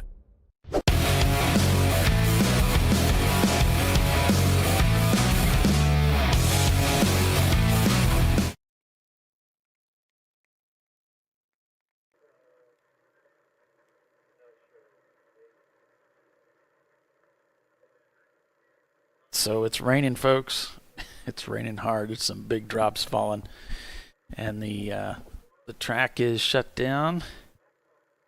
It's red flag due to weather.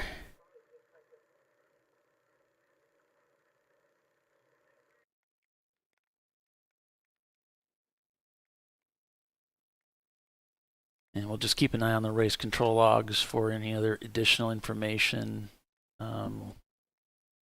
As far as a time when things will let up to when we can get back out there. That all remains to be seen. Is that a bug crawling on our camera? Yeah. Okay. Once it's 5 minutes of fame, huh? Yep.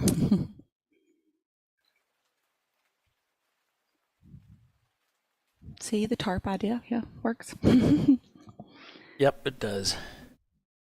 So there's kind of an idea of what it's like out here right now. We got a lot of people hiding underneath their easy ups, and then some are just defiantly not. Like, it's raining, whatever. There's a gentleman beneath me here on pit lane who's not under an easy up, and he's just shooting video from his camera.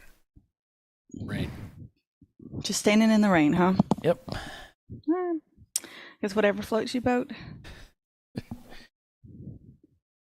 Yeah, I tried to put a camera up during the commercial break, but some mounting restrictions there, so I have to come up with something more creative to do it.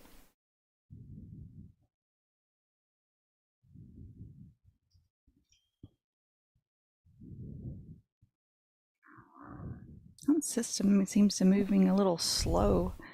That's annoying. Your computer? No.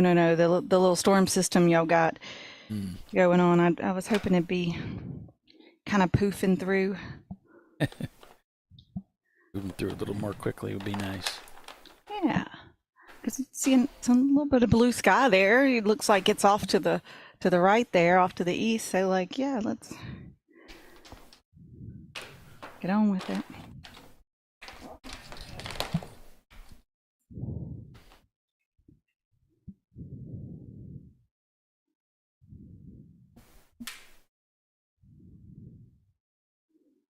Doesn't look like it's not, my radar's not reporting lightning in either one of those cells that are close by, so.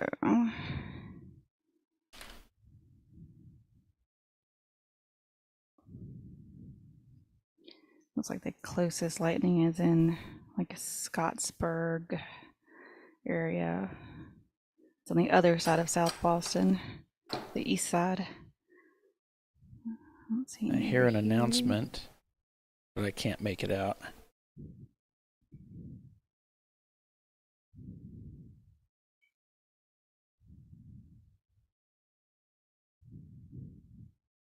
And there's a lot of activity on pit road, so she may be calling drivers out to their cars. See if the drivers appear to be getting ready.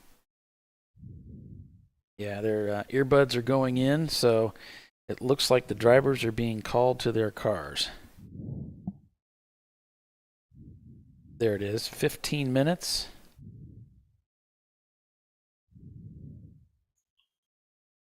So 15 minutes is the call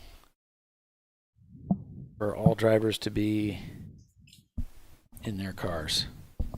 And I'm waiting for Mike Chiswick to come over and say, Paul, this is on you. Right? This whole rain thing, it's on you. This is you, bro. Thanks a lot. Thanks, pal.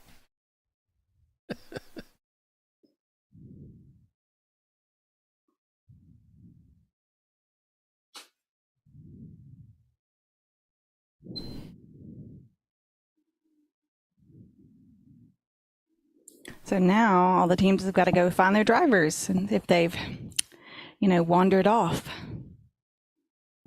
Yeah, I mean, it wasn't a long break. Doesn't take long for them to wander off. And as Mike said, I can see some of the Chiswick kids are out there right now working pit road, getting the message out and helping with the coordination of the officials to get this race back underway.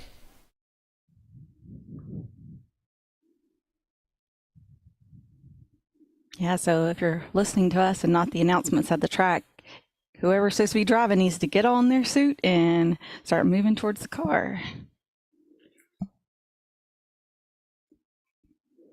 We got about to go back racing.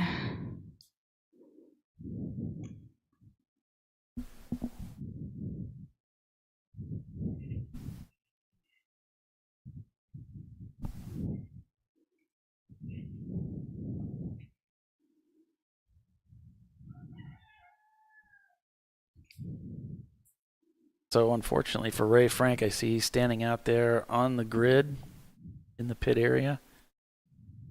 Doesn't look like he'll be driving today. Uh-oh. But maybe he'll come up and talk to us.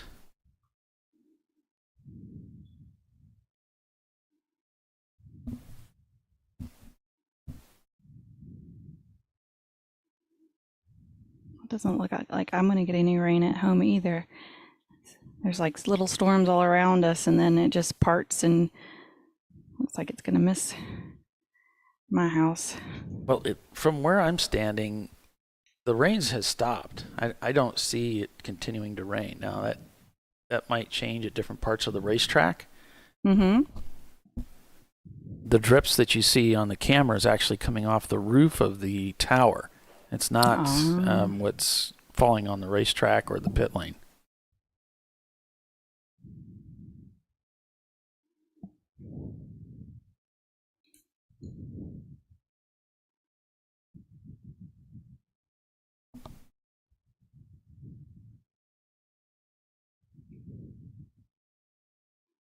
Team Troxel's uncovered their car.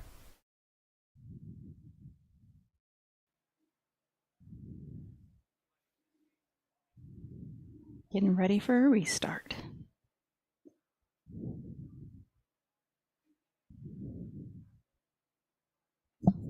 And drivers are starting to climb into their cars and get buckled in now.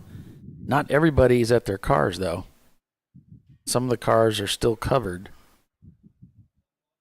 And some of these, the pit lane, as you said, Tiffany, on the cold side of the pits is underwater. Yeah. If it continued raining, it will make a mess sometimes. It's like a little river that runs right at the pit wall there. But with it only raining a little bit and clearing up, I think the rain will quickly be a non-issue. It's going to make it muggy-er. Yeah. But if they can get it dry before dark, maybe it won't be an issue. Driver of car 641 getting in their car right now. That's an EC car.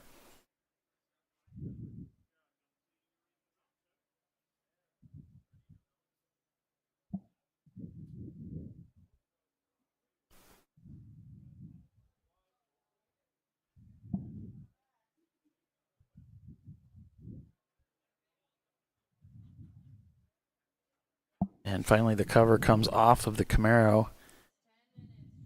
That was the one I was a little concerned about because there was nobody there.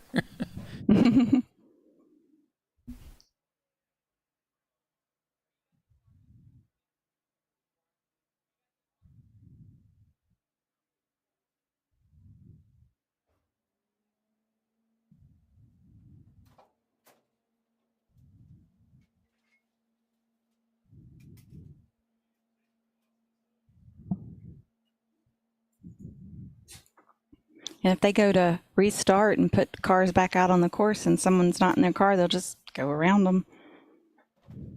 Then you got to join in the back.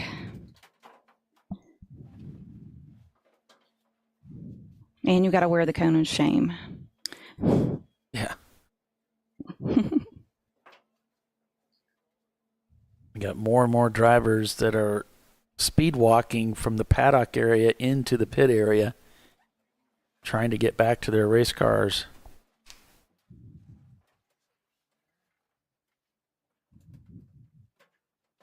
So it seems that the paddock is actually quite deep here. It goes out quite a ways. And if they retreated back to a motorhome or transport, it's quite a distance to get from there back to the grid, back to the pits. Yeah.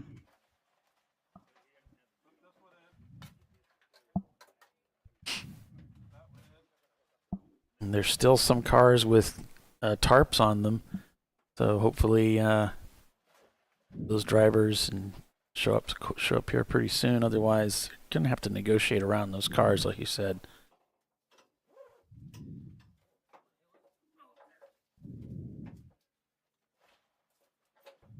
Okay, looks like the final tarps are coming off.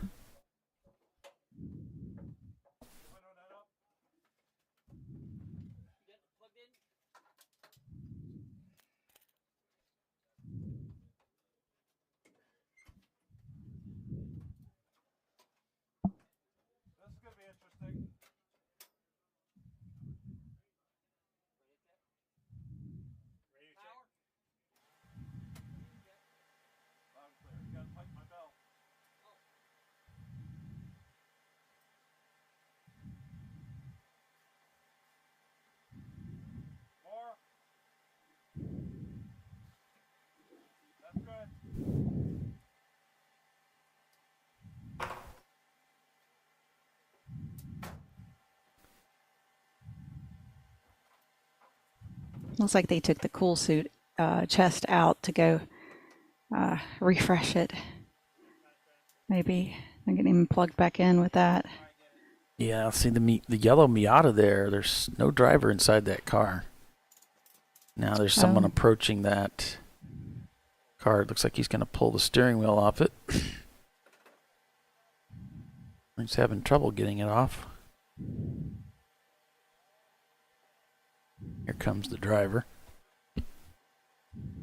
Nice of you to show up.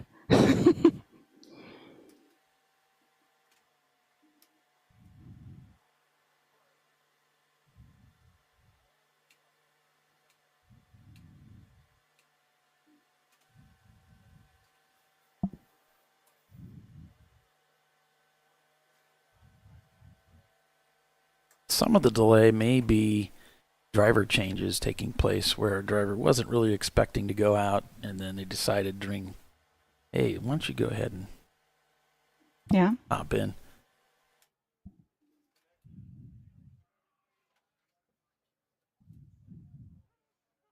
Well, depending on how long the red flag is, depends on whether the driver stints automatically restart or not. So that might have a big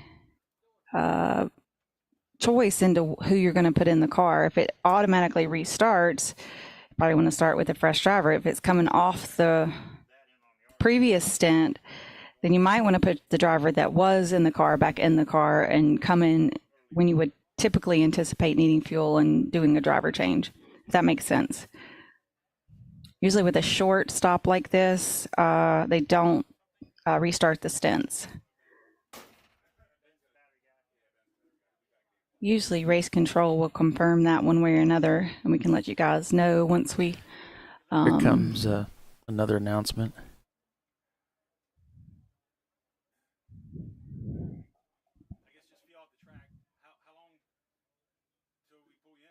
She began speaking and then stops. I don't know if... wait a minute. She's asking for crew to be over the wall. So they're getting ready to roll the cars out.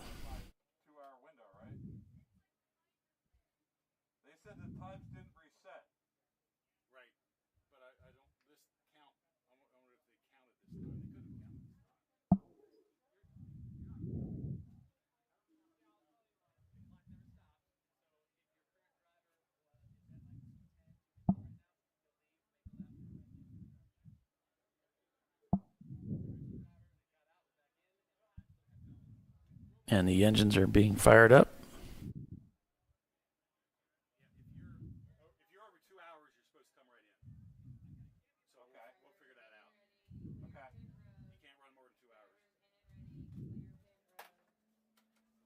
So cars are going to be rolling out here shortly. We'll go ahead and squeeze that next commercial break in here and be back in just a few. So you're watching Champ Car Live, presented by AutoZone, and we're live at VIR for the Lifeline 24-Hour Classic. Stay with us. We'll be right back. You know, I'd buy tires online, but then what? We've thought about it. We're TireRack.com. They should let you ship directly to a mechanic. Actually, we call them independent recommended installers. They should have like 1,000 mechanics. Try over 7,000 installers. Then you just make an appointment. At a time that's convenient for you. This could change tire buying forever. TireRack.com, the way tire buying should be. Come on, Road. Do your worst. We'll be at our best. Engineered to meet or exceed original equipment performance, exclusively at AutoZone. Since 1994, Fly & Wrench has been a family-owned business renowned for exceptional European car repair and maintenance. We treat every vehicle with the same care and attention as if it were our very own, building lasting relationships with our clients along the way.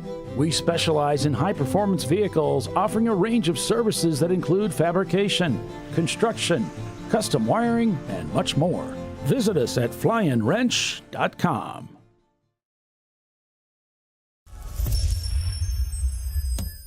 Frozen rotors from Diversified Cryogenics deliver increased performance and a higher level of safety while significantly reducing braking system costs. So to tell you a little bit about the durability of this product. So we have seen an incredible extension of the life of our brake rotors using frozen rotors. We've gone from brake rotors every other weekend to 6 weekends on one set of brake rotors, and I think they can go farther. The durability has been amazing. And it's been a fantastic season, and man, a lot of that is due to the way our car can brake on those frozen rotors. For more information, go to frozenrotors.com. Located in Northeast Ohio with 40 years of combined experience, Money Shift Racing knows how to deliver performance and safety, offering everything you need to get your vehicle and drivers ready for race day. From safety equipment to full engine assembly and repair, in-house fabrication, 3D design, and rapid prototyping. Money Shift Racing. Performance done right. Discovery Parts is a veteran-owned racing and safety equipment company. While we're located inside Atlanta Motorsports Park in Dawsonville, Georgia, Discovery Parts can also be found at the tracks, supporting a number of Champ Car Series events. We take pride in being a reseller of the best of the industry to Champ Car teams and drivers. We know racing, love racing, and look forward to tomorrow to even more racing. Visit us at discoveryparts.com.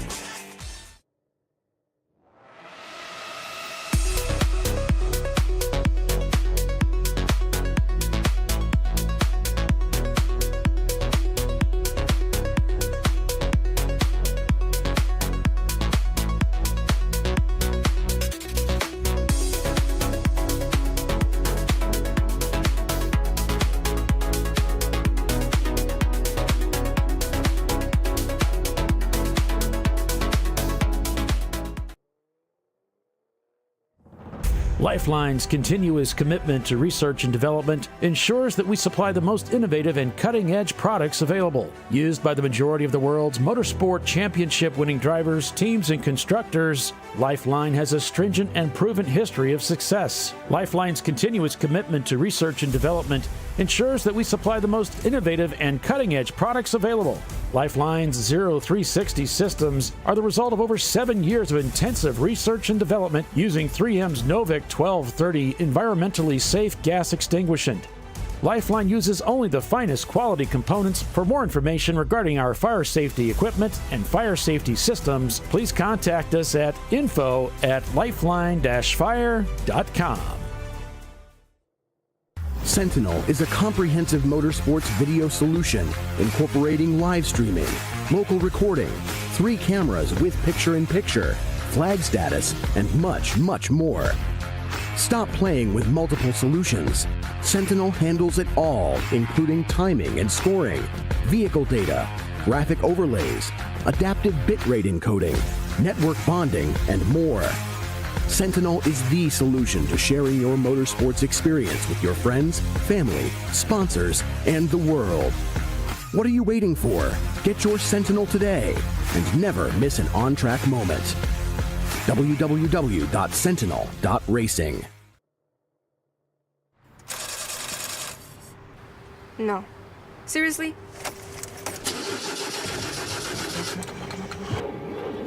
Come on. Oh, no. You for real? Dale, dale. Really? Wow. So maybe just a cable? We can help you. Welcome to America's #1 battery destination, AutoZone, your battery solution.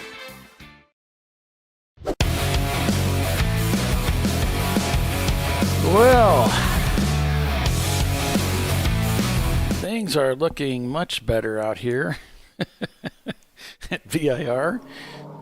Not nearly as nasty as it was just a few minutes ago. Cars are returning to the racetrack.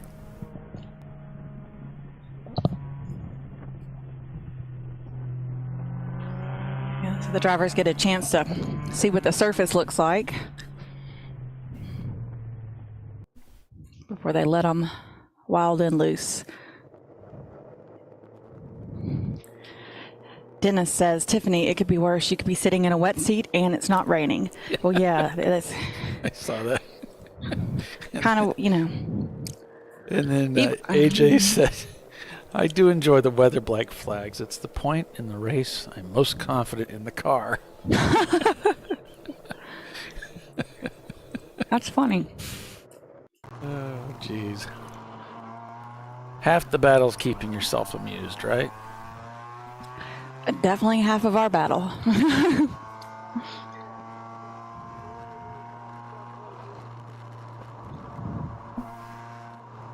So did you hear if they're restarting the stints or keeping them as they were?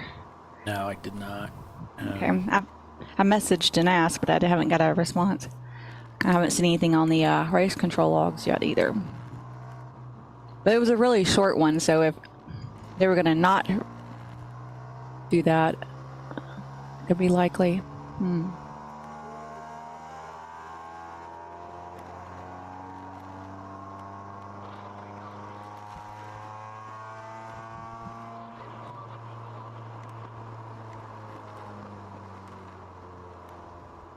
Cars are coming by the start-finish line here.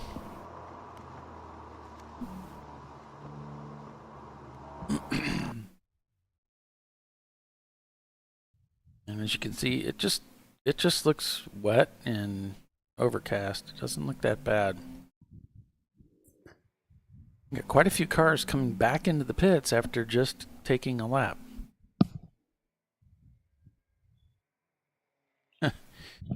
Like a lot. RVA Graphics and Wraps coming in. So maybe they've decided we're going to do a pit stop because there's a long train of cars picking up their clocks. I wonder if they're trying to do it while it's still under yellow before they've went back to green and try to take advantage of that. Yeah, 5:07.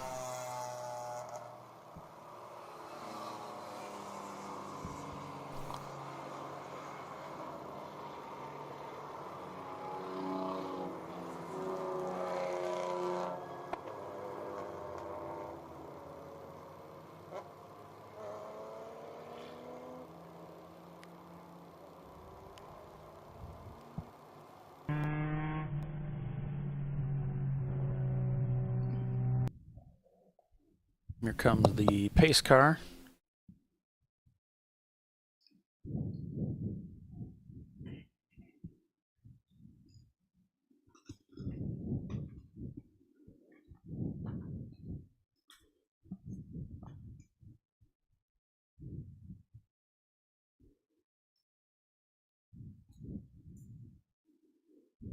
think that's why I hate sitting in the wet seat the most, is because it makes me think, you know, even my brain knows it was the rain. I'm like, oh, I feel like I'm sitting in a seat somebody peed in. It was gross. Yeah, that would be bad. I can see how that would freak you out. And when you get out of the car, you're wet in those places, so it looks like you peed the seat. Right.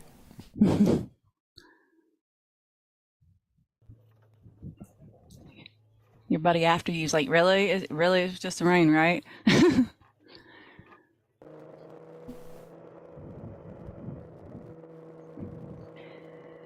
Let's see.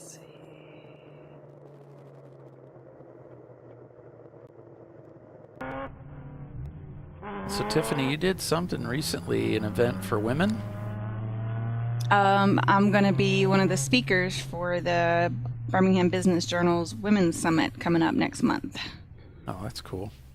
Yeah. I have a couple of panels, so there's only like, I think maybe two speakers that are speaking by themselves. One of two or three, and I'm one of those.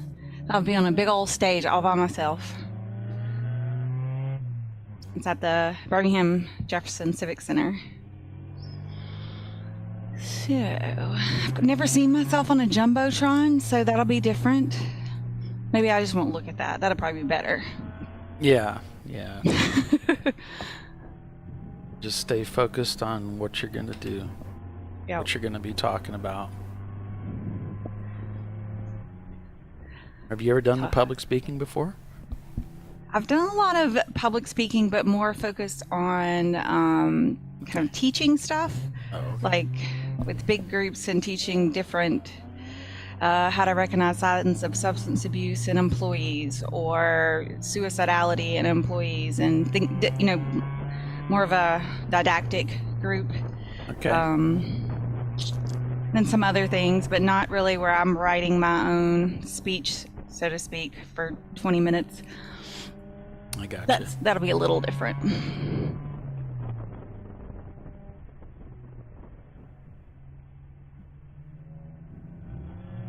I'm sure I can find something to ramble on about.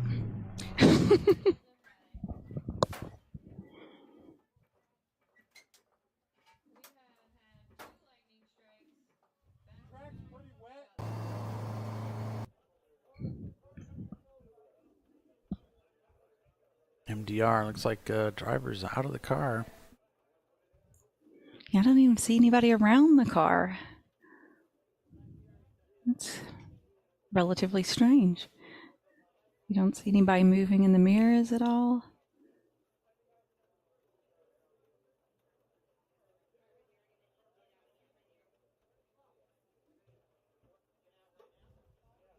I wonder if it wouldn't restart after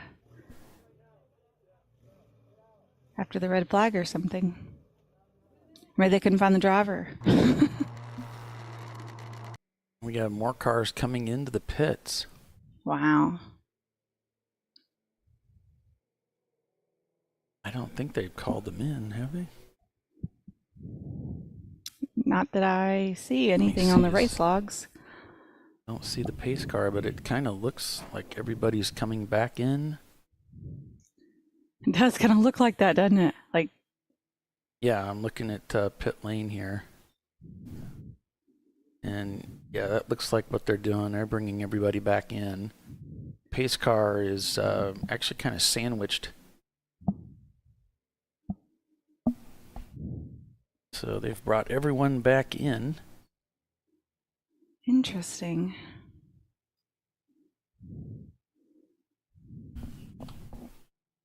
Oh, there's lightning in that cell that just passed you. It's right past you. It's got lightning in it again. So I guess it picked up a little steam.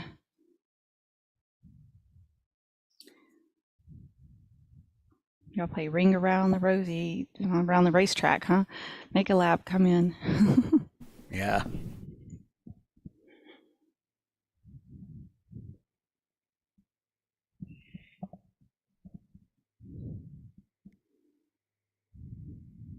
And here we thought we were about to go back to racing.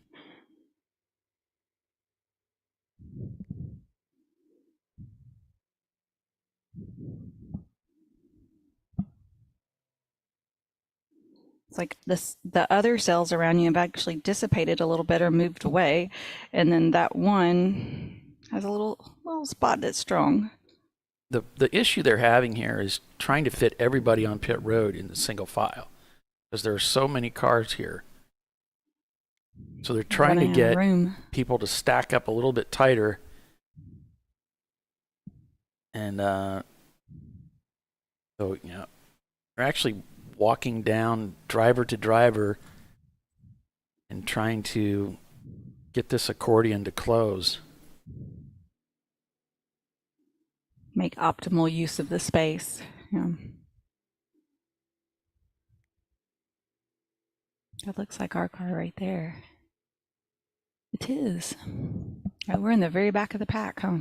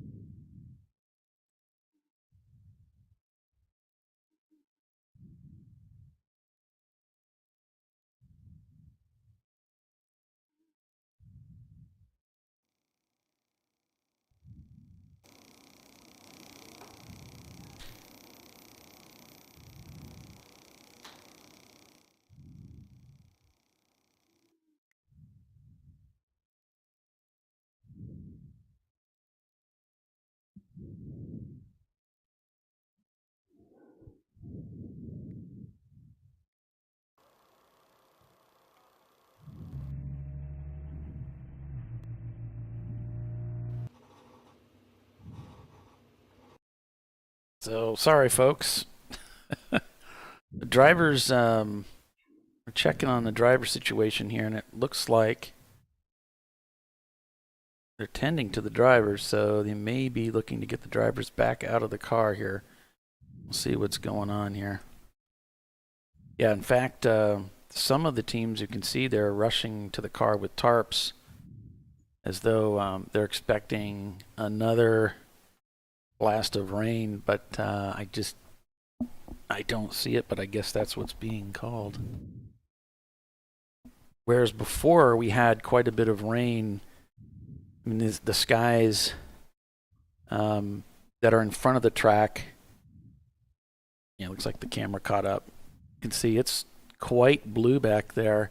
We don't have all those heavy clouds now over that part of the, you know, of the that side of the track. So I'm not sure what they're hearing or seeing.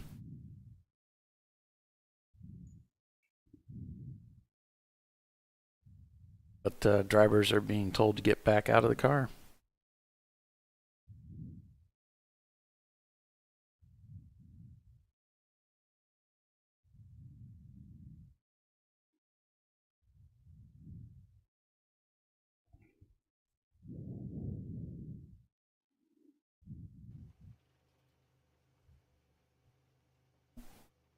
In the car, out of the car, back in the car.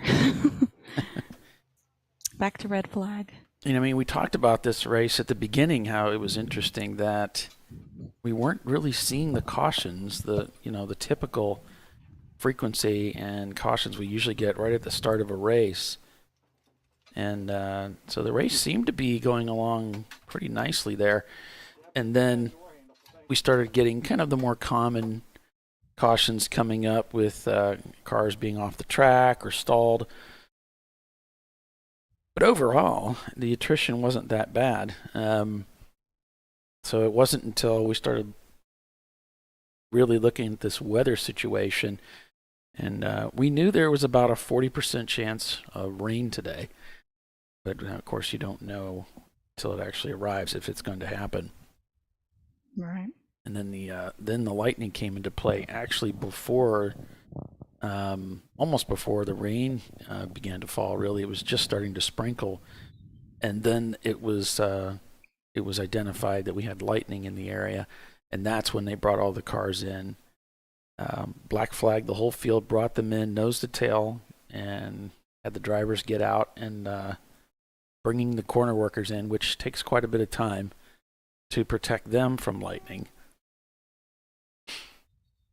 And we got maybe a lap or so, but we never really went green, I don't believe. Right back in, and we're into that same red flag condition due to weather. And it's ironically the sun's coming out, and it looks beautiful out there. How the way that when the track and so forth, when the sun comes out, it looks amazing. Mm-hmm.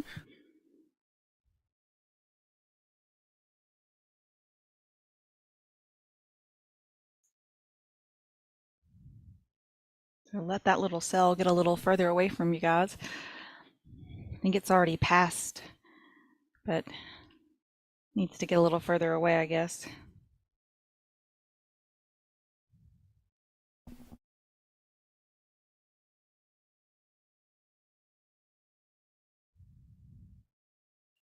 And I'm looking at the racetrack now, and I'm just waiting to see those first patches of dry track begin to appear. So still watching for that. The cement wall that separates the cold pits from the hot pits actually does look like it's already soaked up the rain that was on it, and quite a bit of it's dry. I noticed some of the Champ Car officials were hopping up onto that wall and swinging their legs over while sitting on it. It doesn't look wet. I mean, we didn't get a ton of rain, so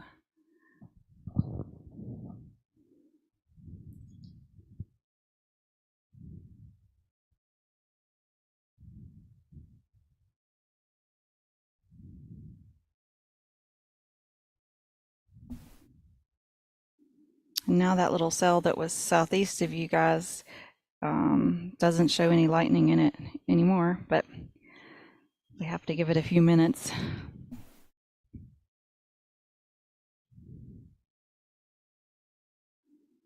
Should be moving out and clearing up.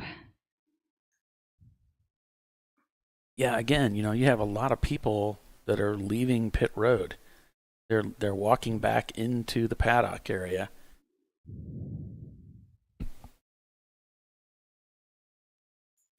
This is helpful for some of the teams that are working on their cars, and they want to get out and back out and finish well. Like Open Throttle with one of their BMWs over here, now under a pop-up, but with the hood up as they're looking at that car.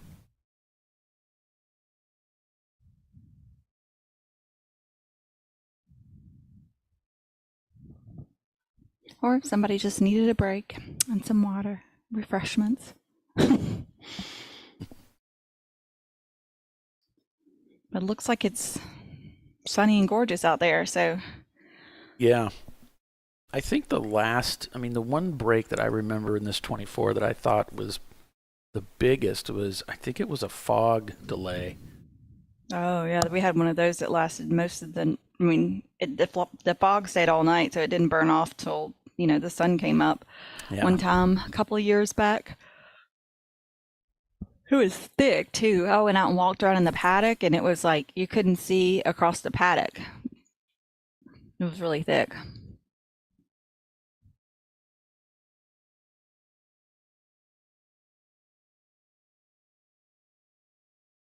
So we were shut down for several hours on that race. But that's the last time we had fog in the overnight hours, so all the teams got a nap in, and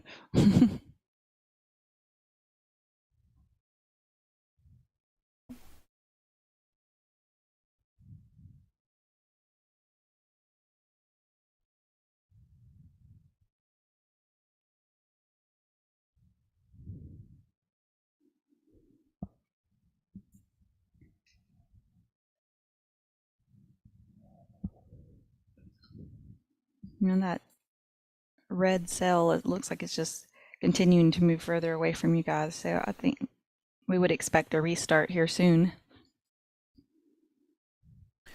Yeah, I think they're just watching a nearby storm for weather. Ray Frank's come back up into the tower here. Maybe we'll get a few words from the man himself. Oh, okay. keep doing this. People keep coming in just to say hi, and then I put headphones on. I'm like, oh well, okay. I don't really want to talk on the show, but very frank, ladies and gentlemen. Do I hear Tiffany in the background? Yeah. Hi. Hello, Miss Tiffany. Hey, Ray. How are you? Oh, I was quite well till our car broke. Oh, But, no. You know, I was going to get me a ride in one today, and it didn't want to cooperate. But she was sure running while I was out there. Then the racing gods intervened, huh? Yes, that's racing. Stuff happens.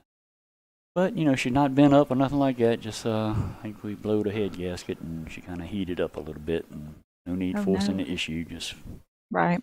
pack it up and go home and try to get ready for the next one. Right. I hope I can put something together and run with those guys again, but, you know, we don't know. And what car were you going to drive in? I was actually going to get in the Eddie Vedder Corvette, the number 91. Oh. She was in second place. Had come up to second place when we had to kind of pull the plug. Went back out and tried a couple of things, but nah. That would have been a fun ride. Ooh, yeah. Yep. I've been pretty fortunate through my years in Champ and Chump to drive some really fabulous machines. Thank every one of the owners that have let me get in one. Yeah, that's truly awesome. And so far, I brought most of them back undamaged. So, most of them? Wait a minute, no, that was my own car. Okay, no, actually knock on wood so far, yeah, pretty good. No dents, no Obviously torque nicer to other people's car than my own. Yeah, somewhat in that the way. Yep. This rain delay has really been a double bang bang, and we will. It looks like the weather's moving out though, so yeah, it hopefully. does. And I mean, they had lightning within the area, but I haven't personally seen any. Right. We got them all pulled in. I think we have a plan to get the race back going again as soon as we can. Do you know if they're going to restart the driver's stints or just pick them back up where they left off? I believe we just had this is the second time bang bang right in a row, and we really can't tell. I believe we're going to reset everything. I don't bank on it, but okay. I'd put my money that we're going to have new drivers get in. Gotcha. Okay. Now, anybody else to the show, that's not gospel, because I'm just the guy that walks them down pit road, and I make no decisions. Gotcha. Okay, well, if you hear something, you can just let us know, too. Oh, I will. I come up here and give a little briefing every once in a while. You work at, how late are you there today? I'm supposed to leave at 7 o'clock, which I have my camper here I'm staying in, so I'll try to sleep during all the fine exhaust notes we hear. Mm-hmm. I mean, that's good sleeping music. Yeah, pretty good for old redneck. Yeah, I can listen to it. I'm so tired, I don't think nothing's going to keep me up. So, yeah, 24s are something else to work. It's an experience on both sides of the pit wall. Yes, it is. I've already started yawning. This is not good. It's too early. We've got way too much racing to go. Well, I sure hope we get it underway soon, because I know these boys want to race, and boys and girls want to race. I've seen quite a few ladies with some driving suits on out here today. Oh, good. And, it's a thing. Y'all girls like this too, so come on. Yeah. Yep. I see you're doing some Porsche stuff. You got a new Porsche and everything, and it looks sweet. I bought a Cayman. Yep. It's your color too. It's Tiffany blue, isn't it? It is. I like the color. The color was what I saw the car driving the paddock when I was a barber for a chin event. And I was like, ooh, look at that. And then later a for sale sign came out and was on the windshield. And one of my buddies was over there looking at it. And so, of course, I had to go look at it too. And then, well, one thing led to another, and I left with it. Yep. Took it back to the shop, put it on a rack, take a look at it inside and out, kind of just really go over it. And then the next day we brought it back to the track, and then so I did a couple of laps on track, and I was like, feels pretty good to me. Yeah. And then that was kind of that. You're pretty close to one of those Porsche experts that knows about those things, so yep. I'm sure he made sure it was a nice one. Yep. Well, the funny thing is I called him and I was like, hey, babe, what are you doing? I need you to look at a car for me. And he's like, Tiffany, I'm doing something. I can't just stop what I'm doing all the time. Every time you're at the track, you need something. He was grumping, which is not uncommon. So I was like, okay, sorry. And, well, one of my friends was calling him too, trying to get the same thing. He wanted him to look at the same car for him. So, he was like, you already called him? I was like, yeah. And then, so then he called me back and he was like, if you want to bring it by, I'll look at it. And so then, so ended up, I bought it. And then he made me an offer on my white car. And so I bought the baby blue Cayman and he bought my white Boxster. So it's saving the family, but I don't have to pay for insurance on it anymore. So. Alrighty. And I got a car that has nice racing seats and harnesses, so I have much more safety on track, which is something I preach to people about. As they get better and better at driving at like the HPDE level, and they're going faster, and they get stickier tires and better brakes and all the things, that their safety equipment needs to be upgraded with the car as they do all the other fun upgrades. So now I've got that handled. Instead of having to do that to my car, I've just swapped cars and it's already done. Yep, and I believe the old Cayman's just a little bit better than the Boxster. Well, this one's a little spiffy. It's got a Cobb tune on the engine and the PDK. It's got Fab Speed headers. So it should be a little spicy. We'll see. You're talking foreign to me. All right, they're calling, and I got to go back to work. All right. Okay, back to work. Good to talk to you, Ray. Yep, and give me a ride in that thing one day. Heck yeah. Bye, y'all. Okay, bye. Thanks, Ray. Thanks for coming up. I hope you do. Look forward to hearing from you. We gave away a ride at my Alabama Women in Business group. It's a group for Alabama females that are either entrepreneurs or at the kind of head of the leadership ladder. And so we did a membership giveaway, and in every event they attended this summer, they got another entrance in the raffle, so to speak. And then we drew a winner just this Tuesday, and she's going to get a ride in the new car. So... She's like, how fast are we going to go? I'm like, I won't go any faster than you're comfortable with. We'll start out at a conservative-ish pace, which might not be as conservative as some people might like. But, I don't try to scare anybody. So do a couple of laps, and then I check with them and make sure they're not ready to throw up. I'm like, please do not throw up in my car.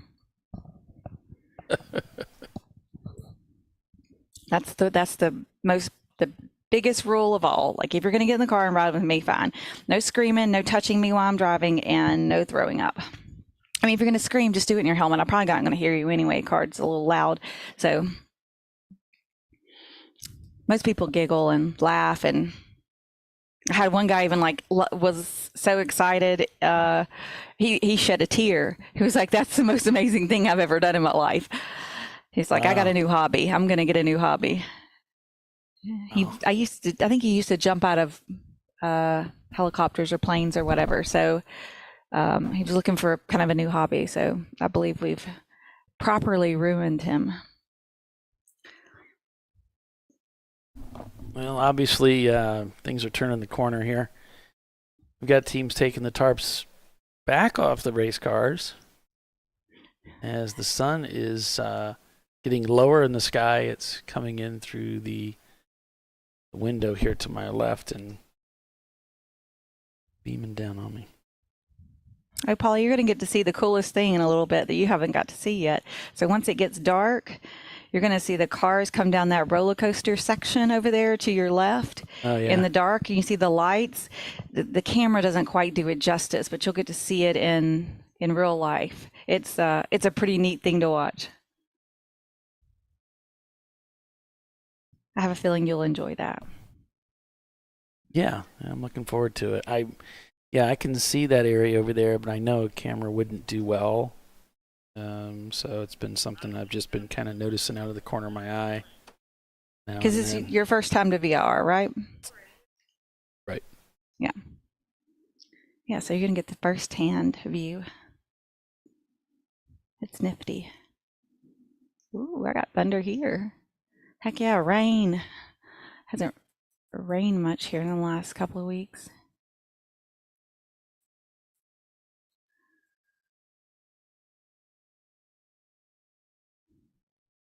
I love summer thunderstorms. I think they're so awesome. It breaks up the heat of the day and gives your air conditioner a break. Keeps me from having to run around and water all my plants again. Okay, looks like everybody's scrambling. Yeah. Yeah, people running back to their cars. Yep. Hello, it's Podalong 00. Hello from Heartland Autosport, one of the iRacing teams. We're hoping to join you guys in the real world soon. Oh, excellent. Well, I'm just Are you building the car yet, or interested to hear what you got on the agenda? Yeah. Did they make an announcement for drivers to get back in the car? I couldn't hear it. Okay. There has been some chatter, but it's super muffled, so it's the PA system there is not the most, not the bestest. Right, it's not. So what I'm just telling you, what I'm observing is drivers getting back in their cars. I'm observing that too. It looks pretty out there. So we can go ahead and take another break for commercial, and we'll be back here in just a few minutes. So you're watching ChampCar.Live, presented by AutoZone. RVA Graphics and Wraps leads the race. Stay with us. We'll be right back as we head back out onto the racetrack for more green flag racing. We'll be right back.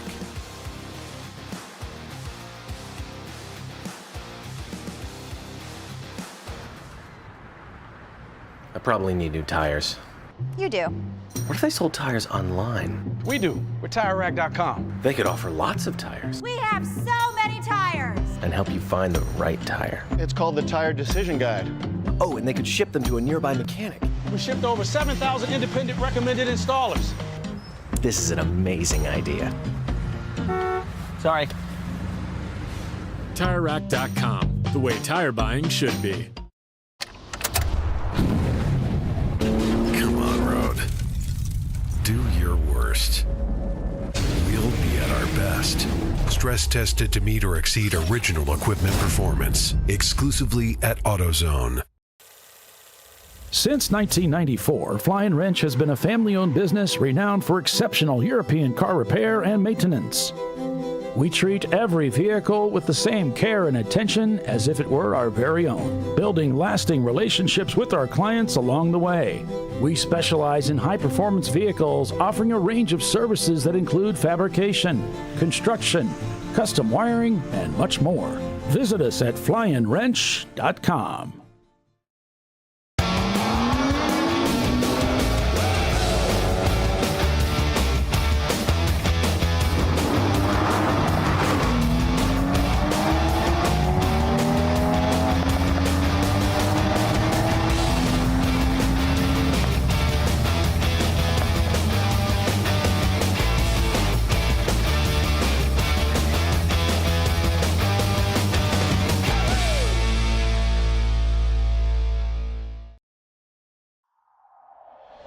Discovery Parts is a veteran-owned racing and safety equipment company. While we're located inside Atlanta Motorsports Park in Dawsonville, Georgia, Discovery Parts can also be found at the tracks, supporting a number of Champ Car Series events. We take pride in being a reseller of the best of the industry to Champ Car teams and drivers. We know racing, love racing, and look forward to tomorrow to even more racing. Visit us at discoveryparts.com.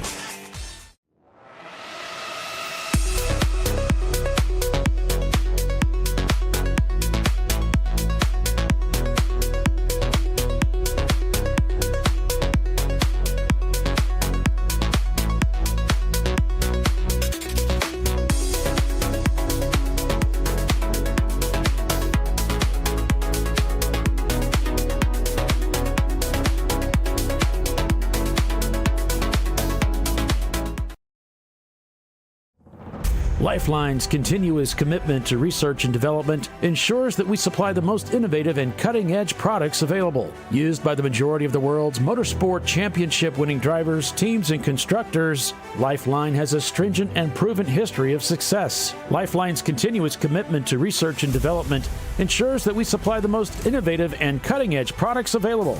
Lifeline's Zero 360 systems are the result of over 7 years of intensive research and development using 3M's Novik 1230 environmentally safe gas extinguishant.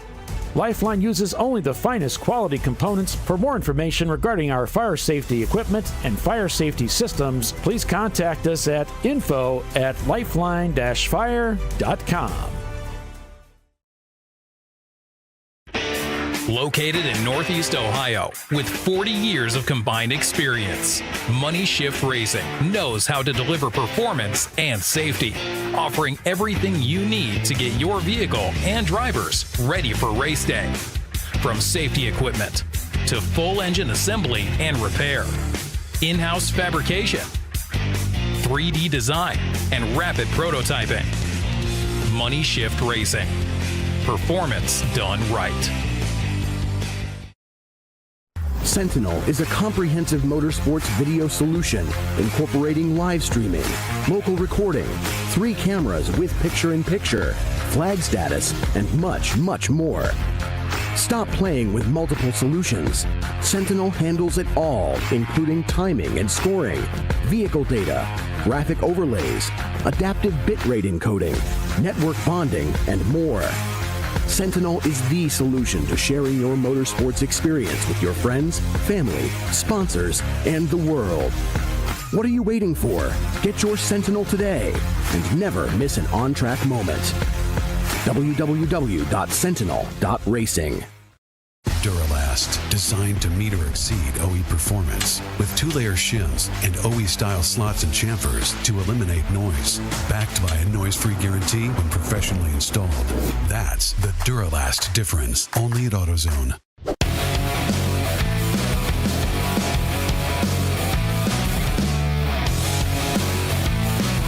And welcome back to Champ Car Live, presented by AutoZone. It is the TireRack.com Champ Car Endurance Series race at Virginia International Raceway, the Lifeline 24-Hour Classic. I'm Paul Veltzum with your host, Tiffany Alexander. And, well, we've had a lot of people on the show. David Twatty's been up here. Steve, I can't recall your last name exactly how it's pronounced. Sawicki. Yeah, something like that. Steve's been up here. We've had Ray Frank up here. We're going to have Roger Cohen Roger was up Cohen there. was here. Bill Strong was here. We had Mike Chiswick up here, the CEO. And I feel like I'm forgetting somebody. We're going to have Troy Trulio on the show as well.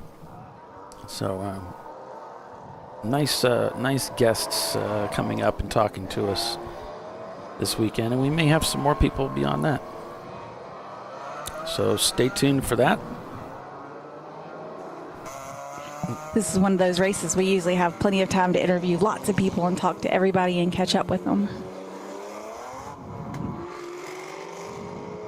Yeah, it's been a lot of fun.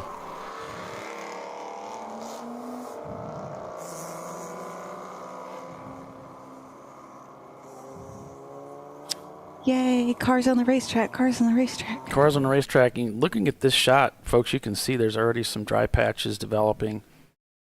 Oh, nice. As the cars, looking, even this here to the left, you can see the pit lane. And even on the racetrack, there's some areas that are beginning to dry as cars are continuing to roll off of pit lane onto the racetrack. And by the way, Tiffany, I just got to say that I heard Chelsea say something that kind of warmed my heart. And I don't know if it was over the radio or what it was, but she had called pit road pit row, which really reminded me of Doc immediately.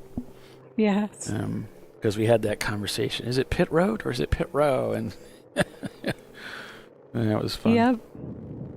Because he always called it pit row. Yeah. ROW. Yep.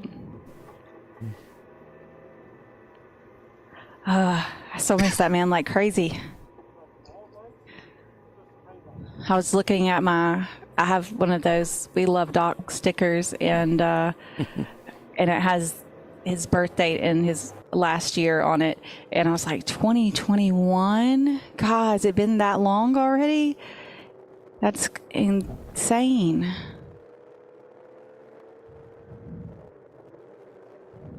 Yep.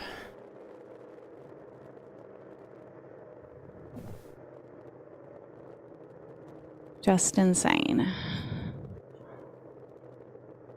Hope we will immortalize him on the broadcast for as long as the good Lord lets us. Yeah, I mean, we still got him on the show in a posthumous way. he would love that.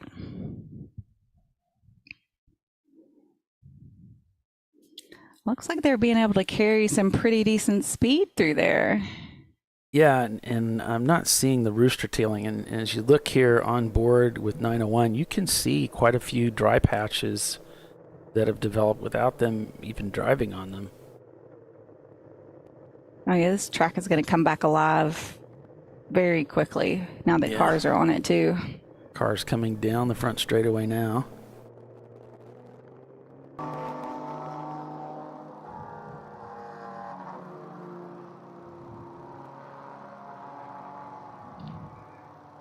We're looking at pit out and the kind of the brake zone in the distance of turn 1. Yeah. This is one of our in-car cameras that I kind of rigged up between the brakes, trying to get us something. Fantastico. I'll take it. And this is 2, 3, 4 combo. A fun yet challenging part of the track. More challenging than you would think looking at it. Or maybe it's just me. That's the only place I have a real problem with. Sometimes I forget where to line up for the little tap brake zone for 3. It's a little visually deceiving until you... Because I'm a very visual driver, so like I know there's a patch there or something you're supposed to use and put the car over. I haven't... Let's see. I think it's last 24, that last time I drove this track. So last year. I went back to Road Atlanta last year too, and it was the first time I'd driven Road Atlanta in many moons. And I had to go grab somebody. I was like, come ride with me. I feel like I've forgotten a couple of places. It's not coming back as quickly as I had anticipated, especially turn 11 and turn 1. I was like, I don't feel like, like, I just don't feel like, okay, there's the spot I want to be. This is where I want to put the car, I just don't feel super confident with that. I don't understand the cars pitting. That's really mystifying me. And it's multiple cars. It's not just one or two. And it's green now. Why are they pitting? I can't figure that one out. Unless they needed fuel? They had that opportunity the last time we had this. True. And so, but they are ducking into their pit boxes, and I don't know.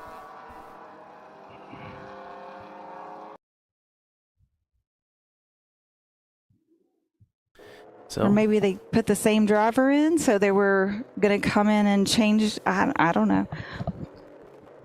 There's a story behind everything that gets done. Yeah.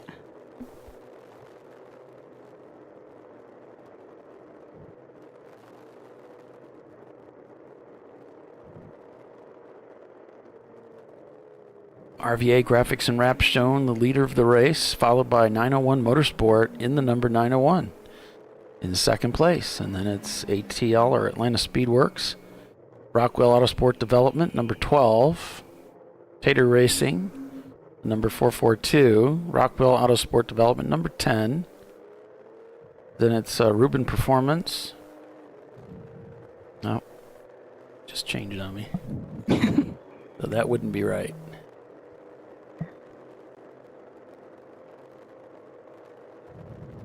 After Rockwell in ninth there, it's MDR. Motorsports in their Porsche Boxster, Floridian Motorsports behind them, Team Troxel Racing shown in 13th. Then it's RVA Graphics and Wraps in the 311 car, Open Throttle Racing in number 62 in 15th. Another Open Throttle car behind them, and then it's AOA Racing in the number 55. That's the car that Steve Sawicki's driving. So he had a stint, I think he said it's 7 o'clock, and then sometime in the morning too. 2 o'clock or something like that. Yeah, maybe 2 or 3, something like that. Yeah, but this delay here in the middle of the race will probably alter some driver stints and plans, I would imagine. Yeah, it kind of messed up some things for some people, didn't it? Yep. Or just change their approach, maybe.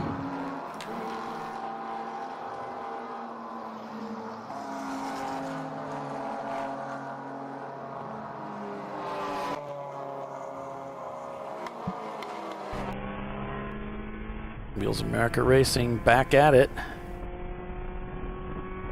They sent their link to both event directors, and that link went everywhere. I was checking my email during the break. It's like, wow, there's a lot of people emailing me that don't typically email me, and they're all for this same link. I'm making sure it got to the right people, I guess. All the people. All the people. One way or another, they're going to get to me.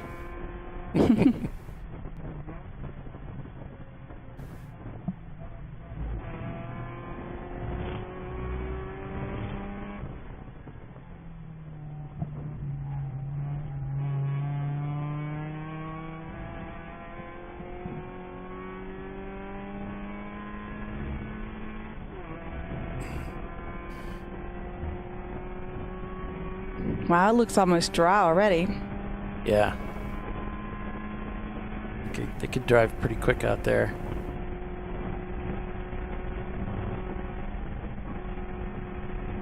Looks like maybe some people are already in the, nearly full send. Mm-hmm.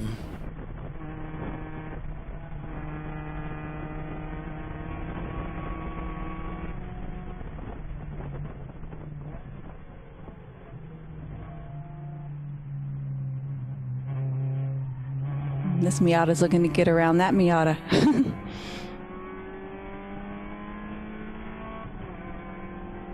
wonder if he has the legs to do it on the straight. Guess we're going to find out. He's getting the draft action going here. Pulls out. Looks like he's got the momentum. Looking for that inside line here.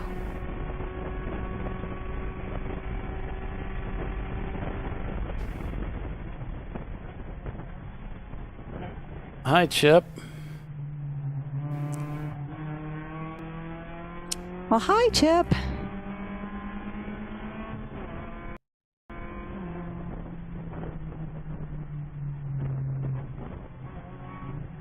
Where is Chip these days?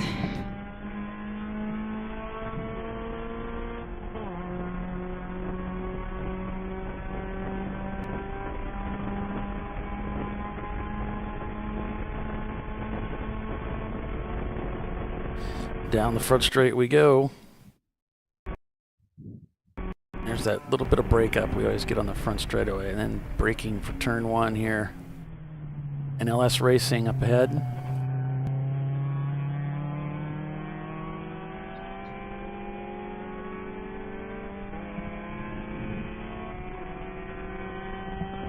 That little gray Miata is still there with him. And he passed him back, and he's going to pass him back.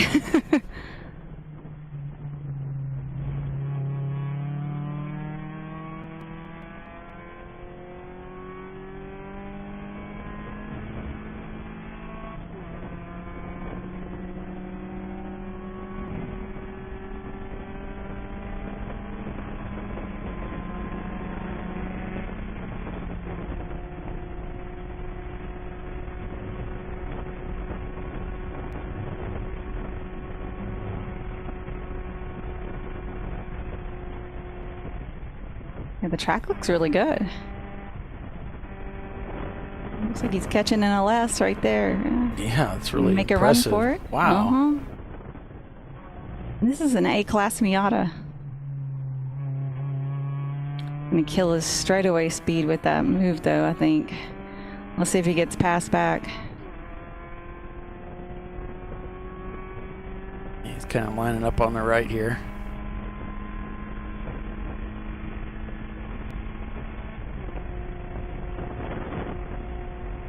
Yep, there he goes. Yep. Just too much speed.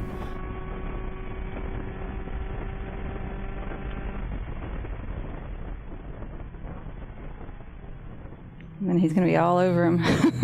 Nope.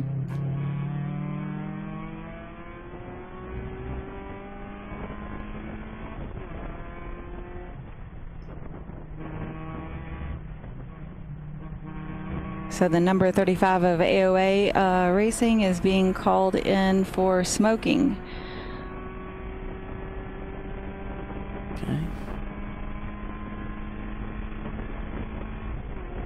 It says it's trailing fluid from the rear wheel and smoking. So they said bring it in now.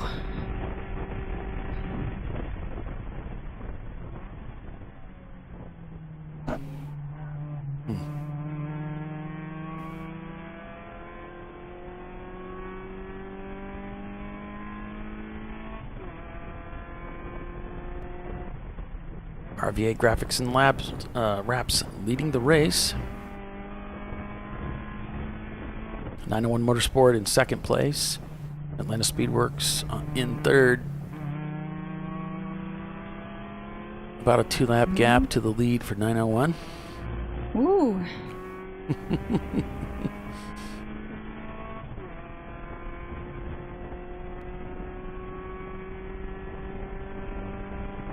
Kind of came right across his front nose there. Chip is letting us know that Roger's back in the 901 and Alex Albert is in the 411 for RVA. Chris Huggins just got out of the 411 RVA Graphics and Wraps car. Yeah, it looks like they're changing drivers in the number 901 right now. And so, not sure who's in there now, but they got yellow gloves. Hood's coming off.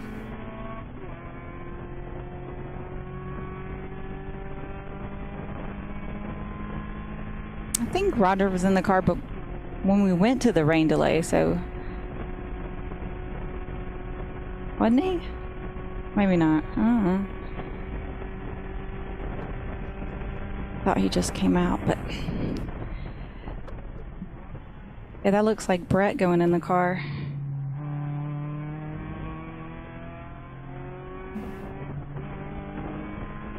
Yeah, we know 901 was having some issues with oil consumption, so.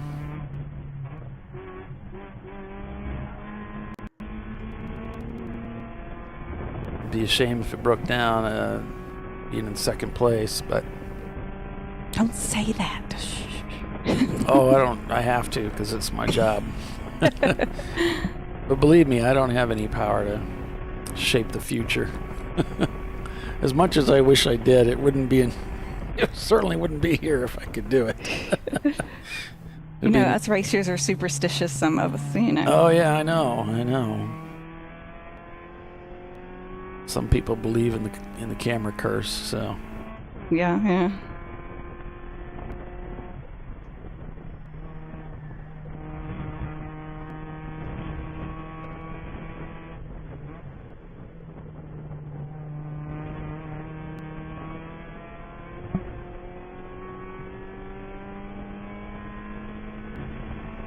Yep. More concern here.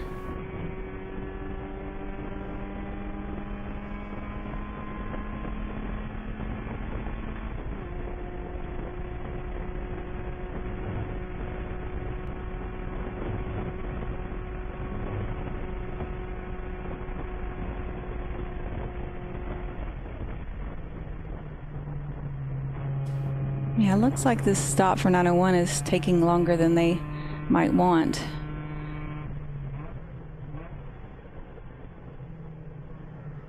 Yeah, they've dropped in the running order. They were second, now they're shown in, well, it says seventh, but that's really fifth.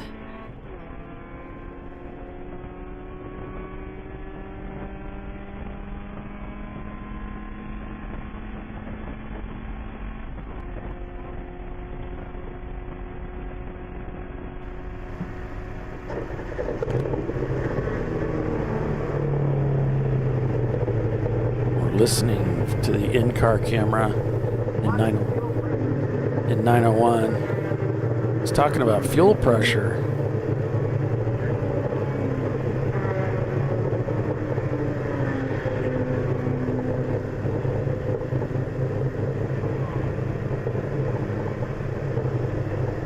It's a good race between Wheels America and NLS. I'm enjoying this. Yeah. Restarted the car.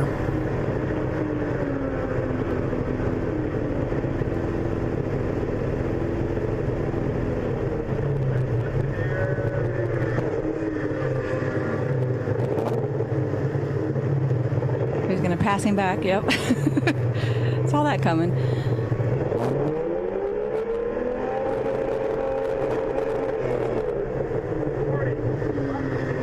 So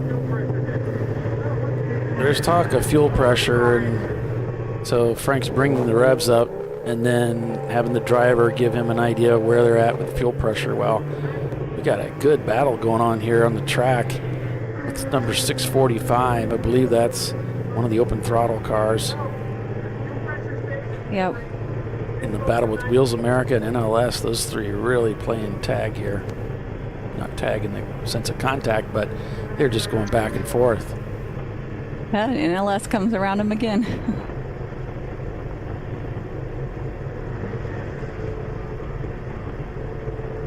They come up to the top of the S's here. What may be happening here for 901 is when the driver takes his foot off the throttle, the engine dies. Braking for turn one. Oh, be careful here. Be careful, son. Be careful. Mm-hmm.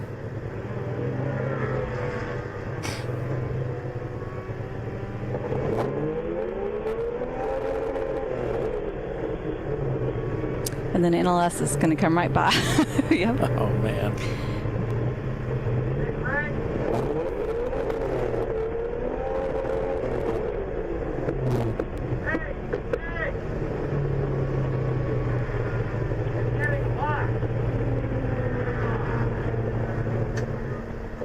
Okay, they've killed the engine.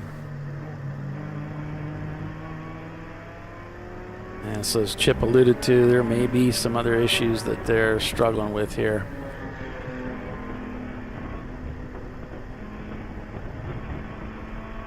Checking oil again.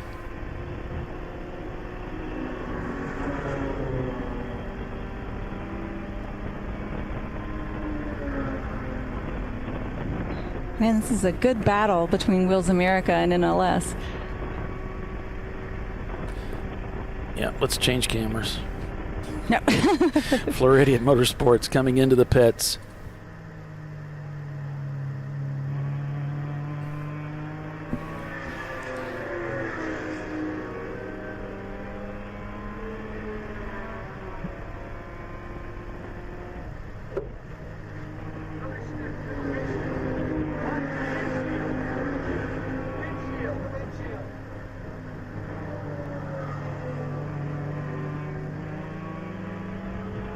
And Wheels America just needs to keep their nose clean here because they're actually leading the NLS by quite a bit. So that's not really their competitor. Whew. Had to grease the bumpers on that one. Uh-huh.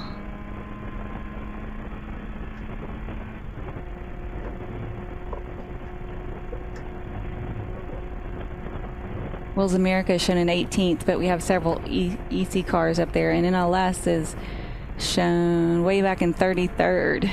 So they're not really racing against each other for a position. So Wheels America just needs to keep it clean and not let that affect their race. But I think they're just having a good time.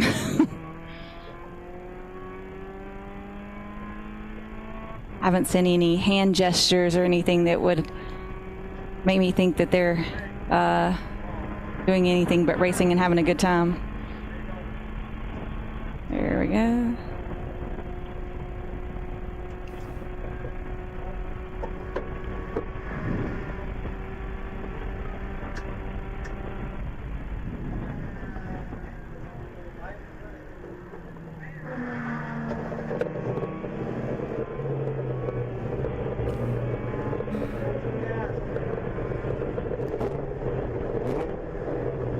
Yeah, and it's really, I think, it's pretty rare to run into this situation where you found someone that you're pretty equal with.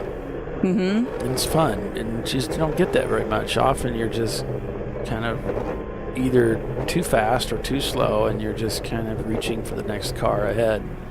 Right. But to find someone you can drive with and realize, well, you know what? I'm not going to go sailing away from this person, and they're not going to go sailing away from me either, so I can just go ahead and enjoy driving with them, and then, you know, maybe we'll get some advantage with traffic or something and get away.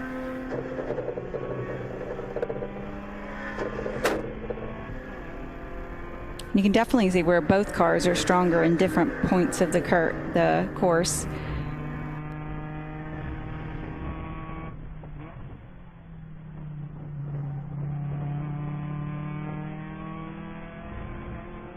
See how they navigate this Mustang. And we're going to navigate right around it. Yeah. See, he sees the other car. Yeah. Makes it interesting because you've got a Section 8 Mustang that clearly has more power than all the cars combined, and for all the cars concerned. And then, hi, Sean. Thanks for tuning in to watch from Palm Beach City. Palm City, Florida.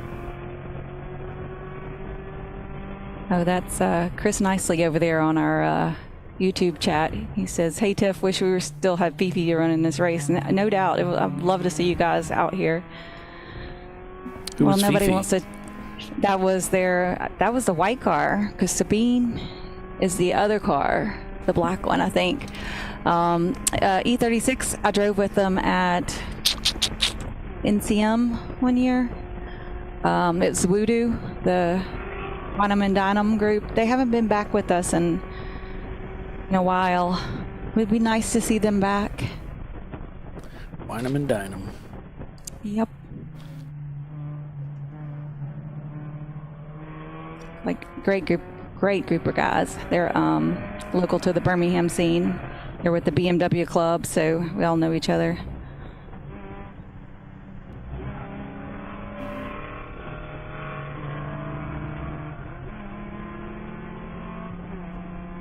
Wow, that other me ought to slip by. Yeah, and this is how you get away from a competitor like that, is in these strange situations with traffic. Because Well, I mean, typically, Go ahead. I was going to say, typically when you are dicing with someone, you might be driving a little harder than you would normally. Mm-hmm. And then once they get away, hey, there's a car off the left. You just kind of relax a little bit and slow down. It's very natural. So, got a car off track, driver's left, coming out of turn number 1 there. Looks like he was trying to rejoin though. Yeah, it says the 172 was 4 off and then continued, but that says turn 4, so I don't think that was the same one. The 172 is a TLM car. Yeah, it looked to me like, I can't remember the name of the team that. That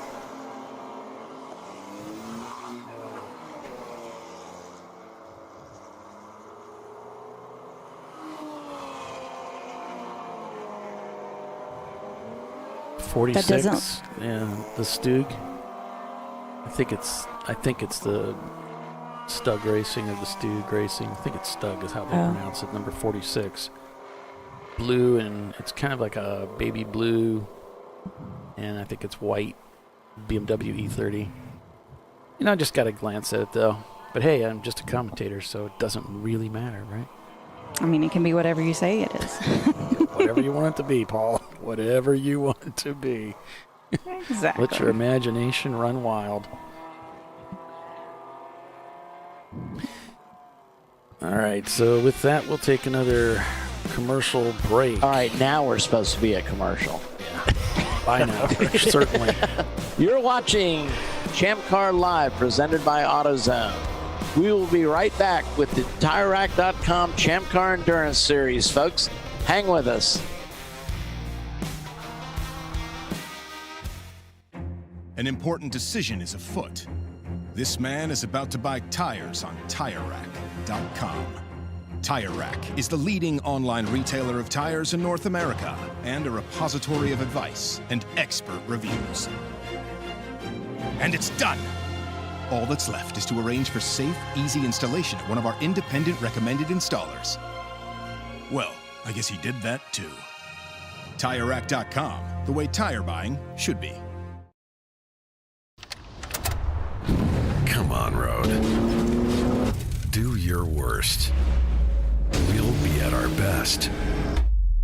Engineered to meet or exceed original equipment performance, exclusively at AutoZone. Since 1994, Flying Wrench has been a family-owned business renowned for exceptional European car repair and maintenance.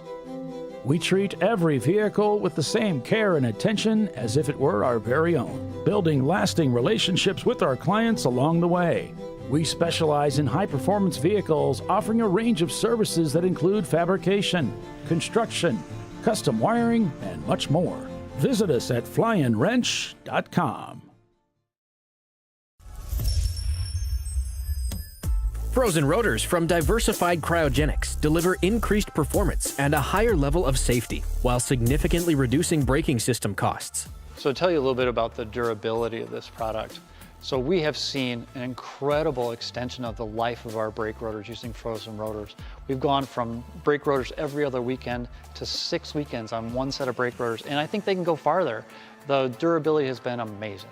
And it's been a fantastic season, and man, a lot of that is due to the way our car can brake on those frozen rotors. For more information, go to frozenrotors.com. Lifeline's continuous commitment to research and development ensures that we supply the most innovative and cutting-edge products available. Used by the majority of the world's motorsport championship-winning drivers, teams, and constructors, Lifeline has a stringent and proven history of success. Lifeline's continuous commitment to research and development ensures that we supply the most innovative and cutting-edge products available. Lifeline's 0360 systems are the result of over 7 years of intensive research and development using 3M's Novik 1230 environmentally safe gas extinguishant. Lifeline uses only the finest quality components. For more information regarding our fire safety equipment and fire safety systems, please contact us at info@lifeline-fire.com. RVA Graphics and Wraps is a full-service design, signage, digital graphics, and wraps company located in Richmond, Virginia. With over 20 years of experience, RVA Graphics and Wraps offers premium signage options for your business. We are dedicated to offering our clients best-in-class service in all aspects of graphic design and application. For more information, visit us on the web at rvagfx.com.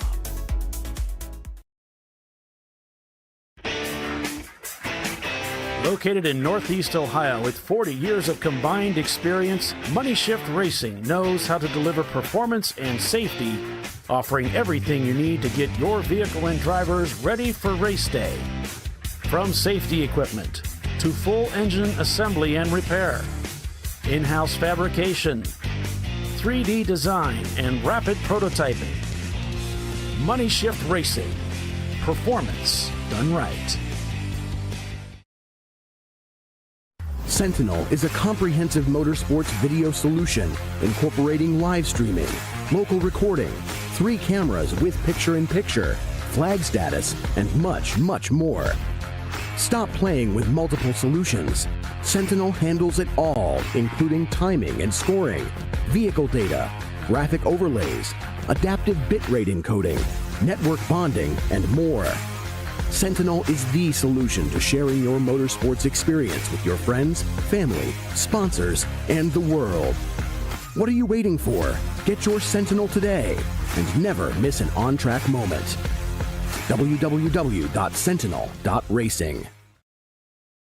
Duralast, designed to meet or exceed OE performance with OE-matched friction formulations and fitment for 97% of cars on the road. Backed by a noise-free guarantee when professionally installed. That's the Duralast difference. Only at AutoZone.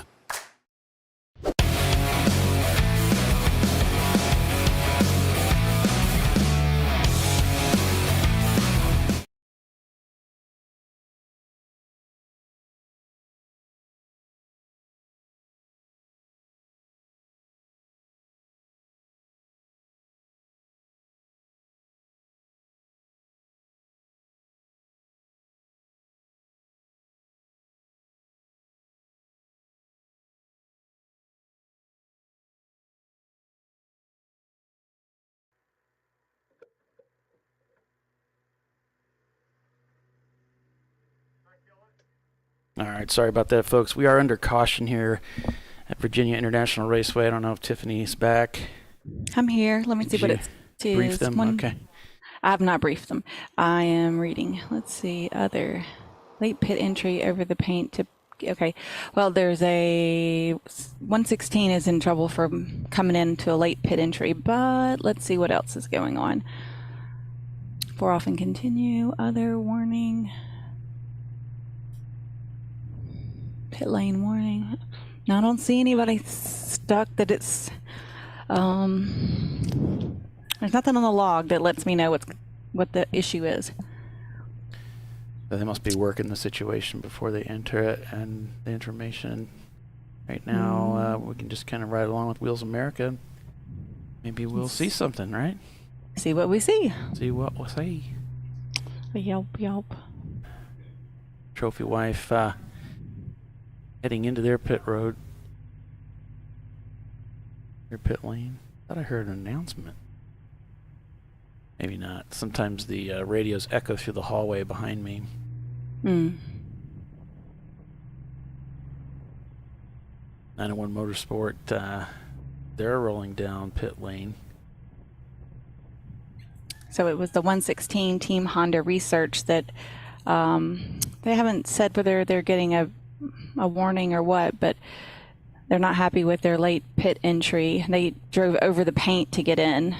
I guess they saw that yellow come out at the last minute, and I feel like that was an unsafe entry to the pits. 901's going behind the wall. Boy.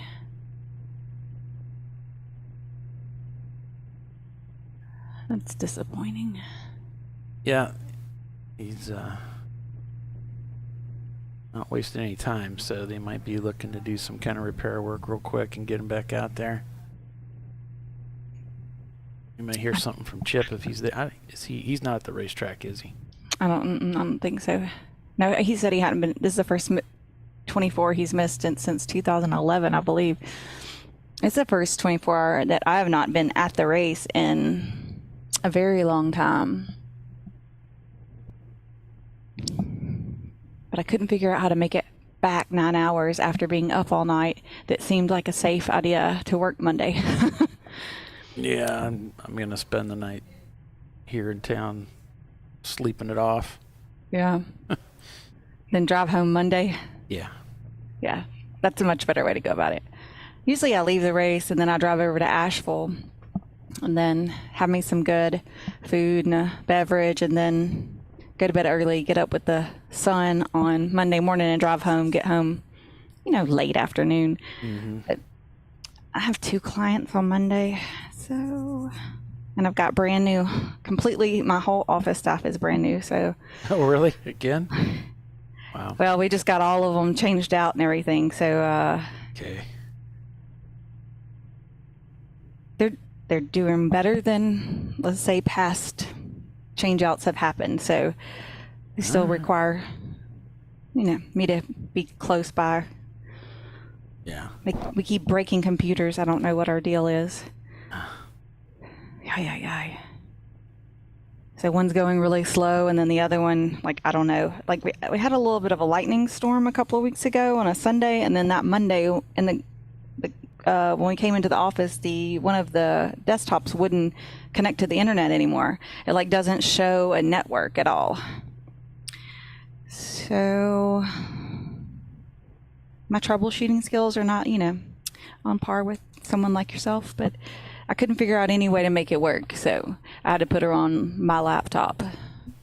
Yeah, you can always shout me with stuff like that. I can help you. Well, I was thinking if it doesn't get on the internet, how are you gonna? Well, I guess you could tell me what to do, but you couldn't log in it to look. Right, I can help you with the diagnostic steps of things like, okay, where's it plugged into? Is it on the internet Wi-Fi, or is it plugged in? If it's plugged in, plug that cord into your laptop and see if that comes up, and that tells you if the network is the issue or is it the computer. So it's this process of elimination. Oh, then you could tell if it was the cord that went bad versus the something with the computer. Things like that. Yeah, because I was like, the other computers are connecting to the internet there, so I was like, it's not the internet. So, oh boy, we got lots of numbers coming in. Okay. Let's go with this party. 289 Williams Racing Group has a black flag for code 35 speeding, as well as 207 of Track Car Rental, as well as 644. Let's see, flip the page. Open Throttle Racing, as well as 411. Is that not our leader? It's RBA. Yeah, that's our leader. They got a black flag, if I can get the words out. Penalty for speeding. Says it was 49 miles an hour. Was that theirs? To 51. And then the number 102 of VIR Racing also is getting called in for speeding. And if that weren't enough, so's 993. 993 is getting called in too? It's on the sheet. Oh, it hadn't popped up on mine yet. Yeah. Like half of the field. Not really, but. Oh, yep, there it popped up on mine. Let's see, 993 is. Oh, I have them on mine. Clapped Out Racing. Clapped Out. Oh, those are the guys that just finished rebuilding that car this morning. Oh, the no. engine. This is the one that they smoked the piston yesterday, and they had to replace a piston. They had an injector failure, and it leaned out that cylinder. And this is, if you've done some engine work, you'd know exactly what's happening there. So, unfortunately, one thing led to another. So they had to obviously replace that piston. Terrible job to have to do on an engine at night, working into the wee hours of the morning. And then, of course, resolve the injector problem. So replace that. And then, There was a van over there off the side of the road. Are they passing out dinner or something, maybe? Oh, that could be. Could be. Might be why. 621. I guess I'm getting pizza. I'd offer you a piece, but I don't know how It's a little bit of a delivery. I could fax it to you. Yeah, Uber that to you. Send Tiffany a couple slices. I prepared well for this with all like finger food, things I could eat on breaks. I've got a shrimp cocktail ring, and I've got some deviled eggs. Nice. So I can just grab them on the break. Yeah, that's a great idea. Shrimp cocktail ring. That's a great idea. That They're delicious, I use grapes quite a bit. I don't Oh, when yeah. not when I'm at the track. I don't, because they kind of get hot or whatever. But When you're at home. when I'm at home, yeah. Have you gotten grapes from Sam's lately? I don't You'll have shop some- there. Oh, okay. So I don't eat a whole lot of fruit. But we were looking the other day, and they have all kinds of crazy grapes these days. Oh, really? Like grape soda flavored grapes and cotton candy flavored grapes. Like all kinds of flavored, like grapes on a vine, like the real fruit. And we sampled a few, and they surely taste different than just regular old grapes. So, and Alex, total change Yeah. of what we're talking about. But Alex, MD car guy, said his first race was the 12-hour VIR, was the 12-hour VIR champ in the MK2 Golf TDI. And he said I was bumper to bumper for over an hour straight with an E30 driver. And after that weekend, I was done with HPDE. I'm going to go road racing from now on. Yeah, that'll do it to you because it doesn't happen that often, but when it does, I don't know. For me, it's a lot of fun. I've always thought it was a lot of fun, but yeah. I mean, you hunger for that, and that's, I think, one of the beauties of racing in Champ Car is you've got a lot of cars on the track, and so the odds of that happening to you are greater. Absolutely.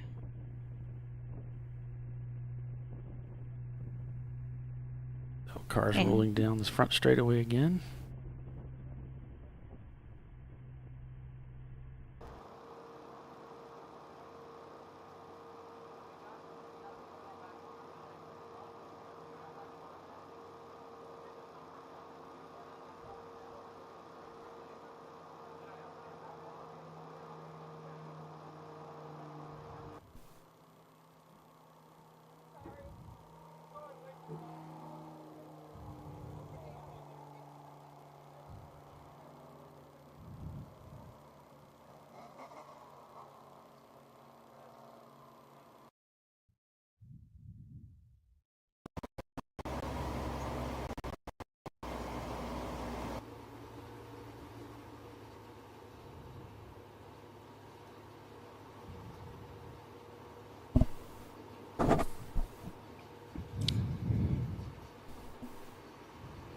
Kind of like you were saying earlier, there's nothing like a good race that will ruin an HPDE for you. Yeah. Just takes it to another level. That's what happened to Tyler Pedersen, and with he was doing autocross and came out and started racing with us. And it's like, well, it's after you've done that, then autocross and things like that. It's not the same. Just doesn't do it for you anymore. Yep.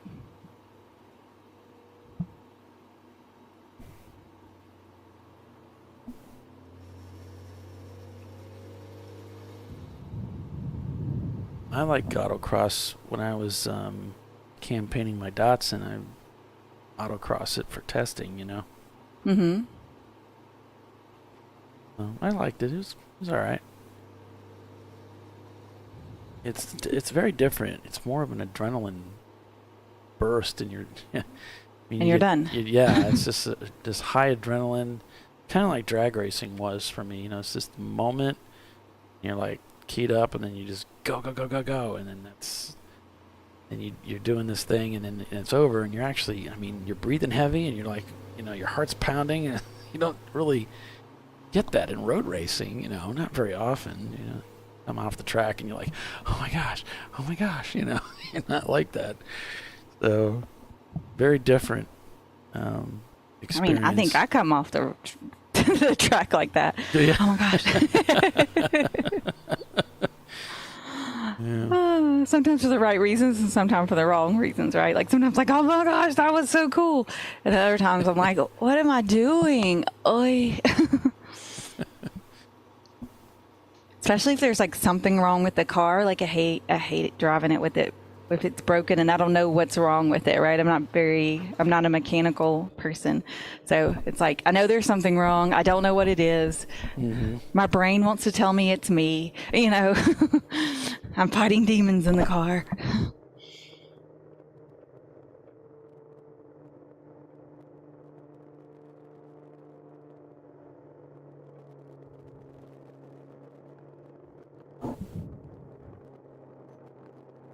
Like at that CMP race, I got out of the car and I was just so frustrated. And I was like, I don't know if I forgot how to drive or what. Like, I couldn't make the car do anything that I wanted it to do, And sure enough, we had a wheel bearing going out. Oh. So that was the problem. I was like, this car doesn't behave right at all. Mm-hmm.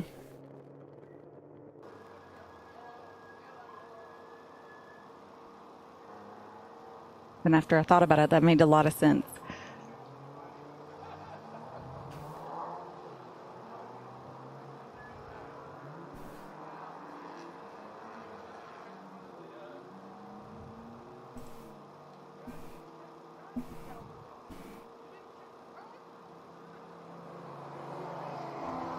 I see cars going fast. Yay, green, green, green. Go on board with 901 Motorsport here. What's that banging? Is it backfiring? I think it is. Oh my goodness. He's calling into the crew. She's coming in, right? Ooh.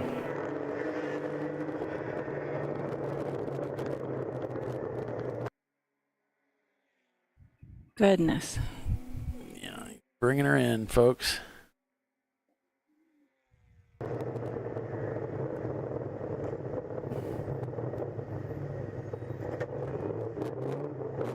I mean, they're in 10th place. You pull out the EC cars, so like, and the other car is having issues, so like,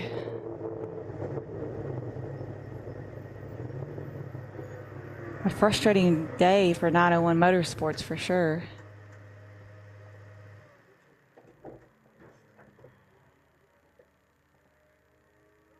So, people not leaping over the wall, or just, here's a fan, we'll take a look at it. Another car coming in.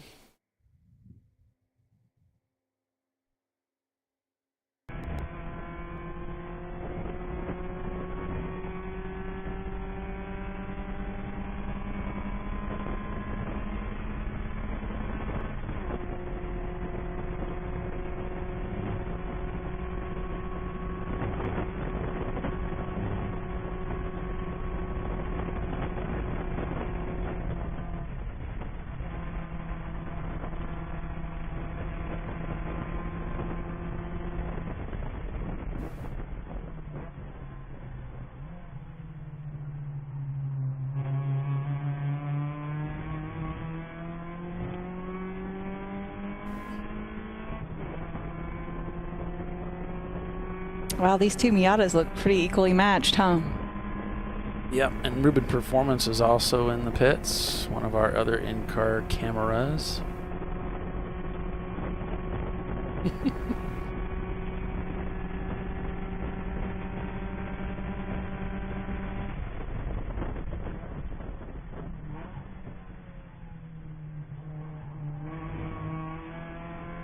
So RBA Graphics and Wraps leads the race here at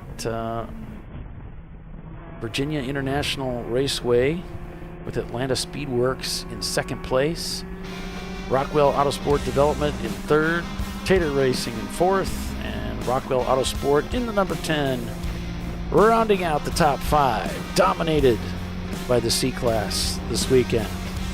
We're going to take another break and be back in a few. Stay with us. You're watching Champ Car Live, presented by AutoZone. We'll be right back.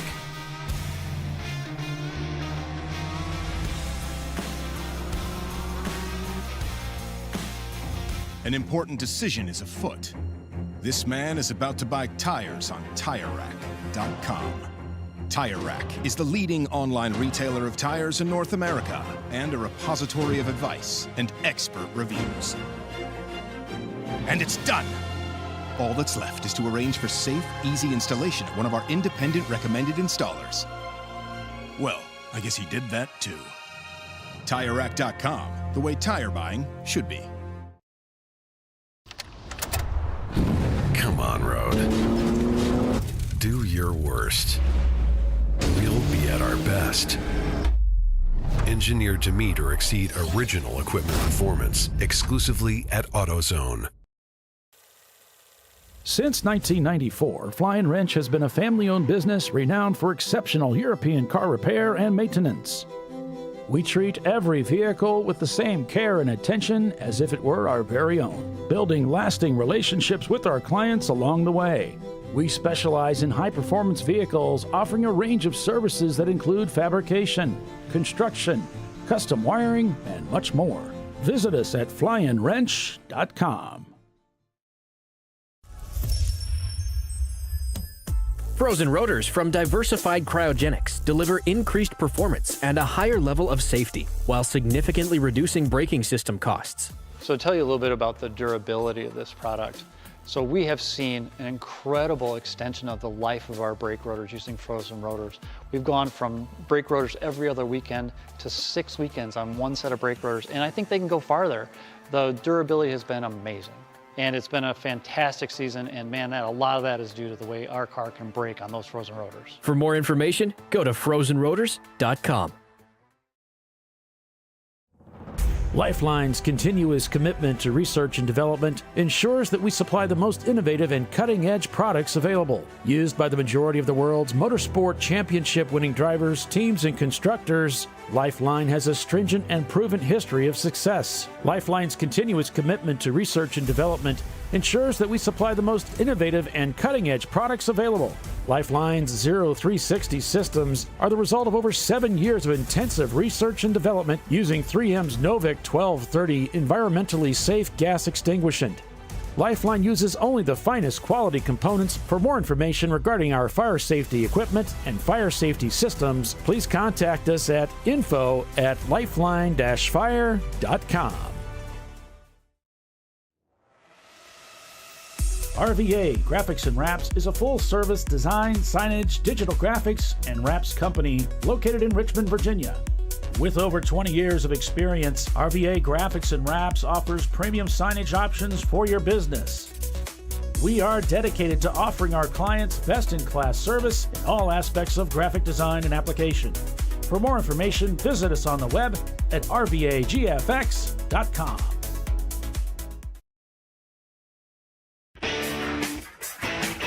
Located in Northeast Ohio with 40 years of combined experience, Money Shift Racing knows how to deliver performance and safety, offering everything you need to get your vehicle and drivers ready for race day. From safety equipment to full engine assembly and repair, in-house fabrication, 3D design, and rapid prototyping. Money Shift Racing. Performance done right. Sentinel is a comprehensive motorsports video solution incorporating live streaming, local recording, 3 cameras with picture-in-picture, flag status, and much, much more. Stop playing with multiple solutions. Sentinel handles it all, including timing and scoring, vehicle data, graphic overlays, adaptive bitrate encoding, network bonding, and more. Sentinel is the solution to sharing your motorsports experience with your friends, family, sponsors, and the world. What are you waiting for? Get your Sentinel today and never miss an on-track moment. www.sentinel.racing. Duralast, designed to meet or exceed OE performance with OE-matched friction formulations and fitment for 97% of cars on the road. Backed by a noise-free guarantee when professionally installed. That's the Duralast difference. Only at AutoZone.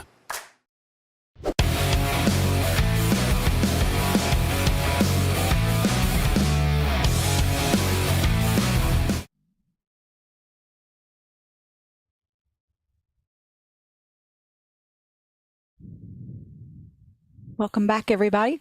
Polly will probably be right back with us momentarily to put something interesting on the screen. While we were away at break, we did have an impact with the wall with the number 605 of Section 8 Racing. So they've received a drive-through penalty for that. Let's see where it was located. In turn 14, driver's left. I don't show local yellow or anything, so I'm thinking they were able to carry on. All right, folks, sorry about that. Got into a conversation again. RVA coming in. I was just letting them know that we had an impact with the wall about the 605 of Section 8. So they've got a penalty for that. So I'm guessing they drove away, right? They're not stuck out there because we haven't had any further yellow. Where's 14? Oh. That's right around there. So.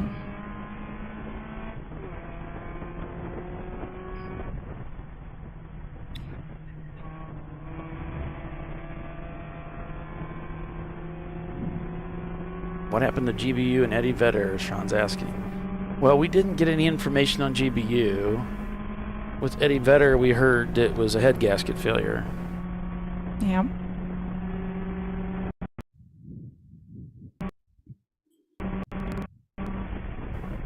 And some tire smoke up ahead. Oof, someone locked up hard going into turn 1.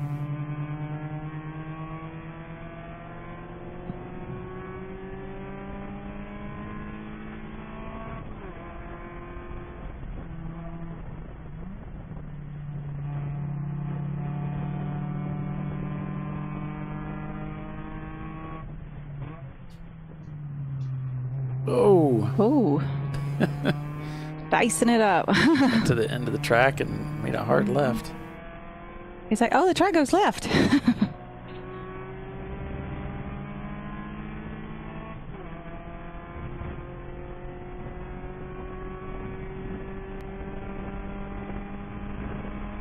You're welcome, Sean.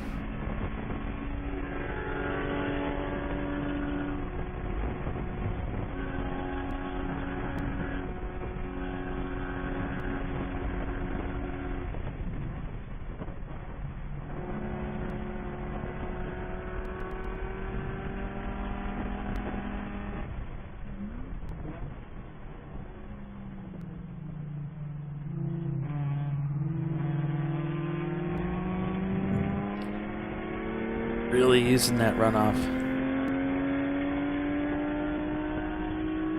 Every bit of it. Yeah. Of course, the Boxster's got the power advantage, so can't keep up with that as they're climbing the hill here.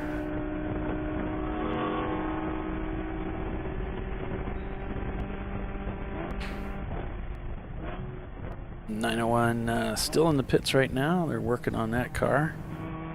Haven't given up. Trophy wife up to 20th position. Nice Yay. job, guys. Nice job.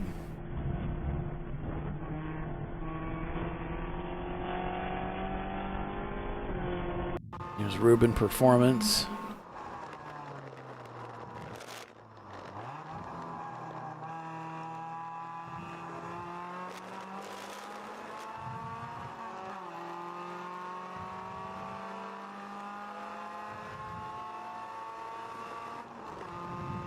AOA just set their fastest lap time of the day with that 2:22.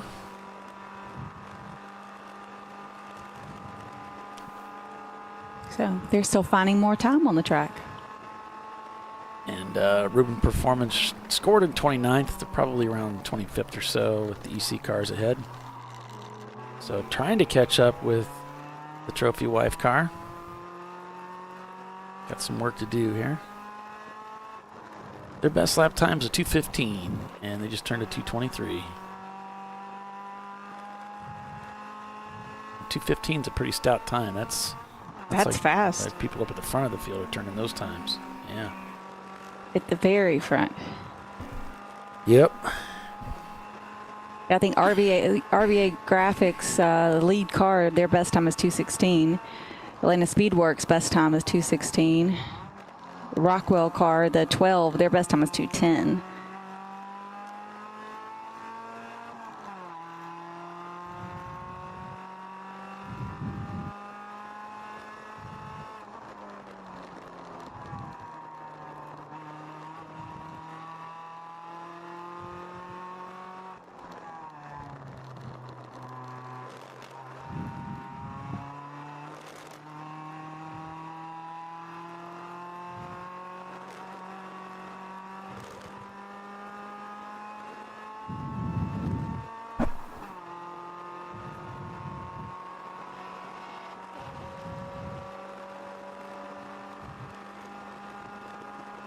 Can you see on the camera if 901 parked it, or if they got it back out?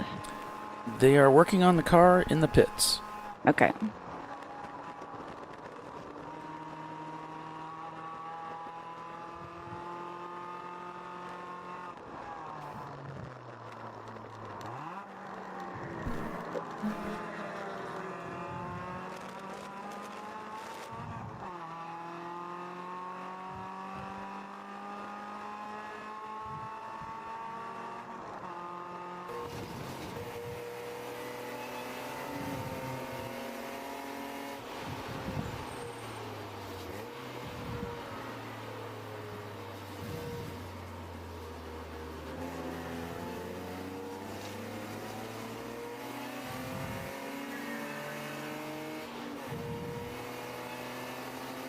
Trophy wife putting the moves on RVA.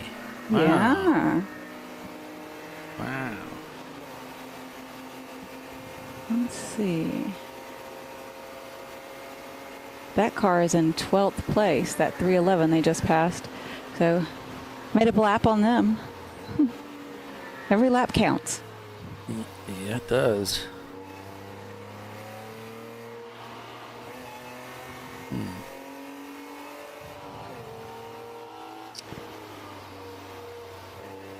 There goes a Boxster just flying by. And it's gone.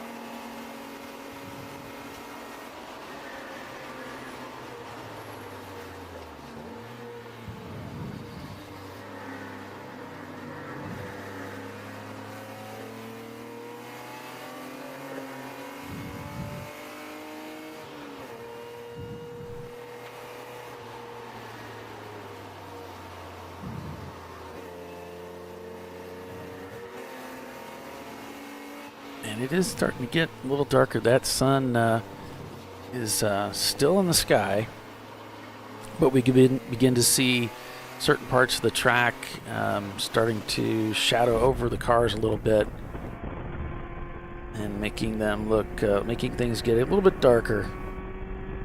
Now as Wheels America heads down the front straightaway, sun hitting them from the back.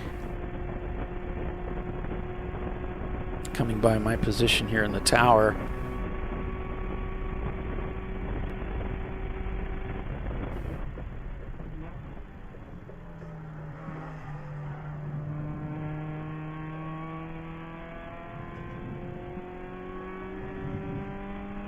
Roger saying the 901 car was doing a little bit of backfiring when he was in the car, and then after they stopped and we had the rain and everything, it seems like it was worse.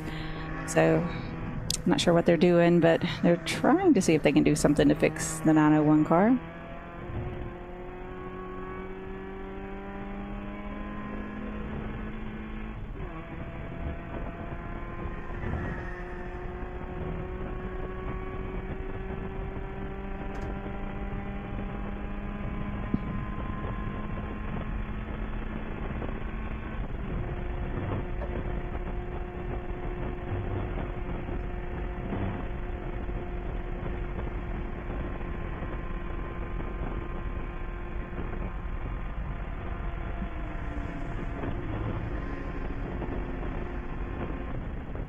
Ooh, trophy wife car up to 18th now.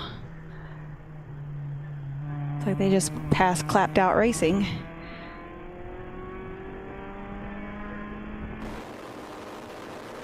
Back on board with MDR Motorsports. MDR shown in 26th.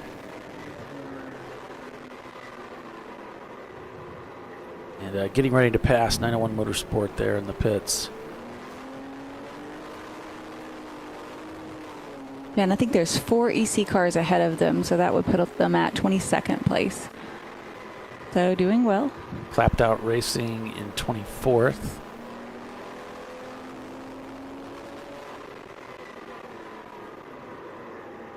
And MDR passes 901 there on that lap.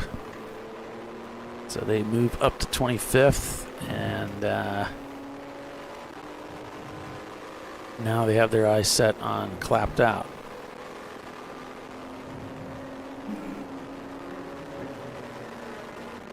So Team Bruce Innovations has retaken EC lead. And we can go through the class by class. Oh, we could do that.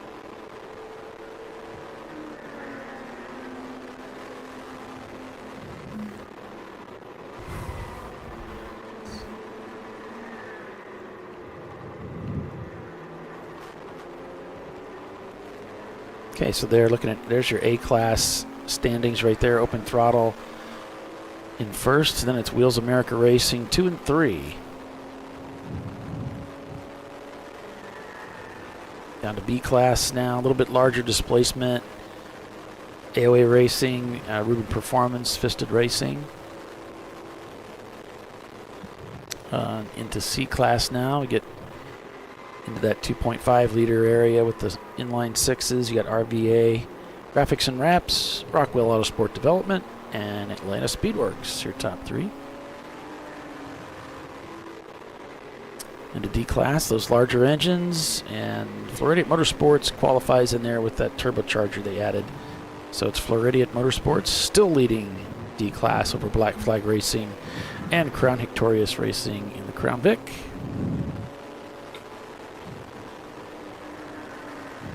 If we go to F-Class, got Open Throttle over MDR and Bot Speed Squad.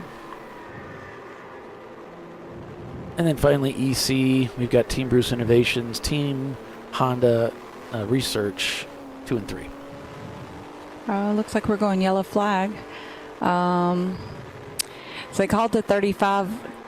They said it was dropping fluid, and now the 35 has had contact with the wall. I don't know where yet. So we're going purple 35. All right.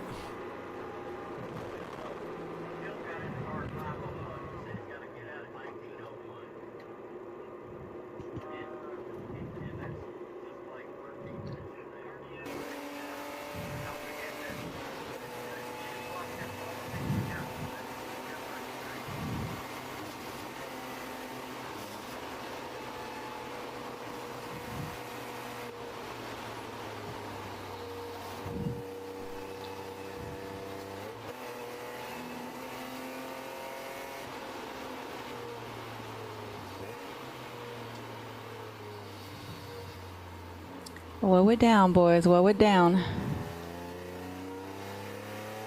Yeah, that video must be big Delay. time delayed. Or somebody's not watching their Flatronics. One or the other. Let's hope it's just delayed. Yeah. They're slowing down now.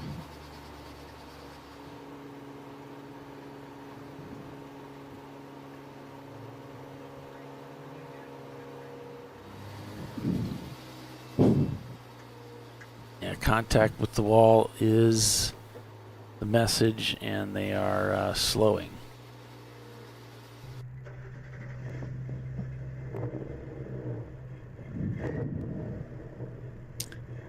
It doesn't say where, but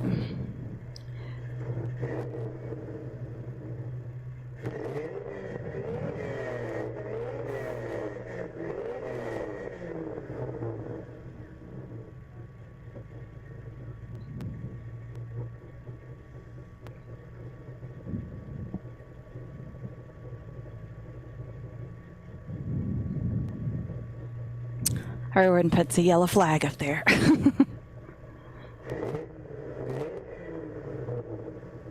So it sounds like 901 Motorsport, they've got it running, and they're revving it, trying to check it, but they're going to put that hood back on it. Goes the fan. Send them out, see what they get.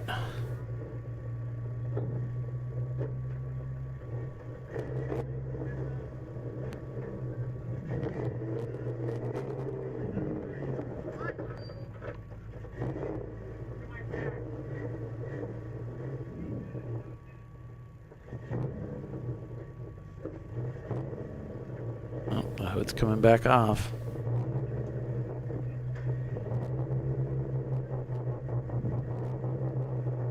Got the engine.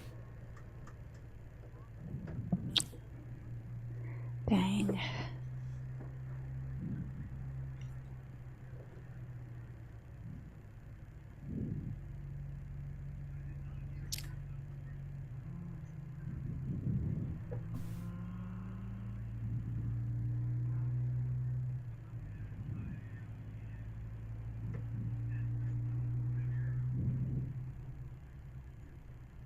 Tire wall repair is the call. Oh, so that might take a minute. So I know that YouTube won't let us run 24 hours consecutively, right? So are we? They'll let us stream, but you can't. The recording won't go past 11 hours and 55 minutes for the DVR. Oh. So, yeah, we've got some choices here. Typically, what we do is we break it into multiple segments, into 3 segments, because we don't, I don't carry it all the way through typically. Right. So yeah, we can manage this in different ways. Wondering for our listening audience if we wanted to let them know. Yeah. I think what we're going to end up doing, I hate breaking the stream because inevitably we lose a lot of viewers in that process. Right. It's, then they got to go find it and all that. Let me just do some checking here. Well, if you subscribed, when we start the new live stream, it should notify your phone at least that we're back live. So that'll help you if you're a subscriber. If not, go ahead and hit the subscribe button. We can also post a new link when we make a new one. So however you want to do it, Polly. I was just, we had some time. Yeah, we wanted to talk about that or what? I think that's what we're going to do here, and then just try to give everybody ample warning what's going on. Yeah, we can go ahead and start posting the new link way ahead if we want to. So we're at 10 hours now. We've still got 14 to go. So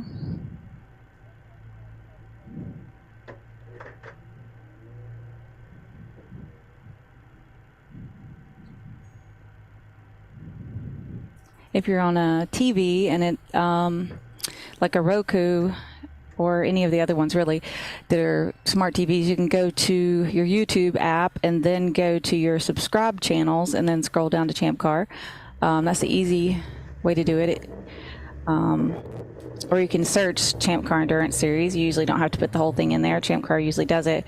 And then that'll take you to our channel. And then usually if we're live, that's going to pop up at the top of the videos that it suggests for you. If not, after you search it, you can hit the live. I think you can do a filter with live. Put the filter in, and then it'll take you directly to it. But I'm going to also, once we have that established what we're doing, I'll share the link in a couple of places. If that makes it easier.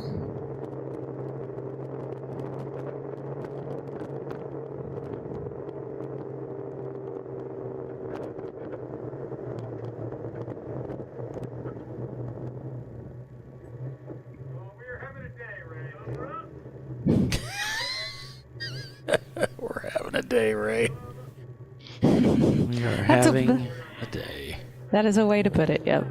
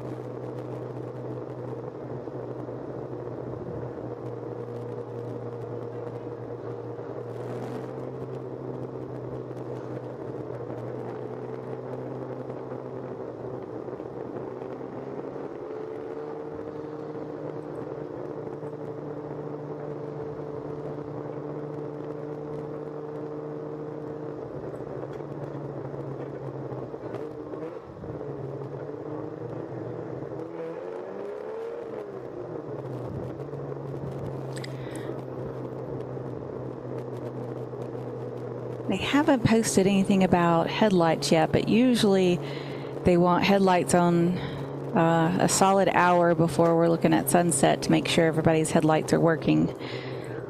So usually whatever pit stop you're going to do prior to sunset, you want to make sure you've got those lights working before you head out.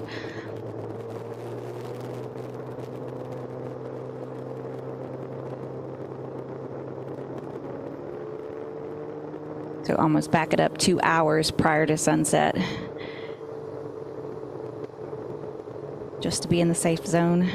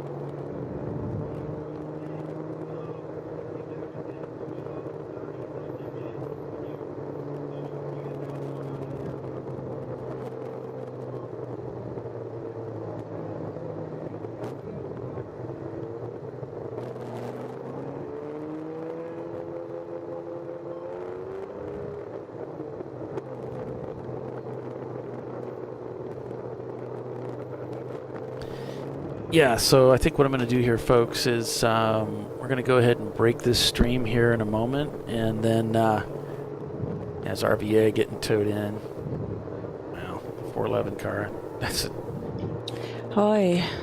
Such a big shake-up here in the standings. I mean, that was our lead car. Yeah, and that's endurance racing, isn't it?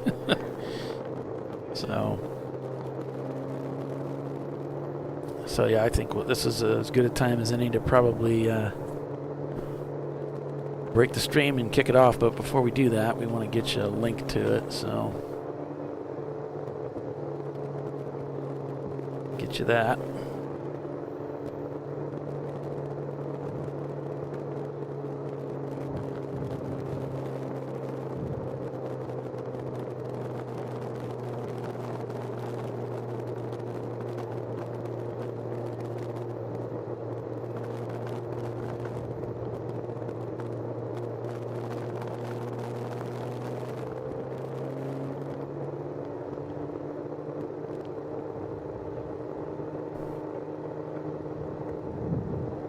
You gonna put that in the comments here?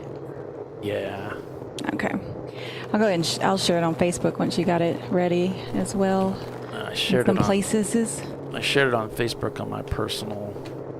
Yeah, I was gonna do the same. So it's Oh, there. you've already done it. Okay, so I'll go find it. And then we'll get it to you folks here.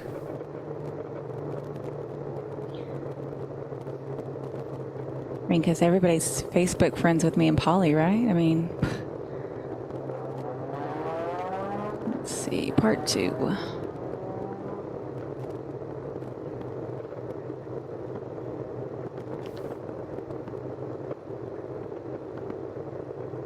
That should work. So there's the link, folks, for the part 2 of this broadcast.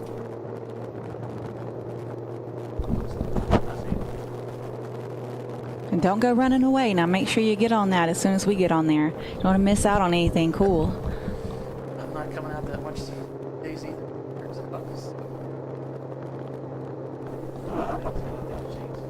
So yeah, I've shared it too. So it's over there. All right, good talking to you. Thanks for stopping just to say hey. All right. Sorry about that, folks.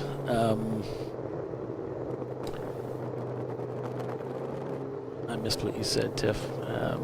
Oh, I was letting them know that I shared it as well. So if they're on your Facebook or mine, you should be able to see it. Okay. And it's in the comments if you want to click it from there. Just tell them not to go away, to follow us. Yeah, I feel like I need to stick this in the garage.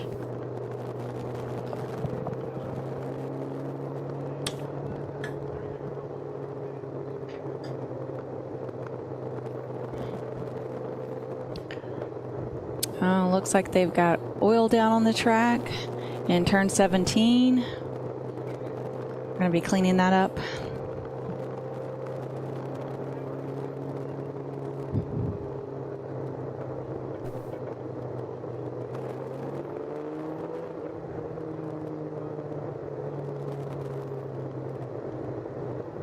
All right, I got that shared over into the garage, folks. So yeah, tell you what I'm gonna do, folks. All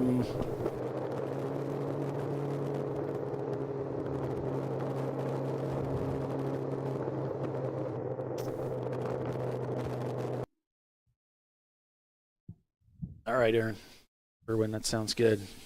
Yeah, I'm gonna go ahead and roll the credits on this, and then we'll go ahead and pick it up on that other stream. Okay, so let's go ahead and do that, and then I hope to see all of you folks over on the part 2 of this stream, which we've shared. There's a link here in the description. There's a link in the Champ Car Garage if you want to check that out. It's on that's in the Facebook, the Champ Car Garage. It's also on the YouTube channel. So if you're subscribers, Tiffany said you should have a notification by now that stream is available. So we're going to go over to that and see you on the other side. So thank you so much. Bye. Bye.